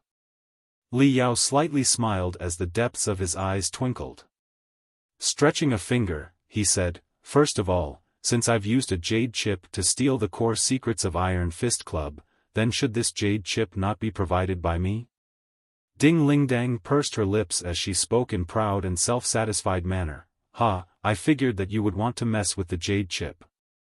Alright, you can provide the jade chip, but it must be one of 5 most common jade chips specified on the magical equipment list. Moreover, you have to hand over the jade chip a day before the match so that the Institute can inspect it. Only after that will the special telepathic thoughts that will represent the core secrets of the Iron Fist Club be inputted. More importantly, you can neither tamper with the telepathic thoughts stored inside the jade chip nor carry out any disruptive modifications on the jade chip. You must ensure that the jade chip is the most common jade chip found in the cultivation world. Let me put it in simple terms, the jade chip should be such that any person could recognize it at first glance. You are dumbfounded, right? Do you think that the Institute would not foresee your little trick? Do you think that you can grab 10,000 credits under the eyes of 2,000 members of the Iron Fist Club and Chaos Edge Hall so easily? Don't forget that this sister was the former president of Iron Fist Club. How could I watch your treacherous plan succeed? Just wait a few days, then this sister will be free and will accompany you to hunt in the northern regions, okay?" Li Yao remained unmoved. He stretched out his second finger. "Second, according to the rules, I can only use the magical equipment from the list. I think that's not fair. I think that as a meticulous spy, I should have already predicted that I will have to flee, therefore, it is quite reasonable to say that I would have crafted 1 or 2 life-saving pieces of magical equipment in advance. So I request that I be allowed to use a special magical equipment, the magical equipment crafted by me." Li Yao tapped his left ear. "I want to use the Demon Beast Detector. This is just a field survival type auxiliary class magical equipment. It doesn't have any attack capabilities, and it is also not going to explode. The Institute can confirm it with my teacher." Ding Lingdang tilted her head as she thought a bit before she nodded and said, "All right, this requirement is not too excessive. It is indeed in line with a spy's behavior. The Institute should agree. However, is this thing really so good? Is this thing the reason why you could gather so many credits recently? When are you going to craft one for your sister to play with?" Li Yao chuckled. "It is still in combat trials as there are some minor problems waiting to be solved. The detection speed of the demon beasts can also be improved a bit. Once I have resolved all the flaws, I'll definitely craft a special version just for Sister Ling, rest assured." Having said that, Li Yao raised his third finger. "Third, I need the concrete details of all 2,000 participants from the Iron Fist Club and Chaos Edge Hall, including their strength, the martial arts they are specialized in, and their combat videos. I need all of their information." A frown crept upon Ding Lingdang's face. "What are you planning? This is cheating, right?" Li Yao shook his head. "I beg to differ. I think that it is perfectly reasonable. Because I am an evil expert who has infiltrated the Iron Fist Club for almost a decade and is also a meticulous spy, over these years, I must have gathered information on a lot of the Iron Fist Club's experts, and as Chaos Edge Hall is the biggest enemy of Iron Fist Club, the information on their clansmen should also be within my scope of investigation. Even if I don't have the information of all the experts, at the very least, I should be well aware of some 100 top experts of each side, otherwise it will not be in accordance with the character setting. Furthermore, this info is not some top-secret information. All the students cultivate openly in their day-to-day life. What martial technique courses they have chosen can also be found out, and many people like posting their combat videos to show off. As long as I have some time to gather information, even I could figure everything out. However, at present, time is very pressing, so I need the Institute to gather this information for me, that's all. However, if I was truly an evil expert who had infiltrated for a decade, I could have calmly collected every piece information over these years, maybe even be perfectly clear of which expert got a hernia too. Ding Ling Dang stared at him suspiciously. Listening to you, your request does sound reasonable, but why do I always feel that there is some kind of conspiracy? Li Yao curled his lips. Of course there is a conspiracy. If there was no scheme, would I really tussle with 2,000 robust fellows? Having contemplated for a moment, Ding Ling Dang nodded. All right, at least you've persuaded me. I will do everything I can do get them for you from the Institute. Are there any more requirements? There is one last thing. Li Yao slowly raised his thumb. Since the Thunderbolt Cup is a tournament which determines the allocation of next year's resources, does that mean that if I am somehow lucky enough to win the match, the refining department will get more resources than the combat department? Ding Ling Dang sucked in a cold lump of air. Do you really think you can win? But of course. Li Yao said, I'll fight it out and we'll win. 5 days later, under the dark sky before dawn.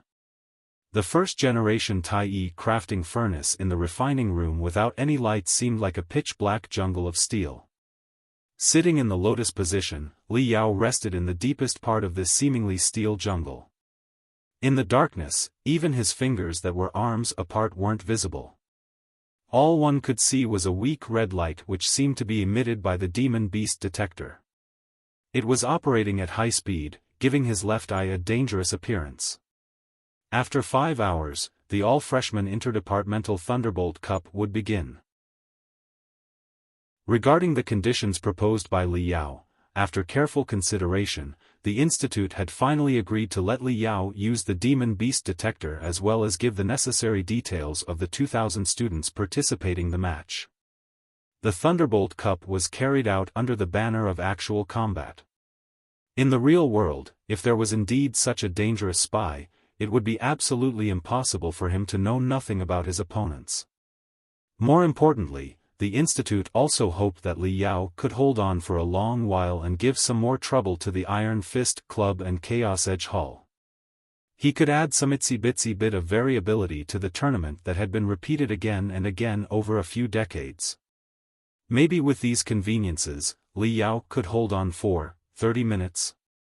And as for the fourth point, it was absolutely impossible to be honored completely. After all, the Thunderbolt Cup was just one match among series of matches held by the combat department. It was just a contest between the freshmen. After the Thunderbolt Cup was over, the senior students of the Iron Fist Club and Chaos Edge Hall would start an even more intense match, which was the main highlight of the fight for the allocation of the resources.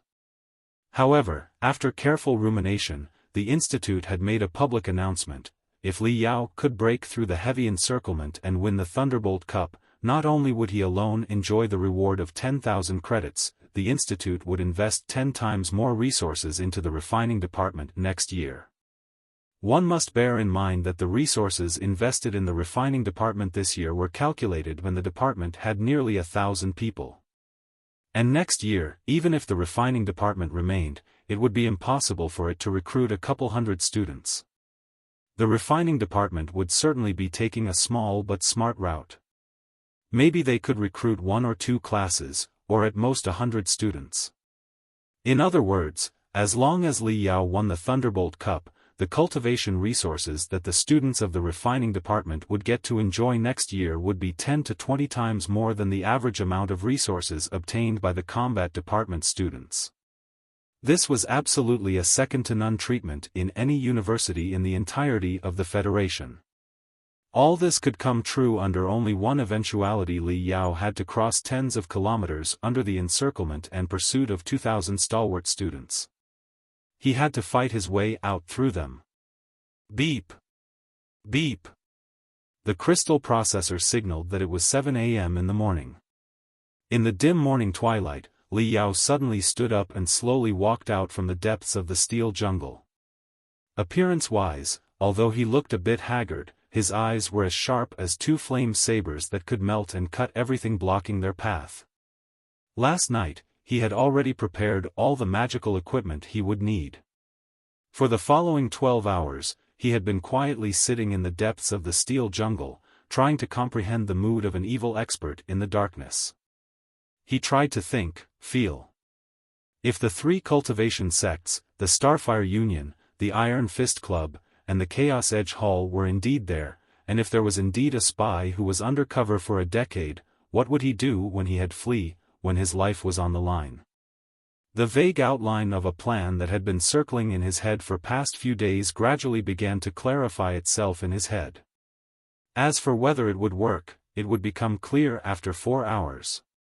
8 o'clock in the morning. There were only 3 hours left until the match begin. Since a couple days ago, the freshman arena zone of the Wasteland Battle Network began to seethe. And at this moment, it was blazing to the extreme. All the previous Thunderbolt Cups were just a civil war between the freshmen of the combat department, therefore, the students of other departments weren't very concerned about it. However, this year's Thunderbolt Cup was quite different. With the variable known as Li Yao, the contention of 1,000 versus 1,000 that more or less remained the same over the years had now become a contention of 1 versus 2,000. Meanwhile, 1 versus 2,000 glittered at the topmost part of the arena zone. Whether it was the combat department or other departments, the curiosity of all the students was piqued to the apex. Everyone wanted to know, how would Li Yao actually deal with 2,000 heavily armed, stocky and murderous opponents in the match? Even before the match had started, various tactical prediction posts had been flying high in the forums.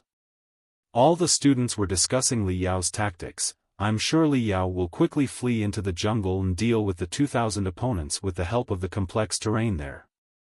The yellow mist ridge is huge and is also filled with a faint mist. It is the best battlefield for guerrilla warfare. Even if all 2,000 participants head into the jungle, they would not be enough to comb through the entire jungle. If Li Yao is lucky, maybe he can make his way out of the dragnet. 1. Not to mention, he is obviously more powerful than everyone else. As long as he doesn't encounter Zhao Tianchong or Lu Tiashan level experts, he could kill everyone else in seconds. Not even 2 minutes had passed since this thread was posted, it had been immediately submerged in angry posts like a tide. Since even you can think of this, then do you think that Zhao Tianchong and Lu Taizhan cannot think of it? I agree that the main battlefield of this match is the jungle. However, if Li Yao wants to win, he needs to pass through the 2-kilometer-long canyon which is surrounded by steep cliffs on either side. There is only a narrow and winding pass in the middle, where the base of Chaos Edge Hall is located. As long as there are a few dozen people blocking the way, no matter how strong is Li Yao, can he do anything? Can he kill a few dozen people in seconds? Furthermore, as long as the slightest trace of him is discovered, the remaining 1,900 people would then all be on his tail. Slowly, the encirclement would become smaller and smaller, and finally, Li Yao would definitely be caught. He ain't got no opportunity. In a short period of time, similar kinds of tactical analysis posts popped up in droves. Tens of thousands of students discussed his chances at great length. However, the only conclusion that was drawn was that so long as the 2,000 members of the Chaos Edge Hall and Iron Fist Club remained clear-headed and eliminated Li Yao first, his defeat was certain. There was not a single thread of opportunity that Li Yao would win the Thunderbolt Cup. And whether it was because of the tournament's rules, the identity settings of both sides, or from the pre-game speeches of both of the leaders' points of view, how could they lose their heads and give Li Yao any opportunity to sit atop the mountain and watch the Tigers fight?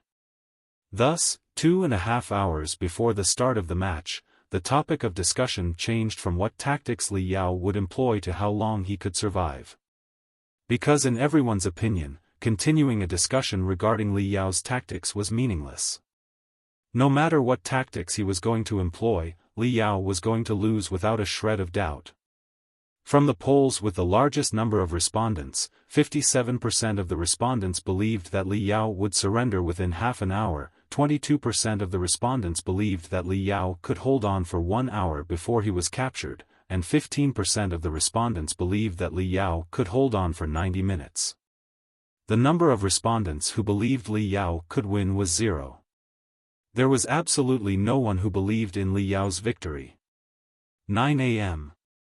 There were only 2 hours remaining until the match started. The Chaos Edge Hall's headquarters glittered like ice and snow as 1,000 armed freshmen, each sporting soaring killing intent, assembled. All in all, there was an oppressive pressure in the air. Meanwhile, a surround-type hologram repeatedly played a series of combat videos, where the protagonist was none other than Li Yao. Not only were the battle videos from Verdant Tarn City were being played, even his awe-inspiring performance at the Devil Flood Dragon Island during the last year's Limit Challenge competition had been dug up. Zhao Tianchong, who stood before the surround-type hologram, tightly sucked in his lip. A grave look appeared on his face, while his eyes turned red as he tried to arouse 999 of the Chaos Edge Hall's top freshmen. My fellow students, as you all know, the Thunderbolt Cup is the highest honor a group of freshmen can attain, and more importantly, it is also related to the amount of resources we are given next year. Therefore, it goes without me saying that everyone should go all out in the match, not just for the glory of Chaos Edge Hall, but for yourselves as well. Let us all fight to the bitter end. However, this year's Thunderbolt Cup is different from previous ones. Not only are we going to be facing our old rival, the Iron Fist Club, there is a new enemy as well, the Starfire Union. Although the Starfire Union only has one student taking part in the match, don't make the mistake of underestimating this student, because he is none other than Li Yao, Vulture Li Yao. All of you have repeatedly studied Li Yao's combat videos for past couple of days, and you're all clear that his strength is absolutely not below mine. Furthermore, he is a guerrilla expert who is good at jungle warfare. And maybe, in this complex jungle terrain, he could display an even more aggressive battle force. He is also more likely to use various kinds of weird magical equipment. Therefore, let me repeat it one last time, there is no doubt that the Iron Fist Club is our biggest enemy, but Li Yao is our most dangerous opponent. In the match, our first priority target is gonna be Li Yao. We are going to remove this variable first, and once we have captured the Jade Chip, only then will we compete with the Iron Fist Club. I have faith in Lu Tieshan's wisdom, he must also be giving a similar briefing at the Iron Fist Club. There is a tacit understanding between us and no one is allowed to break it, not in a million years. Do you all understand? Hua! 999 young sword cultivators shouted at the top of their lungs. Apparently, their blood was boiling. Alright. Let's get rid of Li Yao, capture the Jade Chip, and clash with Iron Fist Club. The final victory is gonna be ours. Zhao Tianchong, while zealously waving the Chaos Edge Hall's banner, shouted, Chaos Edge Hall members, move out. Almost at the same time, at the Iron Fist Club's headquarters, Lu Taizhan, with his head held high in Iron Fist Club's banner in his hand, marched ahead. Following him were 999 robust teenagers, each strong as a bear and supple as a tiger. Every single one had a vivid spirit tattoo that radiated a powerful and majestic aura. Let's eliminate Li Yao, seize the Jade Chip, and steamroll the Chaos Edge Hall. The final victory belongs to us. My brothers of the Iron Fist Club, follow me. 10 o'clock in the morning. Only 1 hour was left until the start of the match. A dozen luxury flying shuttles smoothly and quietly flew into the Grand Desolate War Institution. Aboard these flying shuttles were the executives of various combat sects in the wasteland. They were all VIPs who had been specially invited for the Thunderbolt Cup. A large part of the educational fund of the Grand Desolate War Institution was sponsored by these sections. As far these sects were concerned, the Grand Desolate War Institution was equivalent to a youth training center. With the year at an end, they would most definitely want to check the good seedlings fostered by the youth training center this year. If there was a freshman with incredibly good potential, he or she would become the key focus of their investment. Maybe they would even sign a contract with him or her on the spot, entice him or her into joining them.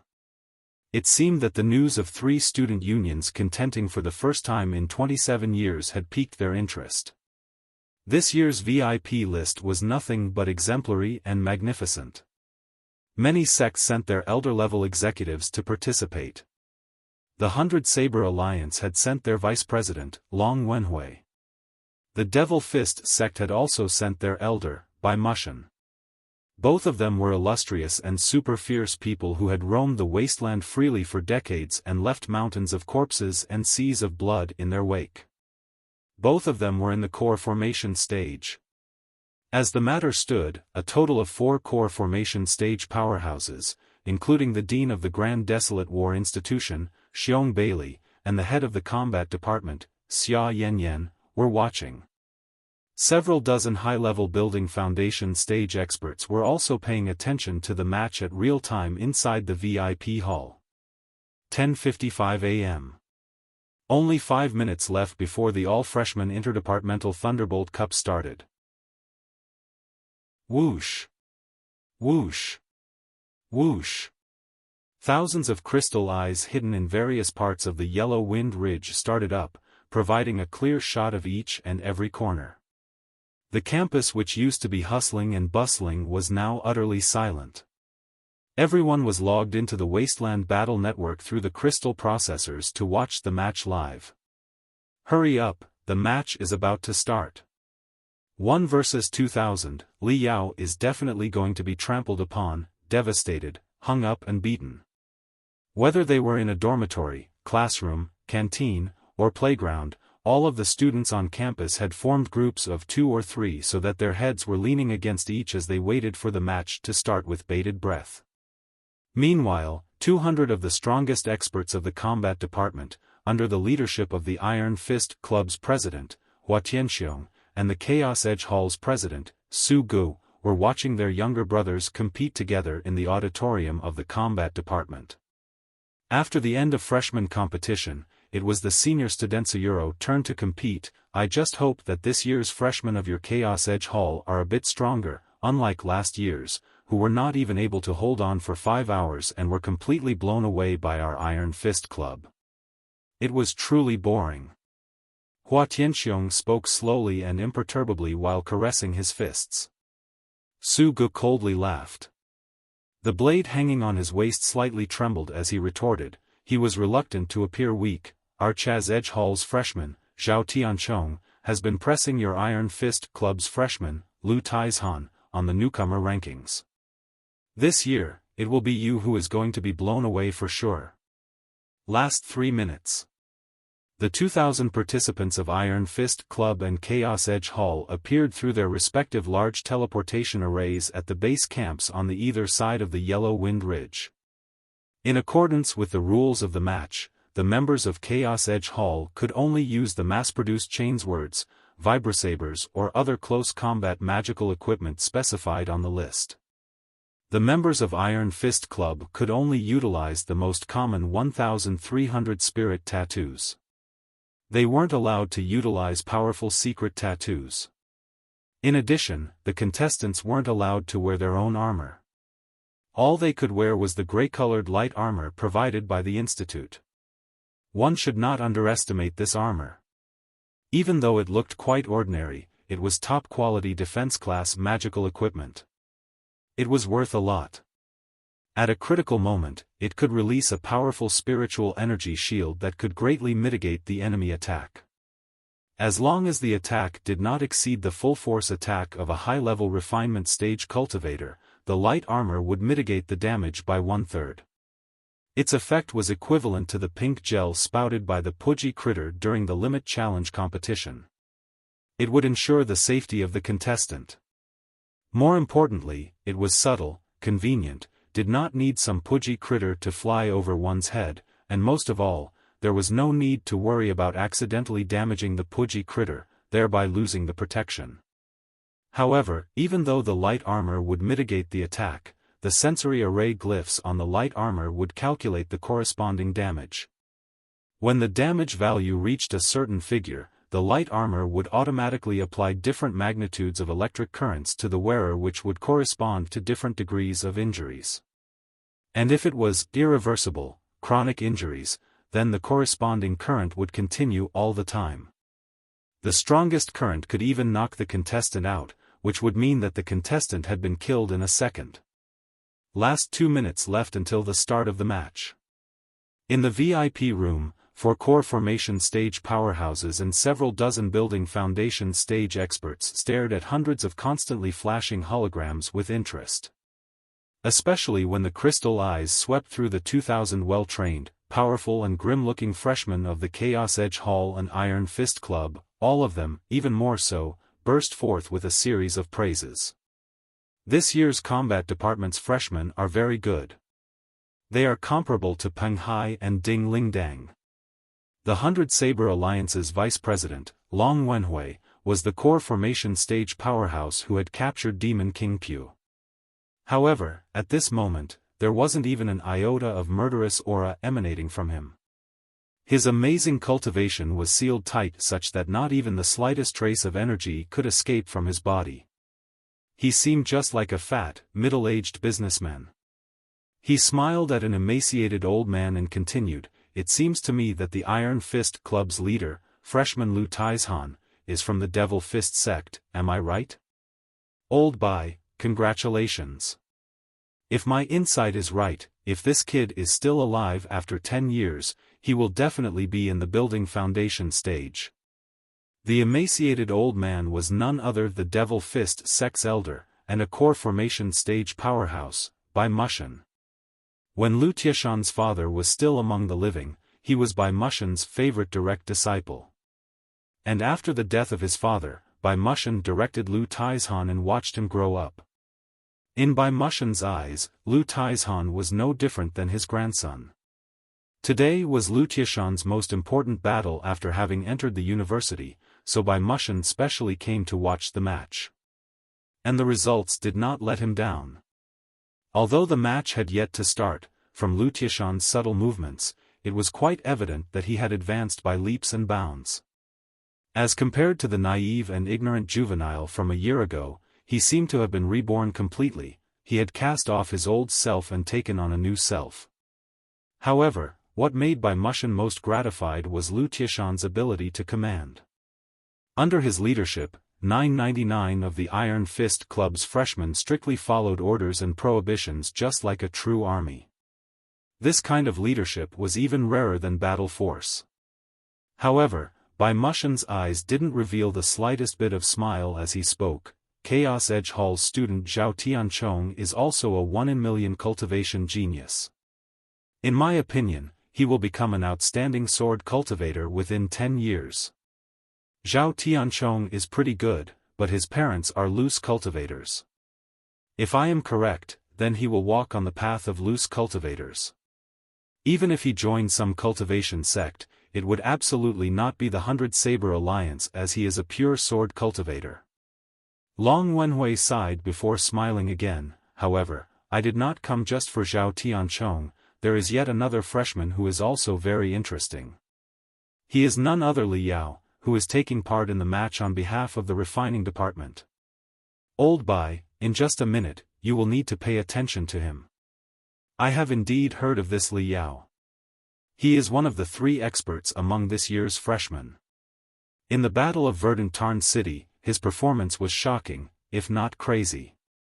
Not only had he carried a 6-barrel rotary cannon while casually walking through the battlefield, he also had 10 Hellfire-Lightnings strapped on his back, which he finally blasted a 6-armed Naga to death with. He is indeed quite formidable. However, from his combat videos, in my opinion, he is a very powerful refiner. He specializes in modifying and controlling heavy magical equipment. In the city battle, he had logistic support and also had the support of his teammates. However, now, all he can carry is a backpack full of magical equipment. He doesn't have any logistic support. Not to mention that inside the jungle and swamps, he will be encircled by 2,000 contestants. Can he fly to the high heavens? Misson disapprovingly said. He was the most traditional body practitioner who only believed in fists. Even though he had seen Li Yao's combat videos, he did not appreciate the combat method employed by Li Yao. Li Yao placed too much emphasis on magical equipment, a trait Misson did not appreciate. Long Wenhui calmly smiled. Maybe, maybe not. In any case, at least Li Yao's appearance has added a small bit of variability to this match, which has been dull for over 2 decades. I believe that this year's match will be very exciting. Only 10 seconds are left before the game starts. Last 10 seconds to the start of the match. Li Yao, through a small teleportation array, entered the yellow wind ridge. Look, it's Li Yao. 3 crystal eyes simultaneously turned towards Li Yao. All the holograms switched to different angles of his face in the blink of an eye. Tens of thousands of spectators in the campus had their eyes upon him, not a bit of the expression on his face could be missed. Everyone was hoping to guess his plans from his expression. However, everyone was disappointed. Li Yao wore green jungle camouflage clothing. Even his face was painted with alternating yellow and green stripes, making it extremely difficult to discern even his eyes and nose, much less the expression on his face. The only thing that could identify him as Li Yao was the weird magical equipment worn on his left ear. At present, many people were already aware that this thing was called a demon beast detector, a reconnaissance-class magical equipment invented by Li Yao himself. Why is he wearing the demon beast detector? Although the Yellow Wind Ridge was home to some demon beasts, they were of ordinary level. As far as cultivators were concerned, they were nothing more than clay chickens and pottery dogs. They could be easily killed, there was simply no need to take any kind of precautions for them. Apart from the demon beast detector, Li Yao had a bulging, standard-issue jungle backpack strapped to his shoulders as well as a short, double-edged scimitar hooked to his belt. Dressed in his neat and tidy jungle camouflage uniform, Li Yao didn't give any kind of impression of someone who had carried 6-barrel rotary cannon and 10 Hellfire-Lightnings during the Battle of Verdant Tarn City. Li Yao's skills completely lie in heavy magical equipment. Without the 6-barrel rotary cannon and Hellfire-Lightnings, he is unable to do anything and will be eliminated at once. Many people said it with certainty. Making the best use of the last few seconds, Li Yao jumped and rotated his joints with all his concentration, stretching each and every strand of muscle to the limit. At this instance, he was at the southernmost tip of the Yellow Wind Ridge. Right behind him was the Iron Fist Club's base. 1,000 stalwart and tall fellows cast a covetous stare right at the back of his head.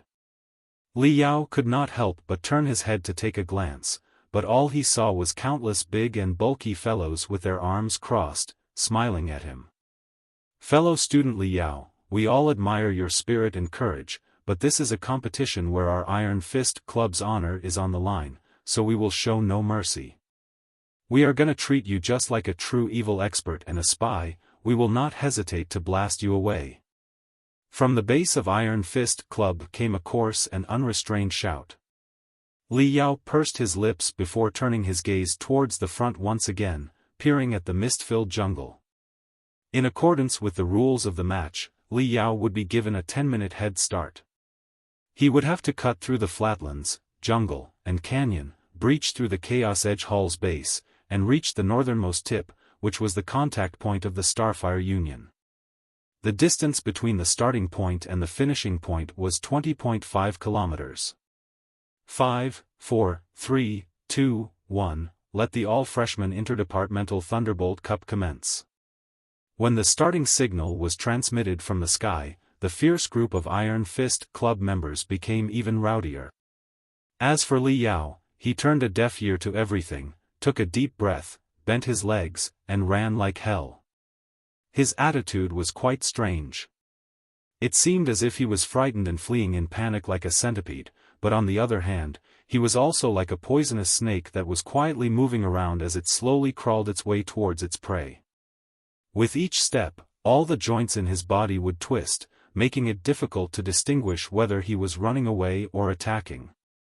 Nevertheless, his speed was incredibly fast.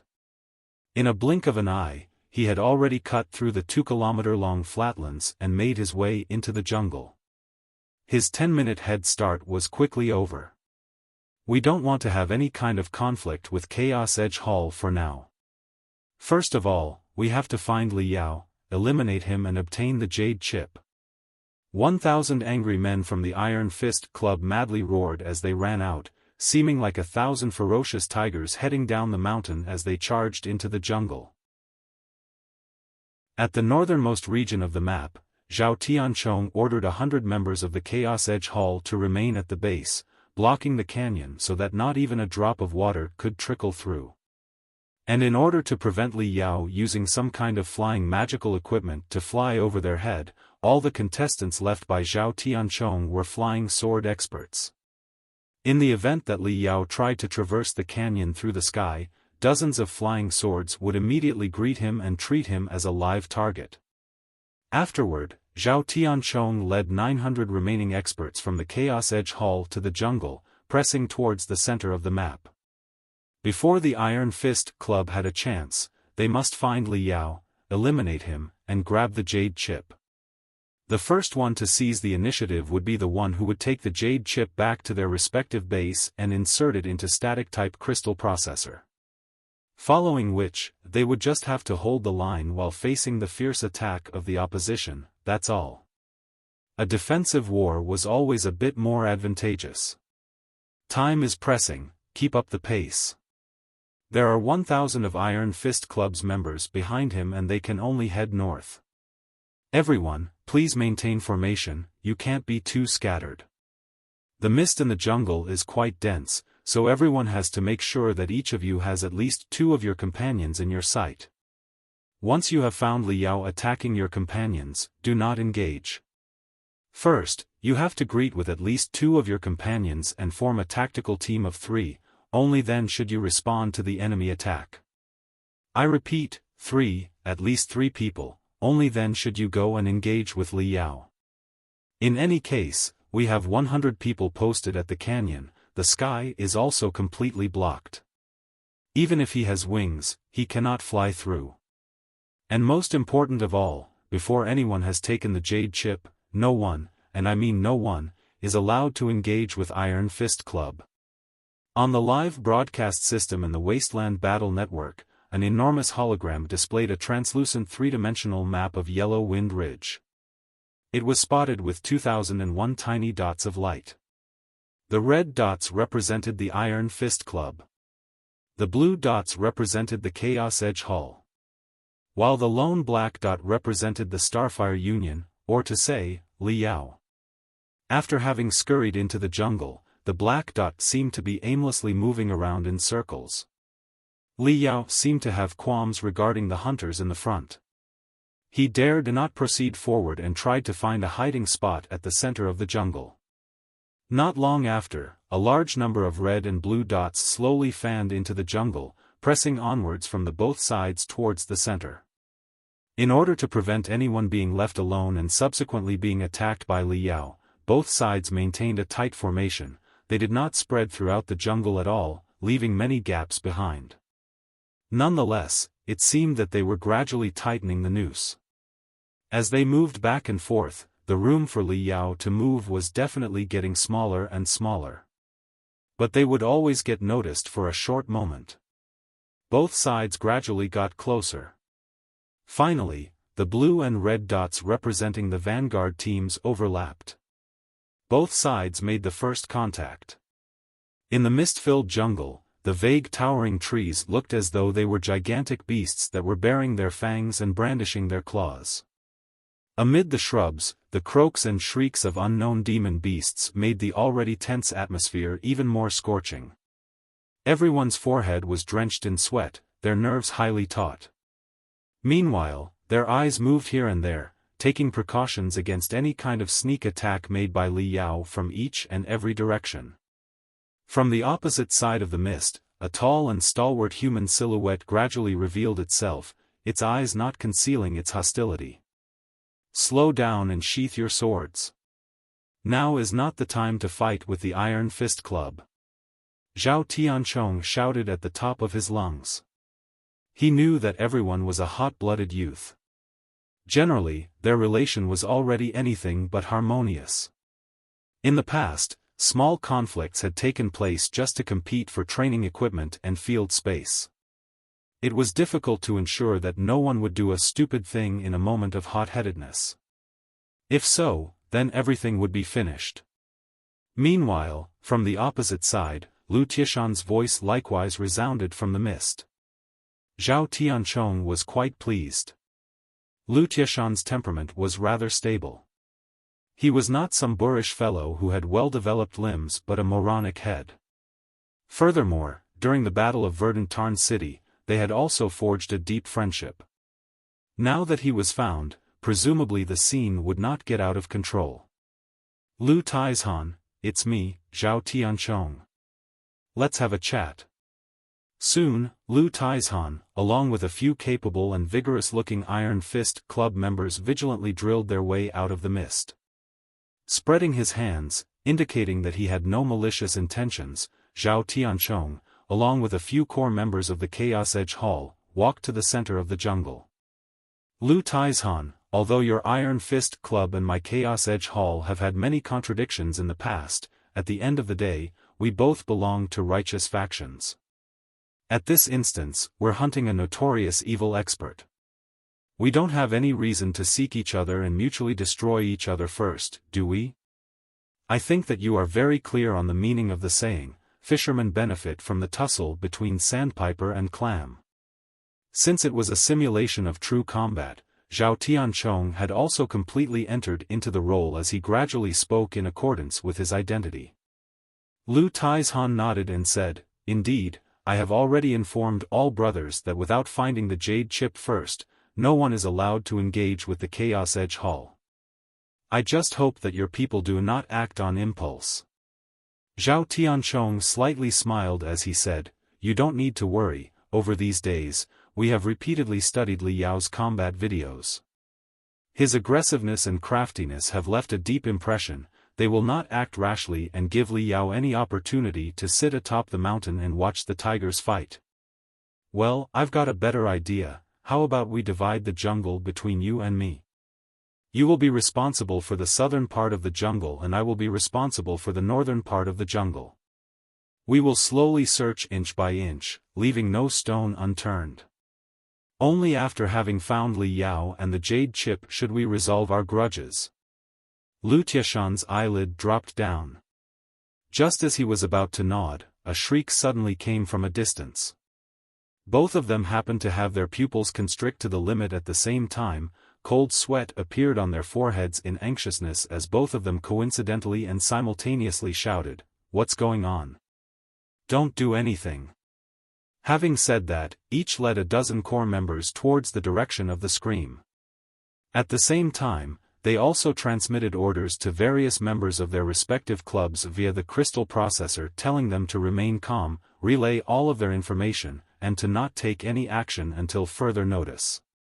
Unfortunately, the Yellow Wind Ridge was filled with mist and was a world fragment that was quite far away from the Heaven Origin sector, making the network unstable and filled with interference. The network was going on and off every now and then. Many battle teams seemed to have thrust into the enemy's rear, and when the mist cleared slightly, they discovered that they were already entangled with each other.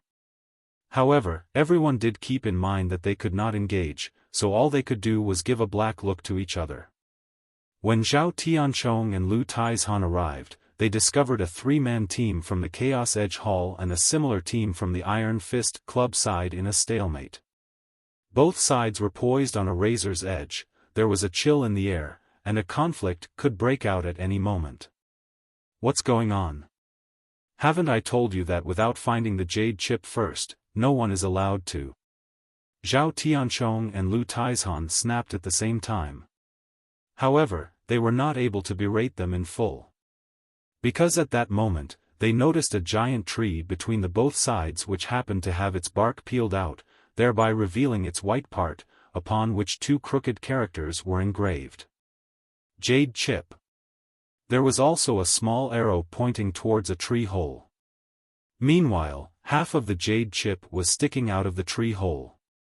In the blink of an eye, Zhao Tianchong and Lu Taizhan had an impulse to swear, while a sense of helplessness and powerlessness welled up in their heart. Calm. Everyone please remain calm, this is obviously a trap, can't you see that? Li Yao just wants us to kill each other, this jade chip is obviously false. There might even be a bomb hidden at the back of the jade chip, and as long as we moved it, you might all be blown away.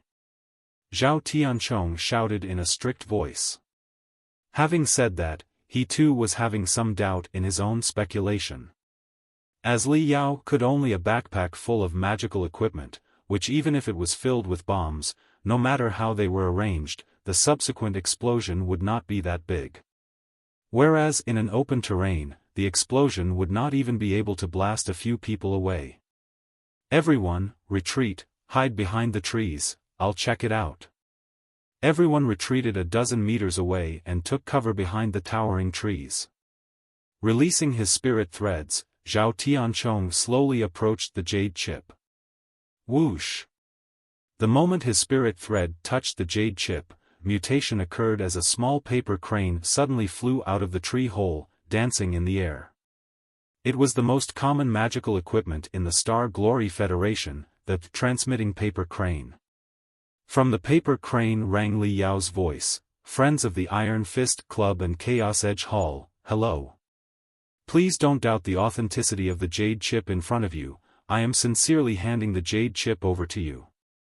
Assuming an air of self-conceit, the transmitting jade chip spoke freely and frankly just like Li Yao.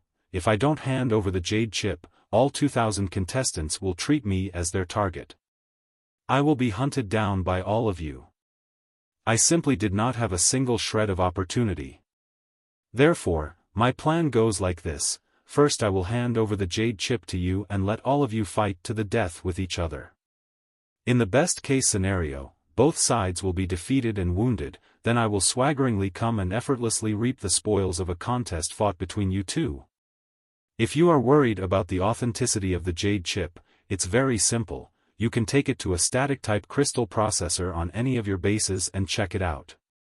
You can check whether the stored data are authentic or not. The chip is encrypted with special telepathic thoughts that I am unable to copy or tamper with. Having finished speaking, the paper crane paused for a long while, seemingly giving both sides time to consider. Only when both sides were somewhat dazed did the paper crane continue as it flapped its wings. Of course, even if say this, there is 90% chance that everything I just said is a lie, this jade chip is false and I am just luring both sides into a fight. You can all think that I am bluffing and continue to hunt me down. I believe that under the web of 2,000 contestants, I cannot hide for too long. However, it has never been my style to play the pig to eat the tiger, so let me forewarn you. I have already advanced into the 6th level of refinement stage, my spiritual energy can now be used in combat and as such my battle force has advanced by leaps and bounds. I can say for sure that 3 to 5 of you can't deal with me. If you truly want to eliminate me, you have to form a team of 30 to 50 people. However, friends of Chaos Edge Hall, I advise you to be a bit slower when hunting me down, do not rush too fast, or all of you will become my hunting targets. Once you have formed an alliance to hunt me down, I will specifically target your Chaos Edge Hall members. Anyone armed with swords and sabers will become my hunting target. Believe me when I say that before you can eliminate me, I will take 30 to 50 members of Chaos Edge Hall with me. From the beginning, your Chaos Edge Hall's strength has been worse than the Iron Fist Club's. In all the Thunderbolt Cups held in the past decade, you have only won twice. Just last year you suffered a crushing defeat, it was quite miserable already. I am quite sure that with my help, you will lose even more miserably. Especially Zhao Tianchong, you are the most crucial member of the Chaos Edge Hall. You'd better hope that you don't encounter me in the jungle, for I will eliminate you at any price without any hesitation, maybe even die along with you. If you come to kill me, I will take the Chaos Edge Hall down with me." The pale green paper crane danced energetically, seemingly harmless to humans and animals, and the voice it transmitted was also quite calm. Nevertheless, it caused everyone to feel a chill running down their backs. After having scared the hell out of everyone to the point that they were all drenched in cold sweat, he continued, "However, if Chaos Edge Hall forgoes hunting me down and engages in full-scale war with Iron Fist Club instead, then I will attack the Iron Fist Club members with all I've got until the outcome is no longer a foregone conclusion. The reason is quite simple. Among all three of us, the Iron Fist Club is the most powerful. Only if the two of us align ourselves together and weed out Iron Fist Club will we have a chance of victory. Zhao Tianchong, and friends of the Chaos Edge Hall, as long as you stand where I stand and calmly think, you will realize that I am not necessarily deceiving you. This is the only method for me to improve my chance of winning. After Iron Fist Club is eliminated, my chance of winning may increase from 0 to 10%, while your chance of winning will increase from 0 to 90%. If we formed an alliance, it would be way better for the Chaos Edge Hall. I rest my case here.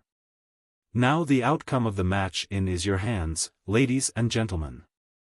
As for where we go from here, it all depends on your decision."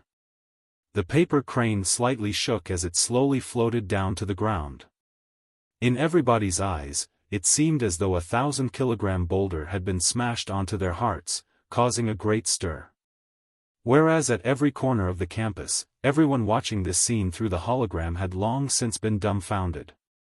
Before the start of the match, everyone had proposed countless strategies which Li Yao could employ.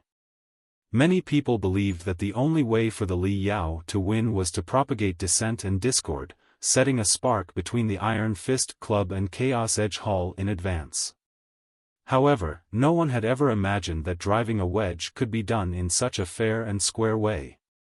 The Devil Fist Sex Elder, by Misson, slightly frowned. "This tactic is somewhat despicable, right?" Most of the body practitioners were straightforward. They had always advocated physical strength and head-on confrontation, and had always been less interested in scheming and such. Whereas the eyes of the 100 Saber Alliance's vice president, Long Wenhui, burst forth with a sharp gleam as he smiled and said, "From the start, Student Li Yao is playing the role of an evil expert. These kinds of tactics totally sync with his identity. And most of all, it's 1 versus 2,000, how can he win without being a bit despicable?" Meanwhile, as far as the said victims of all this debacle who were presently at the center of the jungle were concerned, the so-called despicable tactic of Li Yao wasn't as simple as it seemed. Even before the paper crane landed on the ground, the Chaos Edge Hall members already had an ugly complexion. Everyone whispered to each other, "Is he serious? Doesn't he just want to drag our Chaos Edge Hall members into a fight? Isn't this bullying? What have we done wrong? Why does he have enmity with us? Of course, it is serious. It's 1 versus 2,000. He made it quite clear that if he dies, he will drag a few of us down with him. What is so strange about that? Didn't you hear what he said at the end? As long as we fight with the Iron Fist Club, he will stand by us. Thinking about it, he is indeed right. Our overall strength is weaker than that of the Iron Fist Club. Even if they paid heavy price to capture him, in all likelihood, we still could not endure the wanton attacks of the Iron Fist Club. We might as well form an alliance with him first and eliminate the Iron Fist Club. Even if we are only left with 100 people, I think we can capture a single person, yeah? What do you think? Is this jade chip authentic? Who knows? There is a 99% chance that it is false, but what if it is authentic? Maybe it's the so-called, when false is taken for true, true becomes false, 1. Li Yao is so treacherous. Maybe he has brazenly placed the real jade chip here, and wants us to think that it is false. When we are finished fighting with each other, he will boldly come back and retrieve the jade chip. Wouldn't it be very retarded of us to leave it here? No matter whether it is real or false, let's take the jade chip first and take it to the base to check it. If it's false, we will throw it away, and if it's real, we will keep it. Along with the whisperings of Chaos Edge Hall members, the members of the Iron Fist Club knowingly or unknowingly drew close to each other and caressed their spirit tattoos, drawing every strand of their steel-like muscles taut. They each entered a battle state so that they could activate their spirit tattoos at moment's notice. Hey, something doesn't feel right. I feel that the opposite party's murderous aura is getting more and more intense. Nonsense, didn't you hear what Li Yao said? If you were a member of Chaos Edge Hall, would you still cooperate with us if you knew you will lose without a doubt? It seems that they are ready to attack us at moment notice. How about we attack first and take the initiative? Whoosh! Whoosh! Whoosh! Whoosh! Numerous gazes turned towards Zhao Tianchong and Lu Taizhan. Lu Tiashan's complexion looked bleak. A soybean-sized drop of sweat even had oozed out on his forehead as he spoke in a hoarse voice. Zhao Tianchong, you can't walk into his trap. This is clearly a trap. I can bet that there is 99% chance that this jade chip being false. Are you going to fight with us over a false jade chip? Zhao Tianchong's eyebrows twitched as he stressed each and every word. Of course I know this is Li Yao's scheme. This jade chip is most likely false, but in any case, Li Yao is right. If he targeted our Chaos Edge Hall, we would lose no doubt.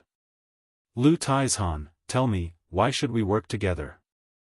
Lu Taizhan rolled his eyes in circles as he hastily said, how about our Iron Fist Club takes the front line? If someone is going to die, it will be us. Is this good enough to show our sincerity? Zhao Tianchong sneered, if you are the vanguard, then Li Yao would be captured by you, meaning the jade chip will also be acquired by you. We would still lose, wouldn't we? Lu Taizhan was tongue-tied.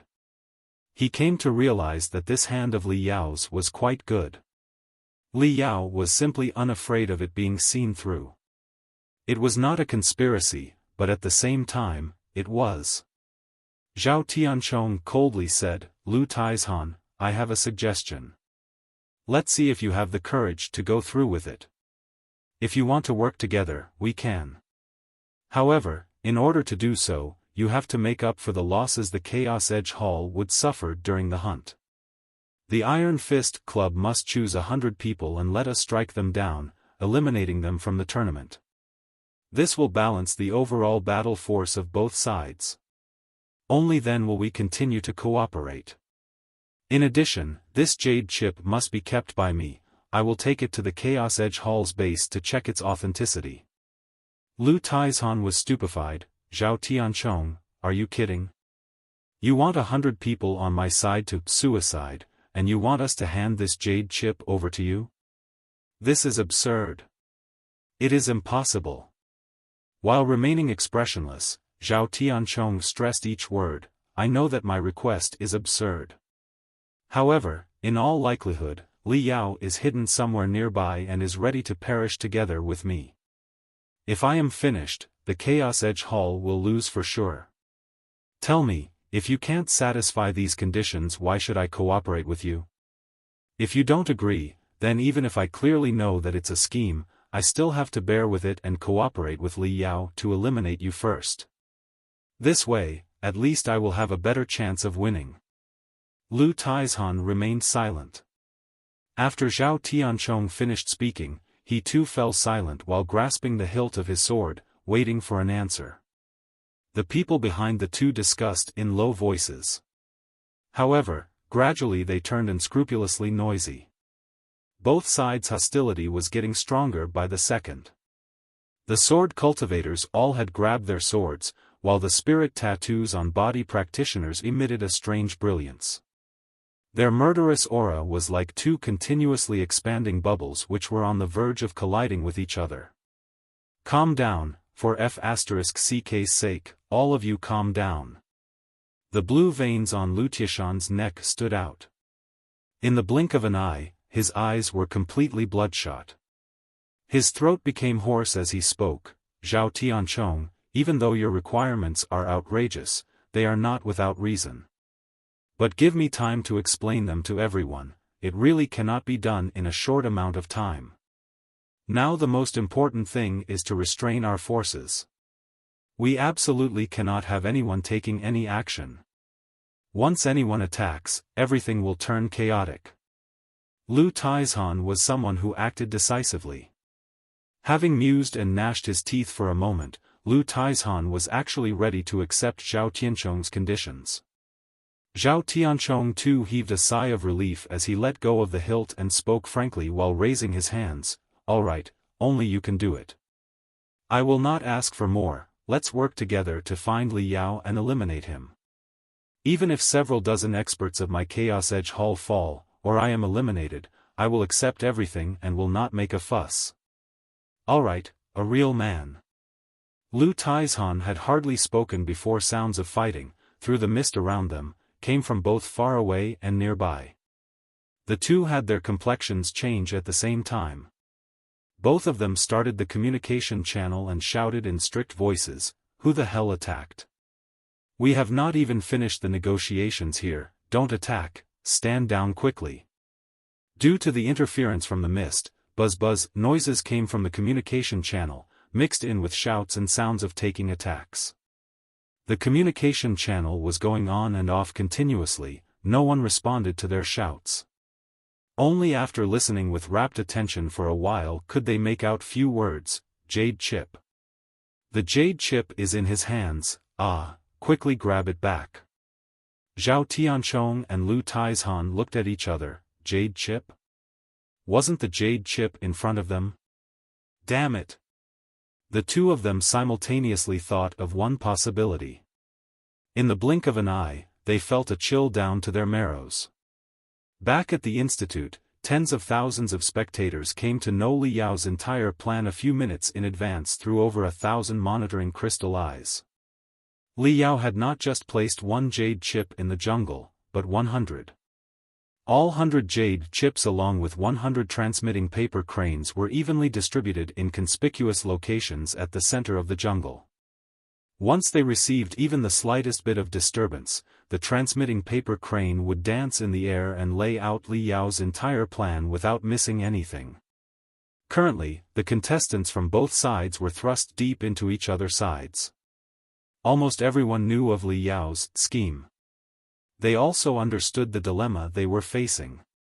And they knew that the jade chip before them was 99% false. However, what if Li Yao was using this very psychology and passed off the real jade chip as false? Or maybe they could take it back to the base to check it out, just to be sure. They might as well bet on this 1% chance, they just might acquire the jade chip. Having thought like this, everyone quietly moved closer to the dubious jade chip. Afterward, they discovered that not too far away on the opposite side, their old opponent was also eyeing it and was ready to make their move.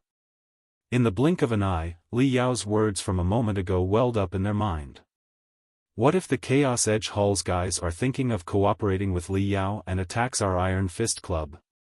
What if these kids of the Iron Fist Club are afraid of us cooperating with Li Yao and attack us first to take the initiative? Each side was thinking like this. Meanwhile, this daggers-drawn situation was getting more and more tense. Gazes from both sides were ruthlessly clashing in midair, seemingly giving birth to crackling sparks. Until now, everyone was still exercising patience and didn't take any action. The nerves of 2,000 people were like 2,000 bowstrings that were stretched to the limit. And all of them were using their last bit of reasoning to restrain their hands. Suddenly, they took action. From the mist all around them, extremely unexpected voices resounded. It was another 100 transmitting paper cranes which were all hidden amid the shrubs and grasses and were skillfully imitating the screams. 1. A phrase from the Dream of Red Chamber. The original full verse is, meaning, when false is taken for true, true becomes false. If nothing becomes something, something becomes nothing. Among the 2,000 contestants, the vast majority turned somewhat vigilant from the sudden screams. They faintly felt that something wasn't right, so they didn't take any rash actions. However, the terrifying part of Li Yao's trap was that as long as a few people opened fire, even if they numbered in dozens, it would cause a chain reaction. It was just like a snowball that grew bigger and bigger as it rolled, only to finally turn into an avalanche that was impossible to contain. At the west side of the jungle, 2 Iron Fist Club members and 2 Chaos Edge Hall members were in a stalemate. Right in between them was a jade chip placed upon a huge piece of bluestone and a paper crane dancing in the air. Just last month, a huge fight had broken out once between the 4 over a training field. During the confrontation, unbeknownst to everyone, the Chaos Edge Hall side had suffered a small loss.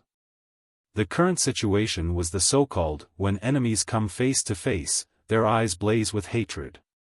The 4 were like 4 bulls, ruthlessly staring at each other. When they heard the screams, the 4 simultaneously shivered.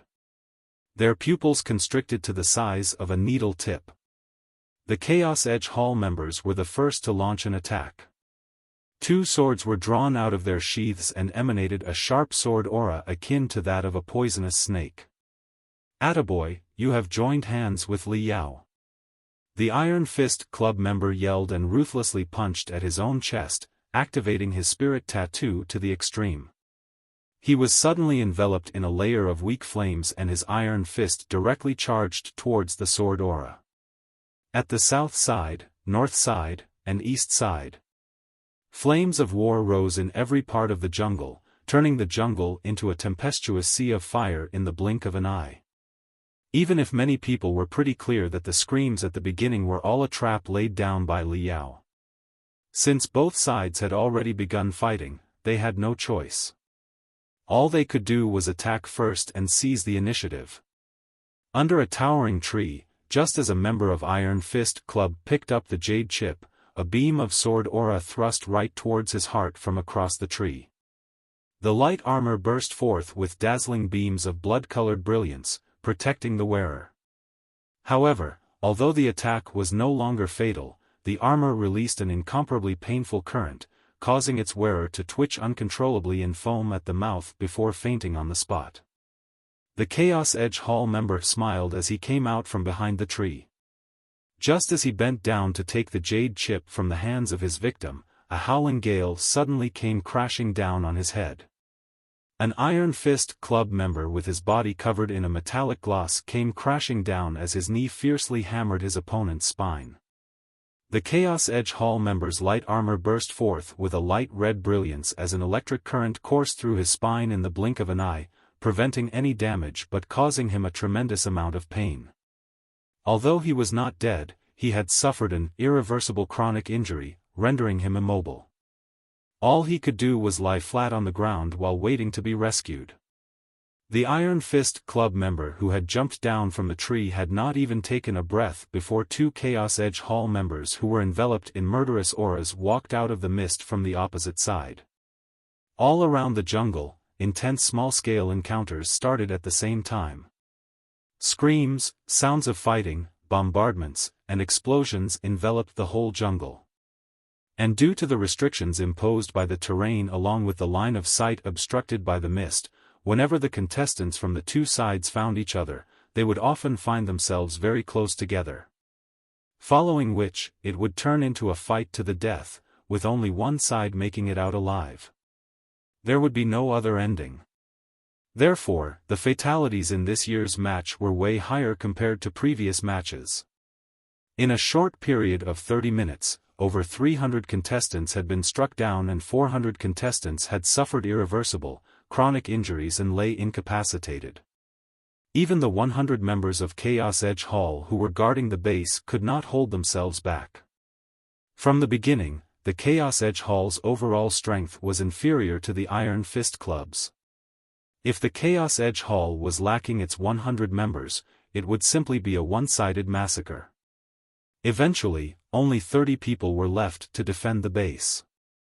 The remaining 70 people charged into the bloody battle happening in the jungle without a shred of hesitation. However, many of them were struck down in just a few minutes. The well-designed battle plan that Zhao Tianchong and Lu Taizhan had devised prior to the match had been completely disrupted. There were no instances of tactics that could be seen. The match was uglier than all the matches from the past few decades. It was by far the clumsiest battle. The maker of this catastrophe, Li Yao, was calmly wandering amid the branches, just like a python. He wore a camouflage uniform with a double-sided pattern. One side could simulate the trees, shrubs, and grasses, while the other side could simulate a variety of rocks patterns. Along with the camouflaging technique perfected through hunting in the wasteland, he could remain invisible while hiding amid the branches or rocks. As Li Yao observed the battles one by one through the demon beast detector with rapt attention, continuous lines of information appeared one by one. Zhou Zhongping, Iron Fist Club Freshman, 3rd level refinement stage expert. Specialties: Golden Fists, Mystique Cold Exercise. Temperament: bold and unrestrained, walks on the path of head-on collision. Weak points: center of gravity is unstable, the left knee was once seriously injured. Qing Mingyuan, Chaos Edge Hall Freshman, 3rd level refinement stage expert. Specialties: Red Dragon Spearmanship. The long spear has a chain hidden inside and can separate, allowing it to extend to 12 meters in the blink of an eye. Attack range is very large. Weak points: defense is weak. Fang Xinghui. Zhou Juanji. Pieces of information like waterfall continued to fall from above the demon beast detector. This was precisely the reason why Li Yao wanted the combat details of all 2,000 contestants. The demon beast detector could distinguish between two extremely similar demon beasts, so it goes without saying that identifying a person based on his or her appearance was a piece of cake. The latter was truly very simple. In the Star Glory Federation, the facial recognition technology was very mature. It was applied in wide variety of public places. Li Yao only had to tweak the demon beast detector a bit before inputting new data, turning it into a combat scouter. And his purpose was to seek the important figures of both sides using this very combat scouter. It's gonna be you. When the demon beast scouter found a 4th level refinement stage Iron Fist Club Freshman, Li Yao's eyes lit up as he sneaked up to the canopy behind him and hid there silently. Only after the target had continuously struck down 2 members of Chaos Edge Hall and was panting for breath did he silently slide down the tree and closed in on the target. Amid the dark mist, Li Yao made himself look like the shadow of the target as he moved closer. Only when the distance between the two was less than a meter did the target suddenly become vigilant. Just when he was about to turn his head, the target felt a prickling sensation on his neck as an electric current ruthlessly swarmed into his throat, rendering him incapable of even shrieking, no matter how much he wanted to. His eyes turned wide as he clutched his throat. He knelt down before lying paralyzed in the mud. Before he even hit the ground, Li Yao had long since disappeared, becoming one with the jungle once again. Well, this kid is quite ruthless whenever he attacks.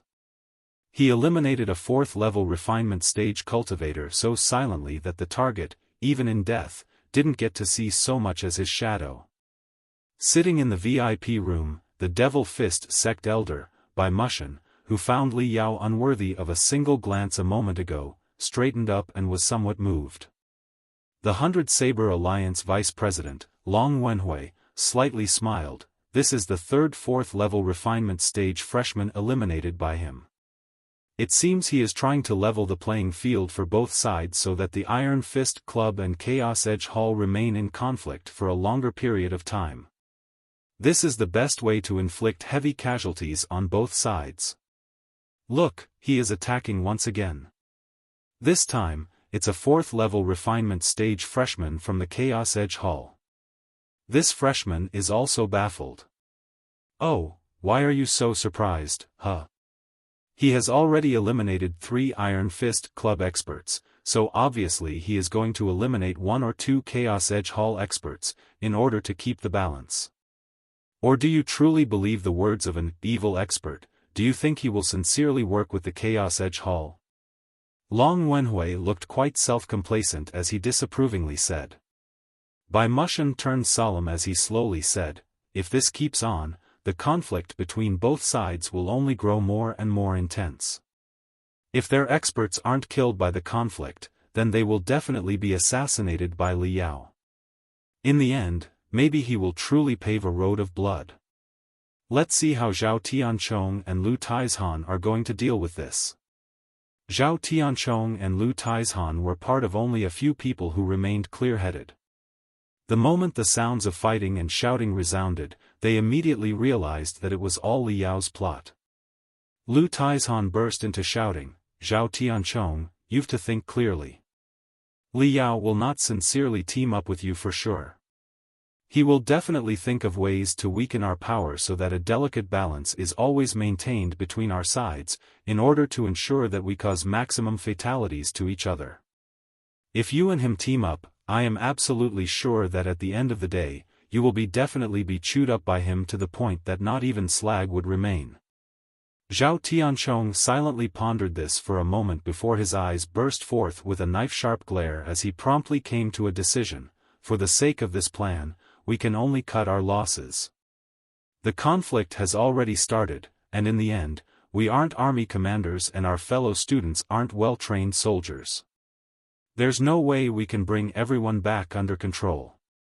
All the people here are the strongest core members. We should team up and head towards the north, quelling as much as conflict as possible. If we come across one we can't stop, we should just bypass it and save some time. Any jade chips we find en route should be equally distributed. Each person must get his share. We have to seize every minute and every second to reach the canyon as quickly as possible and intercept Li Yao. We have to set a trap at the canyon and let Li Yao experience the taste of ambush from all sides. Both sides had deeply felt the dreadfulness of Li Yao. So, without hesitating for a moment, everyone immediately began to move. En route, if they reached a relatively mild conflict with both sides' members only lightly injured, both leaders would team up to calm the combatants down and then move on. If they encountered a conflict in which both sides were locked in a fierce struggle and had members who were laden with injuries lying on the ground, they would run by as fast as possible. As for the fights happening in the distance, they had no time to stop them. It only took them 42 minutes to reach the canyon, and the people from both sides had formed a hybrid force of 185 contestants. Even though their group was relatively small, they were the strongest and most capable core members from both sides.